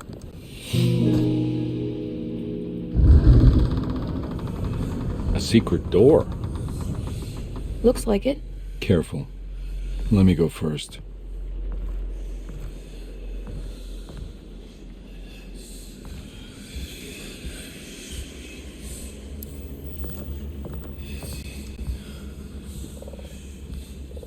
Now we're talking.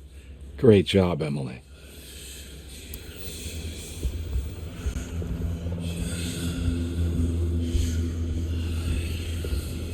Should I even be doing this?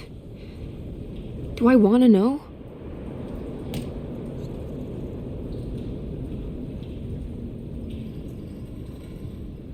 Jesus Christ, why would you paint this, Jeremy? What on earth possessed you?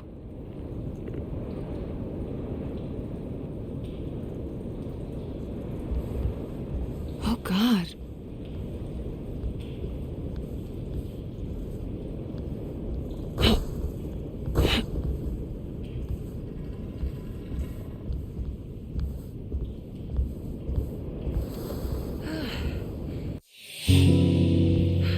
I can't believe I didn't see that before.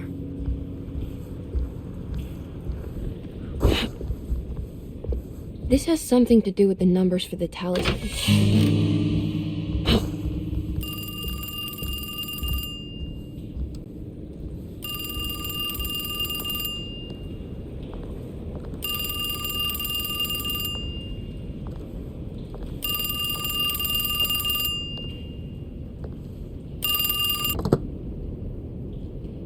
Hello?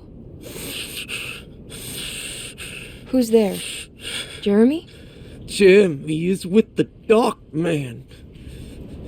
You can't save him. Jeremy is with the Dark Man? Where? Who is he? What is the Dark Man? The Heartwood curse. He will come for you too.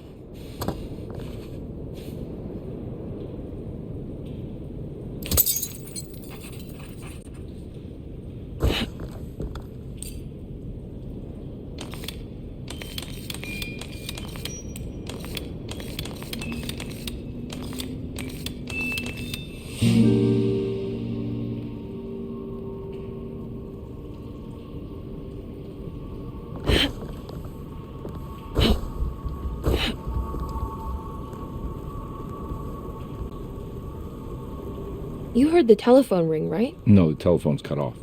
I tried calling the police earlier. Yeah, that's what I figured.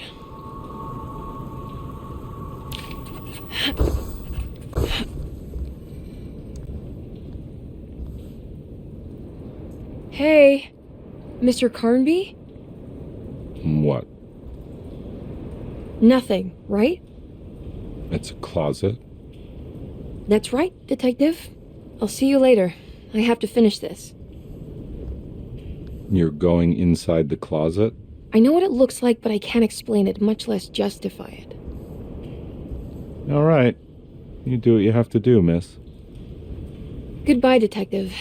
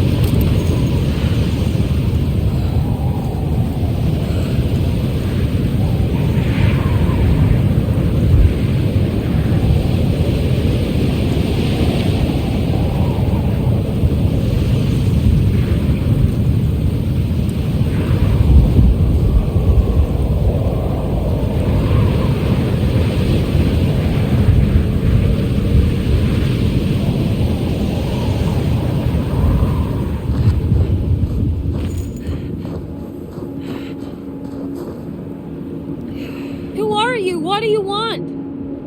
Emily, you should not have come. Yeah, hey, we can talk about this. It's too late for that. It's too late.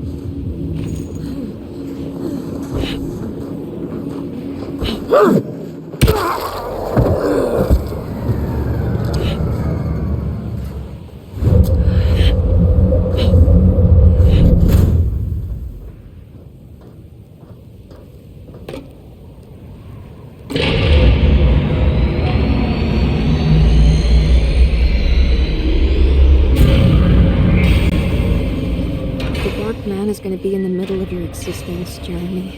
And at least set everything in order.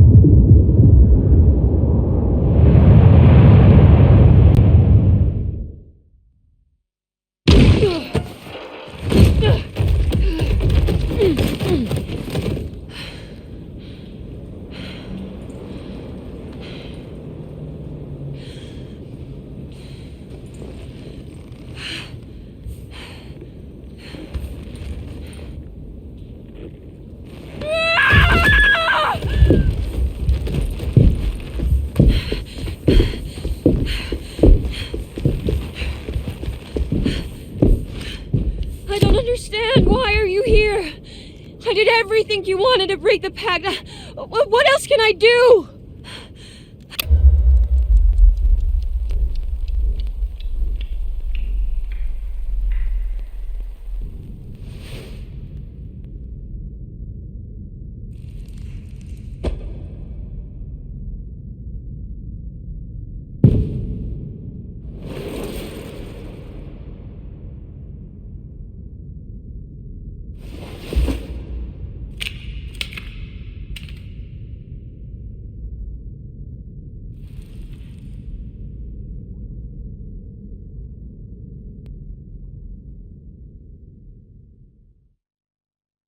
Where are you, Emily?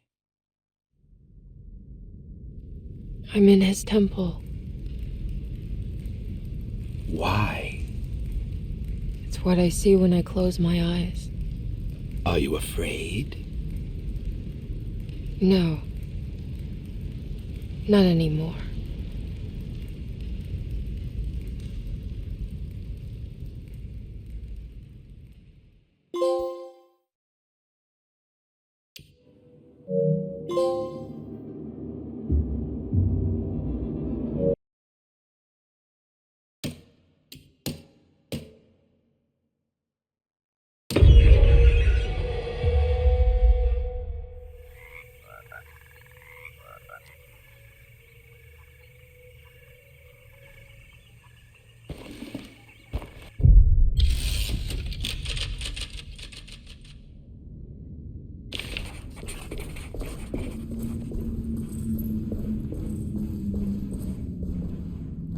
Now what do we got here?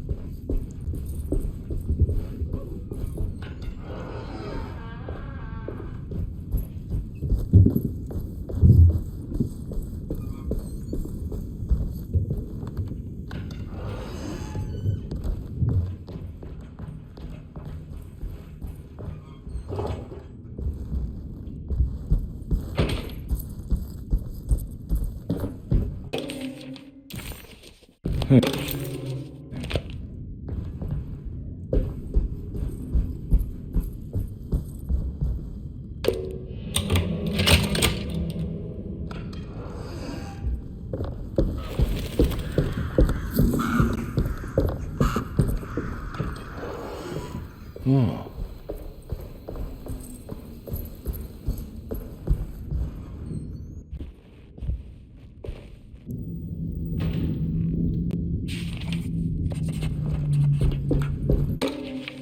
Every night the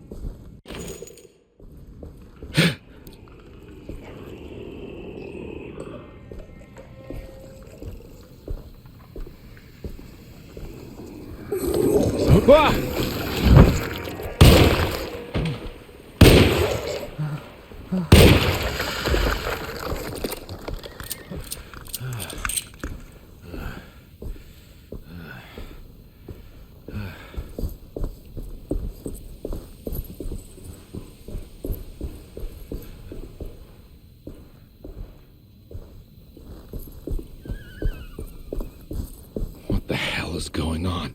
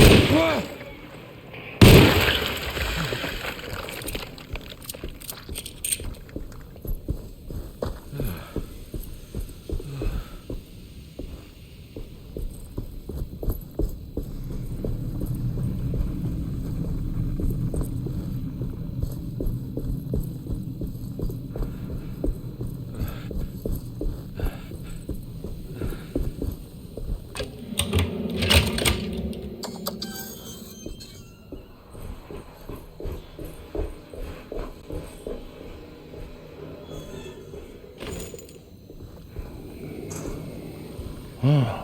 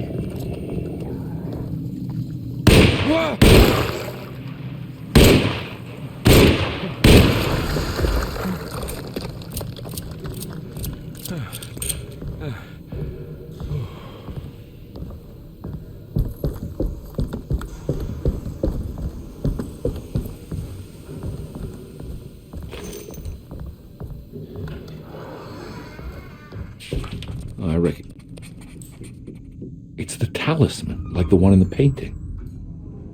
I recognize this place. I think it's meant for the talisman.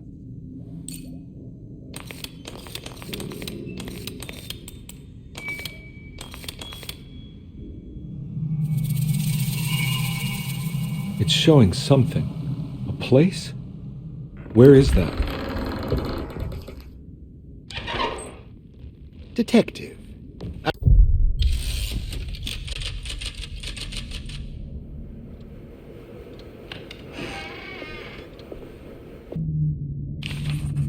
This talisman brought me back from the French Quarter in the blink of an eye. If Jeremy can travel so easily, then he could be hiding anywhere, even Tarawea. If he can do it, so can I. Dr. L. Just need to figure out how the talisman works.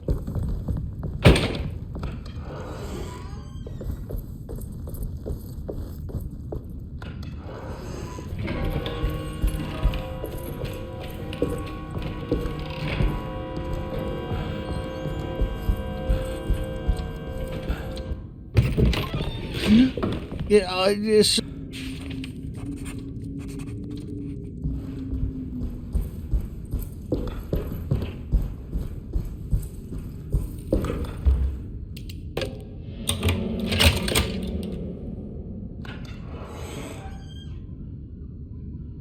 Huh.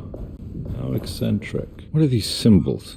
Looks like alchemy, or star constellations.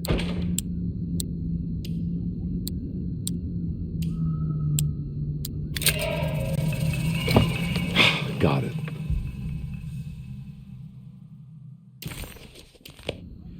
Huh?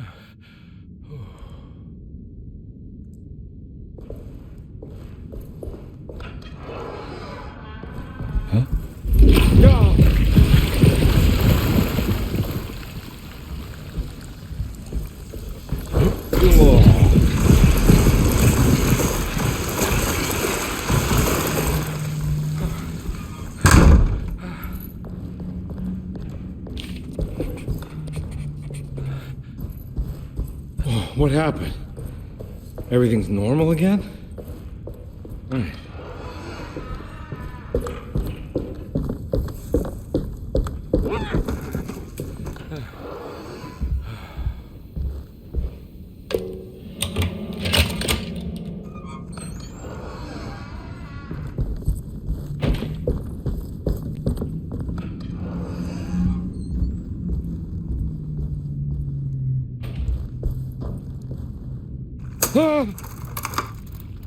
Christ, not again.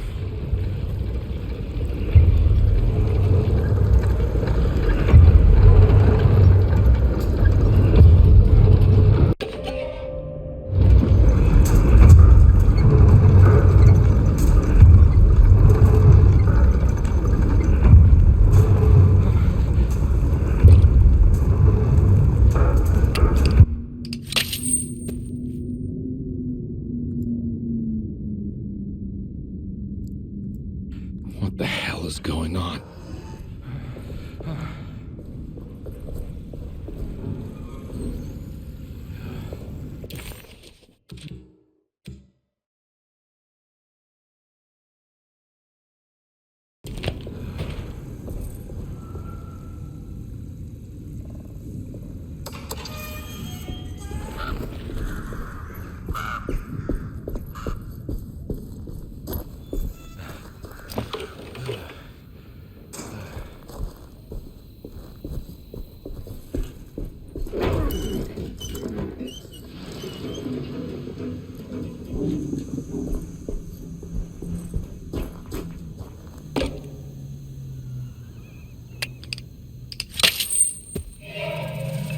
Got it. Okay.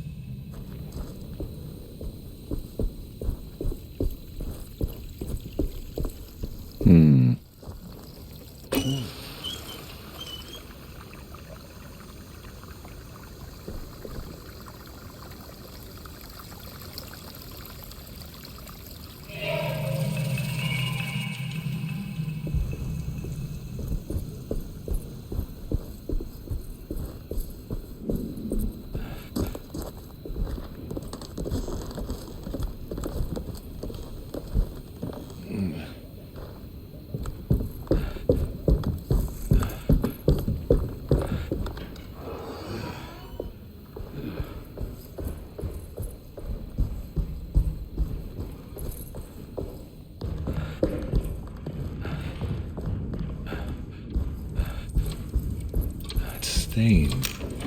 This must... looks like the plate that held it. I think I've seen this somewhere.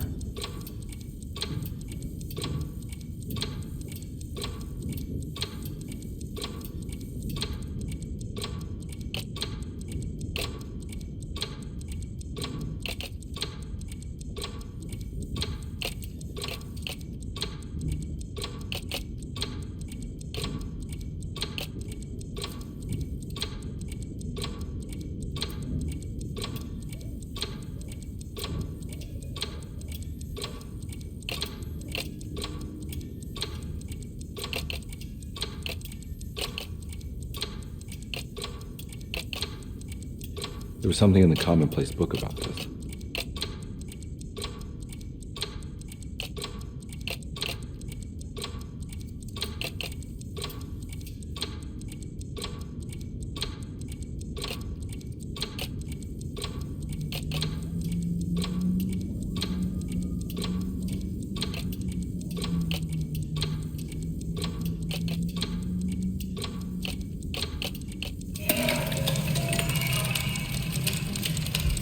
I think the clock broke. Huh.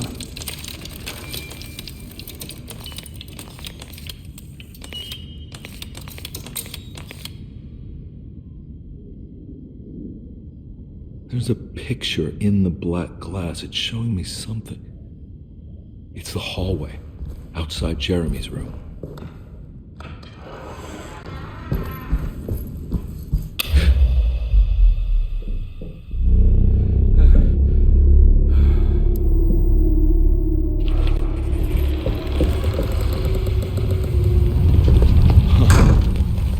Made it.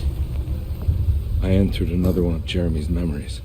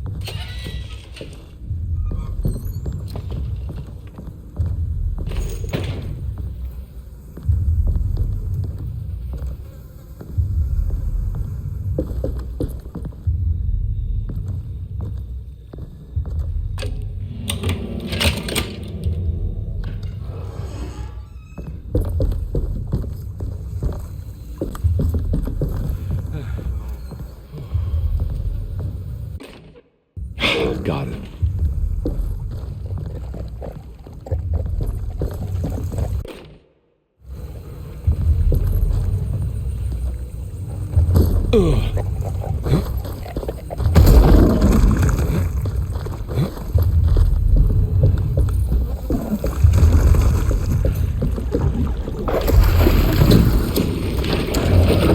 It worked.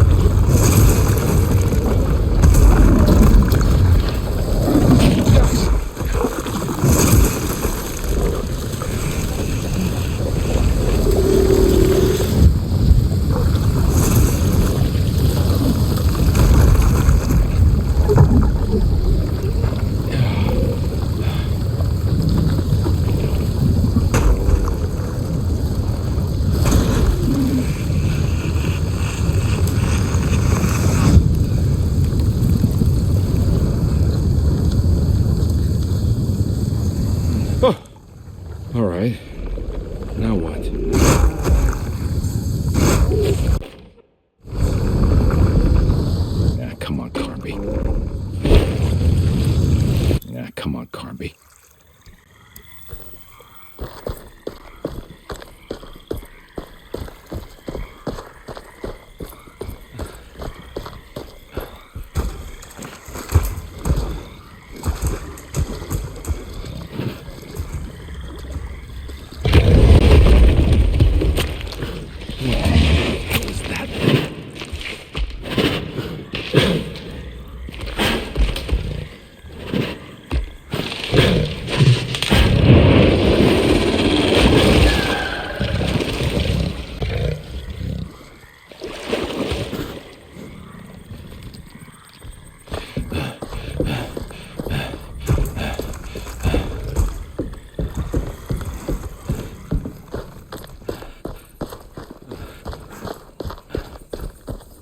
It's the hateful mound Jeremy talked about it.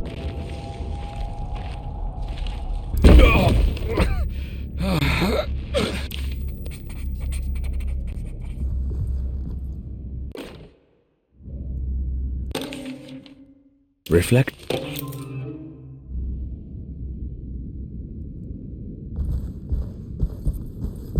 It's wedged shut. It worked.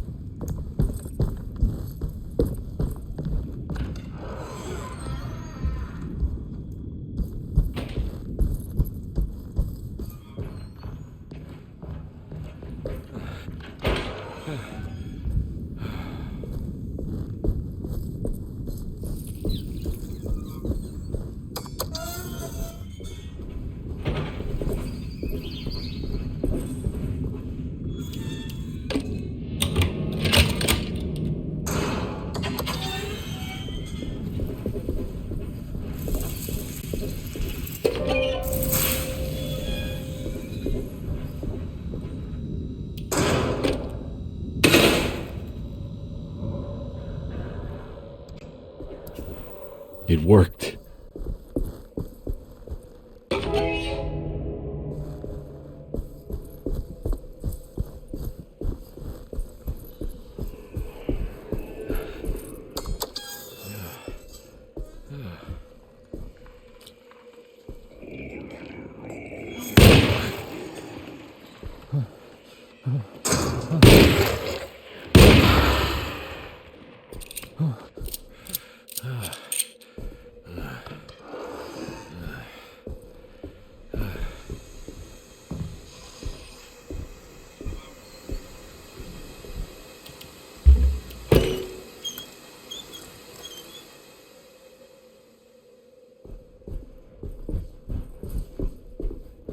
Jeremy? What the hell is going on?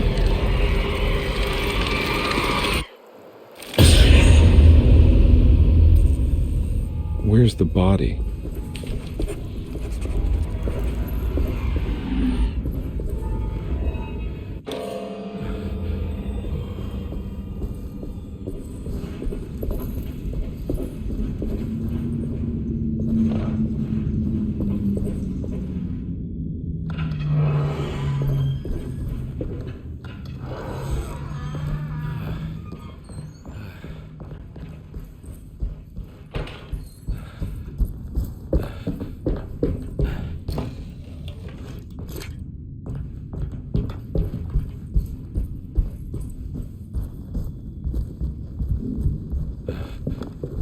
It's wedged shut.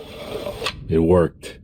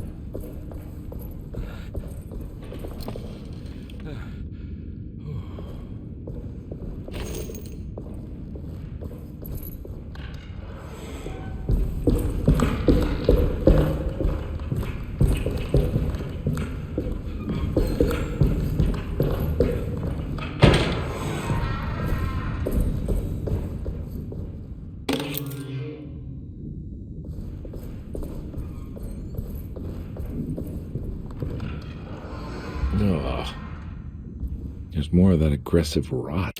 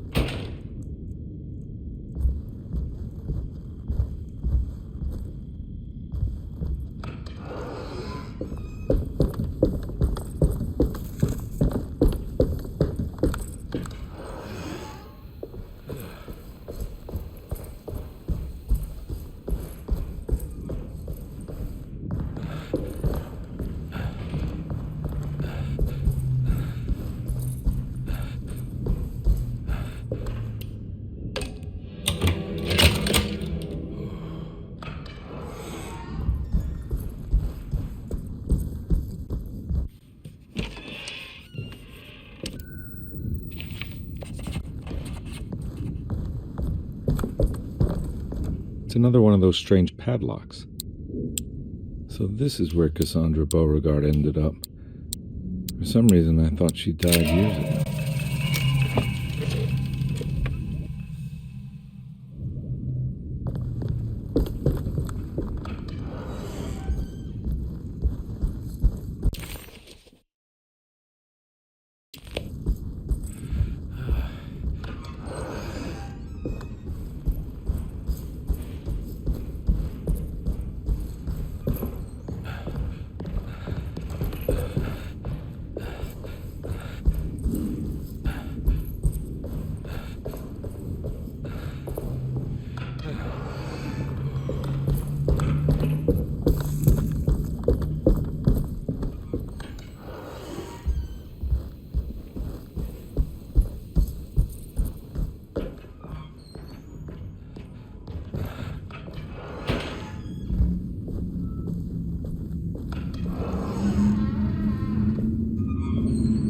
Another plate for the talisman. Like the other one, it's broken and missing some pieces.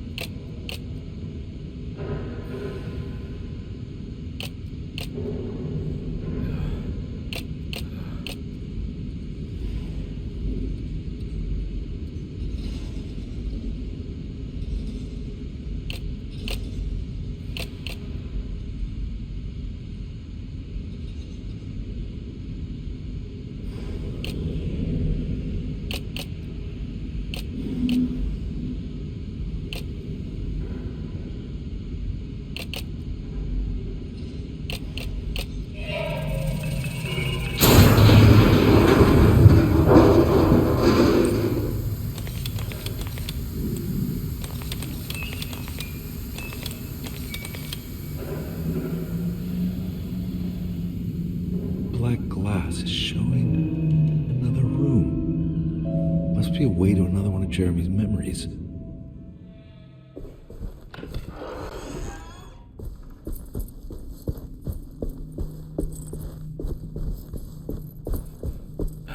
I knew it. I knew it would work. You're getting good at this, Carnby. I know I'm too good at this.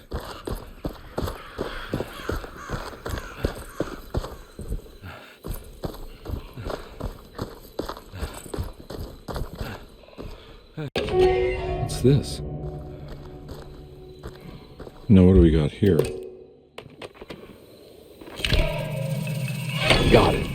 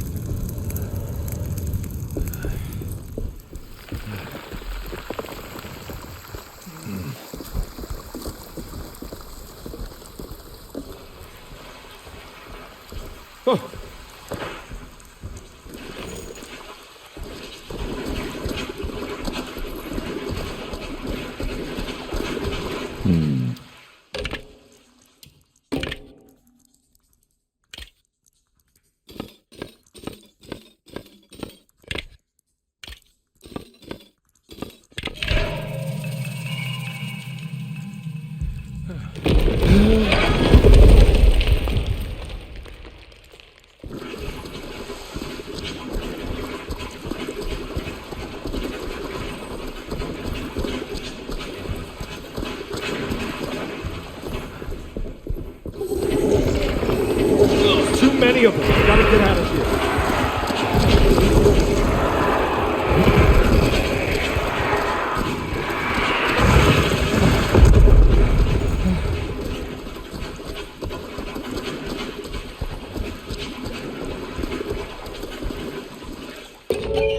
Now, what do we got here?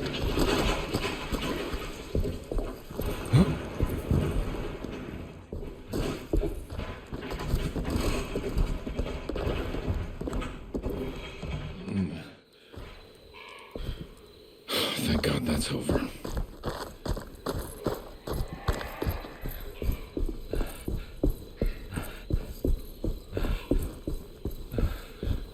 Huh.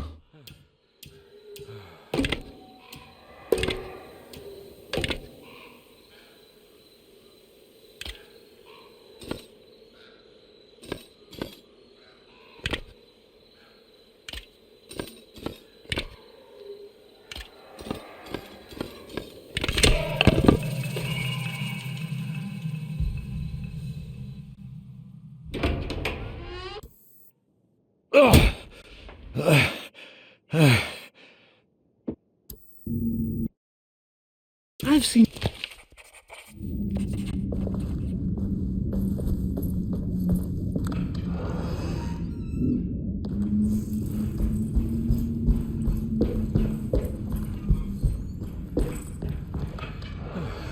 Looks like everything's back to normal here.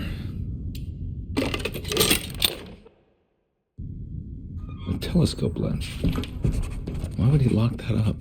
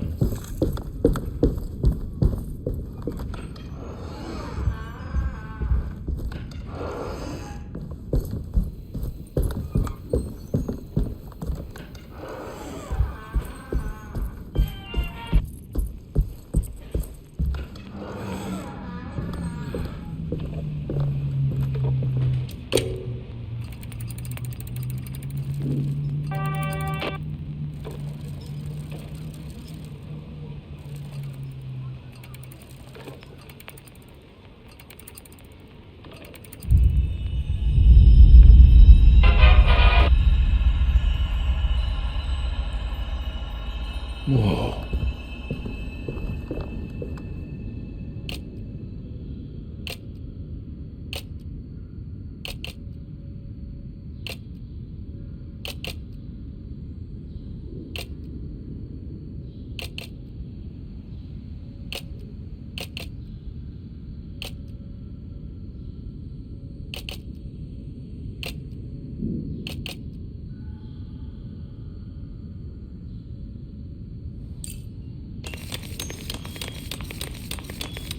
Whoa, what's going on?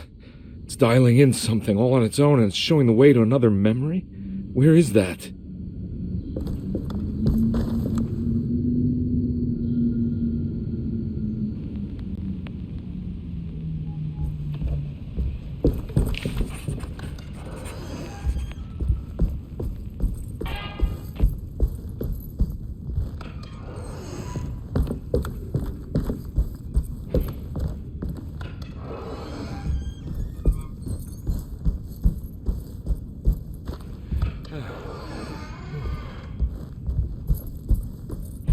Here we go.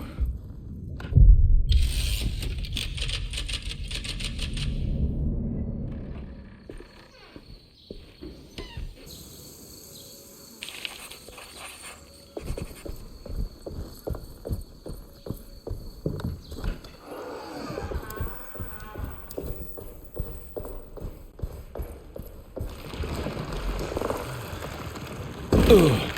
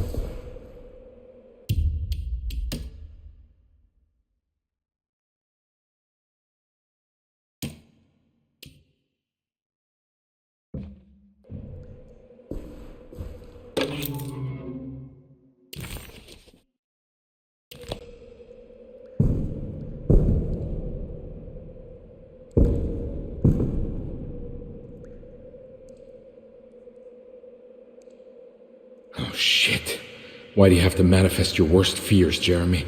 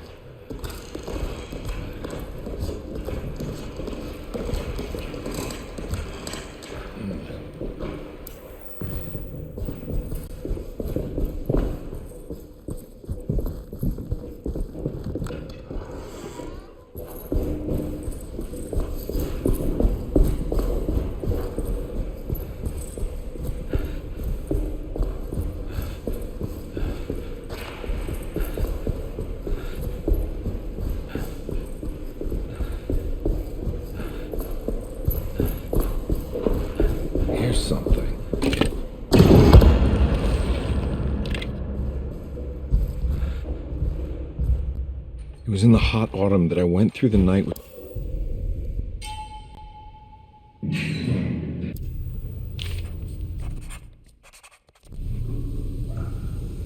Priestess Shipping Company. According to the book in Tara, the Dark Man is connected to a performance that Jeremy went to somewhere in New Orleans. I'm sure I can find the address inside.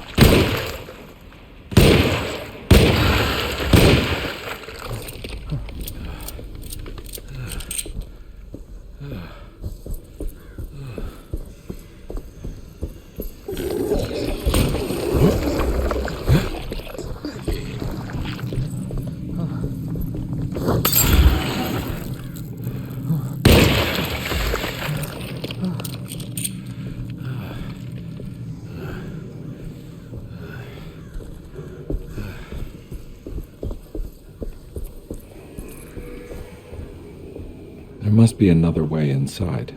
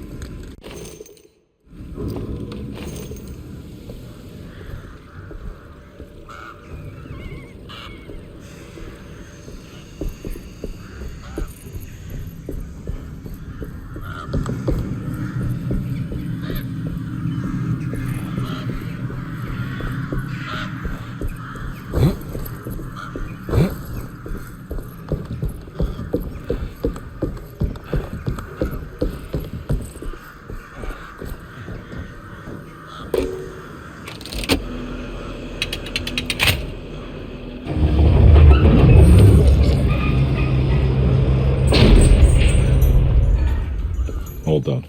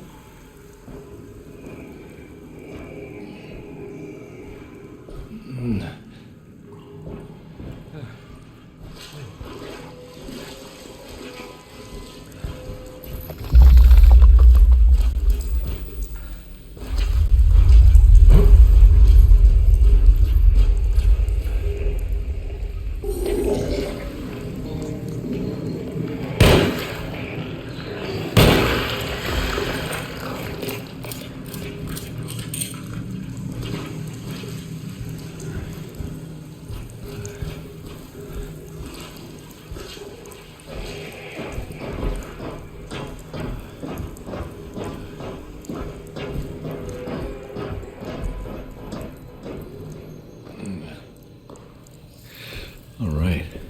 Made it inside the warehouse. The office must be upstairs.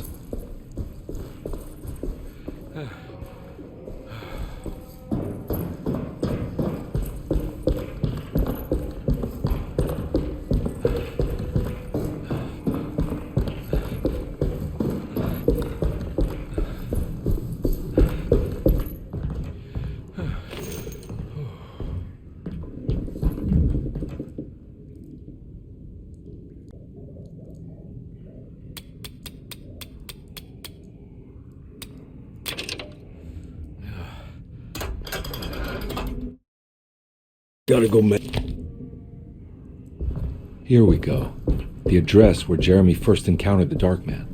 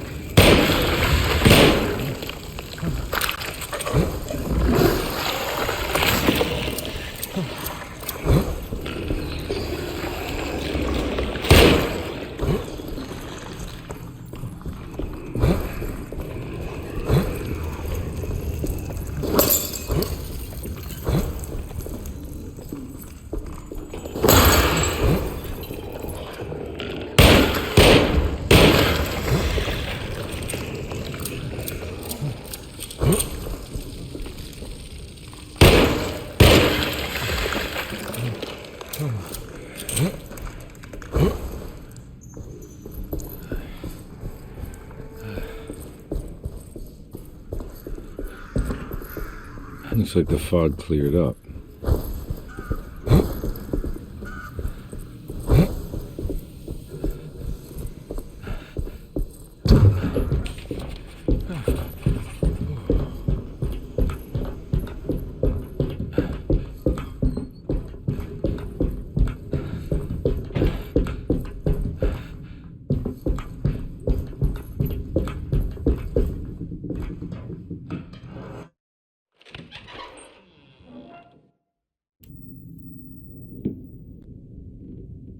How do you save someone who doesn't want to be saved? Well, he's gonna get saved no matter what. I just need to find the temple somehow.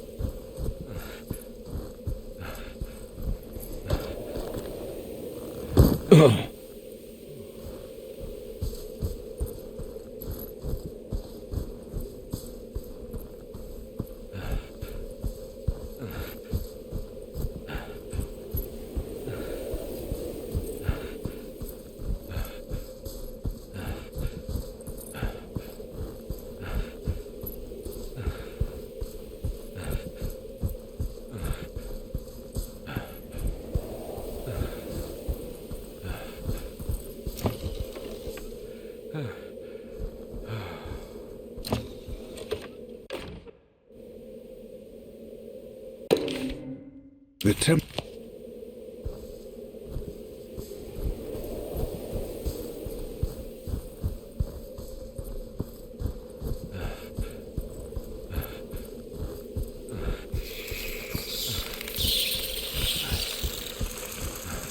Here we go. The Sunken Desert Temple.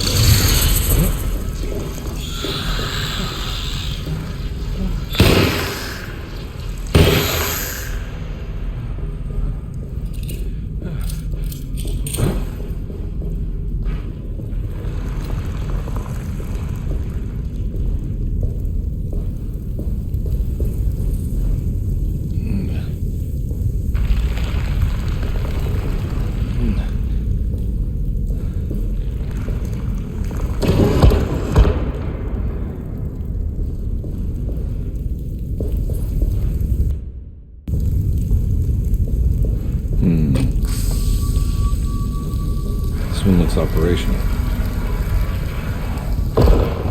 It worked.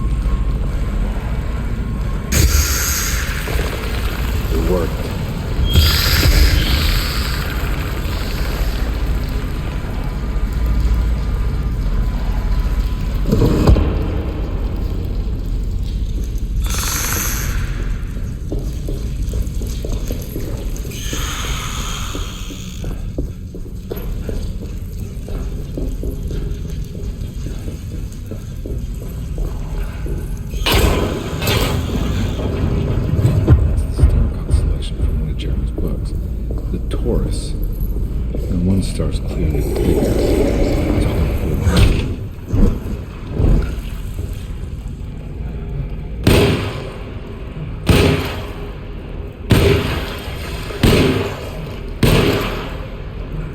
I'm all out of bullets.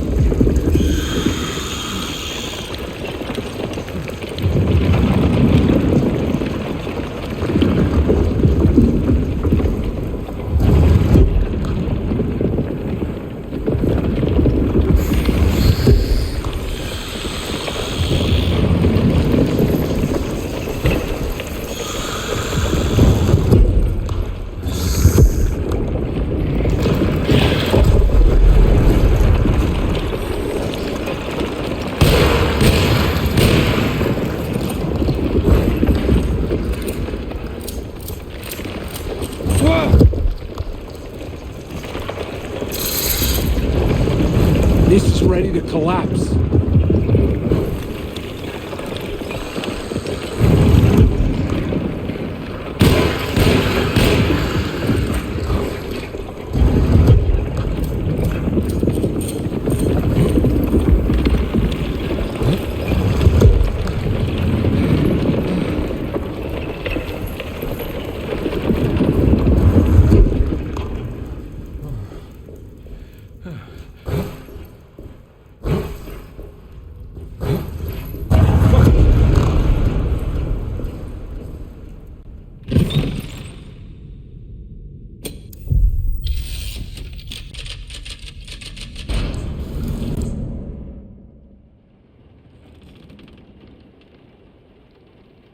Hey.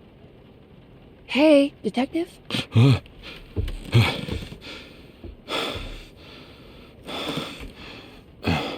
What are you doing? Oh, I found some. Great. Was it alcohol? God, no. I just got the wind knocked out of me. I think I know how to break the contract with the Dark Man. What exactly does that mean? Everything going back to normal.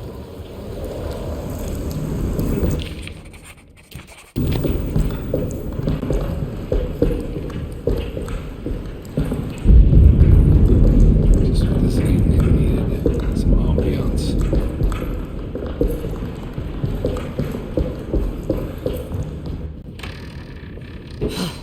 God.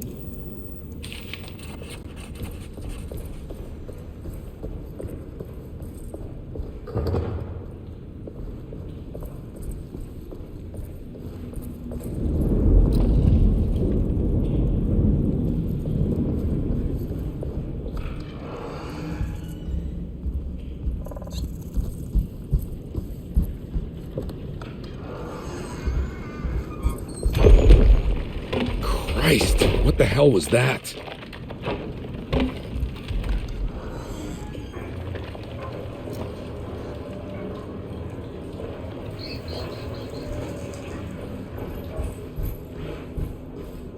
It's blocked.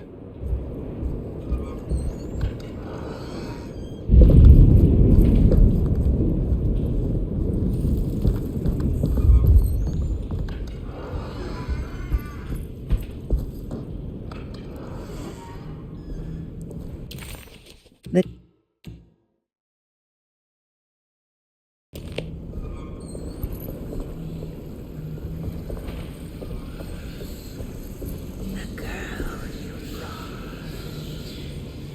What is that?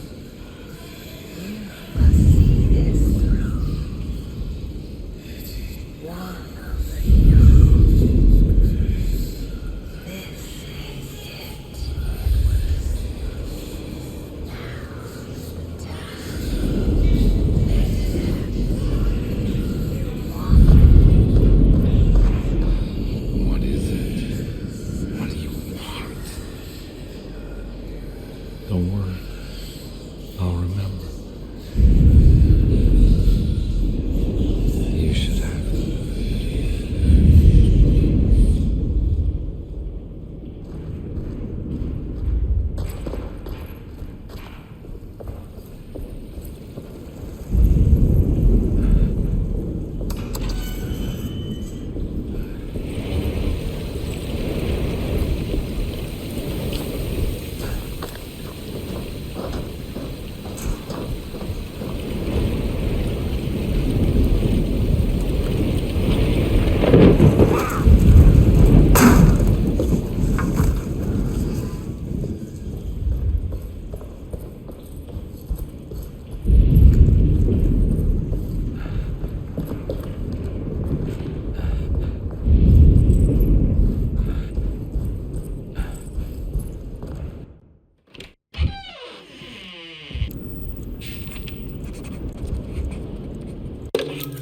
I better hold on to these.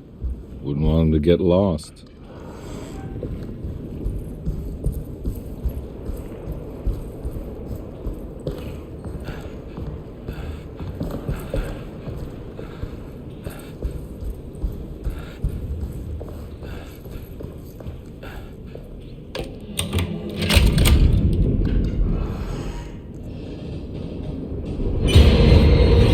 No.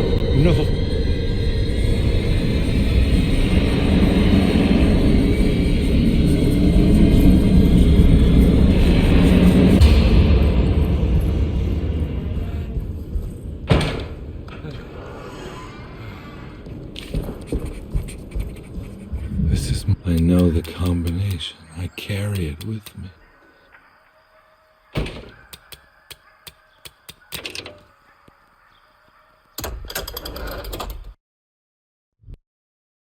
Detective. How long have I been here?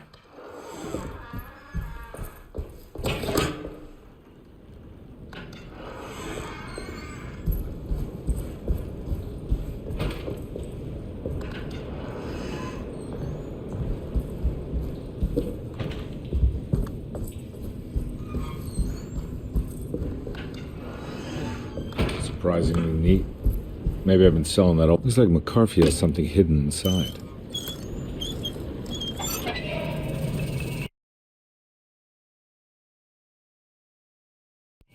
Why would McCarthy lock this up?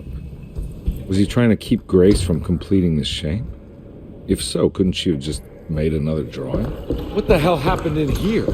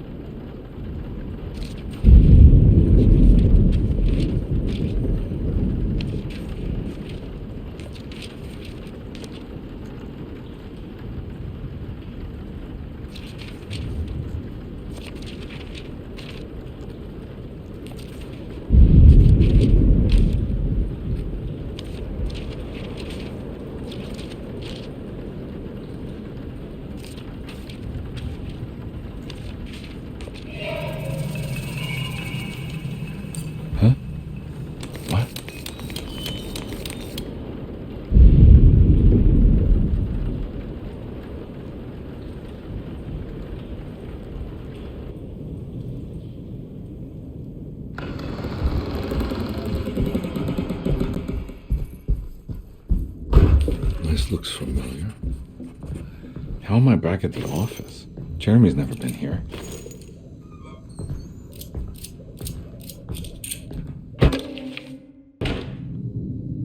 That's me, isn't it? How long had it been since I drowned myself in drink and depression? It had all felt so peaceful, slipping away into oblivion. A welcoming, dark voice wrapped around my mind like a heavy blanket. It turned off suddenly as I woke up from the sound of my office door closing shut. A messenger had left a telegram from Mrs. Saunders.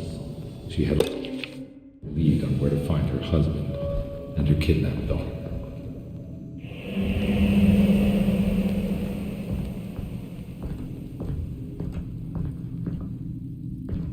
God, I used to drink so much back then.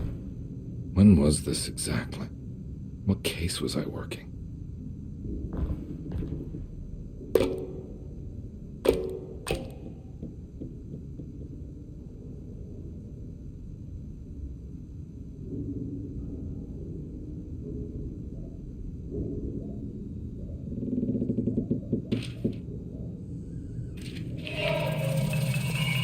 I remember this case. Some kid got taken by her father, headed out of state, but he had made a mistake by selling a painting that his wife actually cared about to a collector named Thornhill to fund his venture. That's how I tracked him down. At least I think so.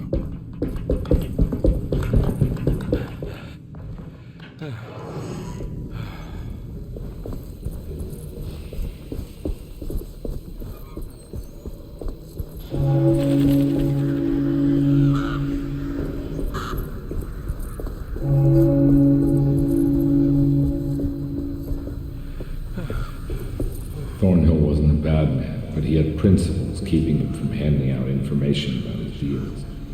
So he needed some convincing.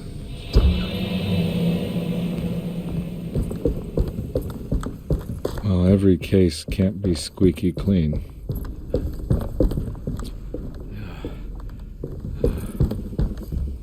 Mr. Saunders had sold a valuable painting to Thornhill, hoping the money would carry him to wherever he was going. The painting, now leaning on an easel in Thornhill's bedroom, had a certain mesmerizing gloom that seemed to call out to me, telling me I was needed for something important. I felt myself falling into the painting, only being brought back by Thornhill, thrusting an address to a Hotel St. George into my hand and asking me to get the hell out.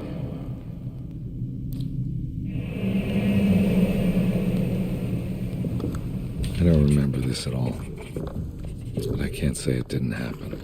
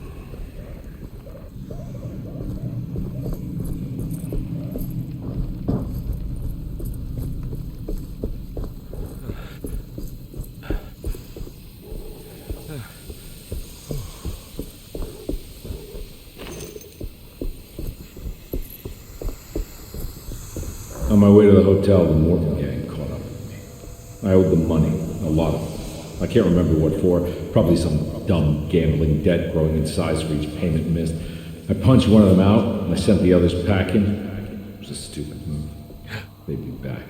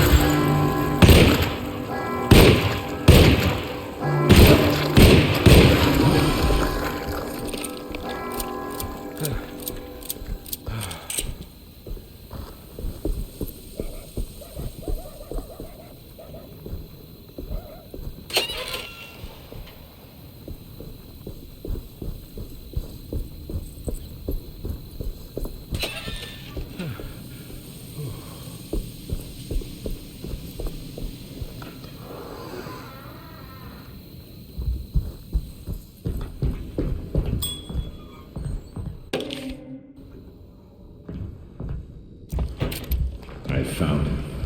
In the hotel ledger, I recognized the handwriting of the signature. Ted Stryker. It was him. I could feel it. It was the kidnapper I was hunting. I put on my knuckles and hurried up to his room.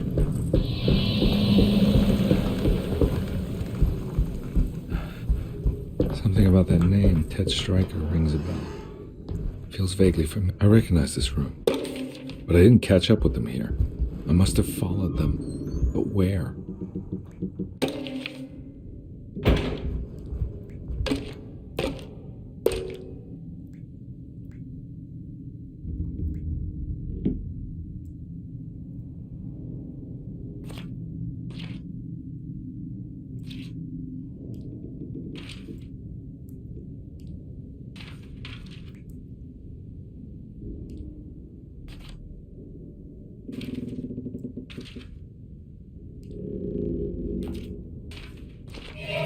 That's right, he was running away, ditching his old life and marriage in New Orleans to find something better in Tallahassee. And he took his daughter with him against the will of the mother. That's why she hired me. But I stopped him. I caught up with him at the Pearl River Bridge.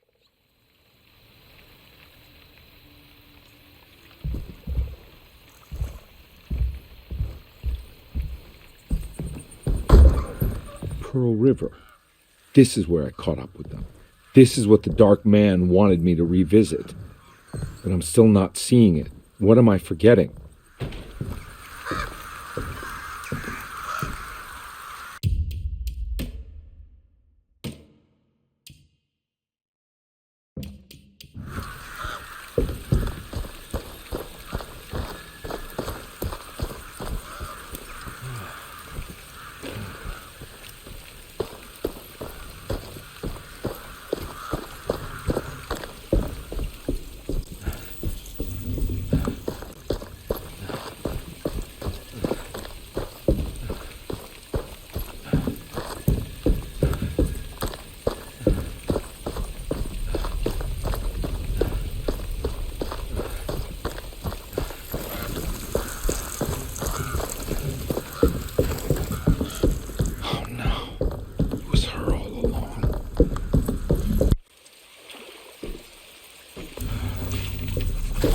Save them.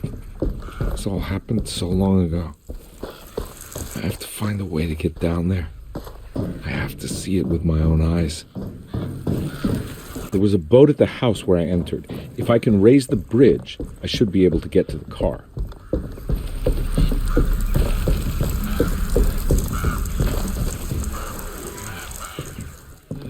This must be where the bridge is operating.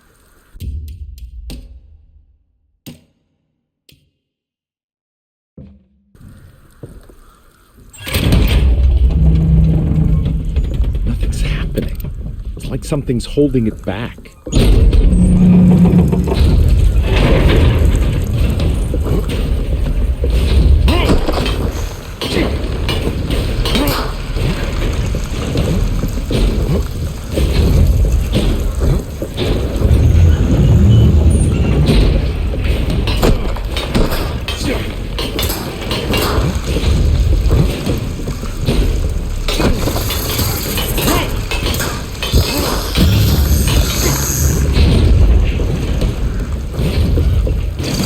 There we go. I should be able to pilot the boat.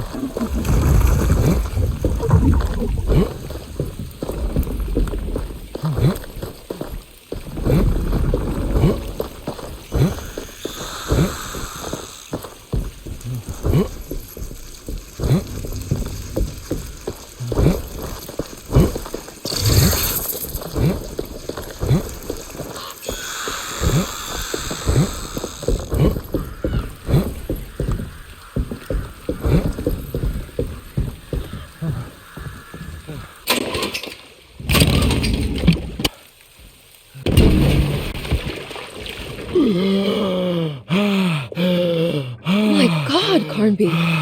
Are you okay? Don't leave me alone. What the hell have you been doing? What's going Convy had run their car off the bridge. He pulled Grace out of the sinking car, but left...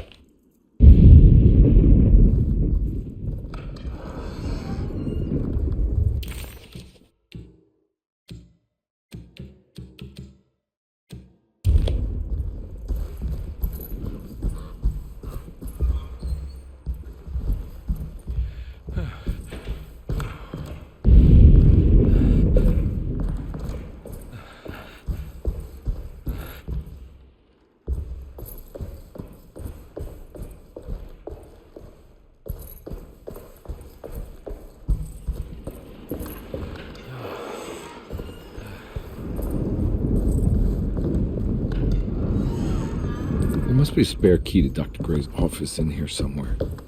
I don't have the combination for this.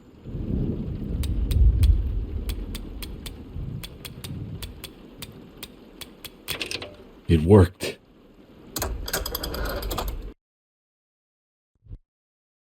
The last...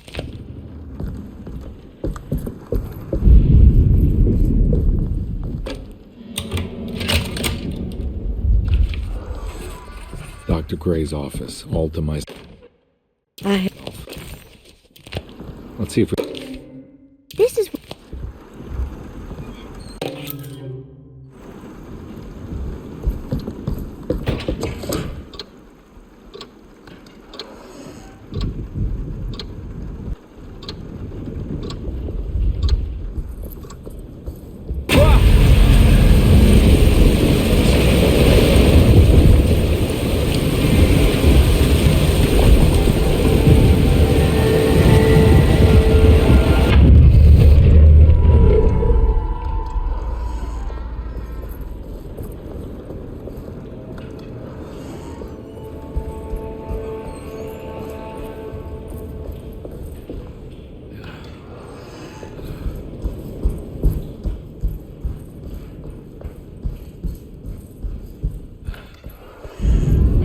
Take this much more. This has to end.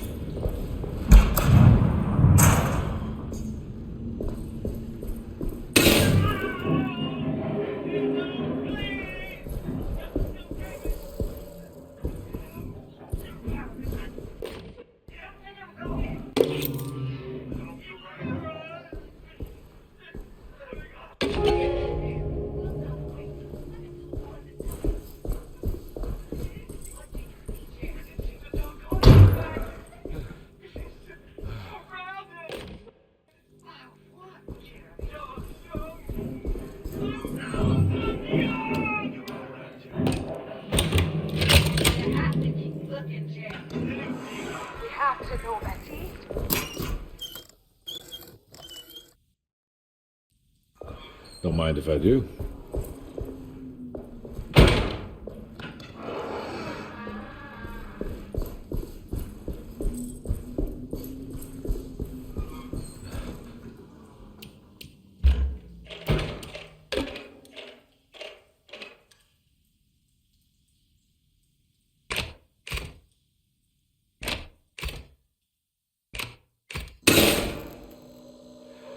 That's better.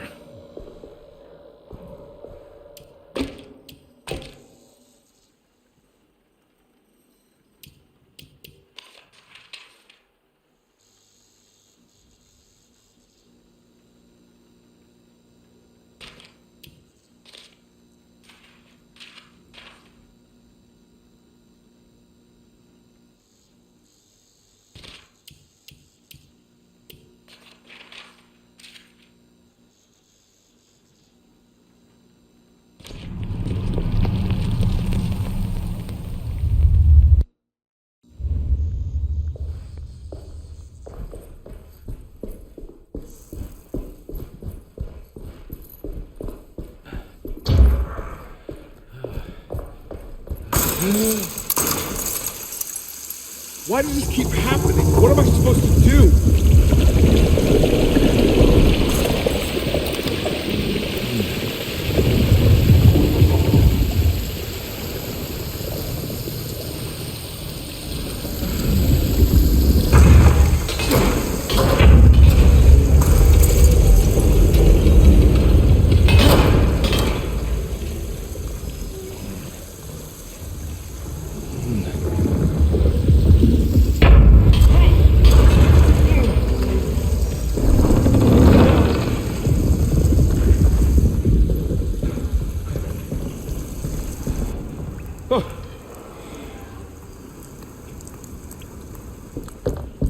And we're back here. Well, perfect time to have a look around this place.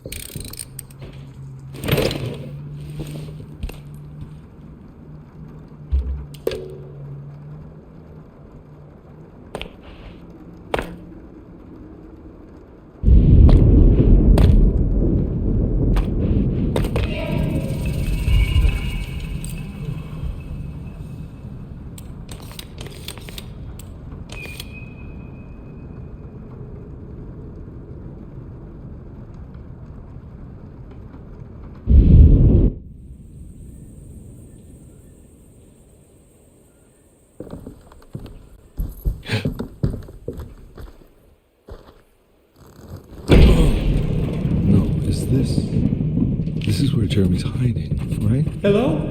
Is anyone there? Jeremy? I need help! Wait! Can you hear me? I'm stuck in the mud and the bayou is taking Jeremy, me. where are you? The motor is dead. I can't do anything more. Hang on, Jeremy. I'll figure something out. I'll get the boat running.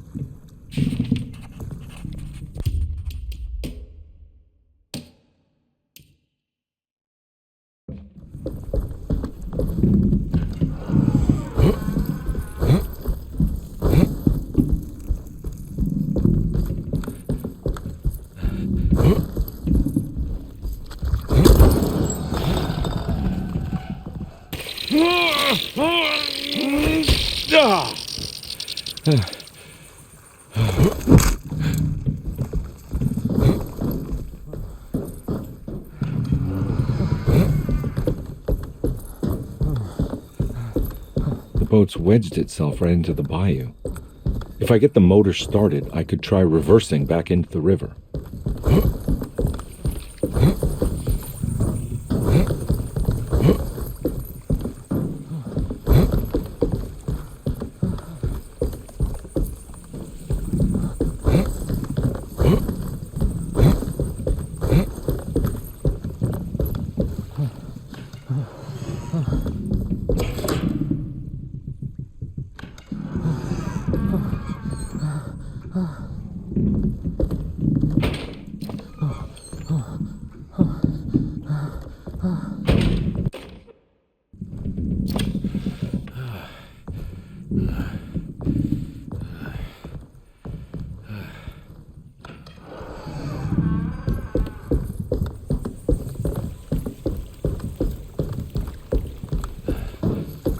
Looks pretty weak.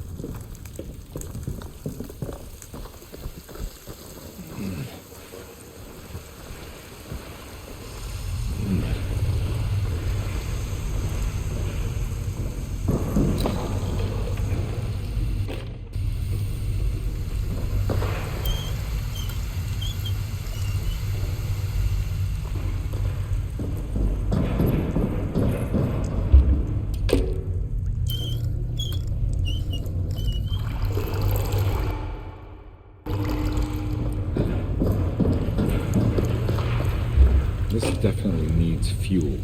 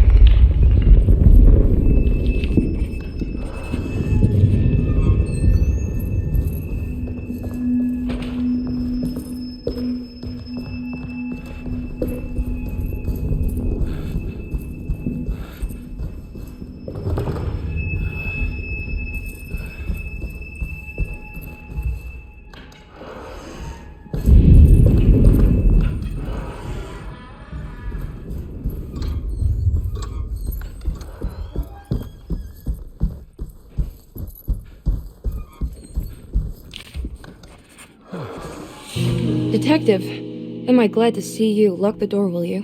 I don't think Dr. Gray would appreciate us snooping around. What's going on here? This feels so strange.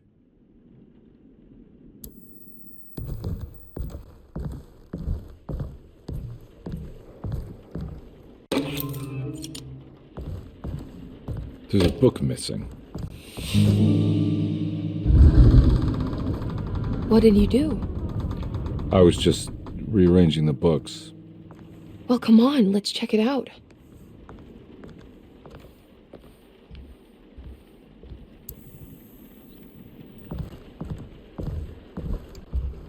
I think I'm beginning to understand. Dr. Gray is dealing with some kind of mass delusion.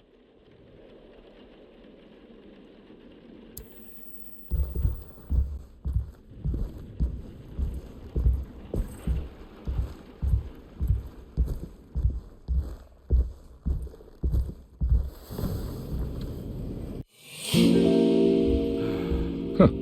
Has that been there this whole time?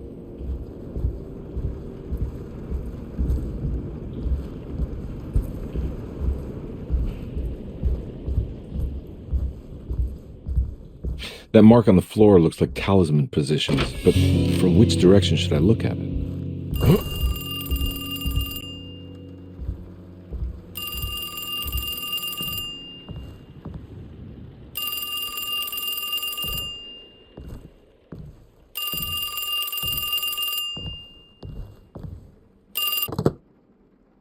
Hello?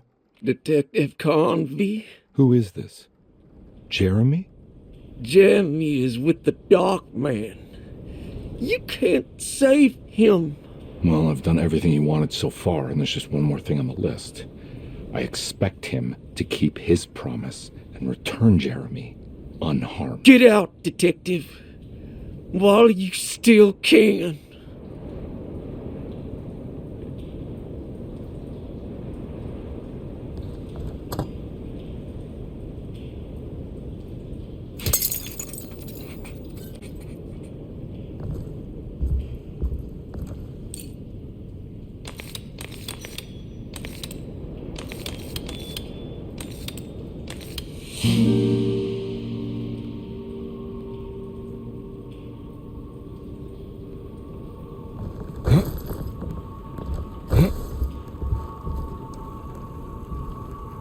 You okay? You look a little frazzled. Just stupid telephone. I know. I tried calling the police earlier. The telephone is completely dead. It's not... Yeah, no, the telephone isn't working.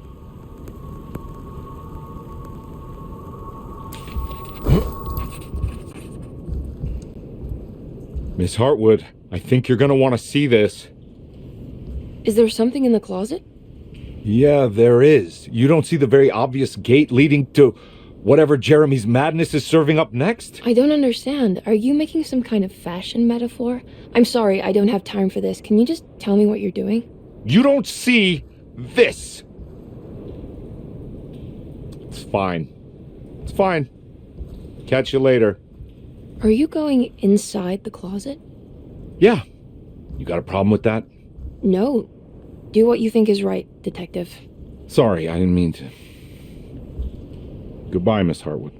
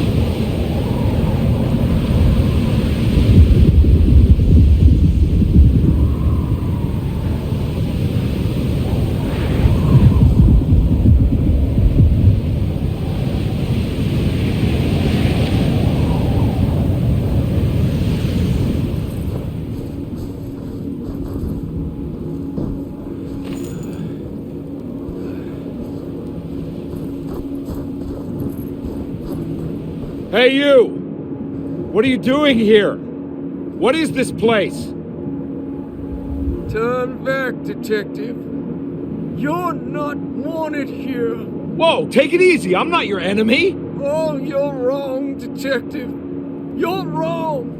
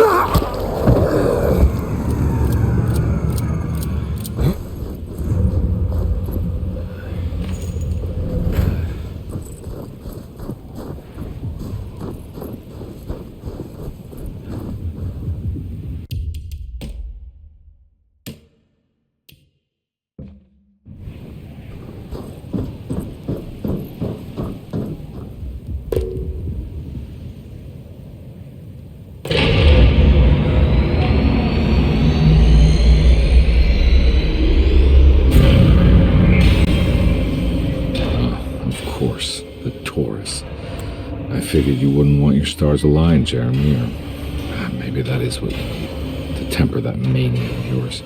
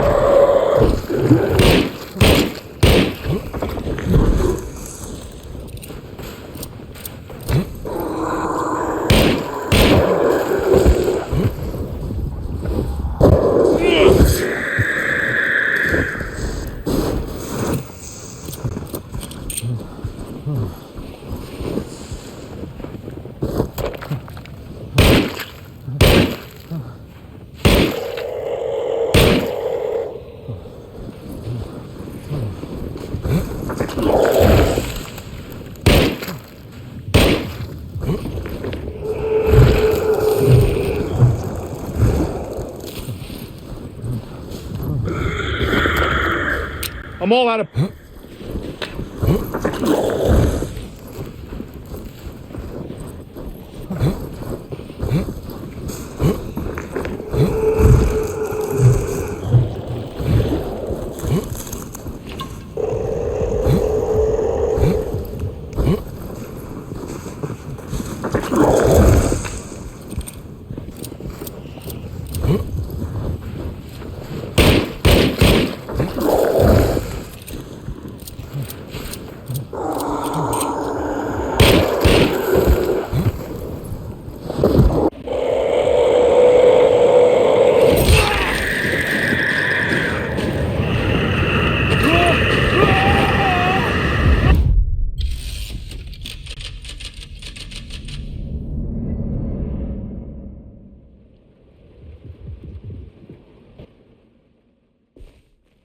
Well, if it isn't the hero...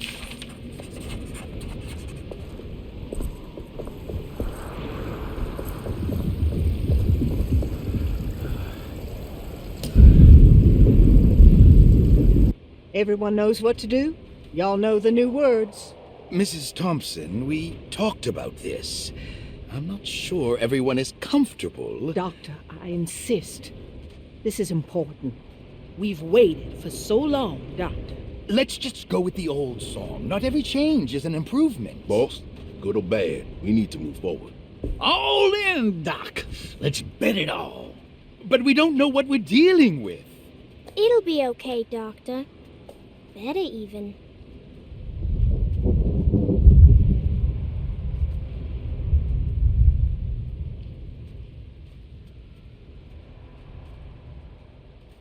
Oh, there are praises in abundance to the black goat of the woods. Hear us, mother. Take pity on us. Take pity on us.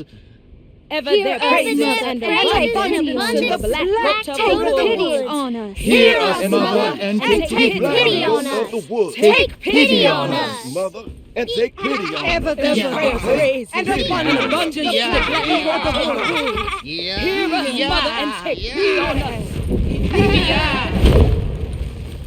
Accept our sacrifice and judge our work. Judge our work.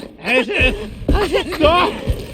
Are you crazy? This here's what needs to happen, Compare. Grace! Stop! Stop! Shoot the ground! Shoot the ground! The black goat of the woods Open the ground! Yeah!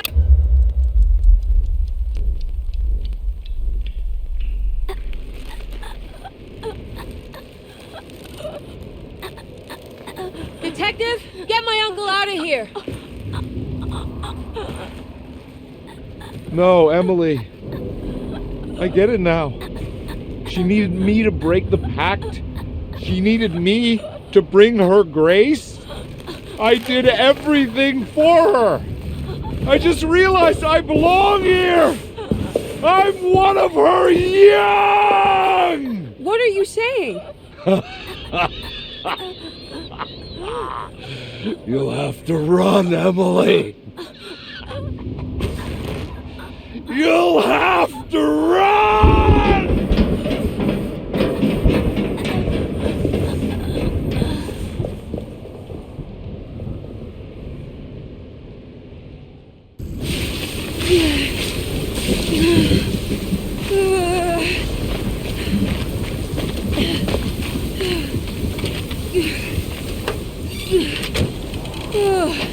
What?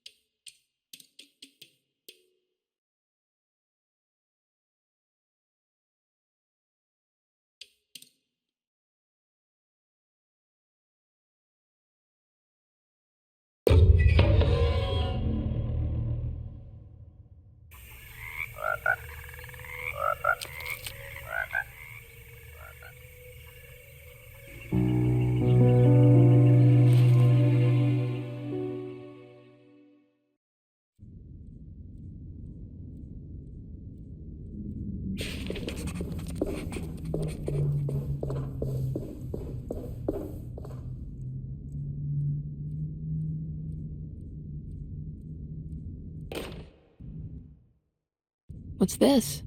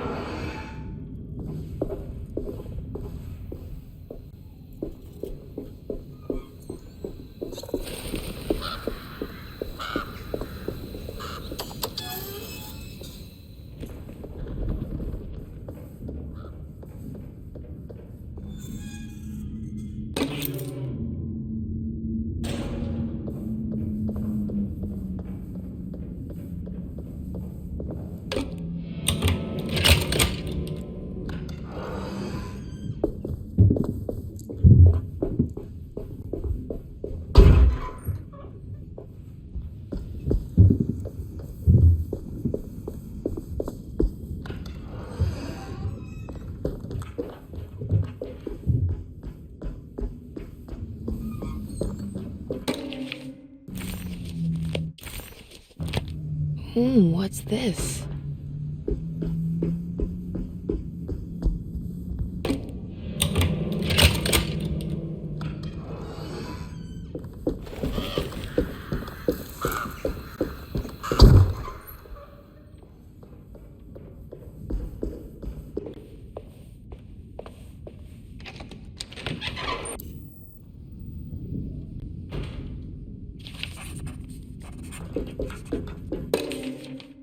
Every...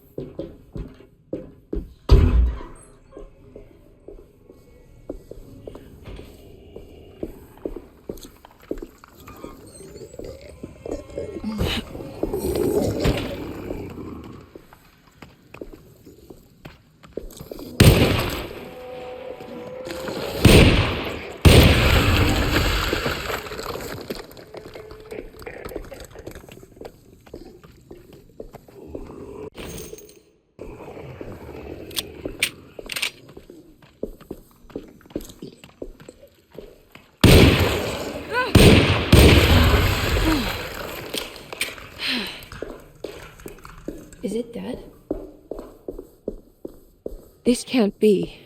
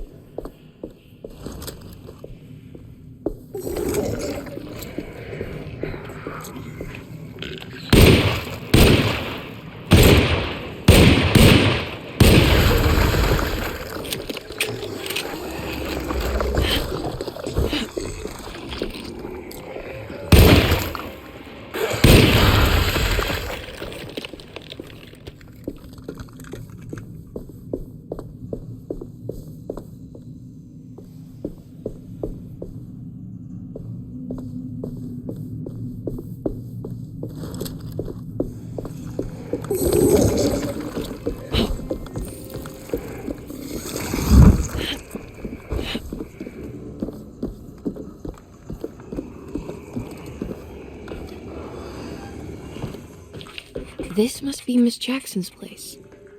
Let's see if we can find out more about Jeremy's talisman. It looks exactly like Jeremy's talisman.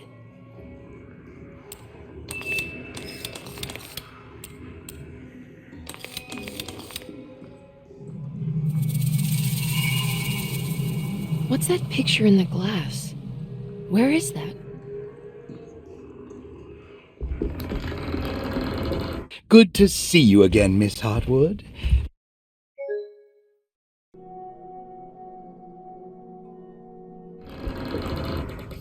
Good to see you again, Miss Hartwood. Mrs. Thompson told me you were here. She also alerted me that you brought a detective with you.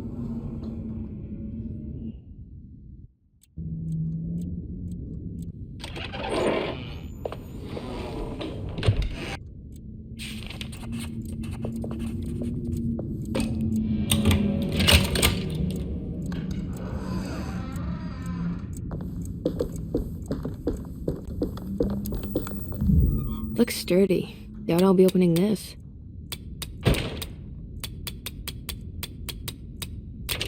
Oh wow, I can't believe I guessed the combination. I must be some kind of genius.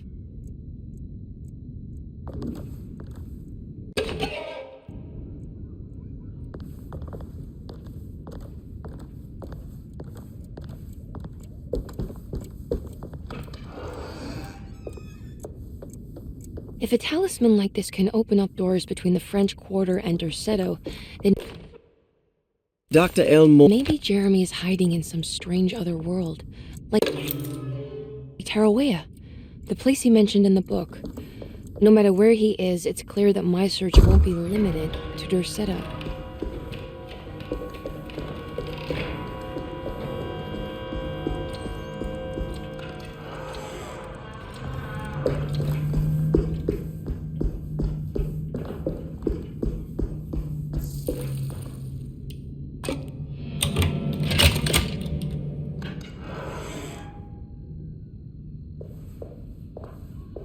What is strange but beautiful? What's that?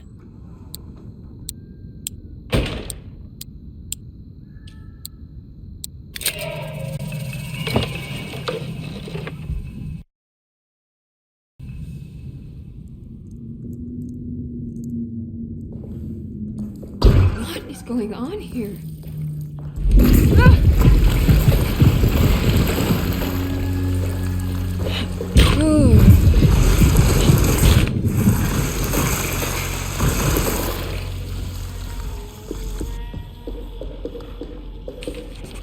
Everything's back to normal.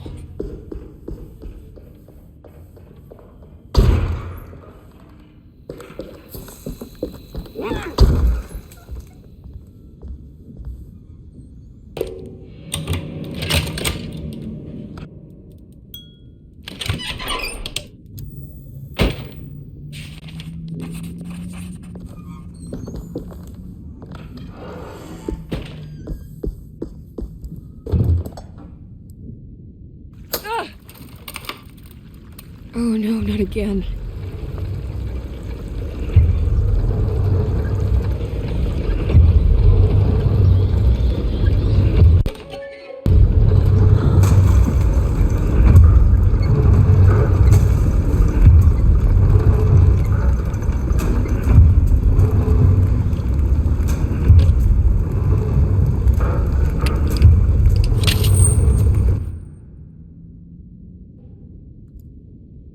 I don't understand what's happening.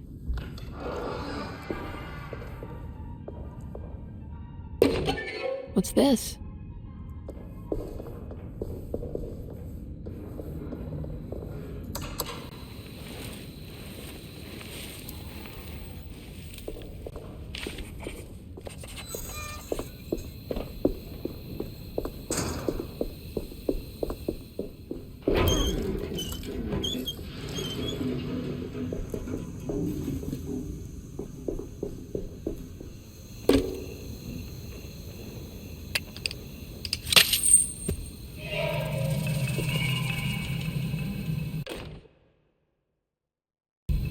Now what's this?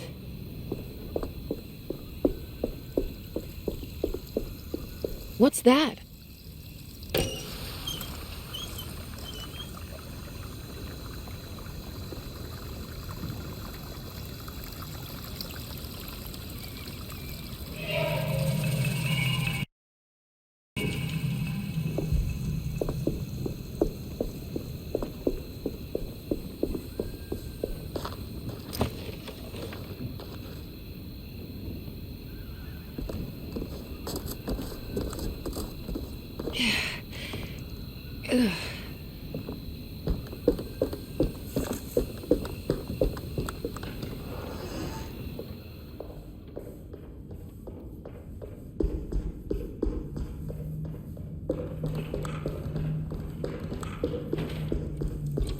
This must be the clock mentioned in the commonplace. There's something missing.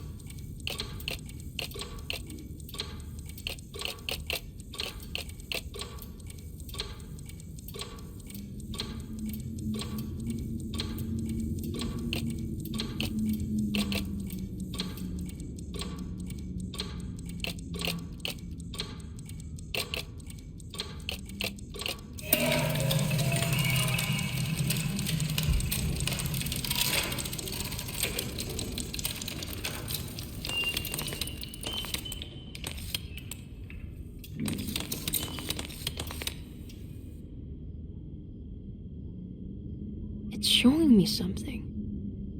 That's just the hallway outside Jeremy's room, isn't it?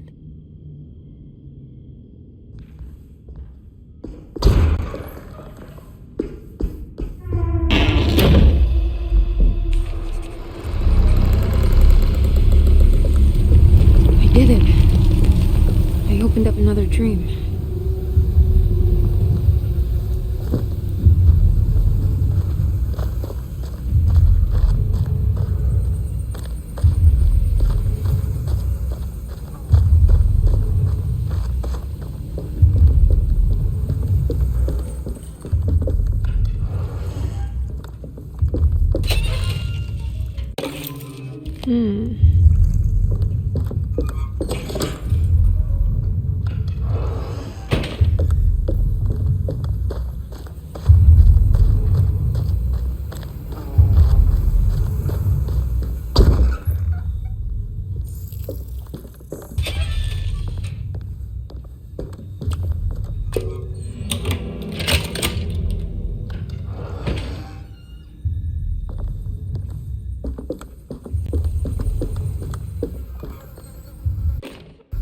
There we go.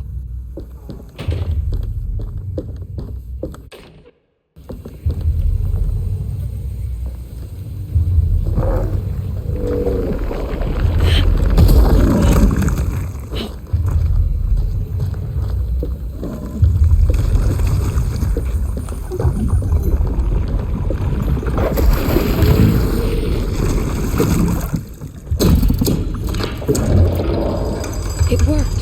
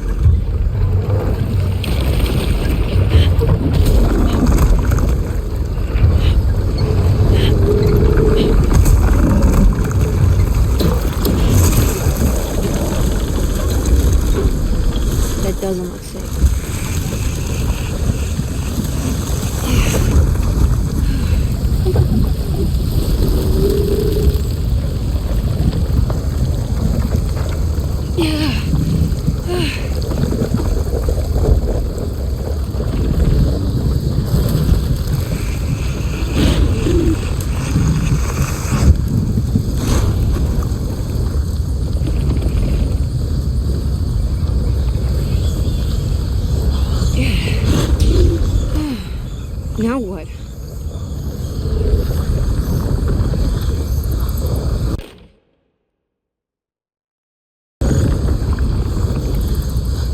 Just don't look down, Emily.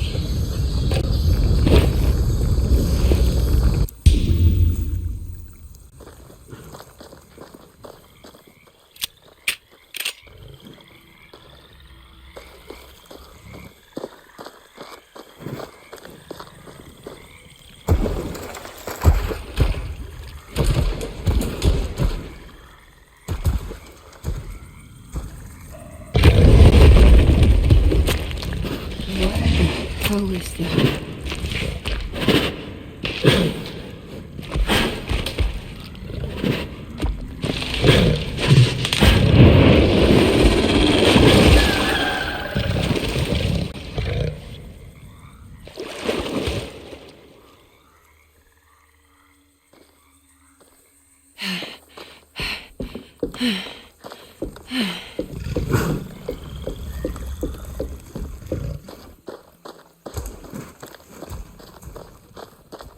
It's the hateful mound Jeremy mentioned in his book.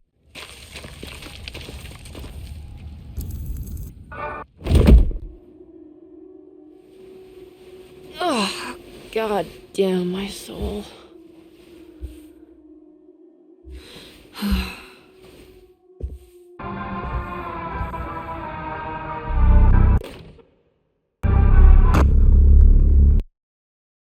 Reflection.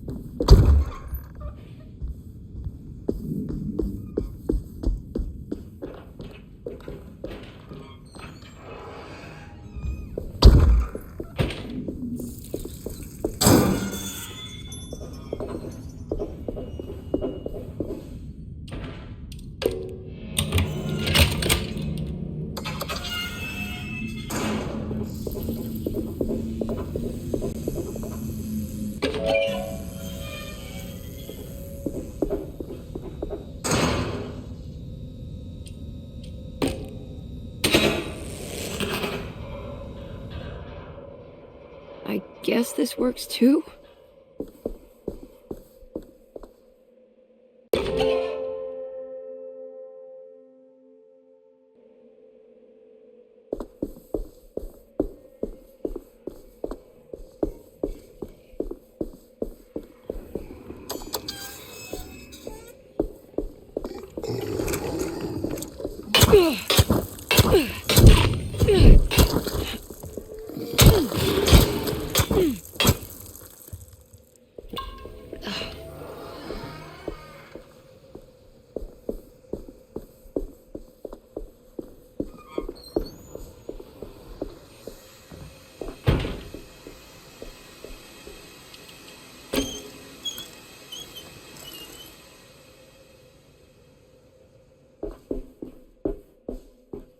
Jeremy?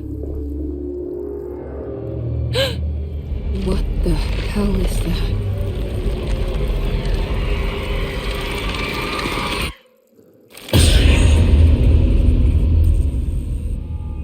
What?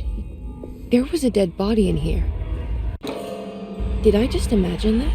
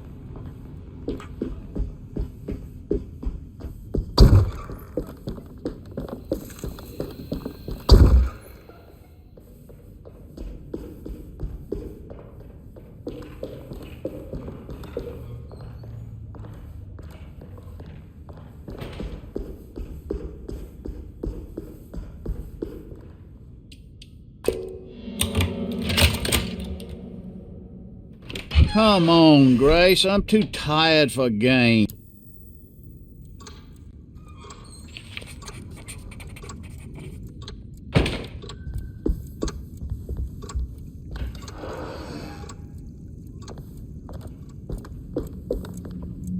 I think I've seen this somewhere.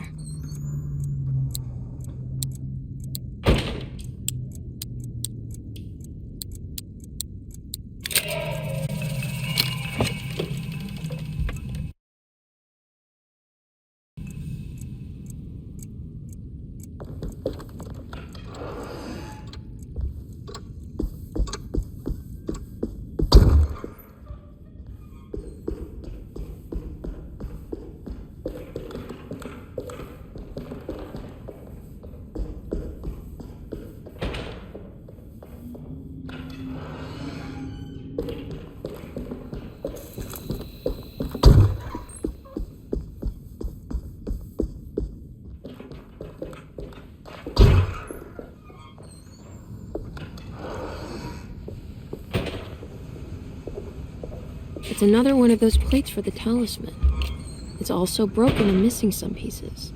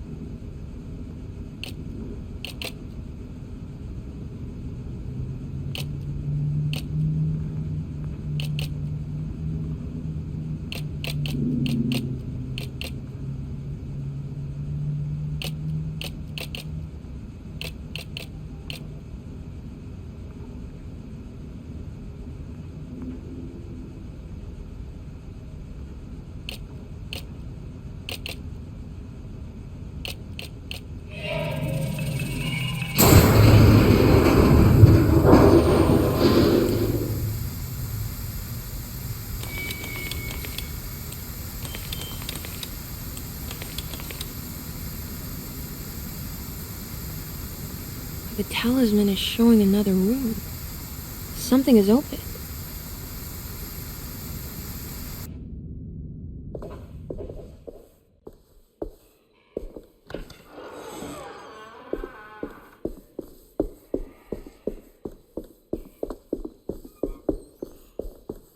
It worked.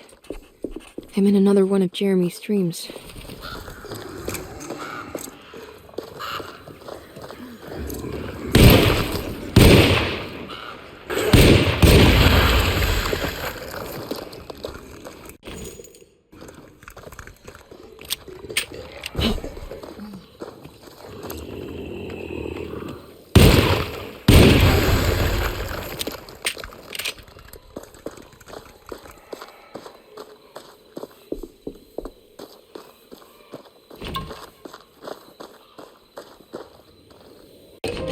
What's this?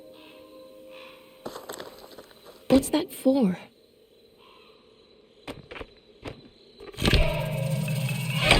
There we go.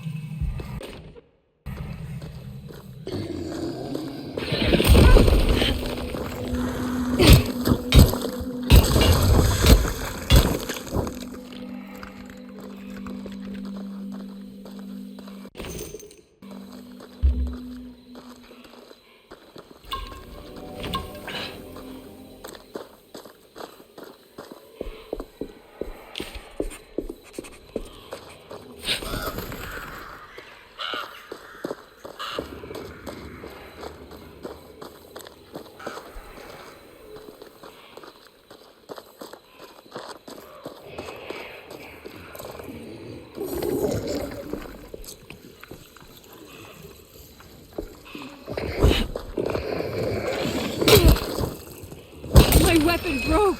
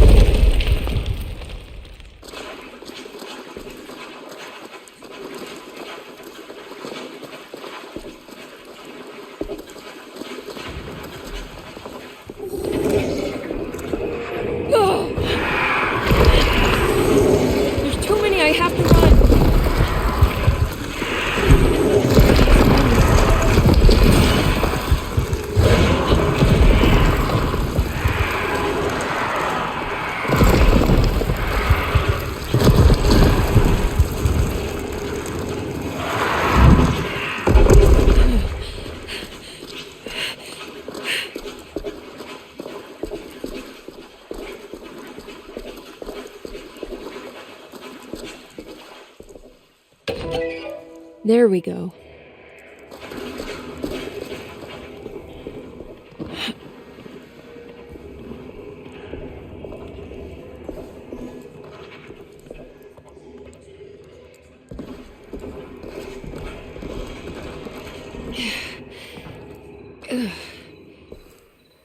I made it out.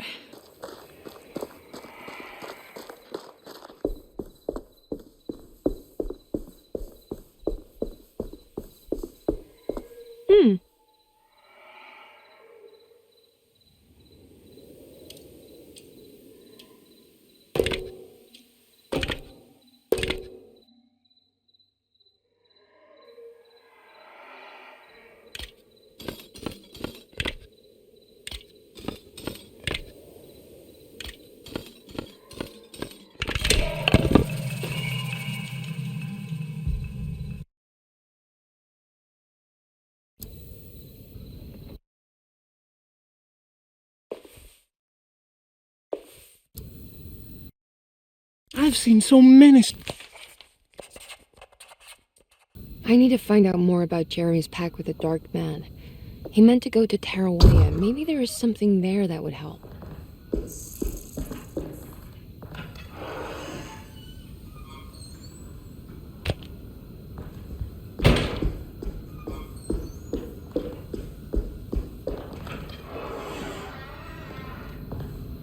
Jeremy's room.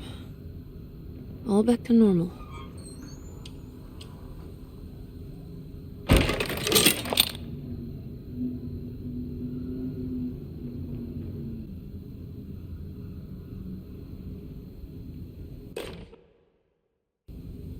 It's a telescope lens.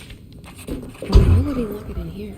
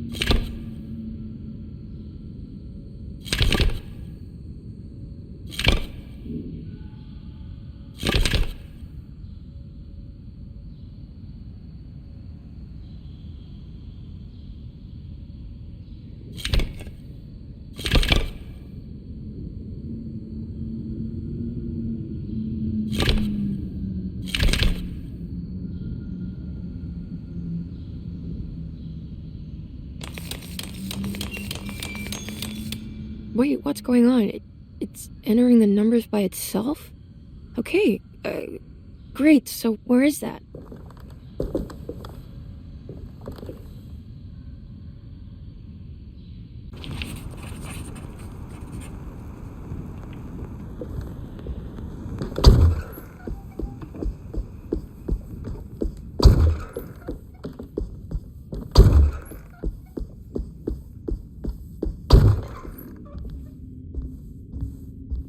Ah, here we go.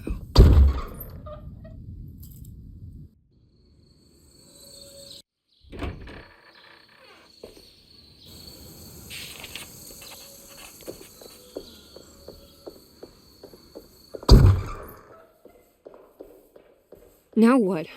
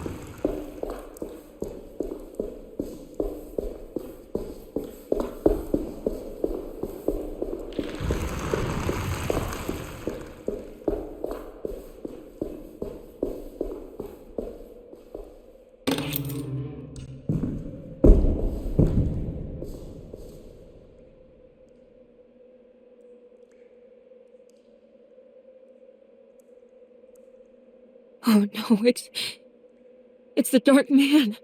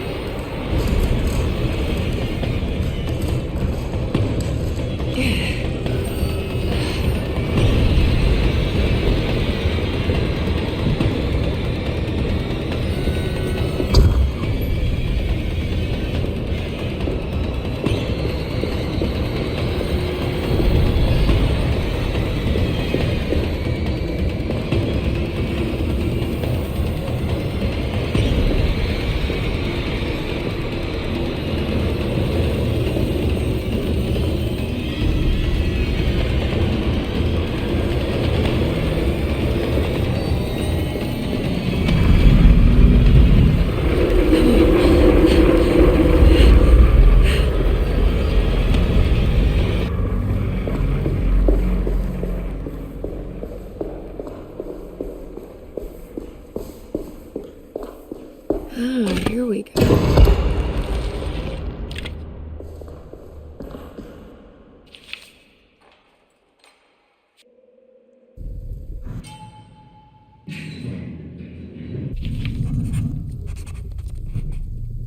It was in the...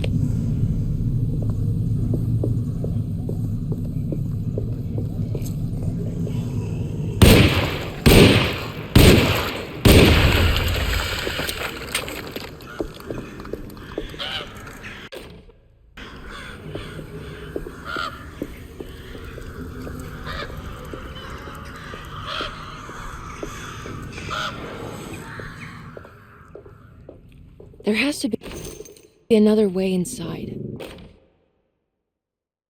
There's a way through the sewers.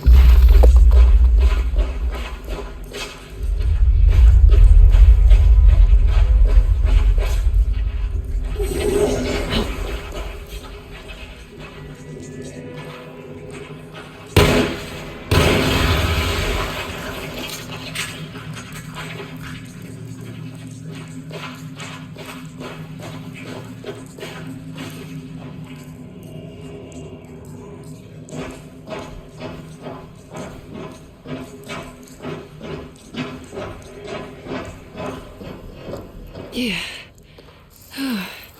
All right. I made it inside the warehouse. Now let's find that address.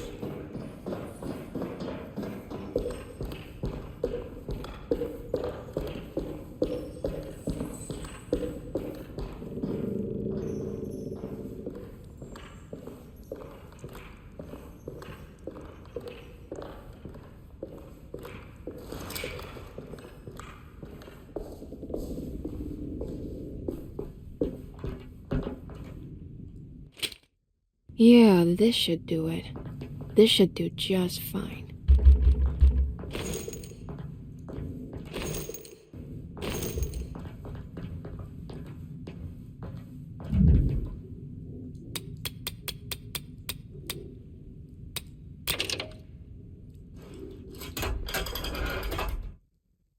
Gotta go manifesto.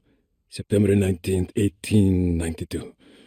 Break Shipping Company delivered 4... This is it. The address to the theater where Jeremy first met the Dark Man.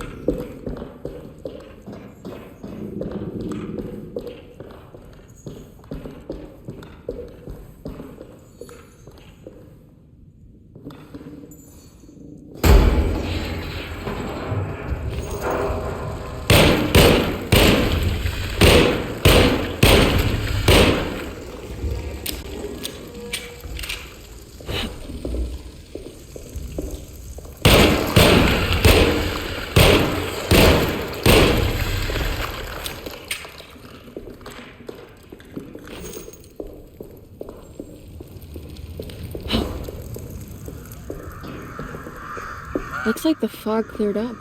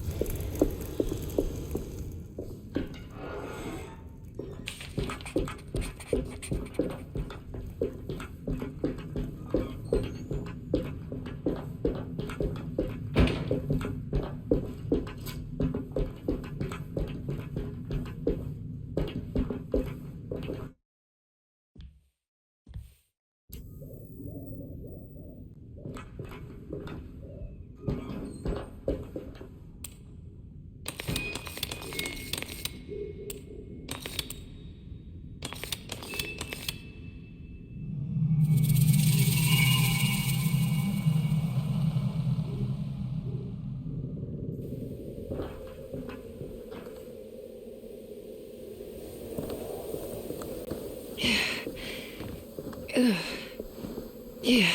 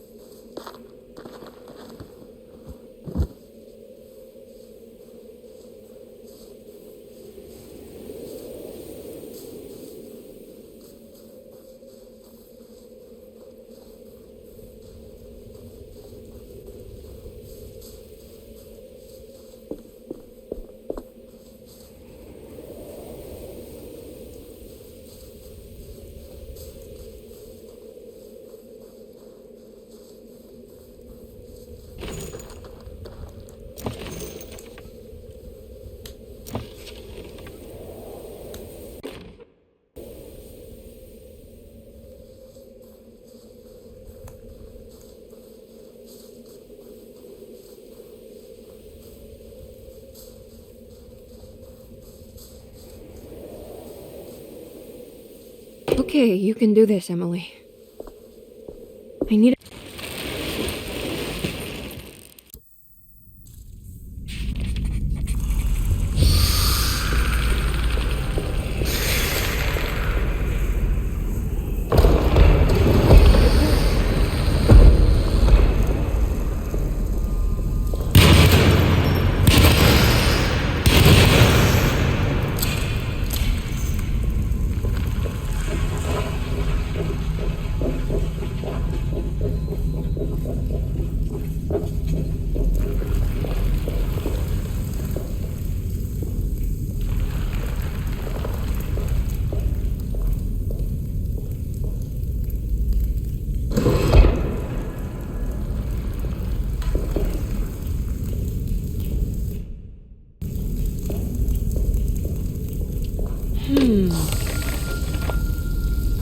think this one moves. It worked.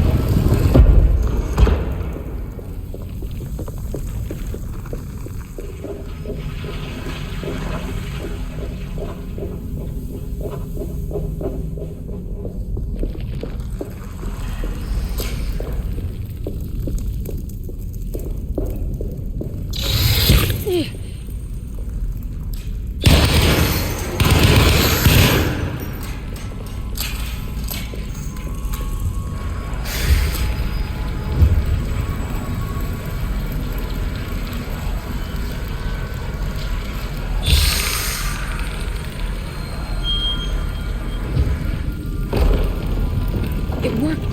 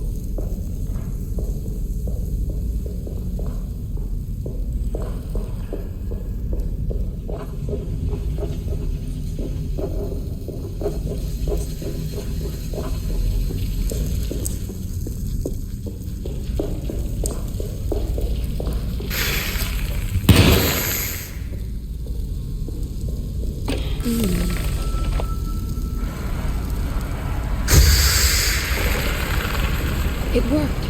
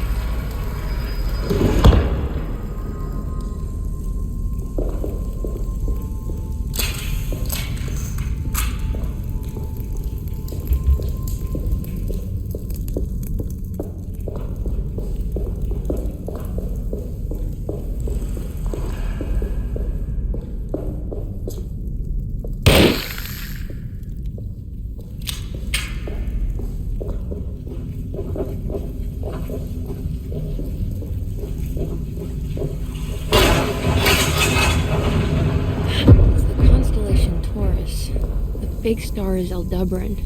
Something to do with the Dark Man.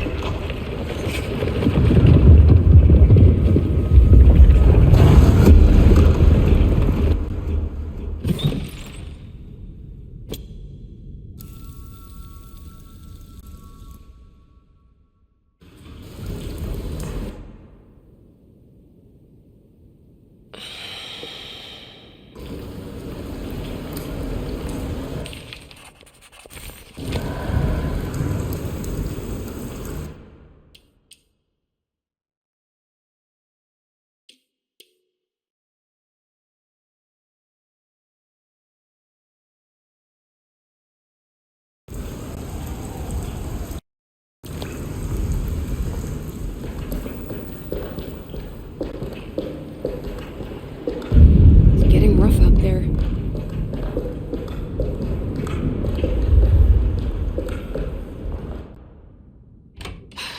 If we can just get the orderly.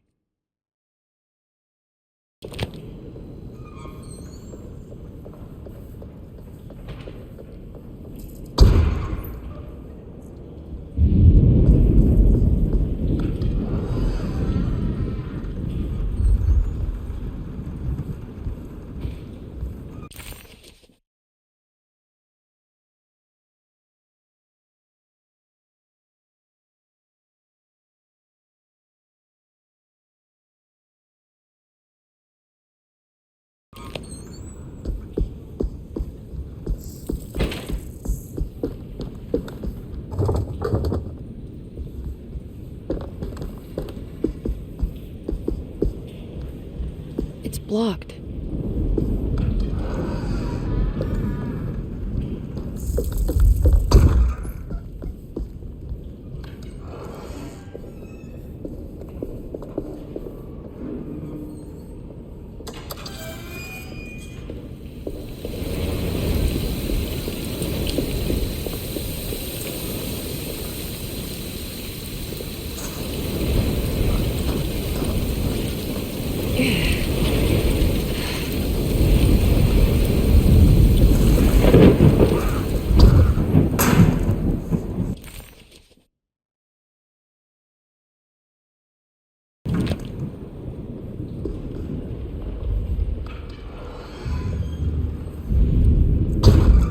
Mr. Waits must have had a spare key to Dr. Gray's office, but where?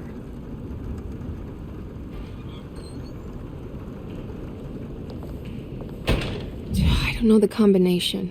Wait, maybe I do.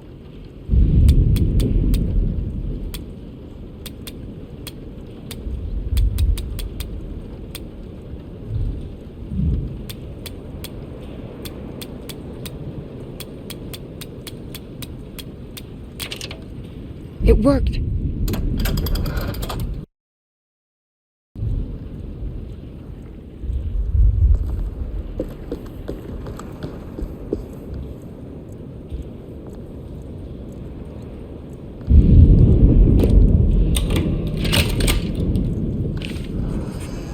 Here we are, Dr. Gray's office.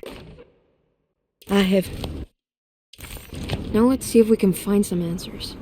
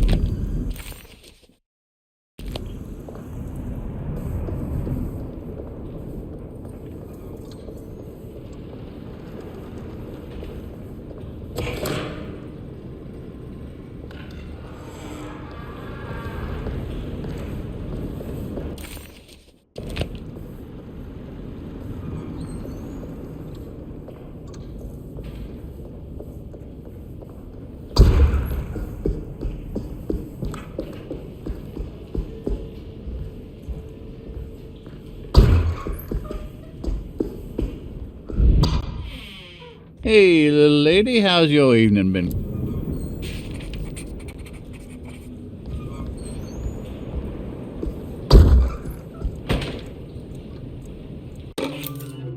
I'll just borrow these.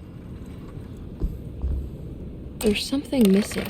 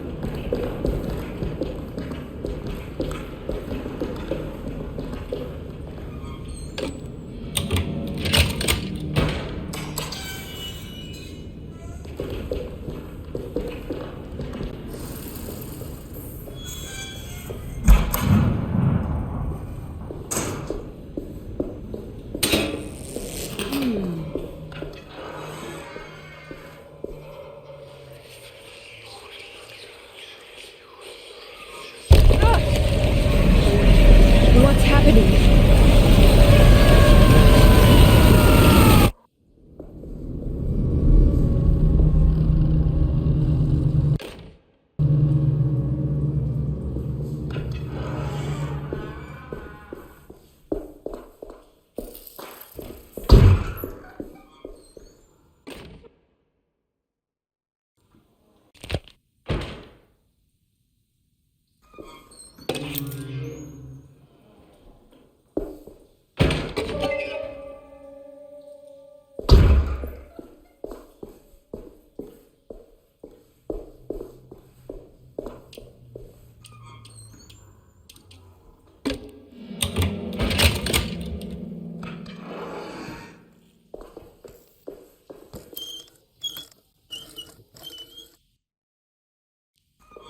I'll just take this.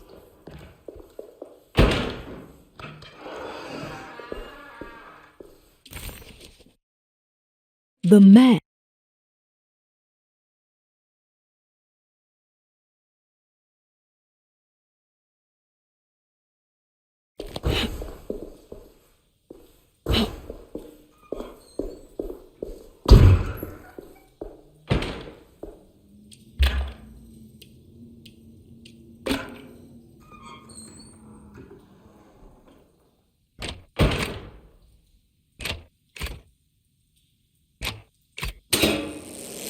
That's better.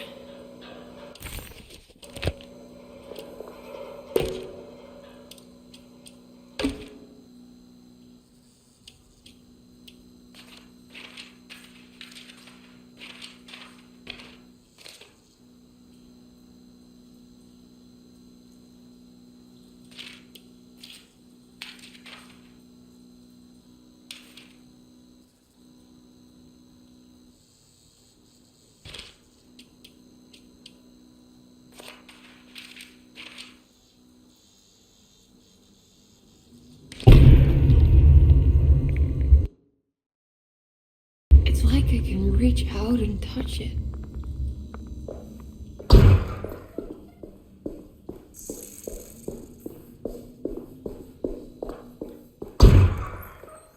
This can't be.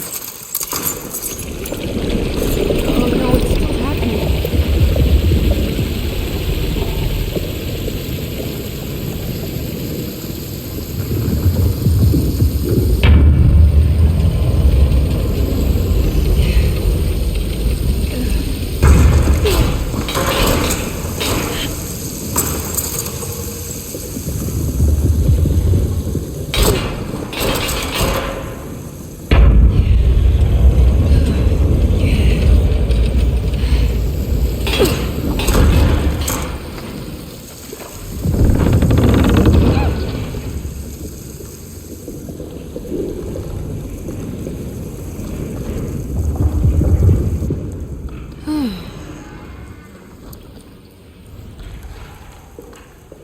I guess I never got a chance to look around this place.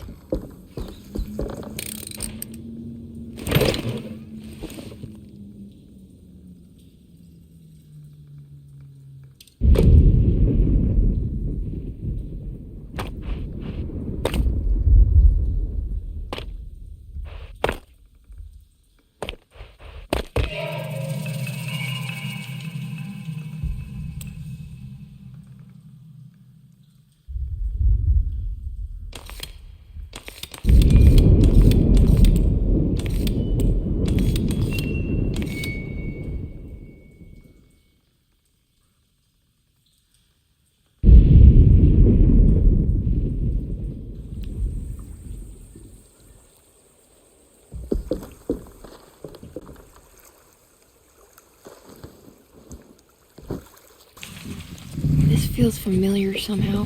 Hello? Is anyone there? Jeremy, where are you?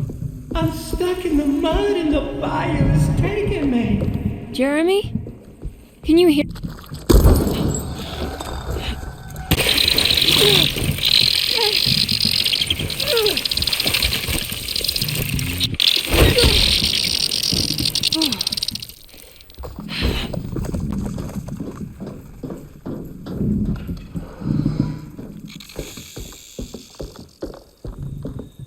The boat is run aground, crashed right into the bayou. If I get the motor running, I could try backing into the river.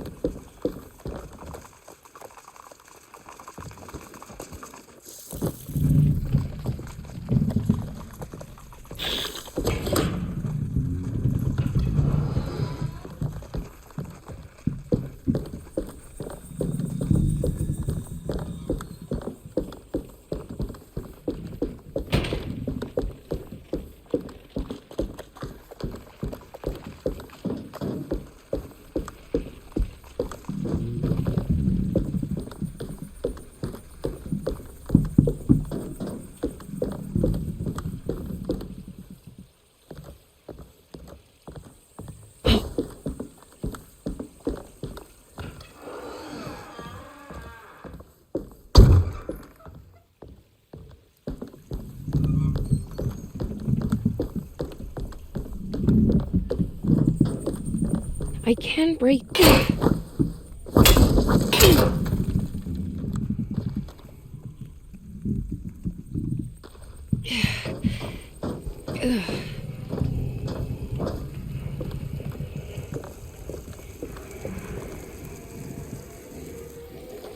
Yeah.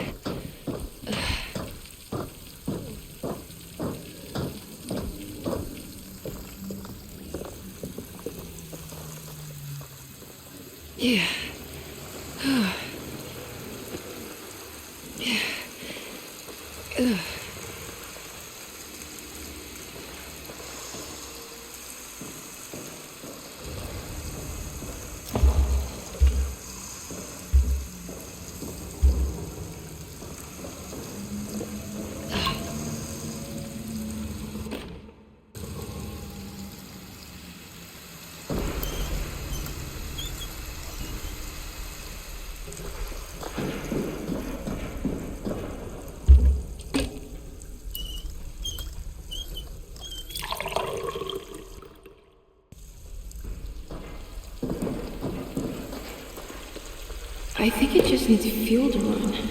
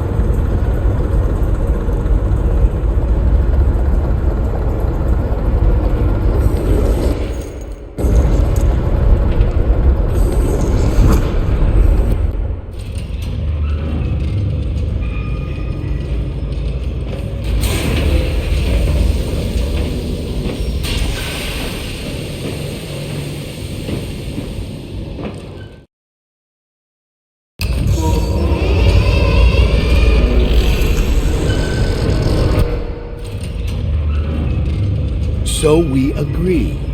Let's stop wasting time with lies and metaphors. No more steamboats or stage magicians, Mr. Hartwood. We need to move on to make progress.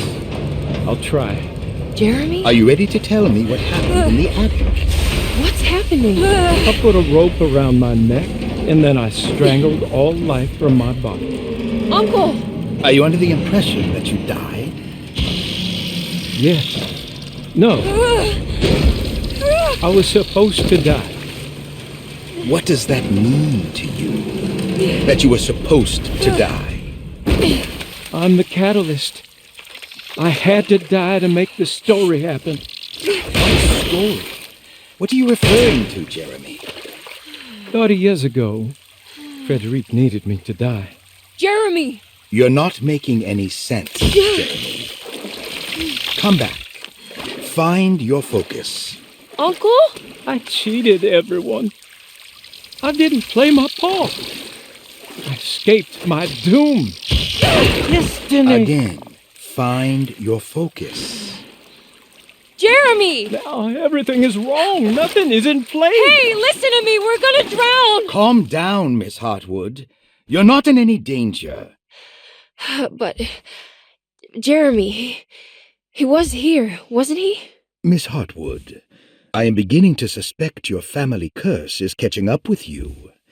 Have you ever talked to a doctor about your condition? No, I was just confused. I thought I saw him for a moment. I'm fine. I'll let you be. Miss, I want you to know I'm here to help, if you need me.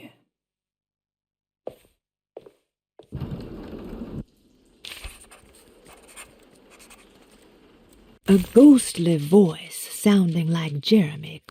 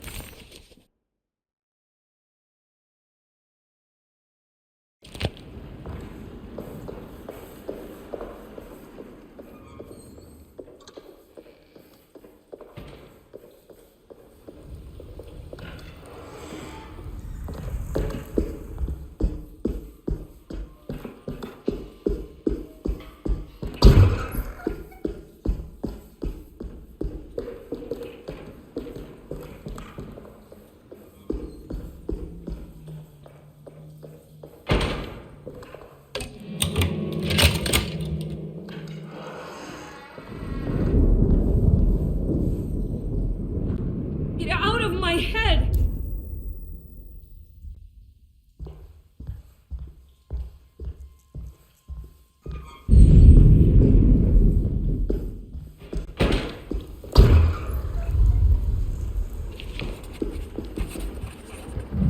I don't know the combination.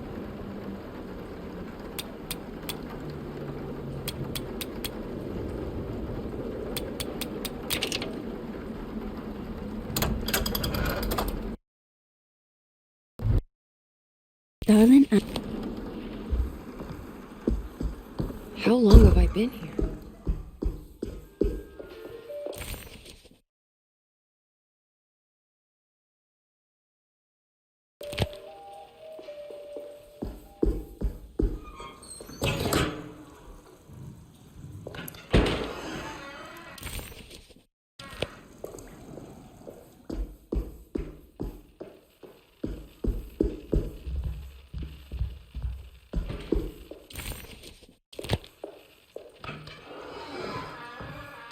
Ruth, are you there? No, of course not.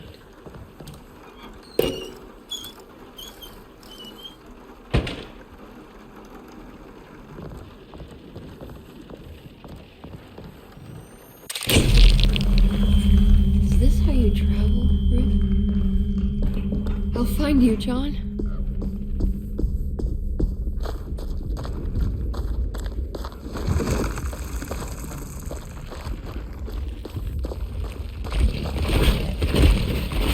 What was that?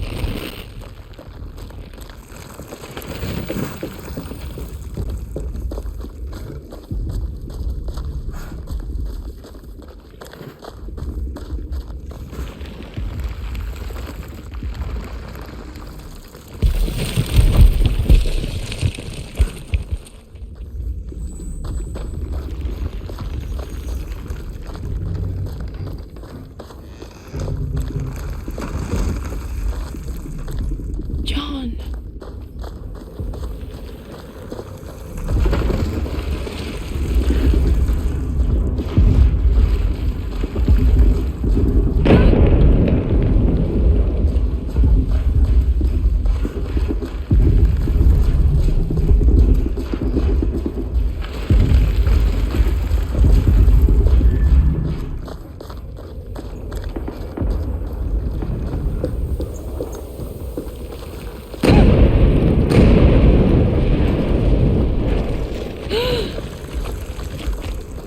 Oh God, I thought I was done with you.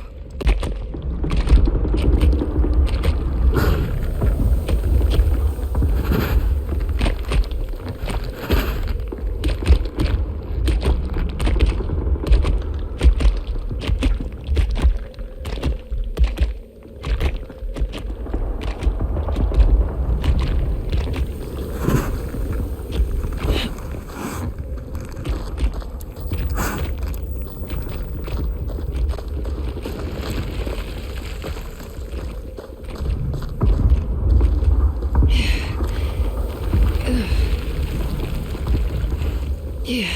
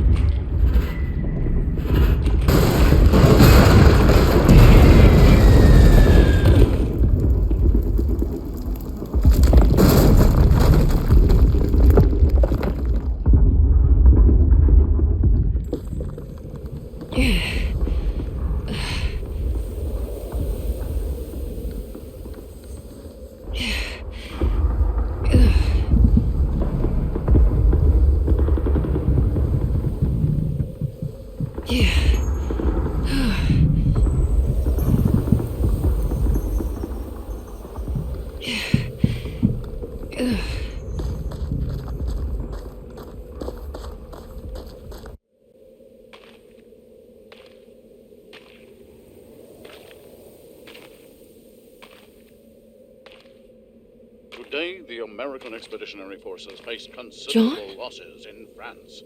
The brave men fallen on these Elysian fields will forever be remembered as defenders not of just Europe, but the world. What's the matter, Emily? President Woodrow Wilson spoke to our I can't do country's this. war widows, asking them to stand tall. What's and the matter? remember their husbands. I can't take you dying again. Speak of them proudly, and remember I'm them still hurting. What's the matter, But Emily? the war effort in Europe is not our Your death was just so... Death numbers on the home front Shameful. are on the rise due to the influenza known as the Spanish flu. The New Orleans City Council decided to open yet another emergency hospital in the old Derceto plantation.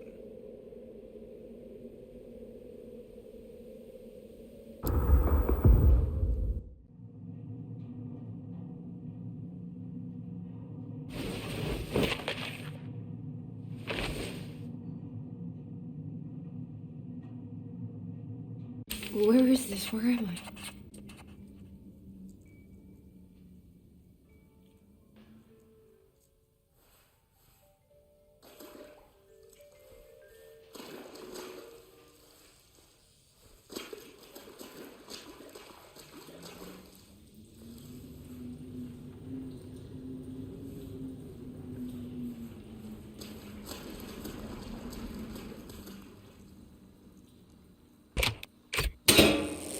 That's better.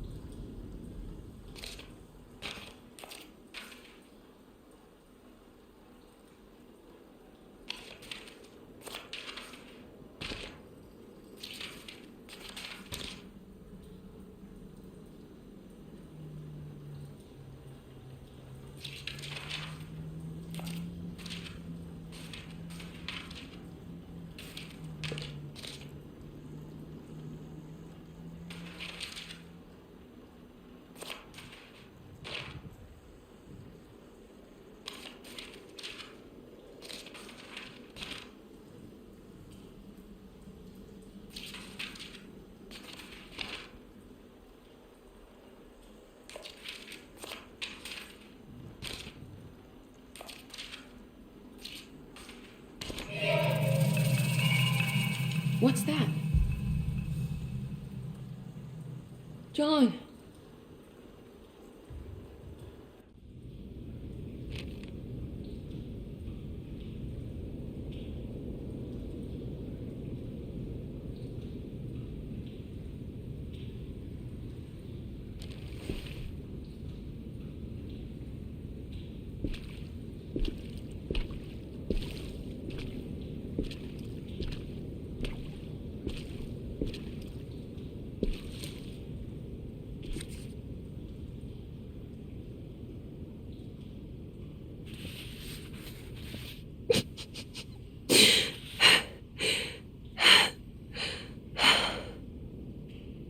$2.17.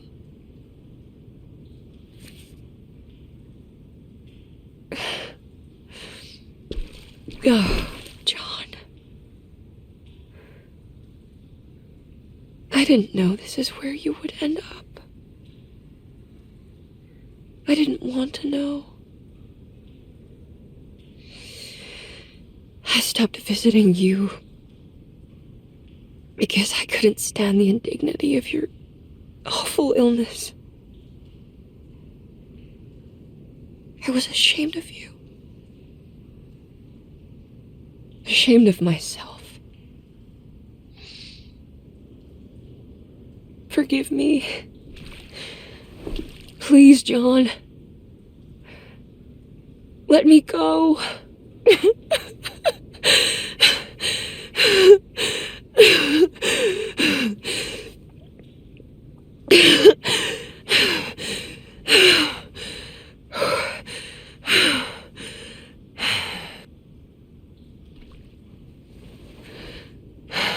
Are we we done here? Is this what you wanted?